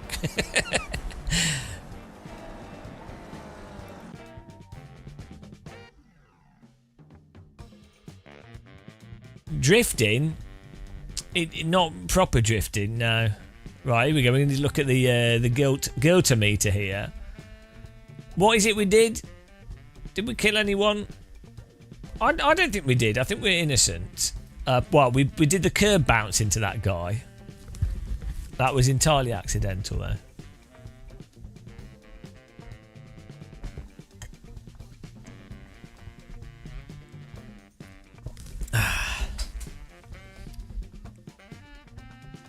Oh no, who murdered you, Sam?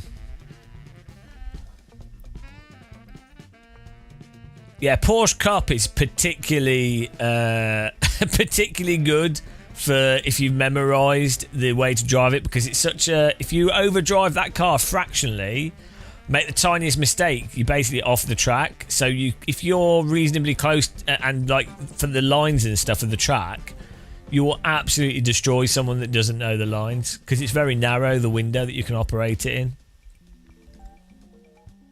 Oh no, Sam! Was it you? We'll look at the replay. Sorry about that.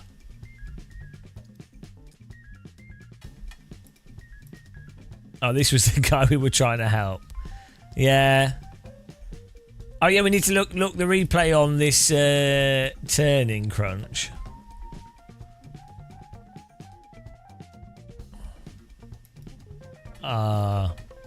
This right, here we go. So the car in front of him. No, he's just staying. He's staying on his brakes loads. Is it? Look at the gap between him and this car. It's a kind of follow through corner. This. You can see how much he slows down. Look how much this car's moving ahead of him. So I'm like, shit, trying to avoid it as hard as I can on my brakes. Go up the inside, and he's still turning in. Why would you still turn in that situation when you broke really early? Car behind has managed to miss you. Why would you keep turning in there? I wasn't trying to pass him. I was trying not to hit him because we'd come off this. And I was like, oh shit, he's going well slow.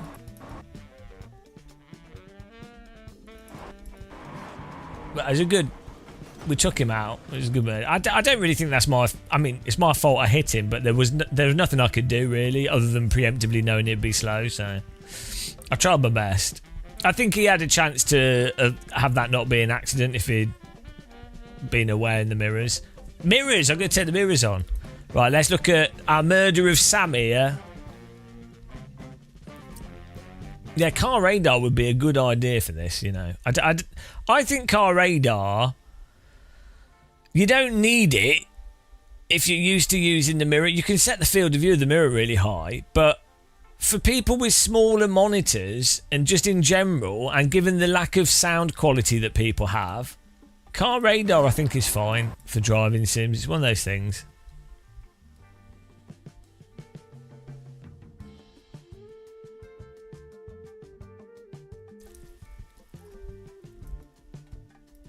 Here he is, here's Samuel Clark. Yeah, I do actually have a LED light with a spotter thing on it, but it's not the same as a... Yeah, you can add it, but it should just be built in the game and everyone should have it by default. Yeah, there is the risk that someone could fixate on the radar, but you know, I'd rather them have that awareness.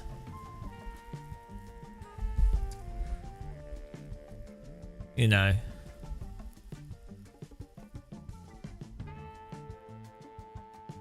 Yeah, look at this. We are ahead into the corner, but yeah, it's just unfortunate that we clip the curb there and we're done.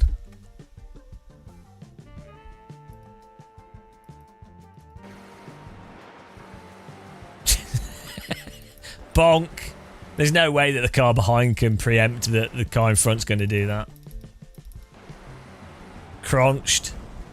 Did you still manage to finish? Yeah, you did. That's alright. I don't feel too bad. If I completely wrecked you, I'd have felt awful, but it wasn't too bad. It was a mild punt. Yeah, so that's the thing with the car radars. Not everybody has good headphones to be able to hear where cars are. Not everybody has like some people have smaller monitors and triple screen so they can't see anyway. I mean, the thing is, if you know how to use your ears and if you set the mirror up with a slightly higher field of view and you drive and you know how to drive the lines on the track, it's not really a problem.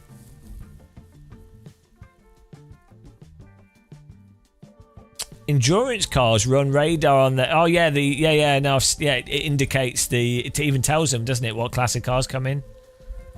You're built like some coffee cake. I'll take it. Tea cake. Weirdly, coffee cake tastes of coffee, but tea cake does not taste of tea. That's weird.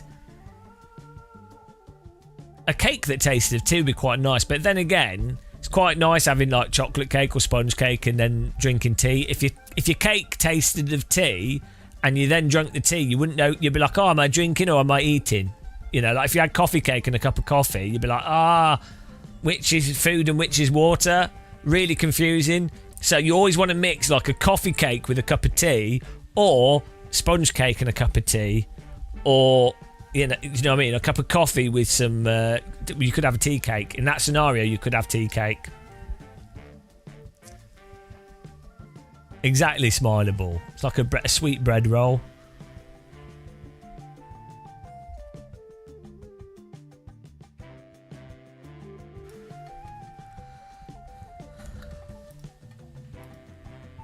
Settings, here we go.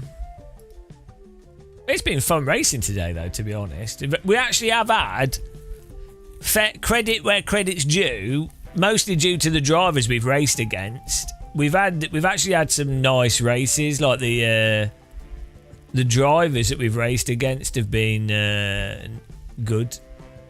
Where's the mirrors? Cockpit mirrors, here we go.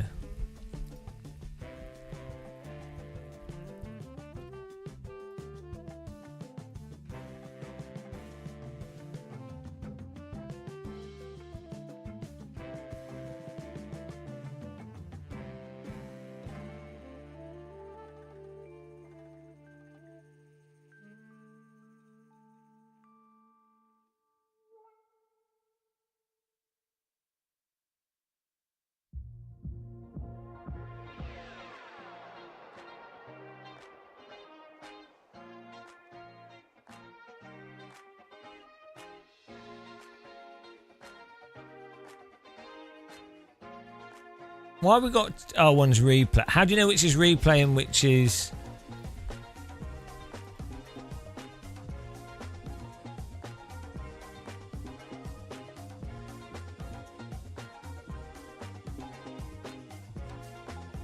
main camera?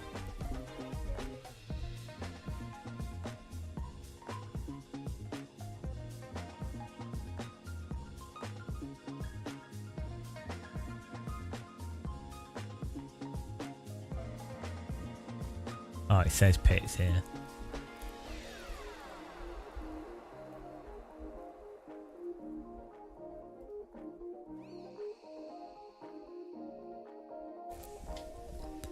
Thanks for the company, VR Hot Laps. Enjoyable as ever. All right, take care, man. Have a good afternoon.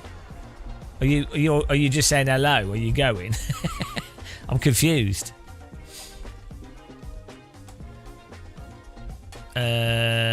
Right, we can do some tallying up here of points, and then we'll do another race.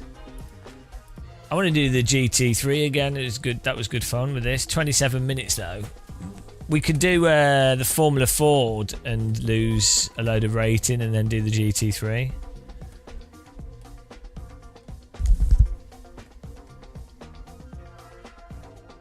Or F4 Europe is in 11 minutes. When's the GT3?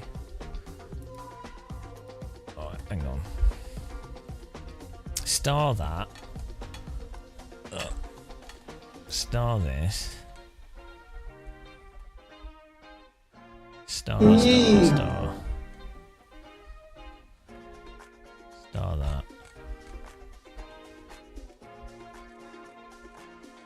Right, thanks for subscribing, Arthur AM. Welcome. Alright, don't work too hard. I forbid you. I forbade you working hard.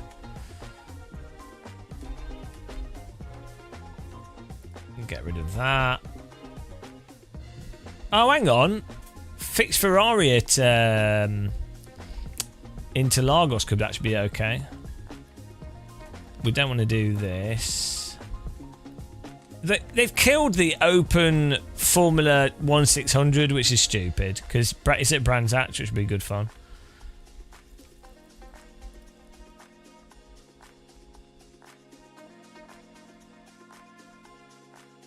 Here we go. Prototype challenge at Monza. Fixed. Oh, we could do this. We just need to update. Select all. Let's go. Yeah, we're going to try and do the GT3, but I think so. We can do the Formula Ford and then do the GT3, which is quite good. Thanks to everyone that's supported us as well. If you want to become a member, you don't get adverts on Twitch. You can become a member on YouTube. I don't really know what you get there. You get a teapot. You get to feel sad. Increases our member numbers, which I appreciate. You get emojis and stuff. Appreciate everyone that's a member. We also have a Patreon if you don't want to give any money to evil companies and you want to directly support us. But I appreciate people just watching, clicking the like button, suffering the adverts. It's really appreciated. There you go. That was my shill moment. Oh yeah, we also have affiliate links. Wow.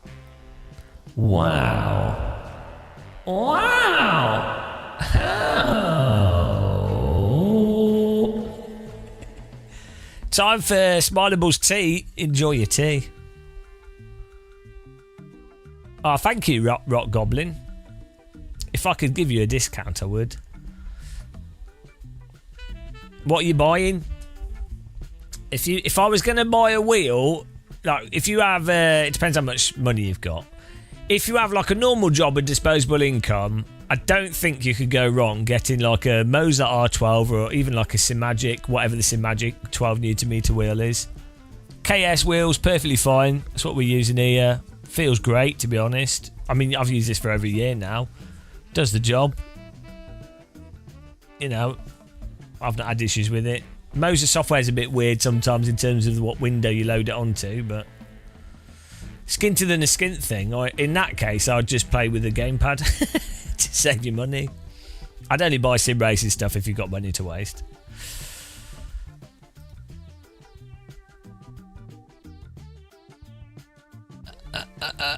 Right, hang on. If this is in 8 minutes,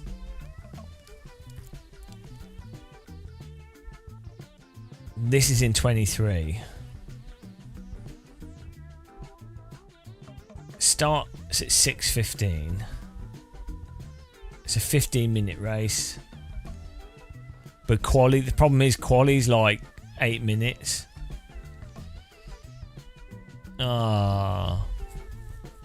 I just missed the Formula 1. Oh no, you get enough time to do the Formula Ford.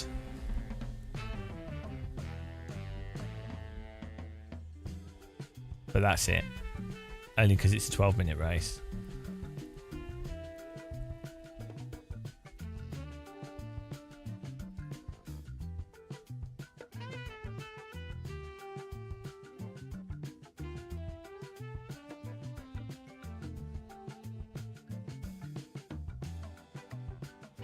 So let's do the Formula Ford.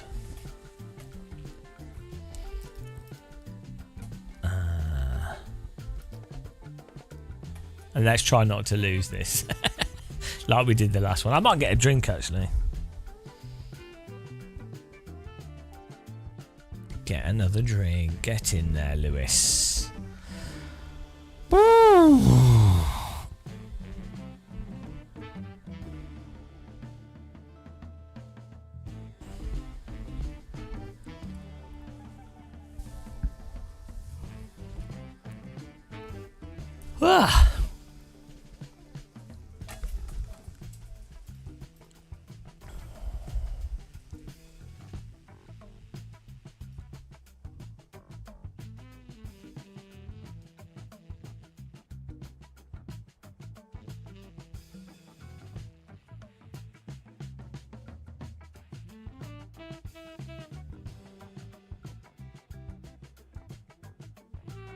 I don't know what this is. Thanks for using my affiliate links.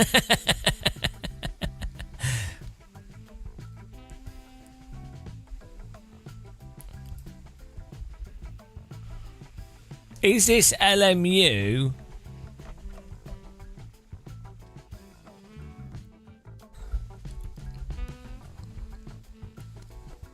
Subscription worth it for competitions? I don't know, because I think a lot of them aren't that active.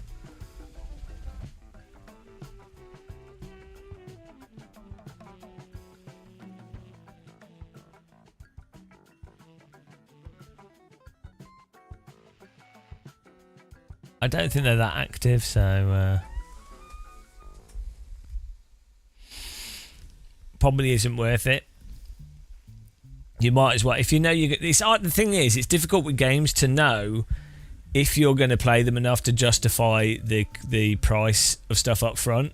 So if you got LMU and if you knew that you were going to play it for for me, I played it for. We'll have to have a look actually. Let's see how many hours have I played LMU for. I need to get SimHub back on as well. Actually, I keep forgetting. Library. So, I've played Le Mans Ultimate for 158 hours. So, like, if you spent £100 or £60 for 158 hours of gameplay, that's not bad, is it? But you don't know if you spent £70 and you only played it for 10 hours. It's like, well, that wasn't good value. I have 184 hours in Hell Let Loose. Jesus Christ. PUBG, 73 hours. Let's play this game. Rocket League, 659 hours. Can you sort by most played on Steam? Hang on.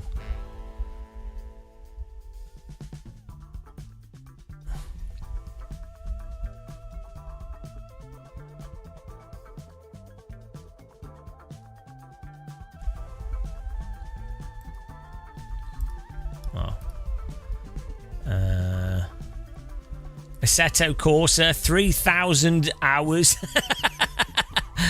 Oh no.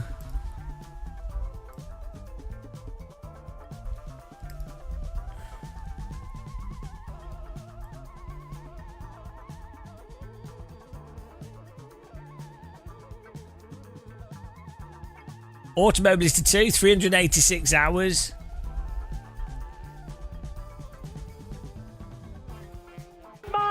My goodness. We have 600 hours in ACC. To be fair, that's pretty impressive given how bad of a game it is. Deserve an award for that.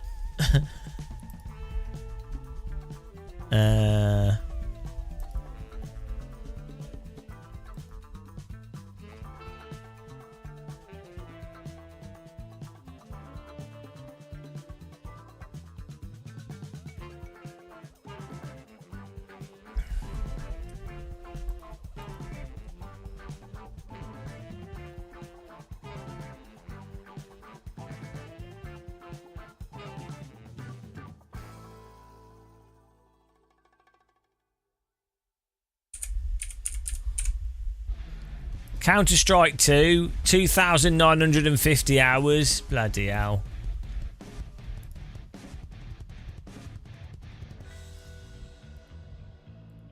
Jesus Christ. Oh, dear God. Yeah. So, it's weird with games. You kind of... In some ways, I think with games, though, some games you kind of go, well, on this, I'm buying this game, and I might not actually get the value for it, but you get so much value from another game that it balances out to some degree. That's another way of thinking about it, I think, with games. Bourbon biscuits! Bourbon biscuits! Bourbon biscuits!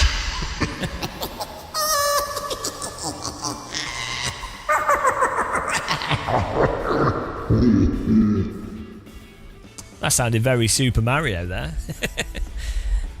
When did this update come out? Which new update? We were playing it last night. Did they just update it? I didn't know about this. What are you talking about? Hell Let Loose update. You're talking about the update that was like bloody ages ago. You took April. The update was ages ago. April the 2nd, you idiot. Fool! Moron. You are a fool. This update was a long time ago. How dare you make me think a new update has arrived when there has not been a new update. I am disappointed.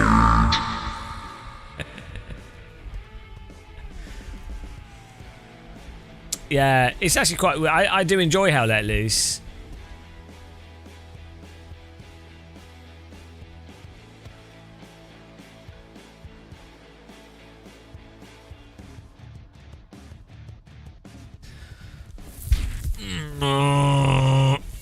I'm going a bit mental. I need a drink. Probably do with a paracetamol as well. Why can we not join? There we go. Join this. Woo! It's a bit hot today, guys. Let's put my little PC fan on. Full power. Oh no, it's going to be getting into aircon weather, isn't it?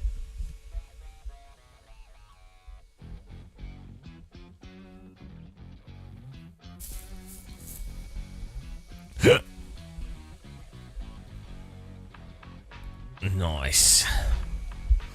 I'm really enjoying this Marvin's awesome iRacing app though, with the force feedback from it, because you can actually feel with this force feedback app you can feel the tyres a lot better, so it allows you to drive from feel a lot better, which is nice. That's what it's all about, guys. It's all about the force feedback. Imagine if you had this Marvin's force feedback app, but with AC or LMU. It'd be so good. LMU with this detail of force feedback would be great. It's pretty funny. I can borderline enjoy GT3 cars with this force feedback app. To be fair, it's not this force feedback app's not too far off like the feel that you get from Simucube wheels with certain settings in some ways, but then you can dial it in and it works with everything, so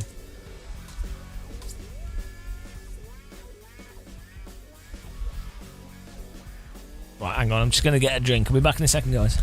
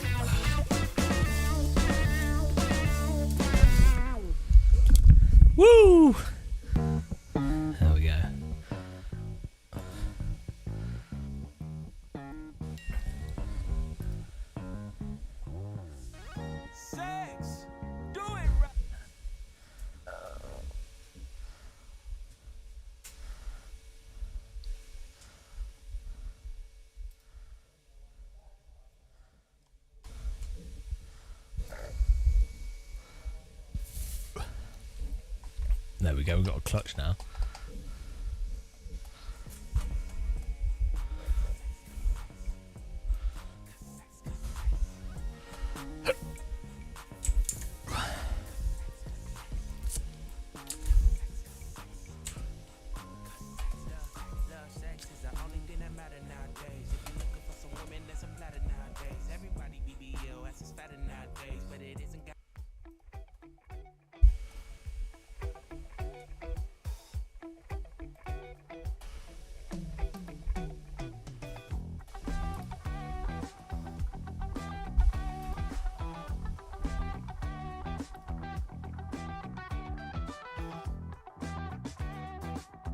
Hang on, if this is 12 minutes, will we have enough time to get into this? I think we will.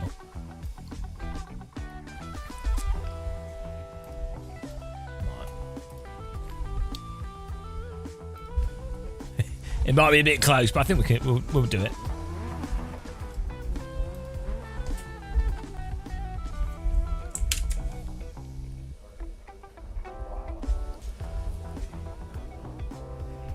Let's go.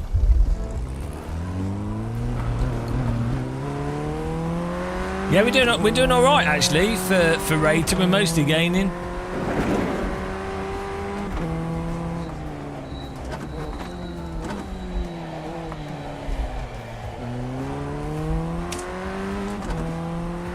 As you can see at the bottom of the screen.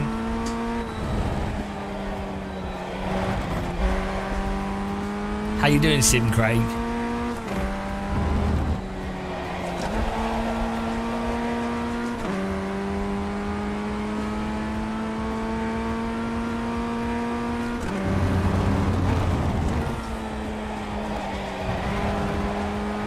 Oh, we got mirrors! I haven't had mirrors in this game for years.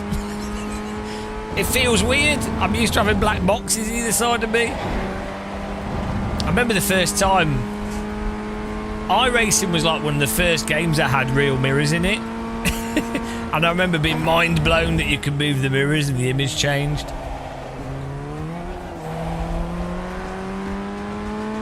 We're teaching them a lesson.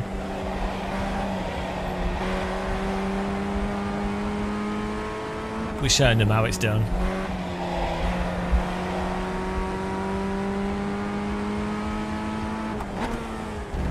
Green, green, green. I'm learning them. Okay, here comes your first time lap.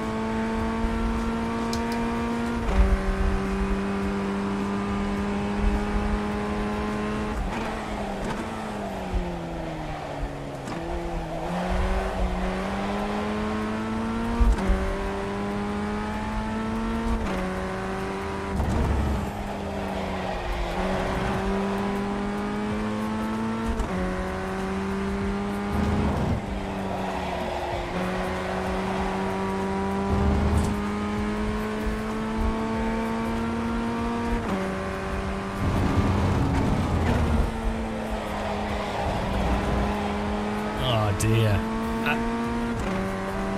We're only going to get one lap. Better make it a good one.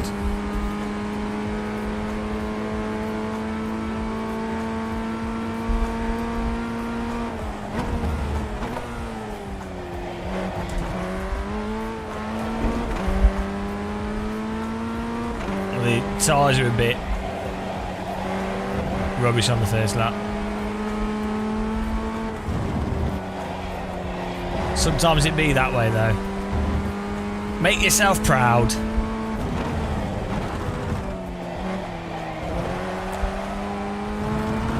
I only feel proud when I make a good cup of tea. One more lap.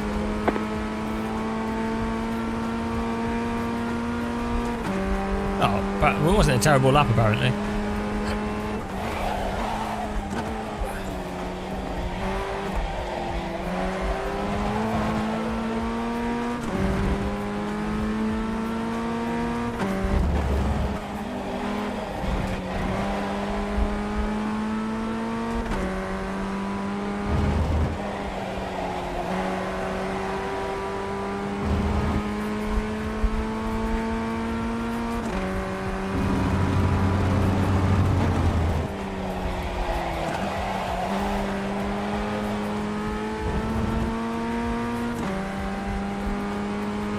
Checkered flag, checkered flag. Woo!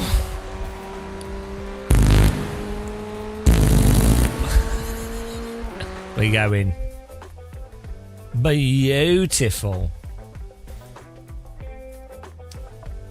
Well, we're gonna have to be well quick out of this race for the next for the GT3. I think we'll be all right. I think we'll make it. The estimated SOS is this is free stuff. 11. I say free. This is included in the base We expect to subscription. be fighting for the podium. The rookie stuff is normally the stuff that's included in the monthly subscription.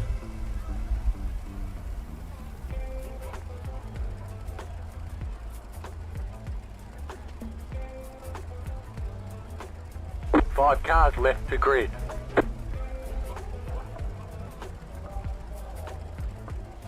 We can actually hold down the clutch this time and not mess up the start, hopefully. That'd be nice. Last race we did with this car, we lost 84 iRating, so let's try not to have that happen again.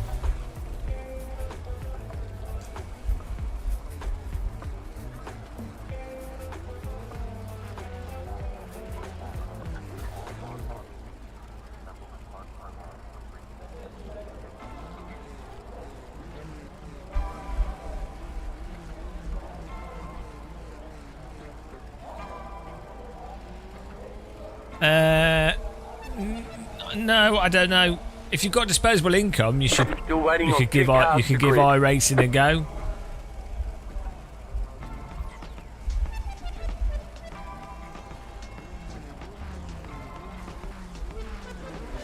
I feel like we're going to miss. This is starting. Waiting on the final car to grid. We might miss the gridded. GT3. Oh well, we'll see how it goes.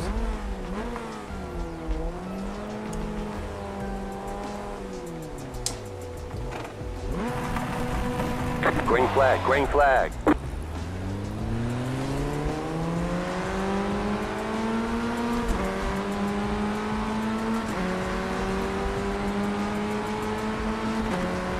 The next car's the leader. This could be very Car on your close. left. Still there. Clear.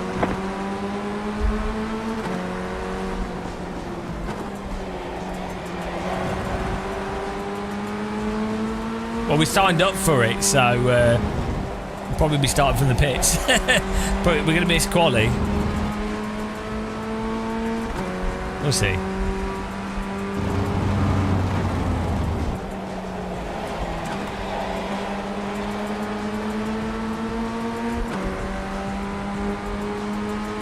Right side. Clear on the right.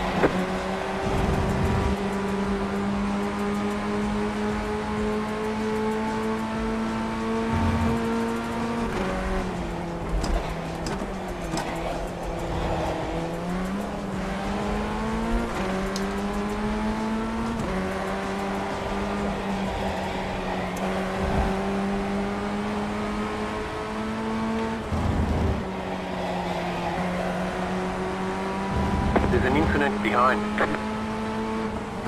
Left side.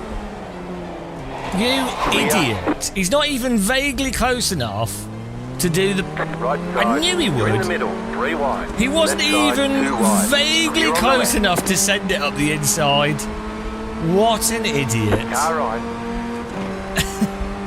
That's Still there, hold your iRacing. line. People that Stay do on the not left. know. Still there. Clear. Not even.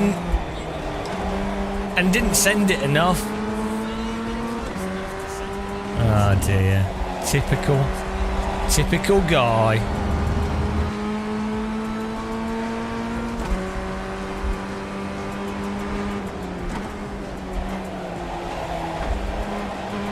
And he'd already driven into us once before. This is what you get to expect.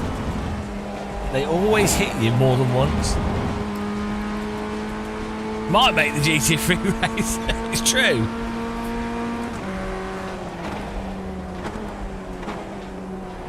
Maybe you wanted us to do GT3.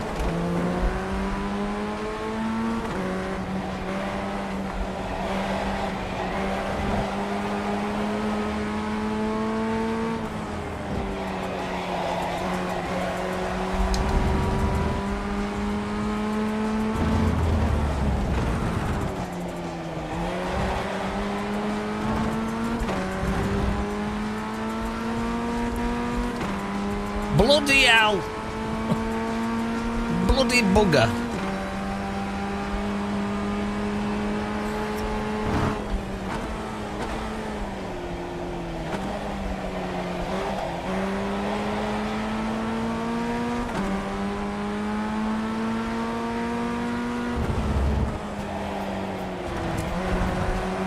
Left side. Keep to the right. What are you doing? You can't just turn into a car that's on your inside. You have plenty of space.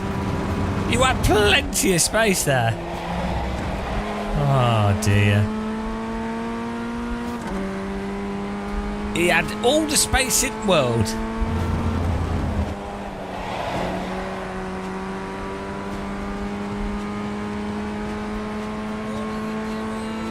I move for no man.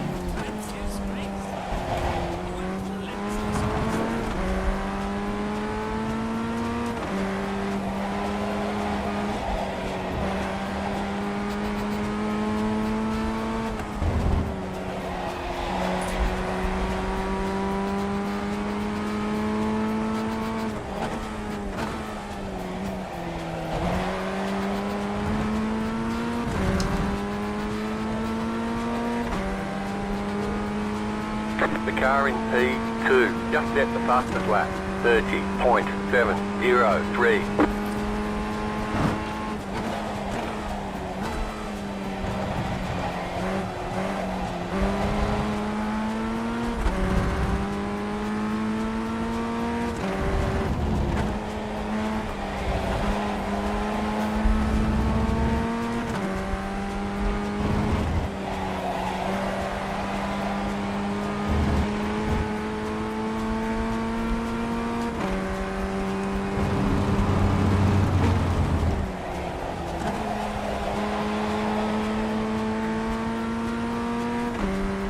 It is Star Fox. It's beautiful.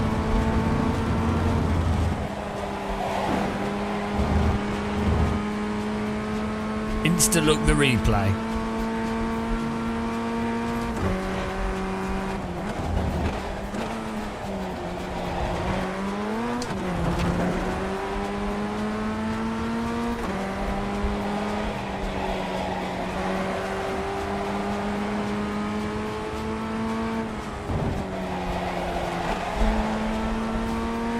It finished on Donington.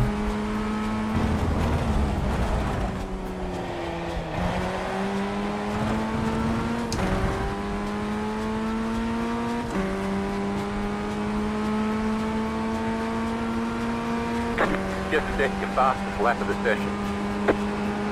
Car 1 is now leading. Right side. Clear on the right.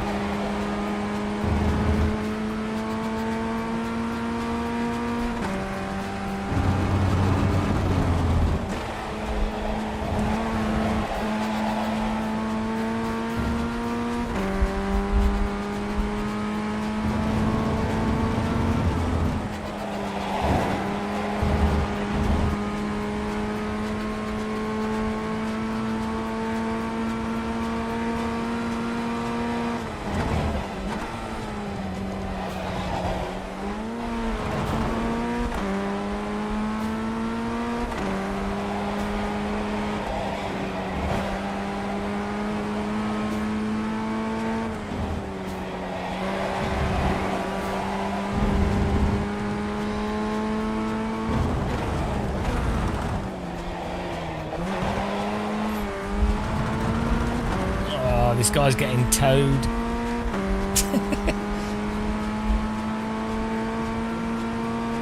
New fast flat for you.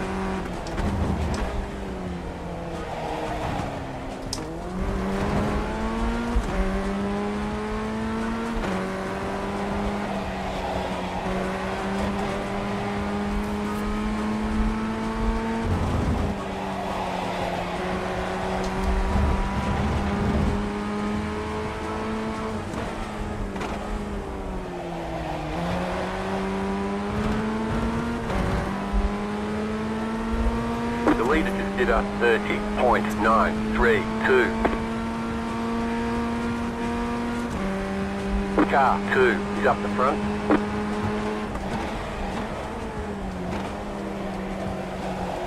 Car on your left.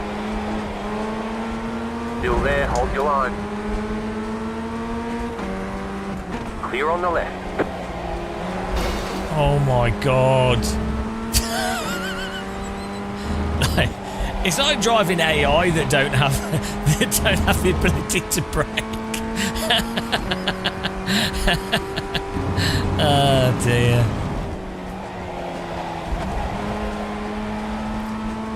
If you drive a line that's slightly off the hot lap, they're just like, that's it.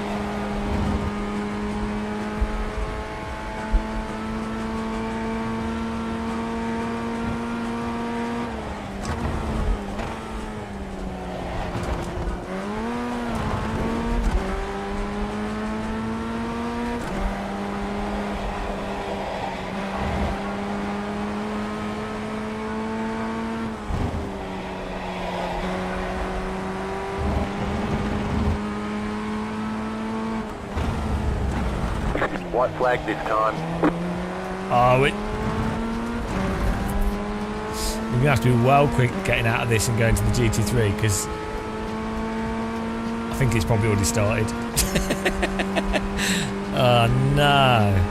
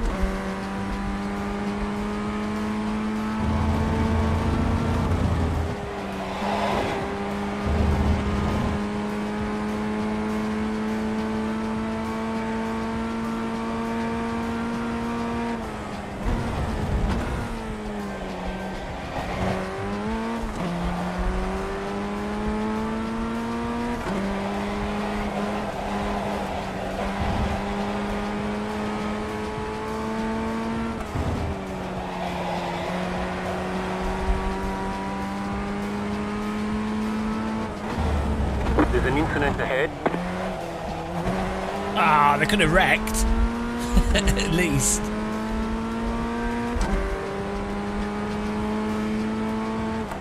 You got a slow car on the left.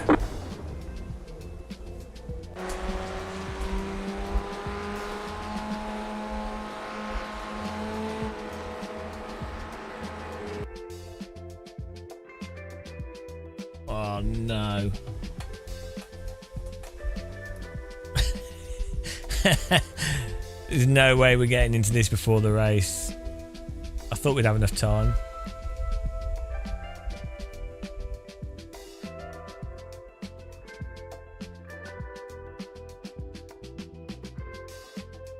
What a fail.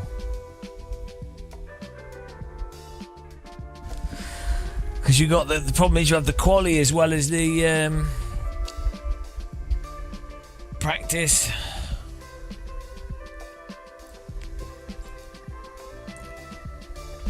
Oh well, just pick up some safety rating.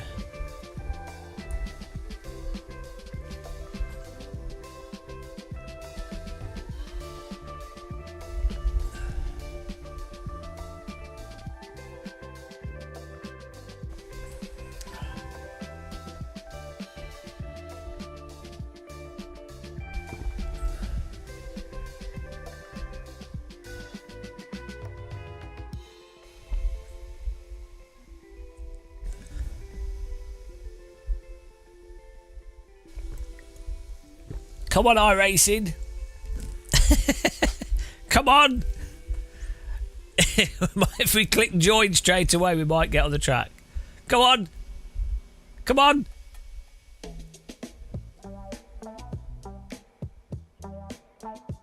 Yes! We made it!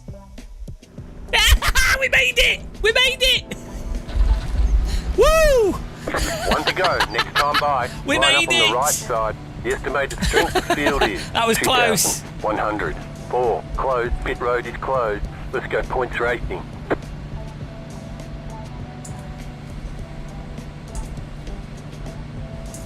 Yes! We made it! We made it! We made it! Whew. I guess you have an outlap as well, actually. So that's another minute. 12. Well, there you go, guys. You can, you can go from Formula Ford to GT3 as long as you have a computer that can load the game quickly. That's cutting it a bit fine, though. That's not leaving much margin of error. Woo! That's racing, guys.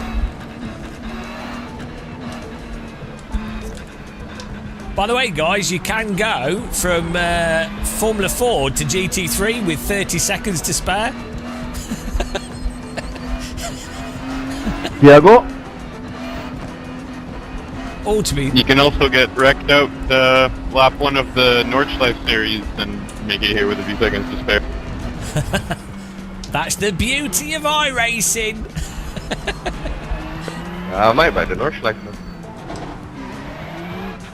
Come on, guys.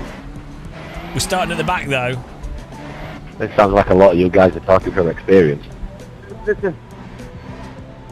What are these guys Just hope doing? people in this series are a bit better at holding their brakes. What's going on here on the right line? Why are we... Can you guys go, please? Ah, what idiots.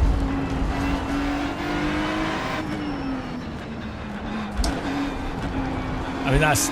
You can get banned for doing that. Okay, let's go.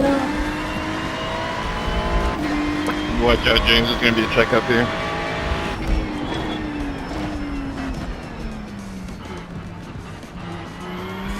Good luck, everybody.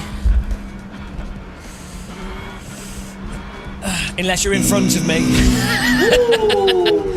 Oh, wait a minute. That's the whole grid.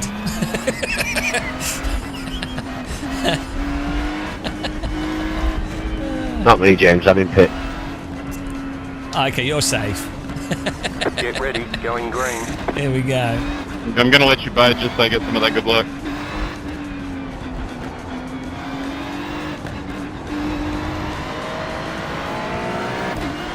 Green, green, green. Post car is off. Time to do your job. Jesus Christ, what a start, dude. Thanks to whoever was in that right lane for putting us 8 seconds back.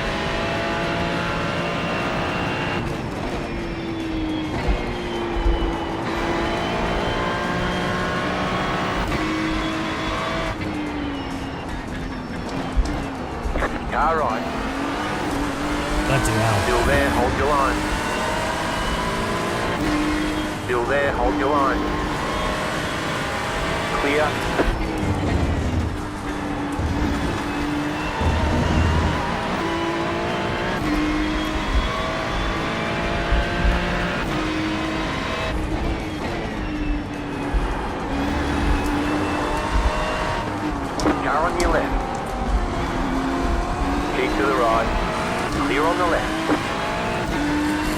Bit aggressive. Car right. Clear on the right. Car right. Keep to the left. Keep to the left. Stay on the left. You got a slow car on the left. Keep to the left. Clear on the right. Go right. There's an incident ahead.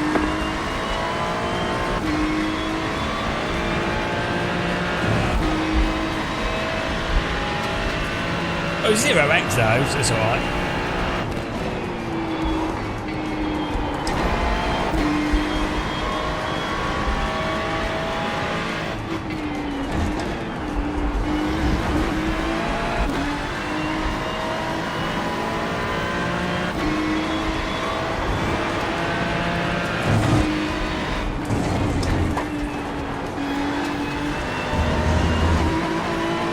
Zero X guilty.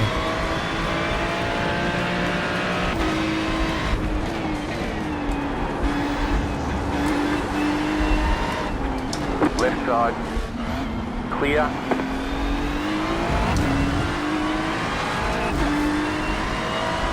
What happened, Kenny?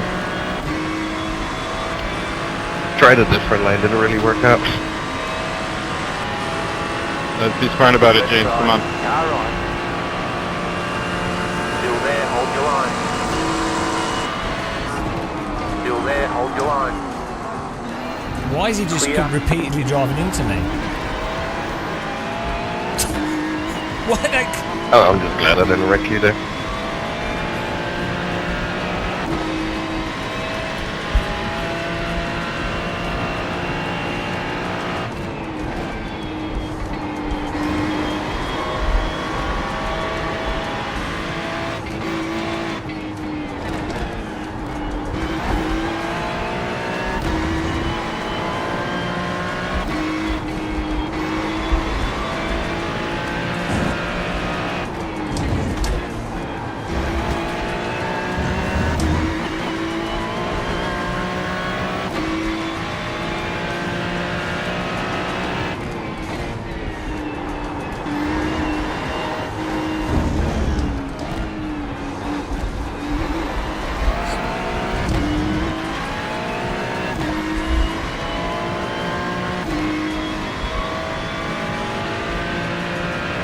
Oh, there's a 4 wide going into the corner in front. Could be some nice some free points for me.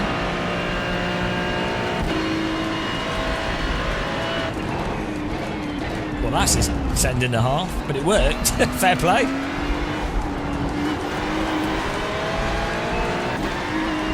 Left side. Clear. I think he has damage. Car in P2. Just set the fastest lap. 18.822. That was your fastest lap of the session. There's an incident ahead. Oh my goodness.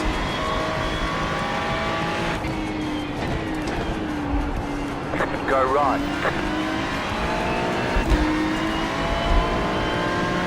Left side. Oh, you idiot. Clear. He took himself out. I'm sorry. Like, I don't know what that was on him. That was on him. He was slow, and then I think he saw us. Thank you for waiting, Daniel. And I think he just moved over. Madre mía, Daniel, estarás contento, tío. Es que eres un campeón. Yeah, he just turned across us because he knew that we had more momentum.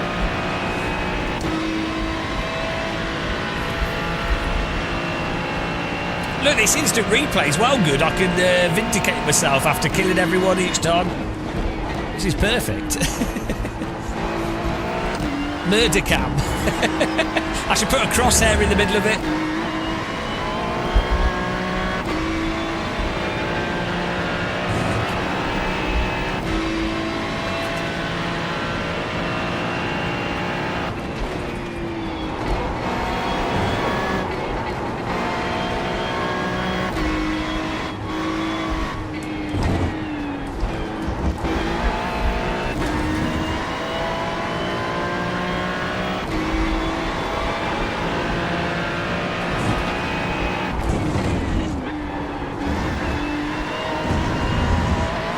It's also the most realistic.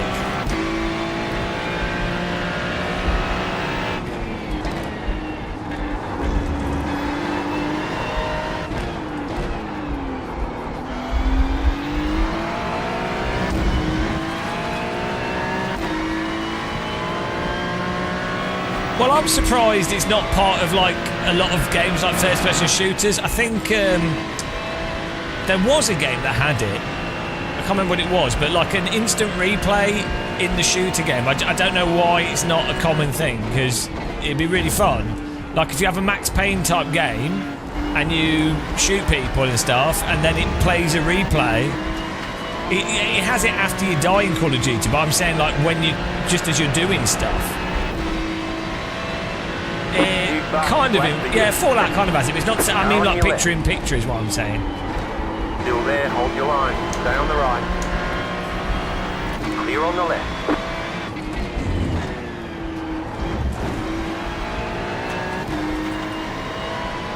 Yeah, that's a replay afterwards. What I mean is like, as you're still playing, a window appears on top of the gameplay that you're playing and shows like another angle. Okay, shows another angle. Do you know what I mean? Or like a bullet, like a Matrix bullet time camera. I can't remember what it was called. Was it XSI maybe? Or what was that cartoon? There was a first-person shooter that came out. It might be No One Lives Forever. Might have done it, or is it a cartoony game that came out in sort of 90s, late 90s, early 2000s? Might be XSI, I think it was called. That's the only game I can think of. This is a feature that I did. It did occur to me that there's a reason why it can be difficult to do, but did a 19.488. no, it just depends on the gameplay. Like, Car 1 has taken the lead. You're in the top 10. It depends on the type of gameplay and what you're doing, and yeah.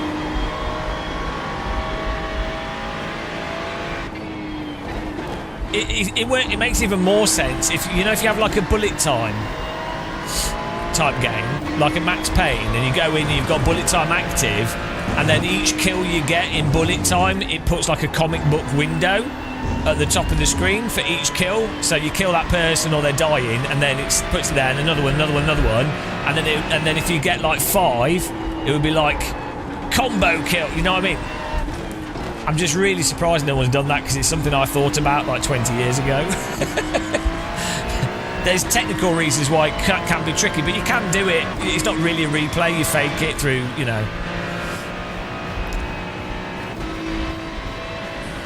I'm pretty sure I've seen similar stuff done in 2D games.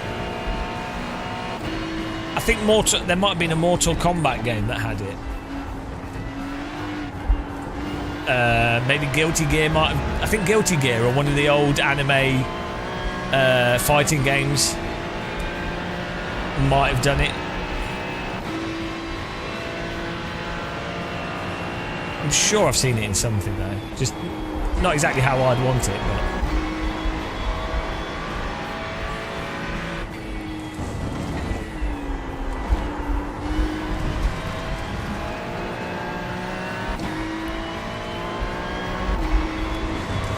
anyway, it's nice in a racing game though, whilst you're driving, because a racing game is actually surprisingly chill, so you could actually show a replay of the overtake, like a top-down view or something.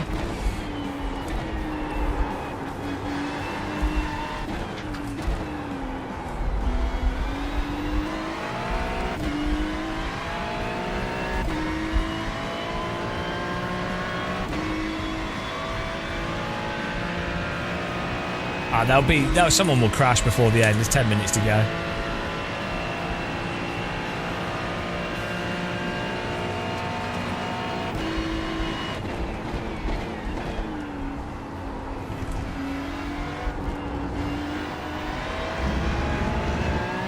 Probably will be me, yeah.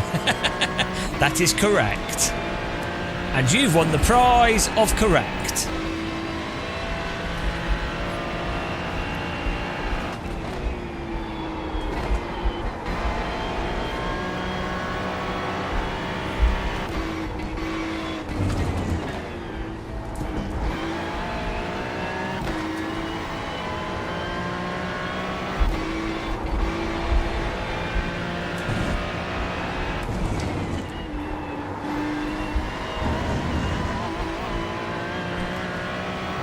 Correct El Mundio.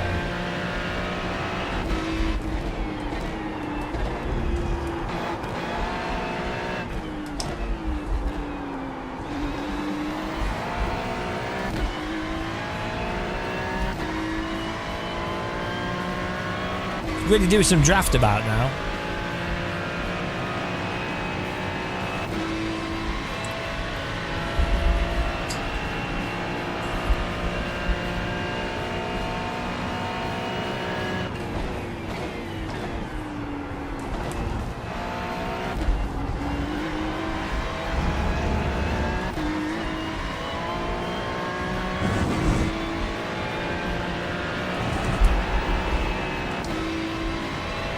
That was your fastest lap of the session.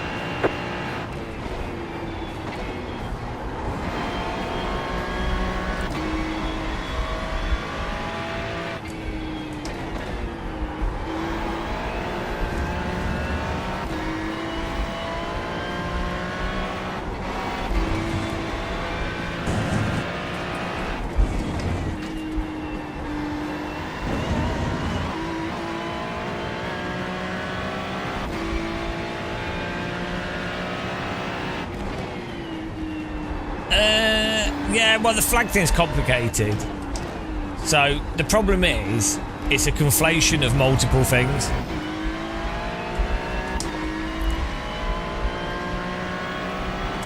So the thing is, tribalism and nationalism is often stupid. The pace car is out of control. But flags and stuff are often also associated with things that people have done and sacrifices or friends or things people they've lost in association, and that's done on purpose. So the thing is, for somebody, a flag as a piece of imagery could represent their friends that died. You know, they were fighting in a war or whatever. They sacrificed something. And it can represent that sadness, and can represent that their friends didn't die for absolutely nothing or whatever. So there's like a sort of trauma associated with it, and it's an embodiment of some abstract idea, which is I think it's a bad thing to generally do. Give me space, bro. Come on, we're in fucking 17. Because obviously, if you embody an abstract idea, then that abstract idea can then be manipulated, and other people can take advantage of your use of that icon for that specific thing. But that is why people get overly attached to a flag, because it's become an embodiment of an idea. It's the same as like religious iconography, but so you can see why it can mean a lot to someone and why they can then get upset by stuff done with the flags, but they still should. Like, the problem is it's not rational. And it is, so...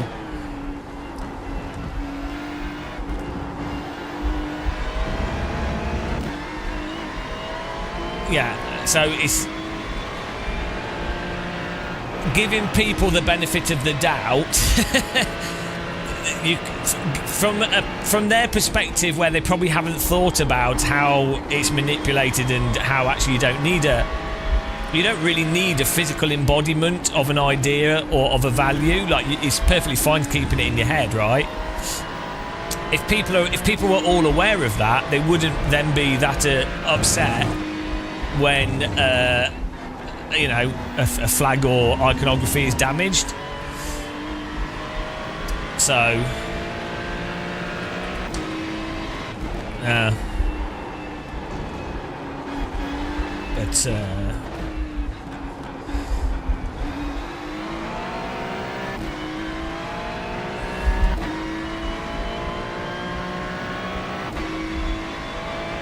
the thing is, if you have something that someone else can hurt you with,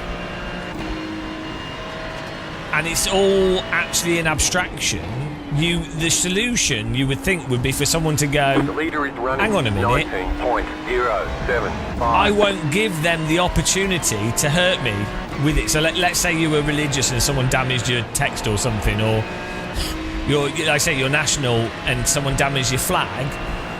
You could just go, hang on a minute, I'm confident in what I've done, I'm confident in my country and legal system, and I'm confident in the sacrifice people I know have made. So it doesn't actually affect me or my country if someone damages the flag, because damaging the flag does not actually damage the concept, you know? So, but some people are not that emotionally, you know, they're not that philosophical, and they're not that really, they're not able to separate themselves from iconography, because they probably haven't thought about it that much. So... The pace car is out of control. At the same time, though, I can see why. You can see why someone could be upset with certain things.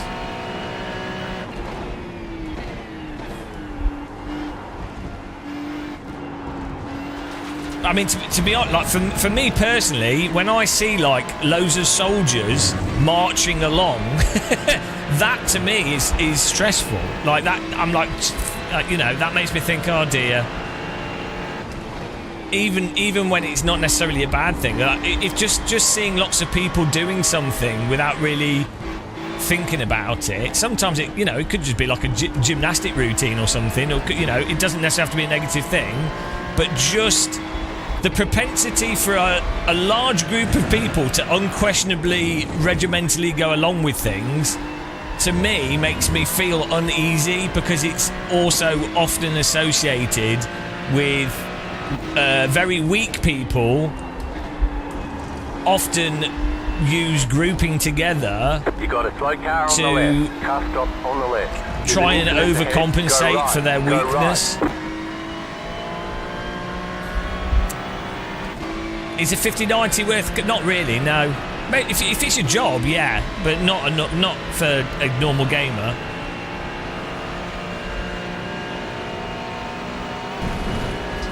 Right side, clear on the right.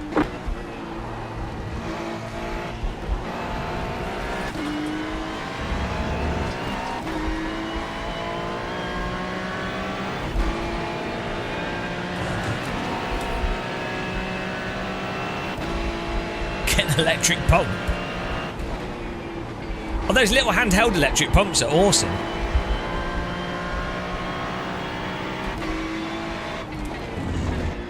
Yeah, if they do 50/80s with more VRAM, that'll be really, really good for most people. Still, it'll still be overpriced, but it'll be really good.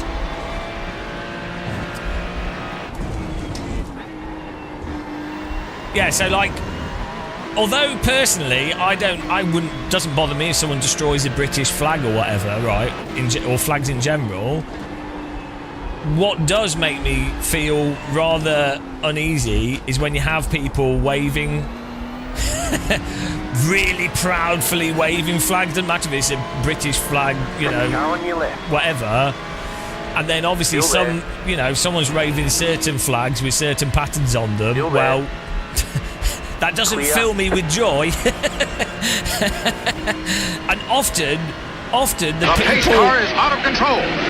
Left side. Oh my god, you're going to push me off the track. Stay on the right. Bloody hell. Still there, hold your line. You just got the white flag. That means one more lap to go. Yeah, Clear. often the people waving flags more, you know, even if it's not a negative thing, it's like...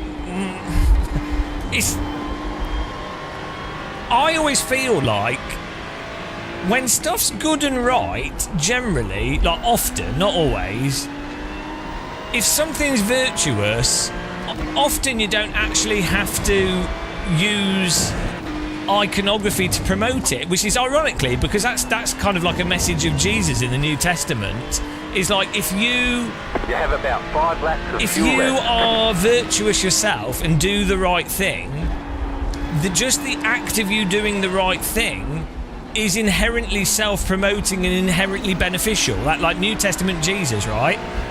And so it's supremely ironic that like a lot of people that say that they're like deeply religious, especially Christians or other religions, end up, you know, going against these things. It's like, hang on, it's pretty obvious philosophically what would what's probably beneficial. So it just makes me suspicious when people overly promote stuff, like the Game of Muscle affiliate link.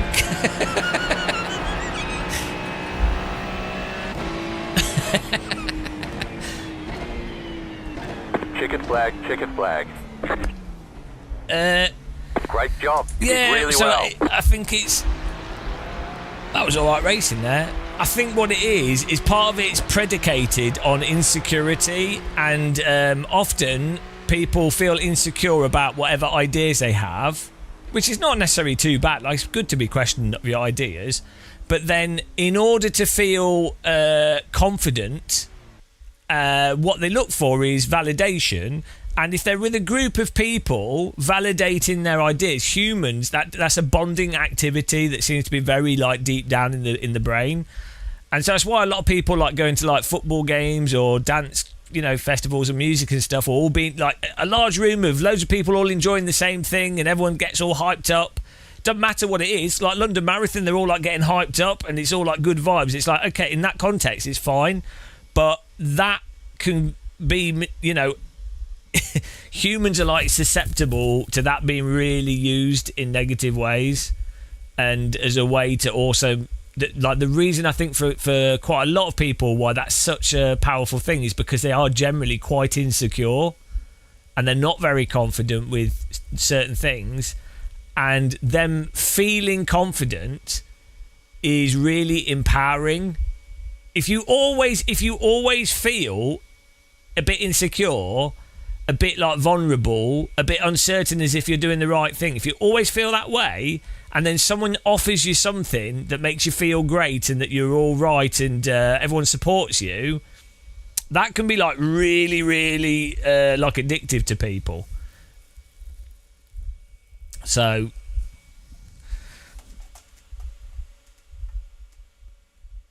fortunately, that's never been abused by people to gain power and do great evil. Because that would be terrible. Could you imagine? Right, let's see what next is. Let's have a look at like and subscribe. Welcome to Philosophy on the Game of Muscle channel. Yeah, imagine being a Uman. Uman. You are Uman. We can totally do this. Ringmeister again. We're poning it here. We need to tally up our results though, guys. Are you ready? Are you ready for a tally? Can someone get a shovel out, please? We will not descend into fascism because the capitalist machine won't allow it. No, but that's what they... Are you making a joke? That's exactly what they thought before World War I, wasn't it? It's fine. No one will want to do that because they would lose money. Don't worry, business will save everything. Were you making a funny, Skywalk? It's hard to tell if you were making a funny.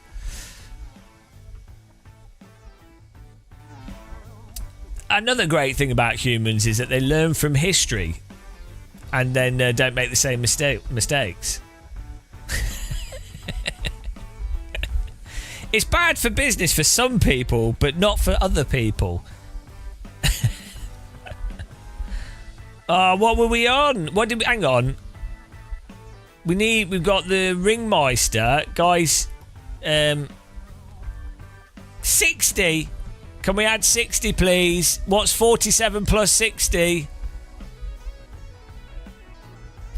Hang on. Plus 60. And then we got...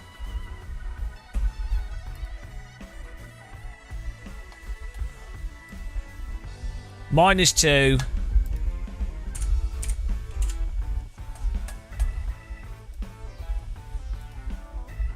Plus 22.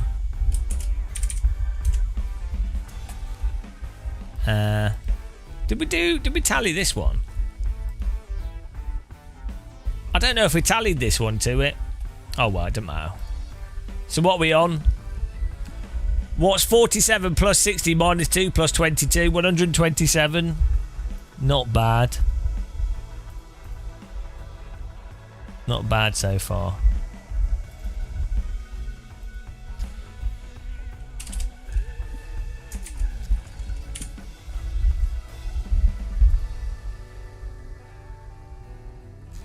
Philosophy over. It's time for maths class. Right, when's this race going on here? 1 minute. Oh, okay.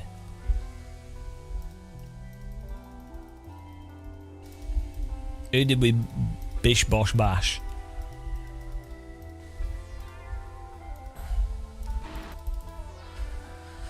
That was quite good that we jumped into that, no quali, and still finished with rating. Did we bish this guy off? No. He bished himself off.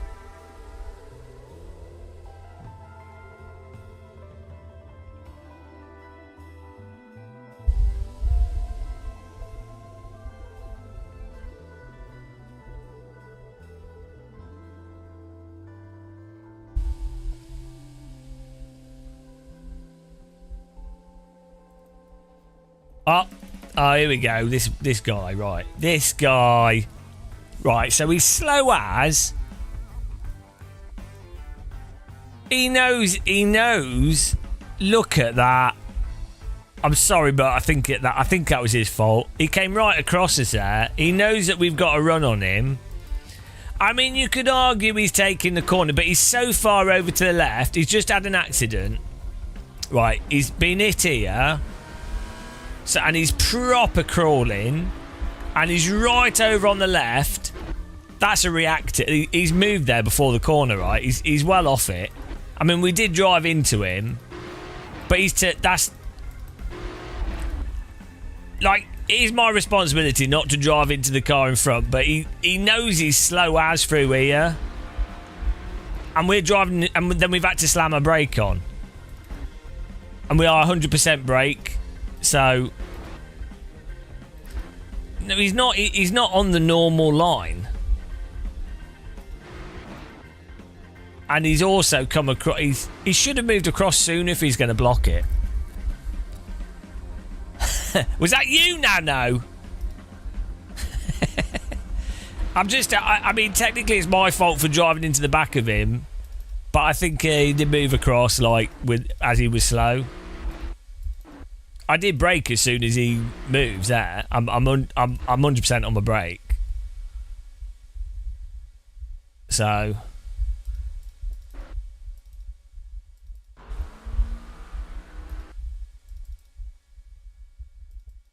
It's hard to know from the speed that you're going at, though, because he another 5 meters, and he would have been up to speed.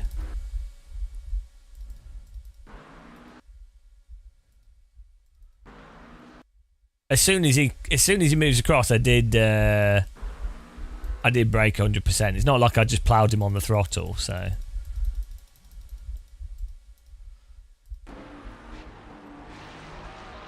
He caught it, or did he? No. Oh dear. Okay. Not ideal. Racing incident. I'm getting away with murder today.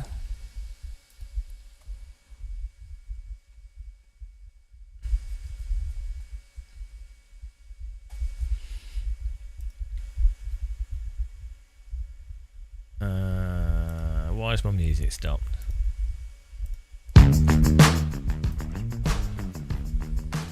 Here we go. Oh.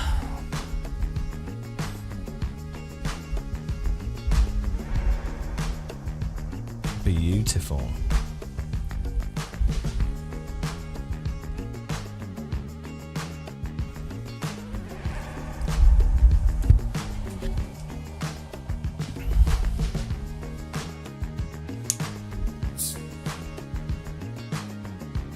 I think so, Ozzy. We've not had the same problem since we installed the new the drivers.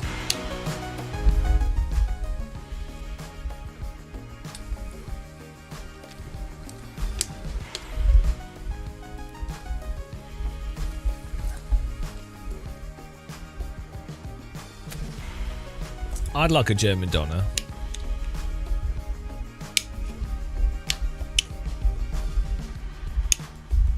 They've actually made these the clip-on bottle thing a lot better now. It like stays down when you push it down. I don't mind the lid. I don't mind the lid staying on the bottle. You know, and someone was complaining about it, but I don't think that's a problem. I quite like it because now I don't have to worry about losing the lid. It's in, you know. I don't know why people get upset about that.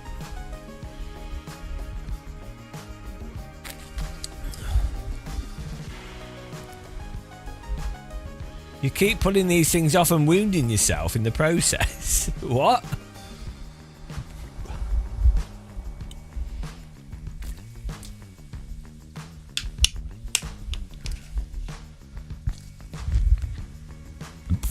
Oh, God, that's well fizzy.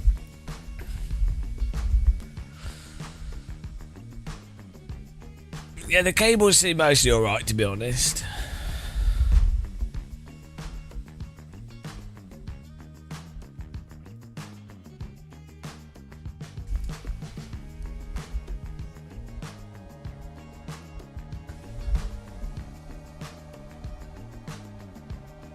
I'm ready, guys. I'm ready for another bonanza.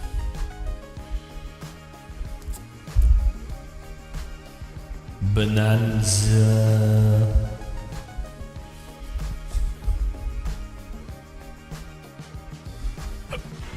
I could really do with a doona kebab. That'd be nice.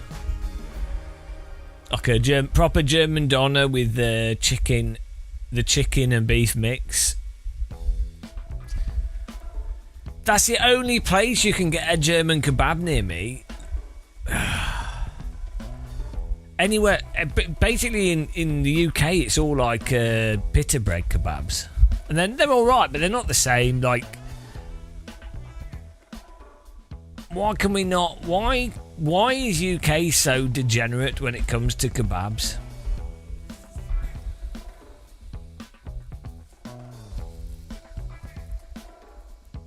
I mean, even it's hard to get even like a Durham kebab. Is that what they're called, Durham? You know, the flatbread wrap thing. And then in Germany, they give you such a generous portion of meat and vegetables and chips and stuff, and they're really stingy in the UK.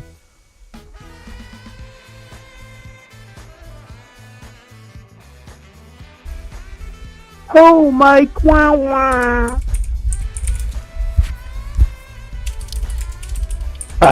Who got disqualified? No way, is it him? So losing the quality. Yeah, Mike, I know it's a bad move. Apologize, bro.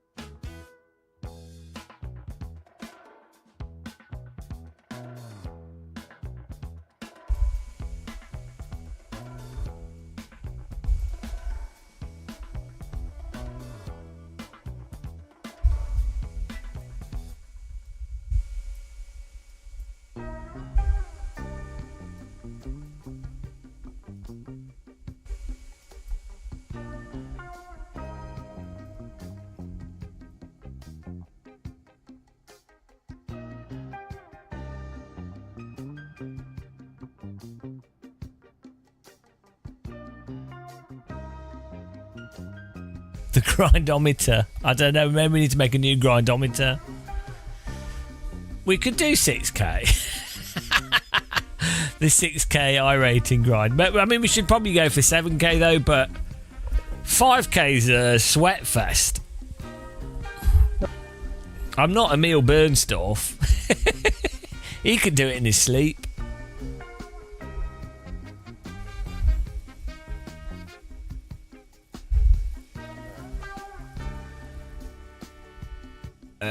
Like 3K at the moment or something. We're all right in Formula cars. I'm much better in Formula cars than I am GT cars.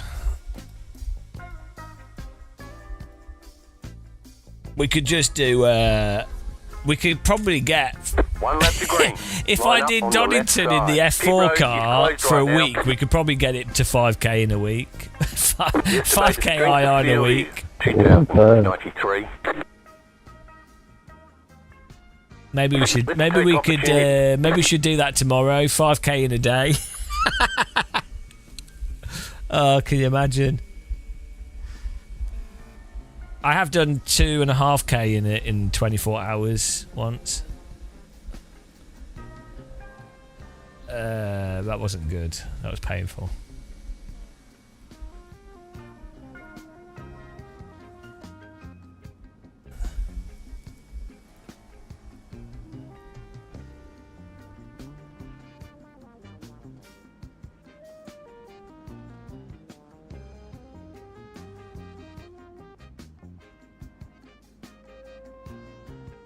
Here we go.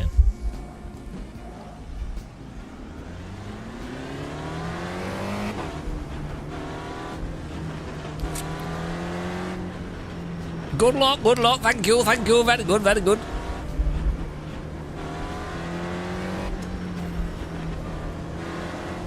Mike, you blinking a lot? I have to be careful. I got nerve damage in my arm doing the. We played the F4 car for like 20 hours in a row, and I actually got nerve damage, so it took like 6 months to get better. So try not to do that again.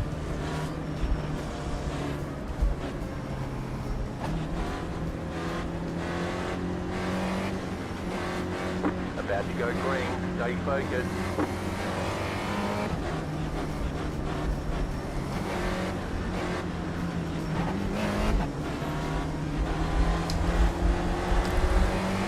Green flag, green flag.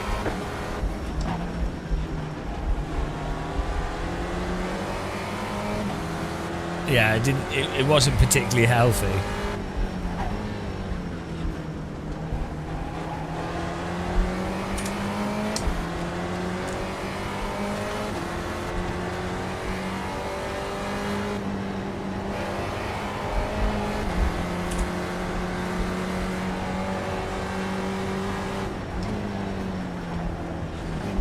I really like this car track combo though.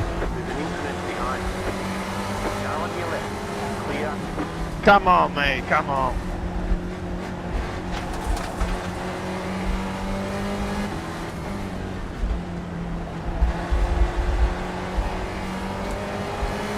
Right side. Still there, hold your line. Still there. Clear on the right.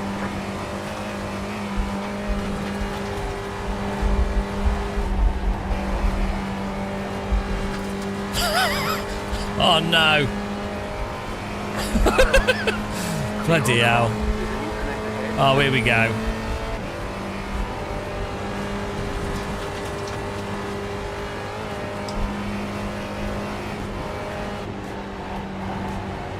Oh, here we go. He's not making the corner. Oh, you idiot! 3 wide. Right side, 2 wide. Clear. Oh my god! Clear on the left.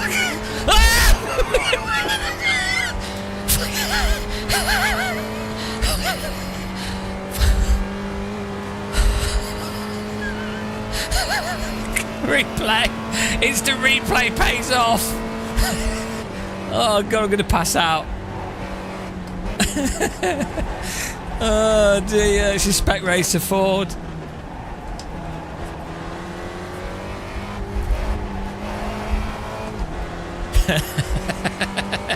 That was good. Oh dear, that was good.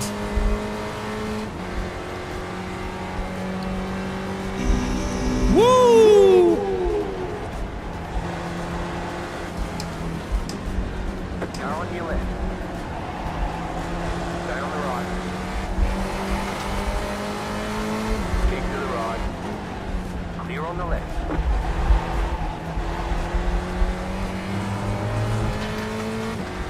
Nah, I'm alright.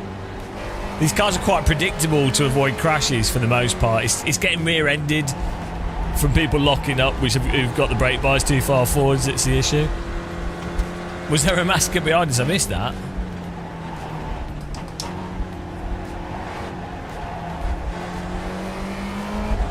Oh, this looks nice. The Lotus Spec Racer Ford. The black and gold on the Lotus livery is really nice.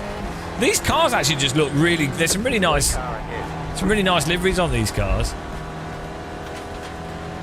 Having a bit of a wedge car allows you to put good liveries on it, I think. People do race them in real life, but I've never seen them in the UK. I think they might still be a thing in America.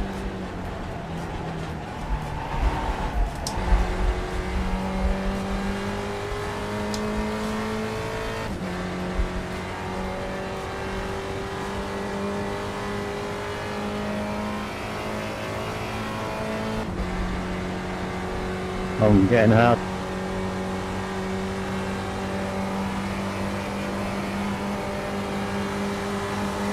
Let's go back to the lead.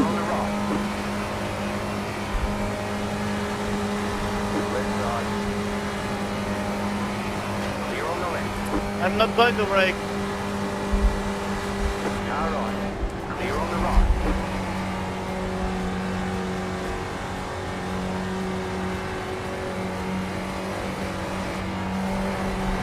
Car on your left. What is this guy doing? Keep to the right.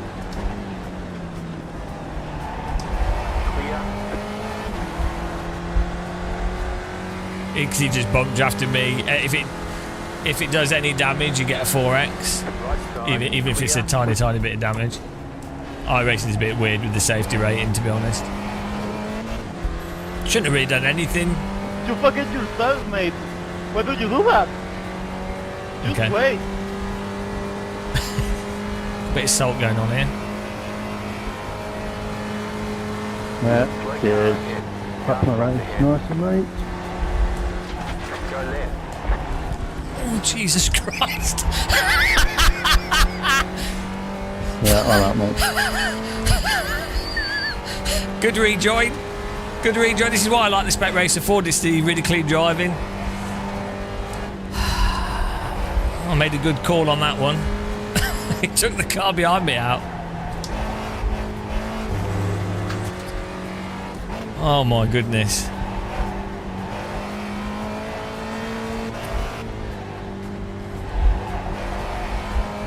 That did give me a bit of a heart attack.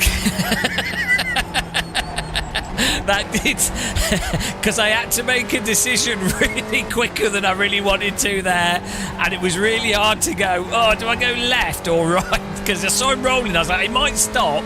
If he stops rolling, we're going to drive straight into him. That gave me a bit of adrenaline, I'll be honest. That was... Weirdly, the one before didn't, but that did. Oh dear. Oh dear, that was a subconscious decision there. I did not consciously avoid that, so that was a surprise.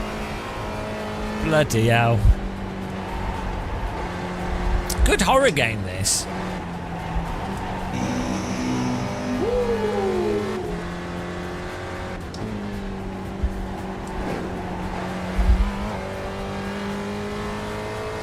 Yeah, restart the race. Hello and welcome to the Nordschleife.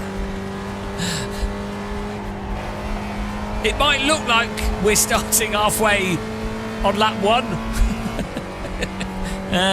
Good rewind. It's like a VHS cassette tape. You can watch this replay again. There we go. I'm going to watch the replay whilst we go down to the dot and go home.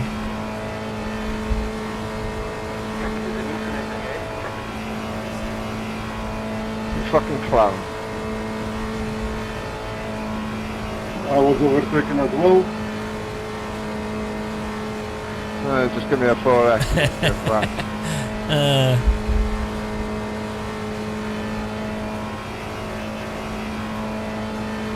25 seconds is a good amount of time for a replay. 2 left to go. 2 to go.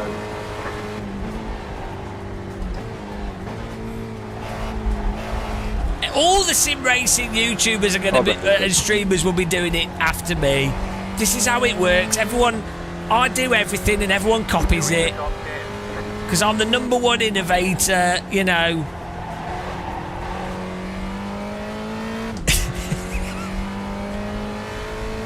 Every time I do new videos, give it 3 days. Give it 3 days, and you'll see a bunch of titles and stuff. It's like, hang on a minute, because I am the trendsetter.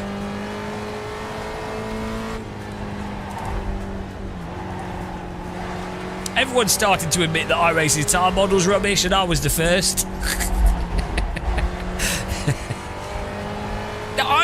I did the replay. I did the replay 5 years ago. I'll have you know. And then we stopped, but we started it again now. I think we did. We had it working really early, but it was a bit of a. It hammered the computer at that point in time, so we stopped doing it. Yeah, a lot of people do have replay.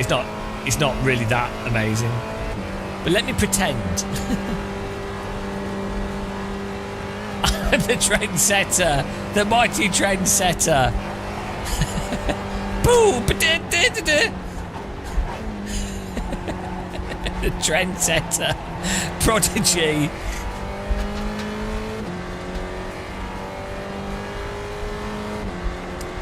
It's the trendsetter by the Pottity. Twisted trendsetter. I mean, it's better than the original. Sounds like a Weird Al version of the song.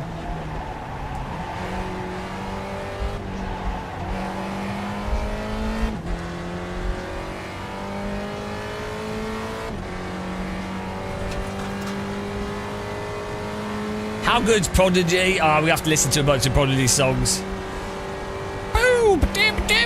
That's how all their songs sound.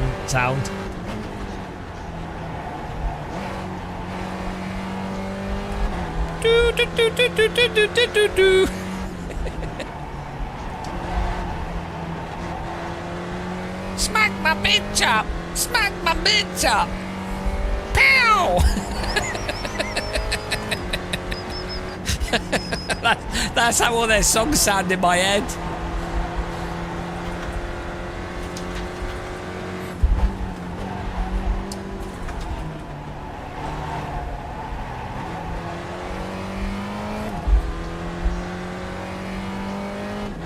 That is probably, Charlie says, that album that came out in 2006 is probably one of the best, like, do you call it dance music? I guess it's electronic music, but like, they had like, what, like five absolutely amazing songs on that, or at least three unquestionable, timeless, amazing songs. That's really rare. Like, normally when an album comes out, it'll be like one really good song and then another sort of like, you know, not bad song, but you know what I mean, not like, yeah, an album like that, especially for dance music. With dance music, is normally you get one song if you're lucky that's good. Like Chemical Brothers, I think Chemical Brothers is good, but they basically have like one good song per album. Like one, all their songs are good, but you know what I mean? Songs that are like, oh, that could be #1 for that year.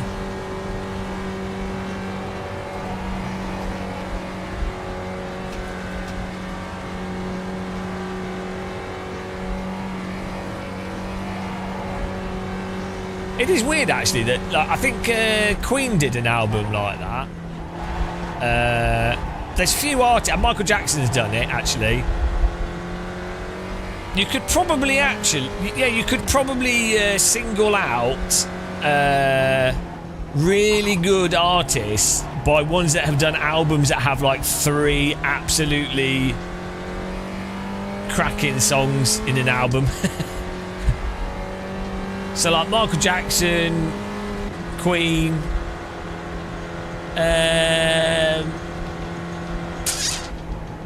Phil Collins has had a good album.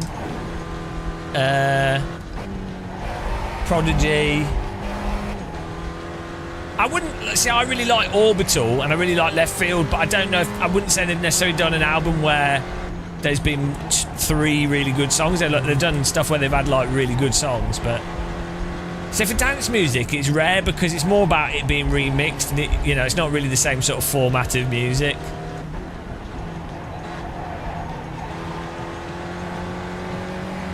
Yeah, no, their albums are great, but it's different. It's just different.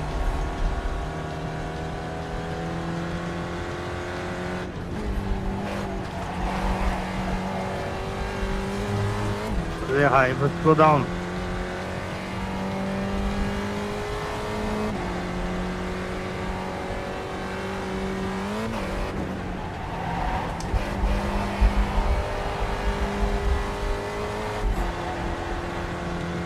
We've got everyone talking about music now.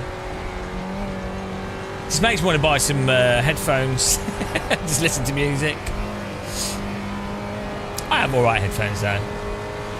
Part of me, I think deep down there is a little bit of an audiophile in me that wants to buy like a vinyl, a tube amplifier and a vinyl player and some like £2,000 headphones. And I resist it. I'm happy with my Sennheisers, but there's definitely a part of me that's like, you see those German music trade shows where they have like amplifiers and speaker setups that cost like £40,000-50,000, and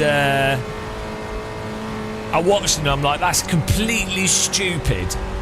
However, do you know what I mean? Like home cinemas as well, I look at them and I go, that's completely moronic. However, if I was like actually rich, I would love to build like a proper separate home cinema room with really, really, really nice acoustics, all measured, proper surround sound, nice carpet, proper nice little sofa. I'd get a laser projector, 130-inch, a very slight curve to the screen, just a small. But generally speaking, I'm actually really happy with just my Sennheisers and,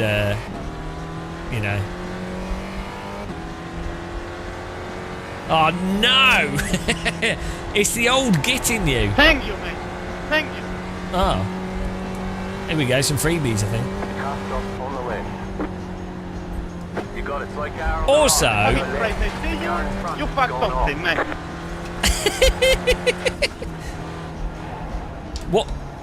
What did he do? No, not you, mate. Not you. What happened? He spun himself. No, I didn't do anything, bro. I made a mistake after he did, so he's happy. Yeah, 599s is what I use. I've got three pairs of them.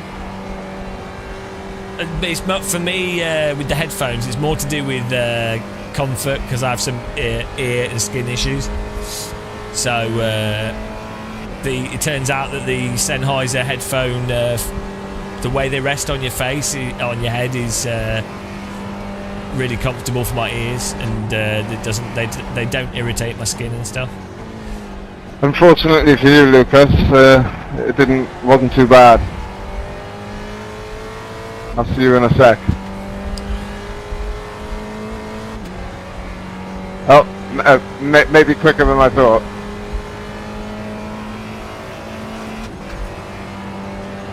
Yeah, I used to sleep in the 599s.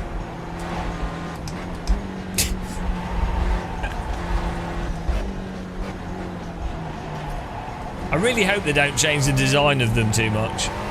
They've kept the same design for like 25 years. The 598s are quite good as well. Oh yeah, I'd 100% do a Sennheiser sponsorship. I really love their stuff. Really, really love their stuff. I've used it for decades. Really good. We should never celebrate another man's You have mistake, about 5 Lucas. laps of fuel left. I should actually message them, to be honest. It'd be really good to, because I genuinely use their. I really do like their headphones. Maybe they could do something. To be fair, the mic on that gaming, you know, the gaming headphones normally have really bad mics. This headset I'm using a mod mic, and mod mic's really good. But the actual mic on the Sennheiser headphones not that bad actually.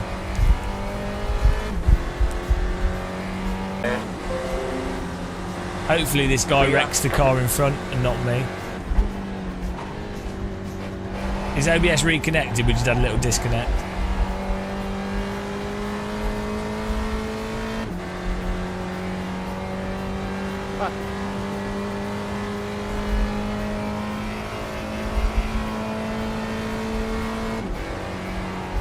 How is that white car so quick?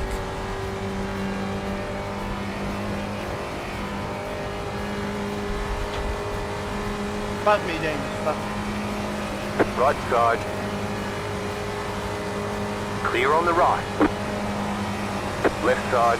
I was going to say I wouldn't bother, bro. You've got no Keep front to the end. right. Clear on the left.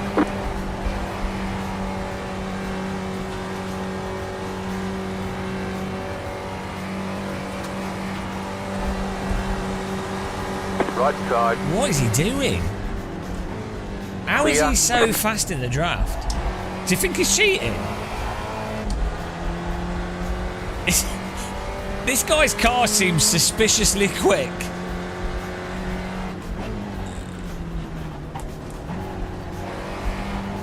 What is going on? It's like he's got...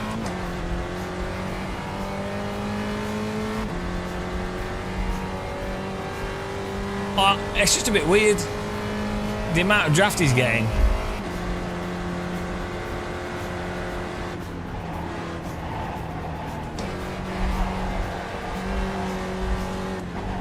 It might just be driving really well, and then with the draft it looks dodgy.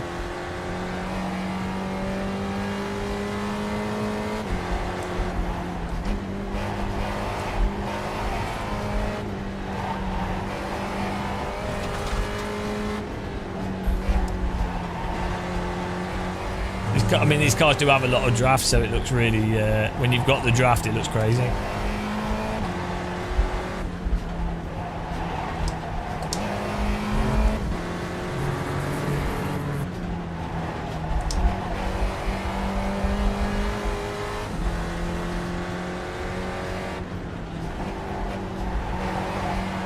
Where's he?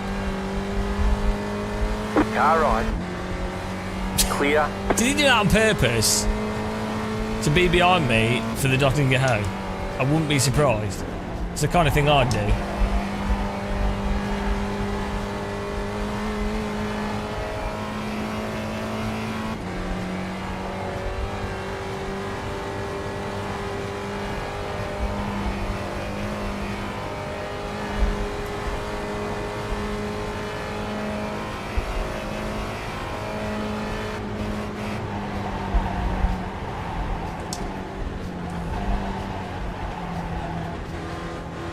You can go, Jose. I finished third.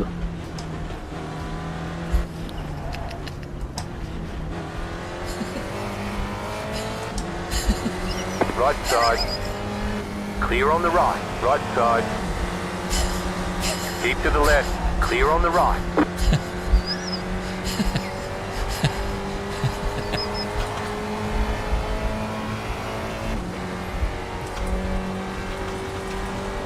Let's go today. The second place is for you.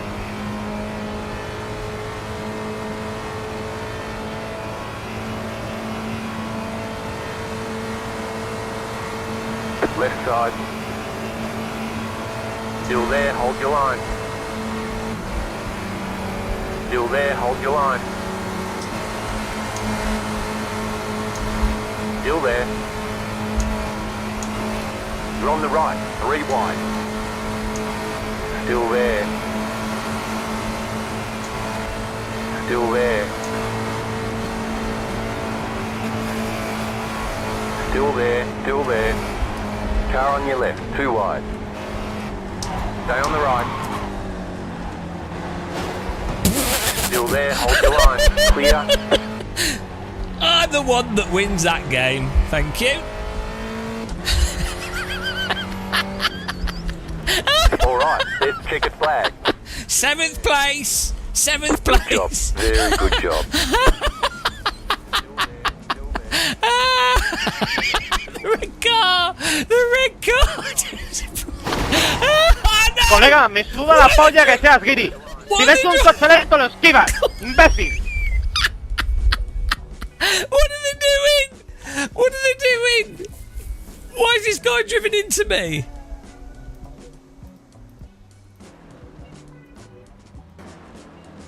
What? He's so angry. He's so...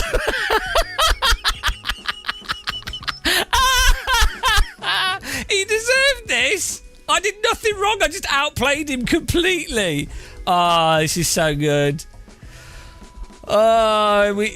He purposefully missed this corner, right? Here we go. Here's a tale of so Spec Racer Ford, Nordschleifer, absolutely amazing combo. We're having a final lap here. Marcel Tanostra, he's been in front of us. He's suspiciously really quick. He's fast. He's really good. He's in front of us, but we caught up with him. And then he does this here, and it's like, hang on, this is on purpose to make us go in front for the Dottingerho draft, for sure. It's the kind of thing I would do, but fair enough, okay. So he wants to stay behind us for the Dottingerho. Makes sense, because, you know, Report for sure. if you're in front of someone on the Dottingerho, you want a 0.5 second gap, basically, if you're behind them, and you'll beat them. So knowing that, I slow down to a crawl here to close the gap. So he then slows down to not pass me because we both want the draft for the bicycle velodrome draft battle, which means that this guy's catching up here because we're literally walking around the track for strategy. And then he goes for the pass. Bike race is on. Off we go. Fantastic. And we hold the gap here, and we time the draft just right because we don't want this guy to come past. So we go to the right, he gets blocked by him there, and then it's 3 wide. 3 wide into this corner. Perfect, emotional. This is racing. This is what you want. Everything's going good. Now, who's going to brake? When it comes to the corner, who is going to brake? I can tell you, it's not going to be me. Also, you're squeezing me a bit hard here. Look how far I am on the bloody grass, mate. I can't go right anymore. You are taking the piss a little bit. I'm sorry, Mr. Marcel. You have space. I am on the grass, so before you start complaining, so we can't go any wider. We're doing what we can here to be safe. I stay right over to the right here. There we go. He's hit us twice so far. He's in the sandwich there, and the red car's been bopped off by the white car. Probably a bit of netcode. All's good, but I've pushed the brake the last, of course, because you brake when the car next to you brakes. You brake after them. That's how you end up in front of the corner and hope that there's enough space. But he's messed this up. We've locked a little bit, but we're going into the corner. He's driving into us as much as I'm driving into him, you know. We are ahead into the corner. It's a little bit of a lock. You know, that's racing. But out of nowhere, like a Super Mario red shell, comes Badr Abrami. Don't mess with Abrami, because if you mess with Abrami, you know, he'll come back at you. You've upset Abrami. Never upset Abrami, because he doesn't forget, and he didn't. Completely wrecks him, giving me the position, and you're like, oh, okay, you know. But how on earth does this equal me being... Why is Marcel upset with me? What did I do? Why did... He's just... Why? I didn't do anything wrong here. No, there was nothing wrong with my driving. So he's blamed the murder on me. But this is pretty much textbook iRacing. Netcode weirdness. Sometimes close racing. This was all netcode weirdness, I think, really. Like, we're on the right. There's a little bit of a tap there, and then this tap here has caused him to hit this car. You know. But yeah, welcome to iRacing. But I think Marcel could probably do with feeling... He needs to feel bad for this. This is how you get a 1 week holiday. Wrecking someone intentionally after the race, Marcel. You're on the cards. We could report him and he'll have a holiday.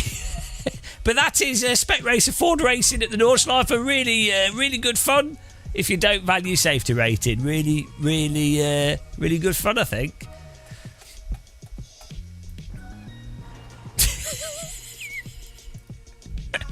Report for sure.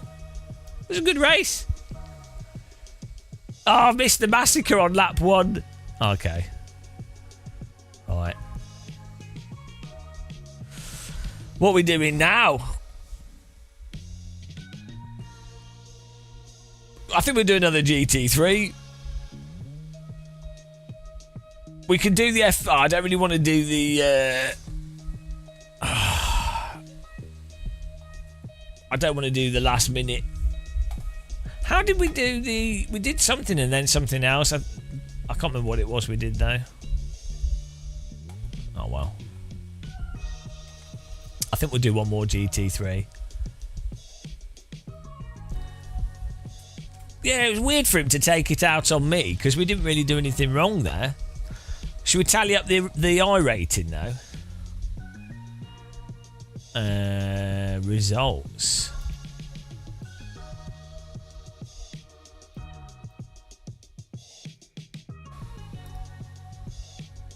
So hang on. I lose 0.14 safety rating, mostly due to him punting me. Oh well. Typical guy. Plus 52, and did we add this to it as well? Plus 22. What's 127 plus 22 and 52, guys? What's that? 127 plus 22 and 52. What are we on?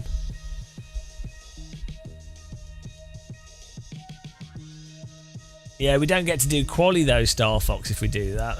That's the problem.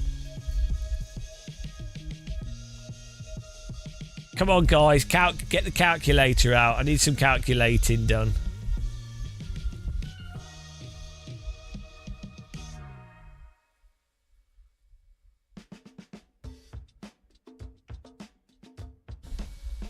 $201.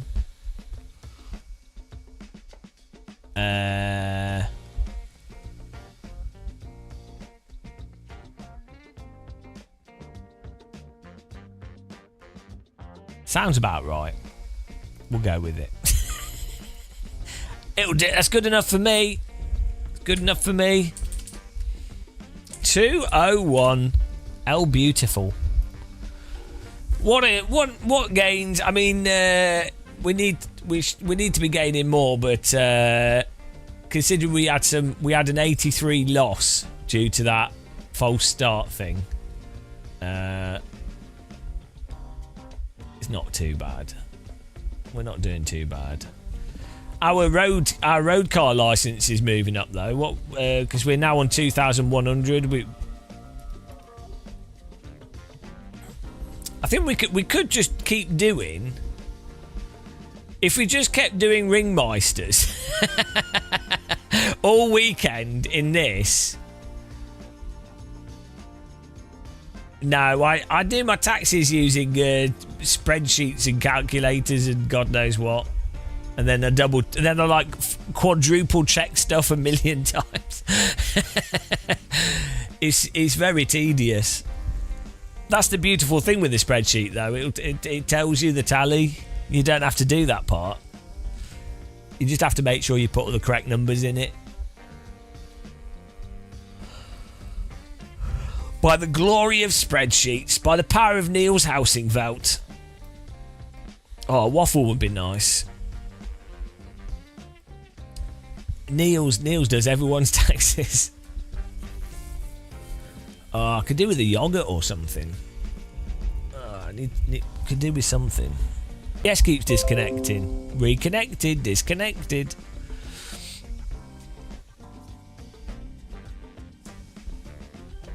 We've had good races today, though, to be honest. It's been... we've had some stupid stuff, but this force feedback absolutely transforms iRacing, because you can much easier feel the range of the tyres before they get to the limit. So you can also, because you have more range to it, you can preemptively counter steer before, like, you visually know you're going around a corner, you know that the car's going to be under load, right? Because you can feel the range in the force feedback, and you know from previous laps. And rather than reacting to it as it happens like you would in any other sim, in iRacing you'd go, well, I know I've got this load now, I know that the tyres are getting warmer, so I'm going to actually turn out the corner before the tyres warm up more so that then I'm not going to be in that slip. So it actually gives you, though it's nothing like a real car tyre, it gives you a force feedback force that allows you to basically drive iRacing from feel, which means that you can actually then play iRacing from feel, which is how I like to drive. You still can't drive reactively properly, like you know, like you do in AC and LMU and stuff, but you know, it allows you to drive everything like a 1960 Formula car, which is what iRacing really wants you to do.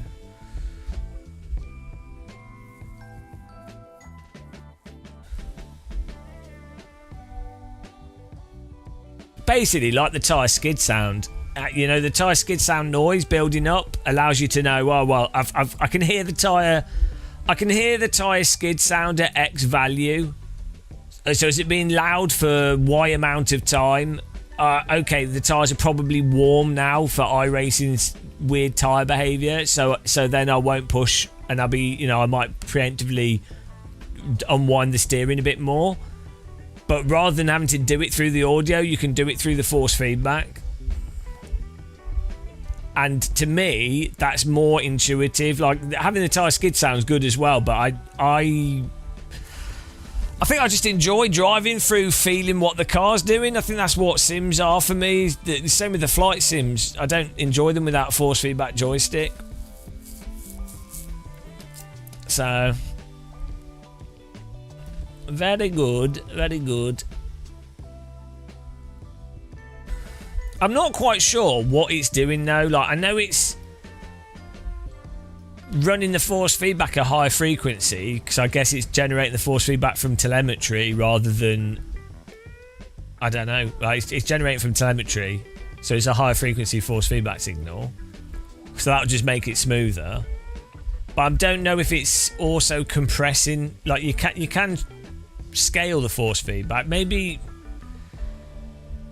it's shaping the signal better as well, though. Like it's like an audio compressor. Let's see if they've written any descriptions. It's Marvin's awesome iRacing app.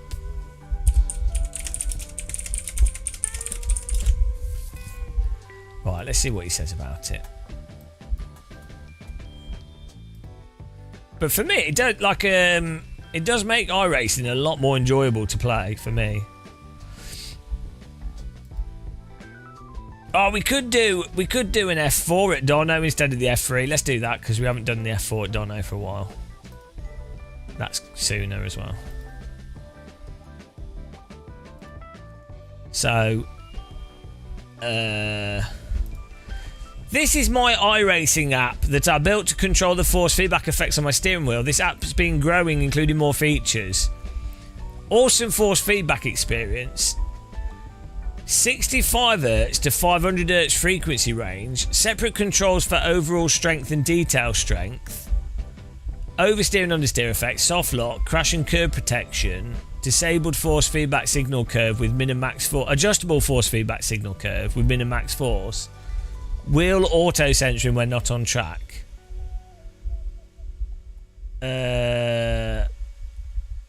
I'll buy him a coffee for sure.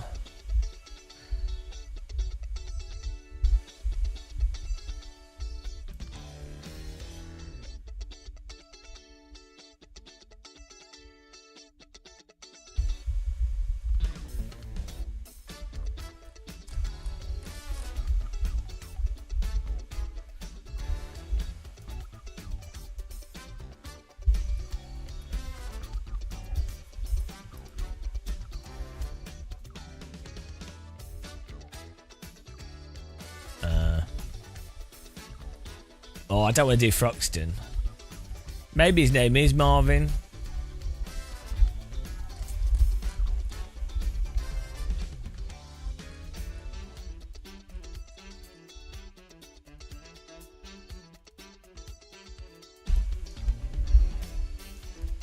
It'd be nice to know more technical information from him.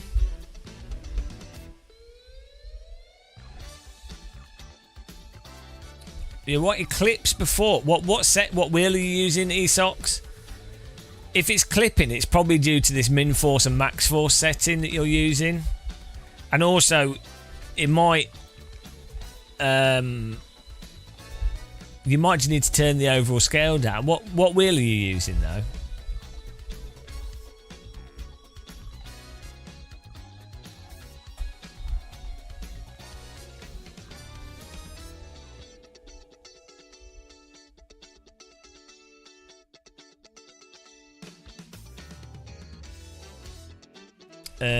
TSPC. Which one's that? Hang on. Oh yeah, the Thrustmaster one. Yeah, no, you should just be able to scale. It's not really about the strength. It's about the dynamic range. So you should just set the max force to like 6 Newton meters, but then tweak the overall scale, and you if you get occasional clipping, that's not really a problem. But yeah, I mean, maybe I don't know. Maybe Thrustmaster wheel drivers don't work as well with it. It's hard to say.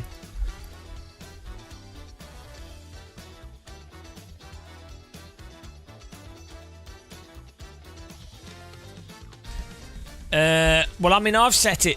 The way I've set it up is these settings. So I've just put max force as 12 and min force as 0, and then I tend to have the overall scale set quite low, and that seems to work well. So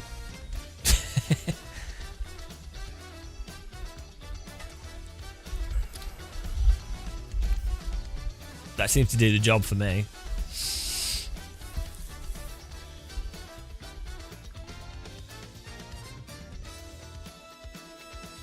But also, the thing is, you don't need the oversteer effect because of the way that iRacing is. I don't like you can't actually counter steer properly anyway. So maybe setting up this oversteer effect so it's super mild could still be quite useful. But for many of the cars now, the cars are really tame anyway. So. Yeah.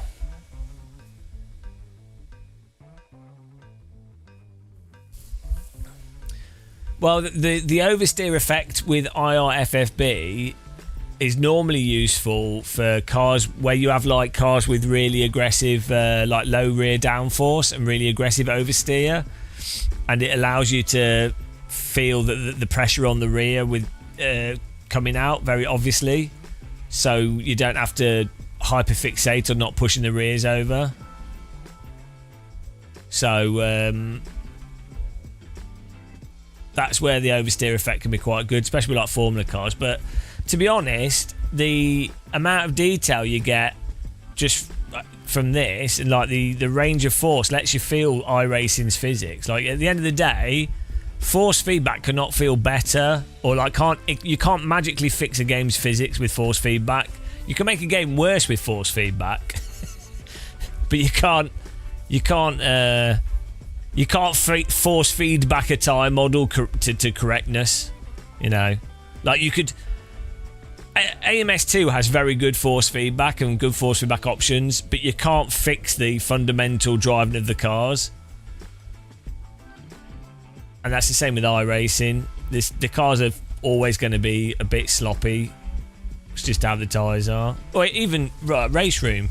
You know, the cars kind of slide around a bit. The force feedback's quite good in that.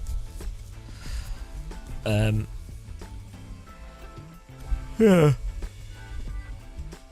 So, but I think with what this does though is gives you as good a force feedback as you'll ever get from iRacing. So I think it's good. I mean, GT3 cars are notoriously bad. I'd say this makes you have better force feedback than LMU. And I'd say in many ways, actually, this gives you better force feedback than what you get in a lot of other titles. But obviously, it's just the physics are a bit weird. I'm using overall scale as strength, basically, because it just seemed to work well. So I guess you could set it to like a Newton meter value, but I'm using between like 15 and 25. Seems to work well.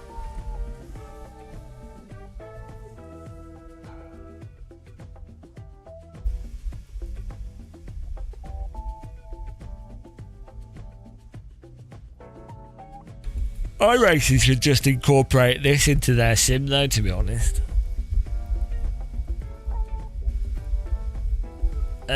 So the detail is it seems to work more like an EQ on the frequencies. So the higher if you set detail scale higher, you'll feel more like vibrations and bumps and stuff. So I think most of my cars are actually on like 15 or something. So it'll depend on your wheel settings as well as to how much detail scale, but I don't run any filters on my wheels, so it can be really quite low, and you can feel the road details and things.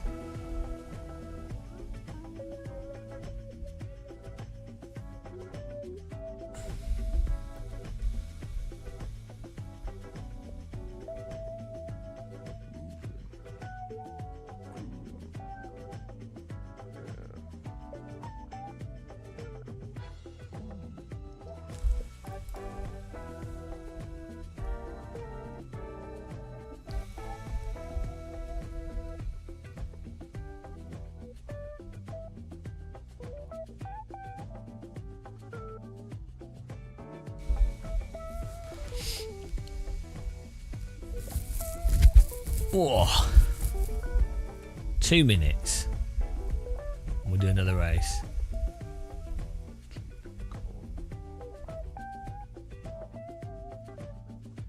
It's a shame they changed Ringmeister, so you can't use it to farm safety rating like you used to be able to.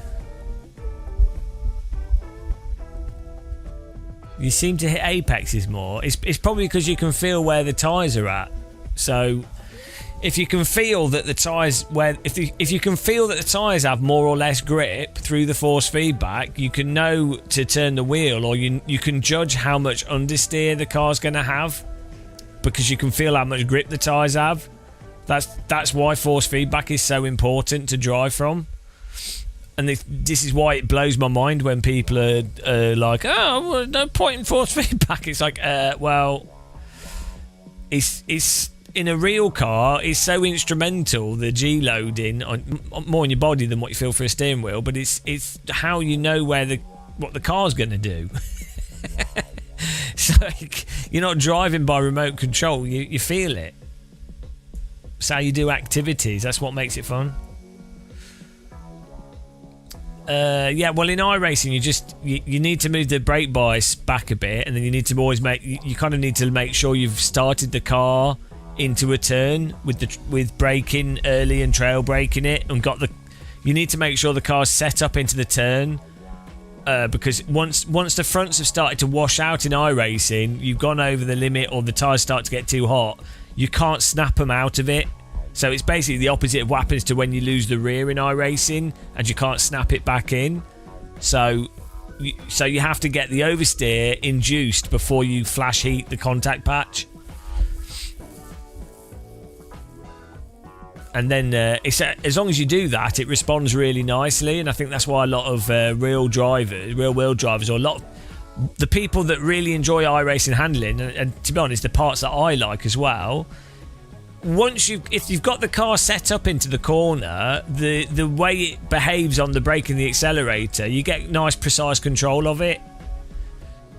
The issue is you can't like spontaneously decide to like push it into a little bit of slip, or choose to use the wheel more than the pedals, or whatever. You have to drive from the pedals.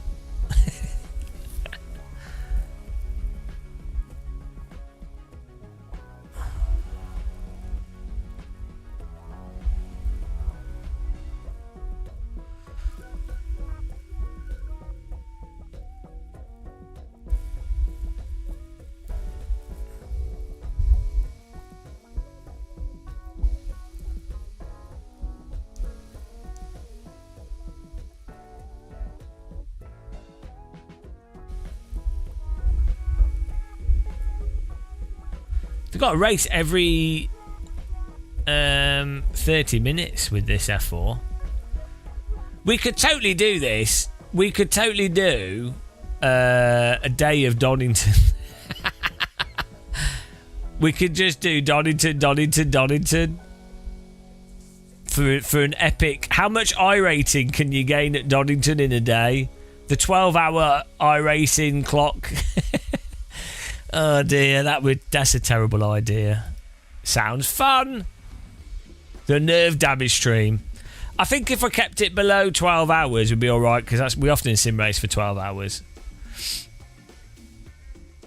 Also, I think the problem is if you do something for 20 hours, like when you sleep, it repairs your body. So the problem is that you're not getting your body's not doing any repair on your, you're doing more damage when your body should be repairing. So it's like it doubles it up. It's even worse than if you were to do like 12 hours sleep. You don't have any downtime for your body to fix itself.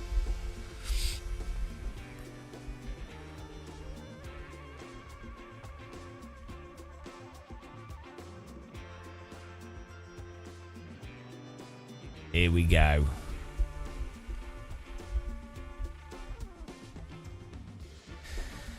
How's the stream quality for everyone? It should all be working pretty decent at the moment.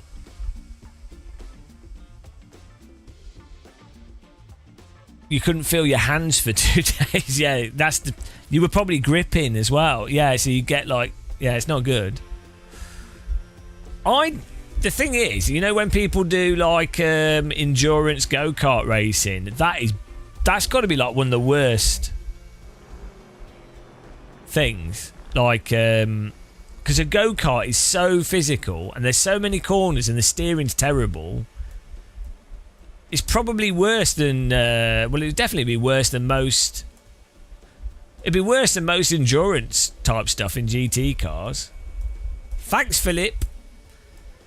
Like if you did there's 24-hour go-kart races and there's only 4 of you, you're going to be wrecked. Like 2 hours in a rental car. Especially if you're a fatty like me. Probably alright if you're like James Baldwin or Super GT or something. You've done a lot of karting. But if you're a bit of a fatty, Jimmy probably alright. Me and Jardy and myself, not so much. Dave Cam, he would fall apart. Dave Cam's not a fatty though. He's just a few billion years old. Emil Bernstoff, he'll be fine. Yeah. Being a fatty and doing go-karting is terrible.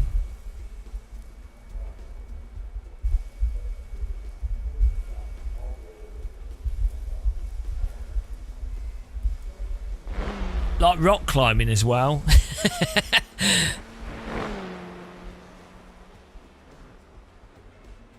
What are the worst activities to do if you don't do much of them and you're slightly overweight? I definitely would put go-karting is up there, rock climbing. You can get away with not crazy mountain biking, but basic mountain biking you can kind of get away with, and skiing you can get away with a little bit. Skiing and snowboarding, like not on a, skiing on, if you only do black piece and you go for it, then no. But like, if you're doing normal skiing, but fundamentally go-karting, even like arrive and drive rental karting. Kayaking is pretty bad. If you do like 4 hours of kayaking on the like moderate water, that's pretty exhausting. But probably not as bad. That's more like mountain biking. Yeah, I can't, rock climbing and go-karting I think are not good if you're not moderately experienced at them and you're a little bit of a fatty.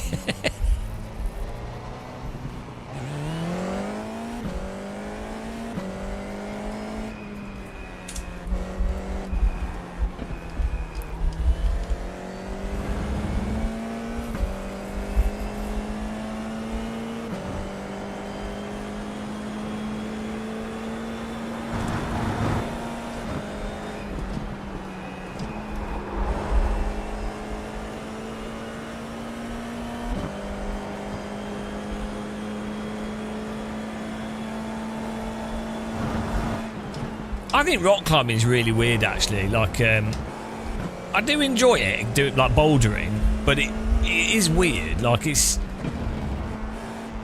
I know people that do it a lot and they really, really enjoy it.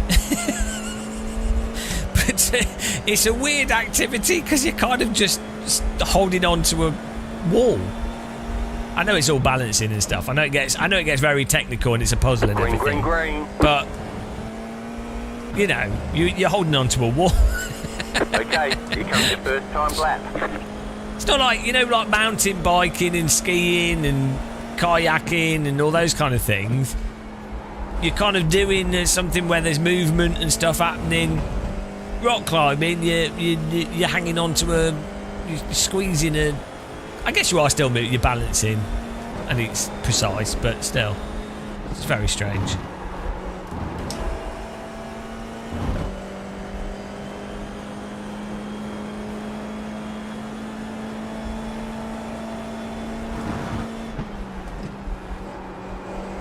There was a study recently about how rock climbers' shoes on indoor climbing centres, the rubber comes off them and apparently it's really bad to breathe in. So there you go. Serves you right for being fit and healthy and doing rock climbing.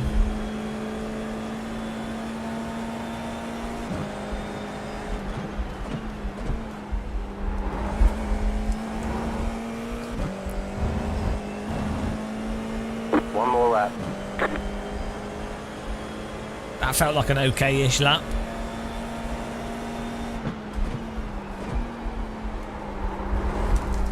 Jeez.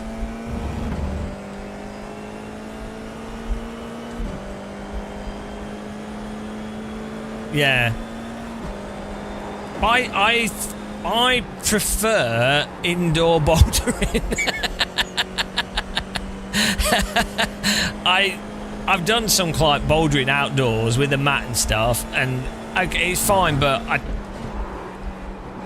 it's so easy to cut your fingers on like stuff and get caught on things, and the weather's often terrible, and you have to keep moving a mat along, and yeah.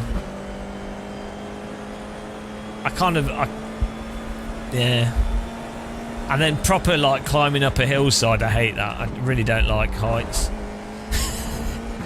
really, and I'm not comfortable. I really hate it. It's like torture. There's so many things I'd rather do than rock climbing. Alright, there's the checkered flag. I don't know how people like. Watching like an Alex Hanoi video, and my hands are just sweating watching it. Like it makes you just feel sick. And he's obviously really, you know, I know people that rock climb that they're totally comfortable. You know, they're as happy doing that as they would be walking on a pavement. But not for me. Unless there was a good cup of tea dangling. Maybe if they had a cup of tea on a cable. Give me the tea. Then that'd be alright. Keep me distracted. I always wanted to try one of those indoor walls. You know, the ones that they're motorised and they keep rotating. It's more of a fitness thing, but you climb up it and it keeps going down. I always wanted to try one of them.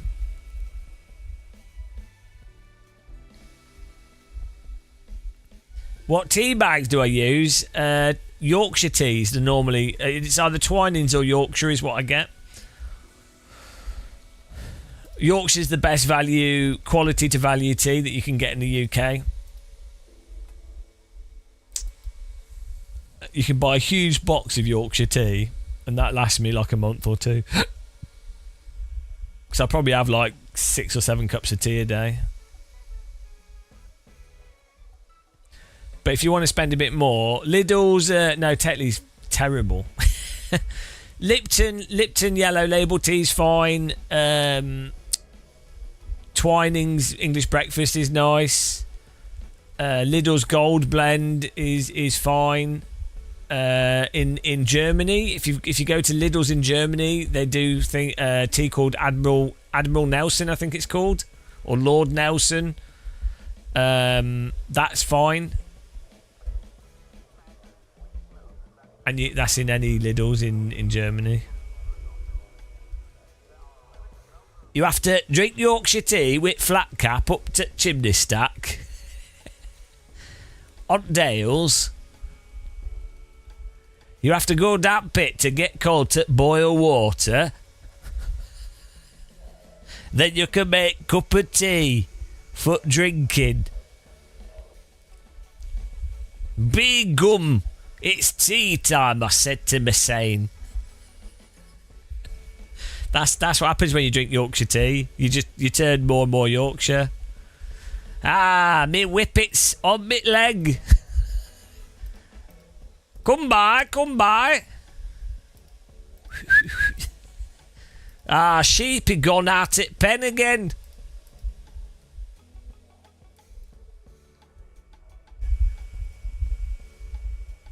It ain't same without mine water. F stream? No, we're still good. Refresh. Can I have a rewind? We're still live. Did the stream break? Oh, we're good. Alles gut.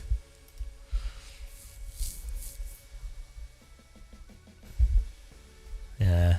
Just a Twitch was upset because we passed the 11-hour point. Alles gut. Hallo, guten Tag. Welcome to the channel. Welcome, meine Spangot. Keines Reborn. Sandung. That's what I would call my sim racing channel if I was German. Sandung. Well, good. That's ignition in German. It's one of the best German words. And Spangort, which is ratchet clamp. Spangort. Well, good German words. I only know useful German that you would use in everyday life. Schreibein raus. The estimated SOF is 2,229. I know the most useless German ever. If I was like in a car accident or something was happening and it's an emergency, I'd have to communicate the emergency with spin them out, ratchet clamp, and no onion. Doona kebab, Spangort.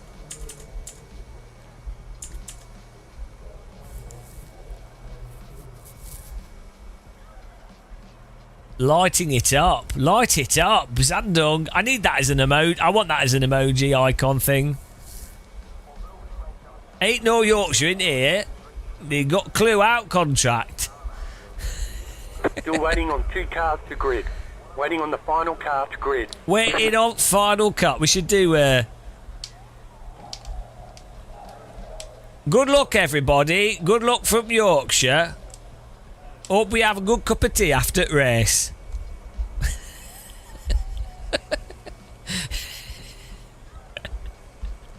We're like, what is going on? Everyone's gridded. Here, your sound ain't working, lad.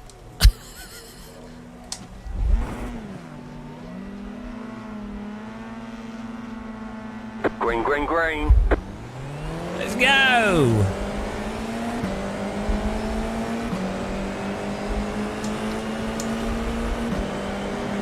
Car on your left. Clear. Bloody hell, you work proper sideways there.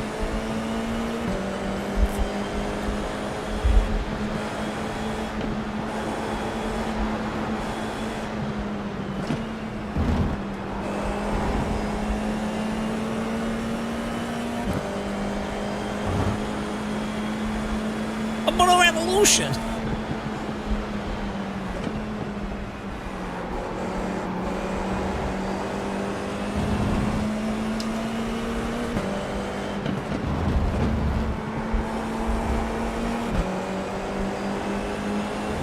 Car on your left. Oh, give me the draft. Still there, hold your line. Ah, no. Oh, here we Still go. there. Clear. Left side. Clear.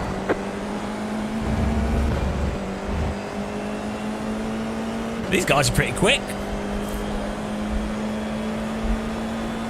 You're in the top 10.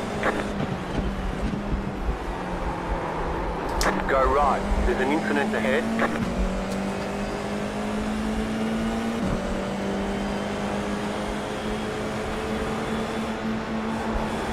Car on your left. Still there. Clear on the left. Car right. Still there. Clear on the right. What? He driving into me. Thanks, iRating. Sorry, policeman. Don't Hey. arrest me. You drove into me. Right Stop side. driving into me. Left side. Clear. Right side. Keep to the Okay. left. Keep to the left. Keep to the left. What are they doing? Clear. If fucking idiots in this They game. say you cut the course. If I don't You'll drive have to off slow the down track, and give up the time they're game. punting me. 100%. I have no choice but to drive off the circuit so that they don't pump me. Absolute morons. And that guy had already driven into us twice. Bloody hell. It's the problem with F4 is that with F4 it's full of go-karters that will just drive into you and they don't, all they drive is F4 so they don't care.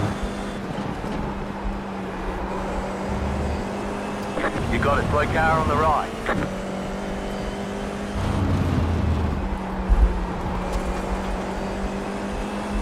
Bump cars.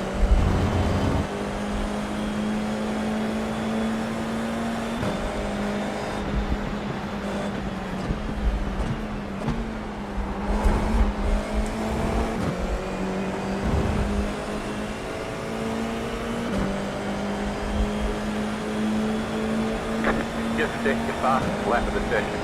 Left side, the car in P3. Just set the fastest lap. 5.515. Stay on the right.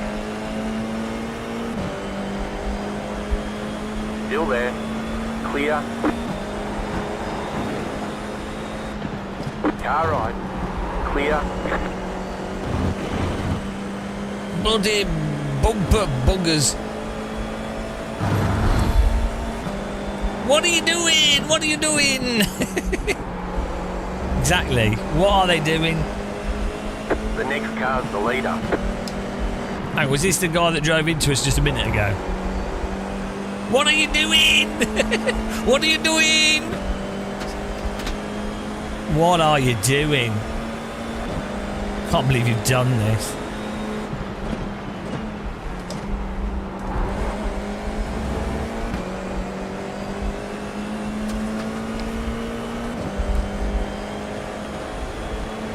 The car in P2 just set the fastest lap. 5.475. Car 3 is up the front. You're in the top 10.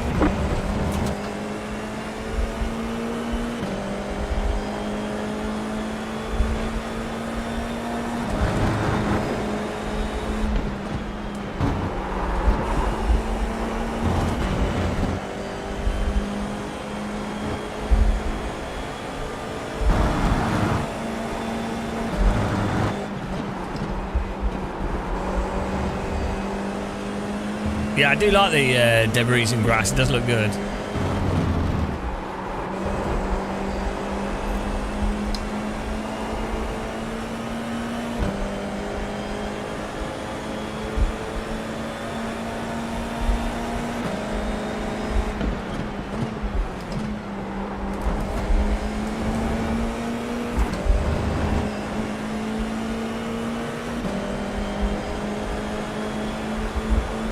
Just set your fastest lap of the session. Car on your left. Stay on the right. Clear. It's a nice overtake.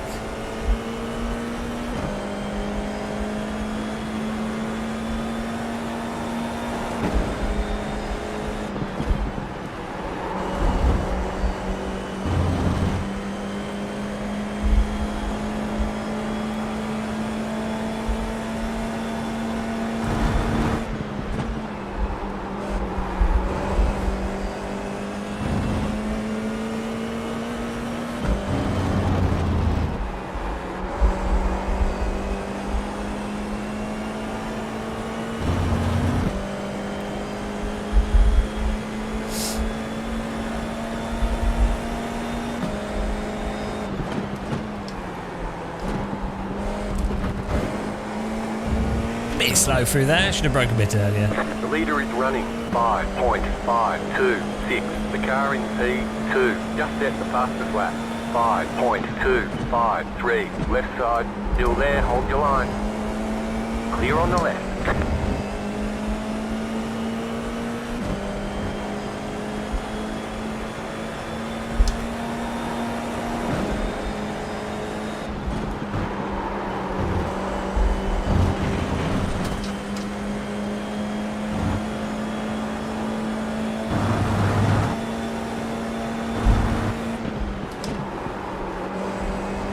Not sure where he's going.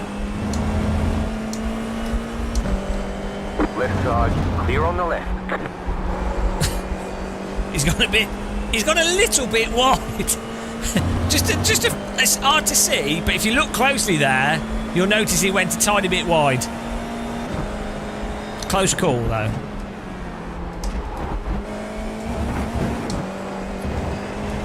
Hard to notice. Is it? Maybe he just doesn't know where the corners are. Car 6 has taken the lead.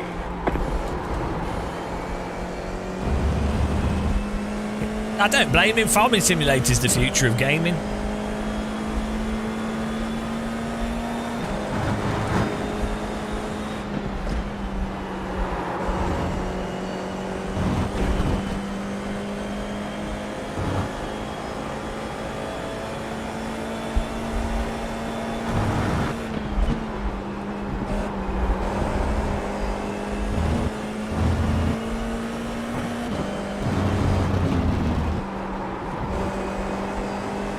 I'm getting dialed. I'm getting Donington dialed.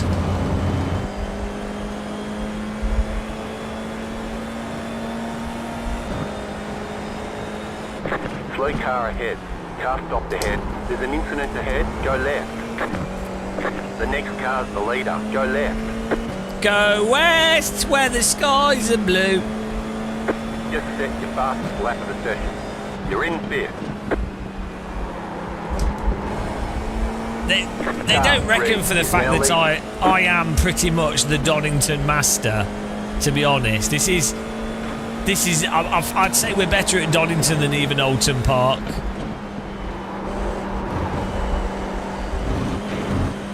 Very few people can challenge me at Donington, I have to say.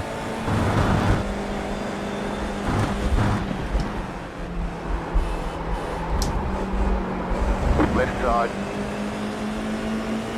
Keep to the right. Clear. What a move! We opened him up and we took advantage. We set him up for the pass there.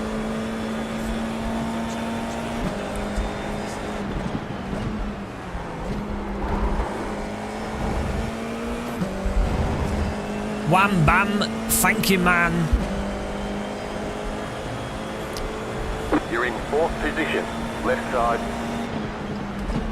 Keep to the right. Clear on the left.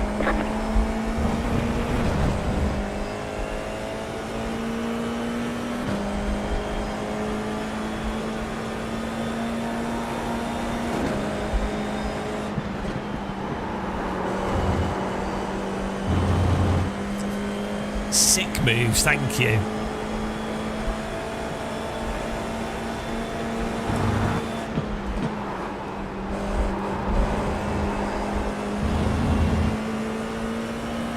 Yeah, well, they drive as if there's no such thing as iRacing netcode.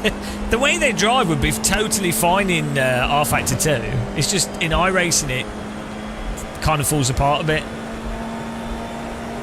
I'd actually like more people to drive like how the go-karters drive in this, but just not not when you consider iRacing damage and netcode.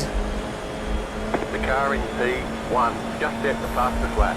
5.219. Car on your left. Keep to the right. Clear on the left.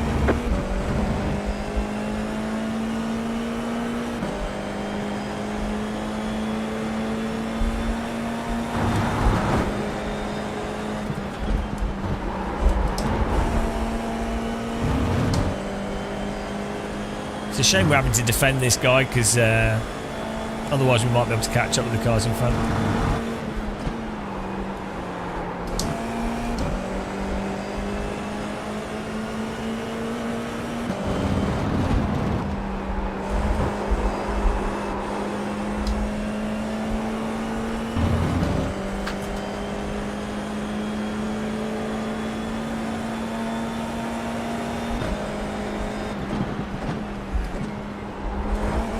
These curbs in real life are huge. They look really small in the sim, but those sausages are ridiculous. Absolutely ridiculous. Just set the fastest lap. 4.724. This is what I do for a living. What did I do? I did games design and audio design and user interface design. Mobile phones and web games.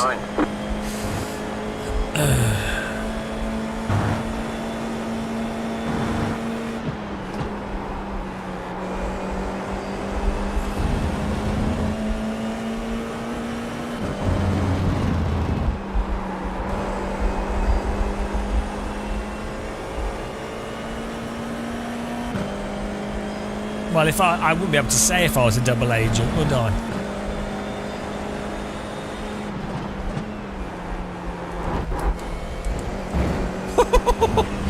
Sent it over the sausage there. Got away with that. Running 5.52. 2 laps to go, I think. That was your fastest lap of the session.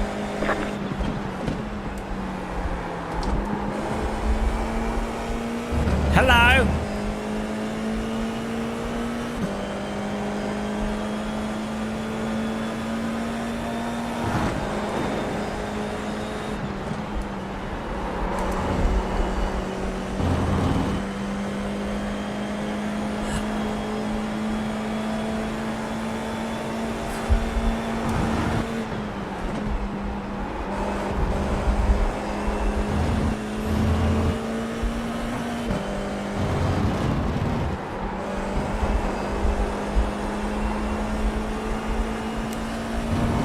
Yeah, I mean,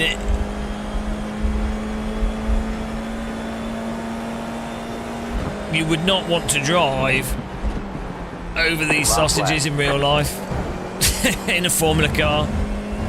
I think they'd take the nose cone off. Maybe you'd get away with it. I don't know. Just stick to fastest lap of the session. Like even a road car would probably struggle. They're like 30 centimetres. They're big.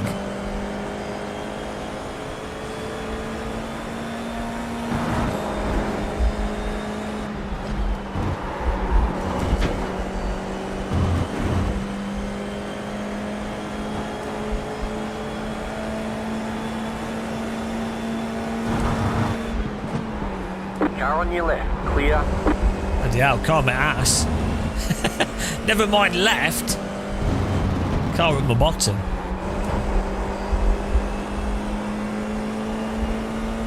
I feel like we're pretty close. Probably second off pace, but that's not too bad.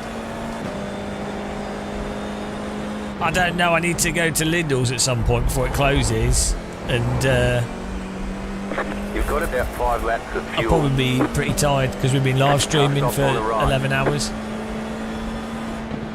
Beautiful. Alright, there's the checkered flag. Not bad. Nice run. Solid work. Solid work. The police. East Midlands Police Force.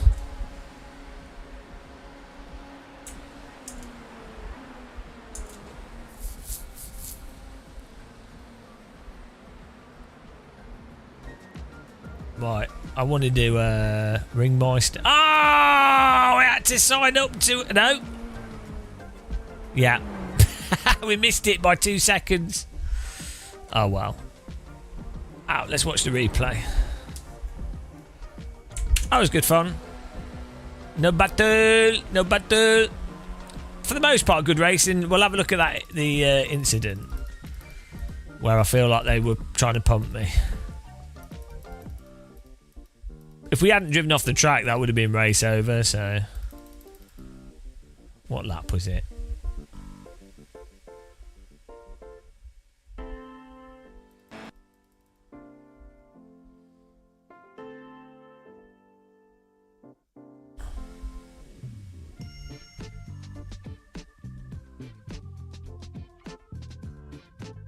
Was it earlier on in the race?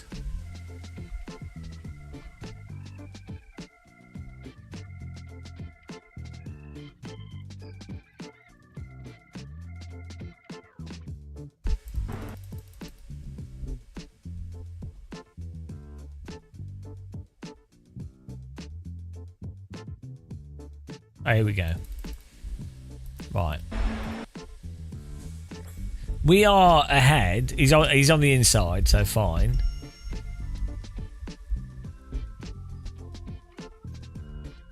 Yeah. Yeah. There is no way. If I don't turn left here, if like I've unwound out the corner, his understeer is gonna like where does our car fit into that? If I don't move out of the way there, if I'm holding my line and I don't stay on my brake basically to let him through, that's a wreck, because there's no way that a car is staying in this position here. Well, it's not a bad bomb dive, to be fair, but it's more the kind of thing you do later in a race. Because look how far back he is.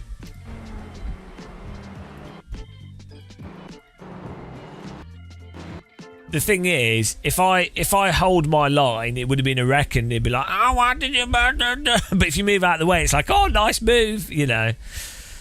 It's the kind of thing, like, it isn't a bad move, but you are dependent on the car in front moving out of the way, otherwise it's a wreck. It's a bit of a Verstappen.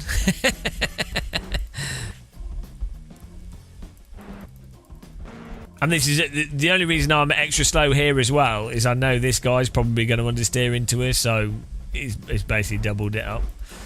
But it's alright though. They crashed in the end anyway, so.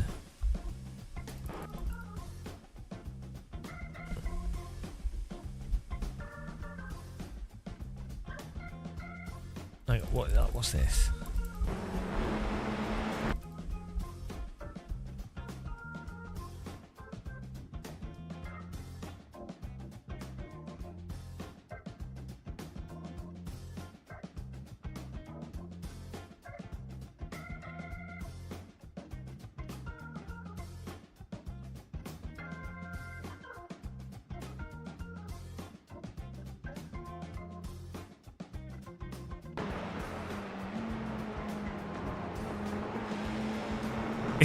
He's just understeered off this. They've got half overlap. He's just pushed him off the track.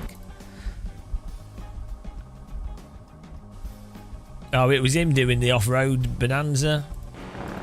Where was the crash? I didn't get. Hang on, what happened here? What was he doing? Is he drunk?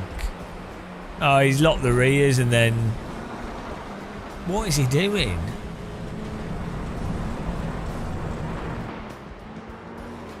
Oh, his tyres are messed up.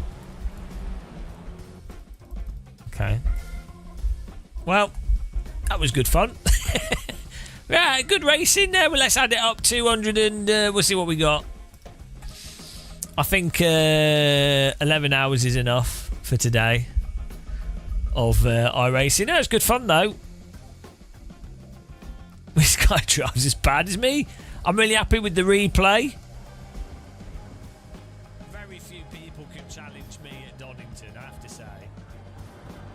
Look at this. Opened him up there. Wham bam. Thank you, ma'am. Move of the race for me there. We got up the inside. Beautiful. Beautiful. Nicely done by me. Thank you very much. Hang on, iRacing's just crashed. Come back, iRacing. Come back. We're going to tally your results here.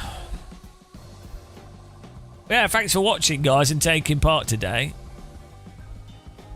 We'll be back for more. I'm really enjoying this force feedback app, to be honest. You know, you can tell by the lack of his whinging about the tyre model. You know, basically, World War III is about to happen because we're not complaining about iRacing. What a disaster. 50 plus 50. 251 today.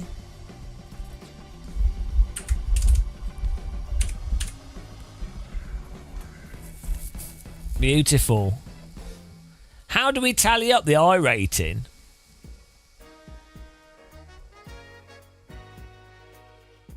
For day one can go, if it goes up here. Day one total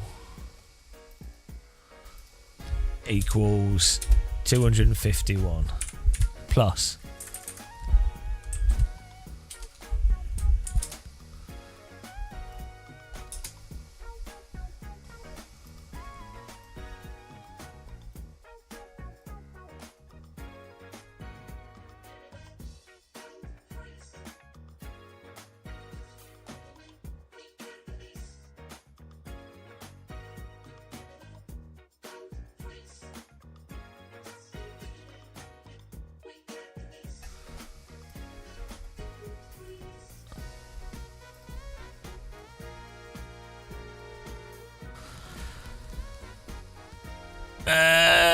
Yeah, it's not me crashing though. That's the key.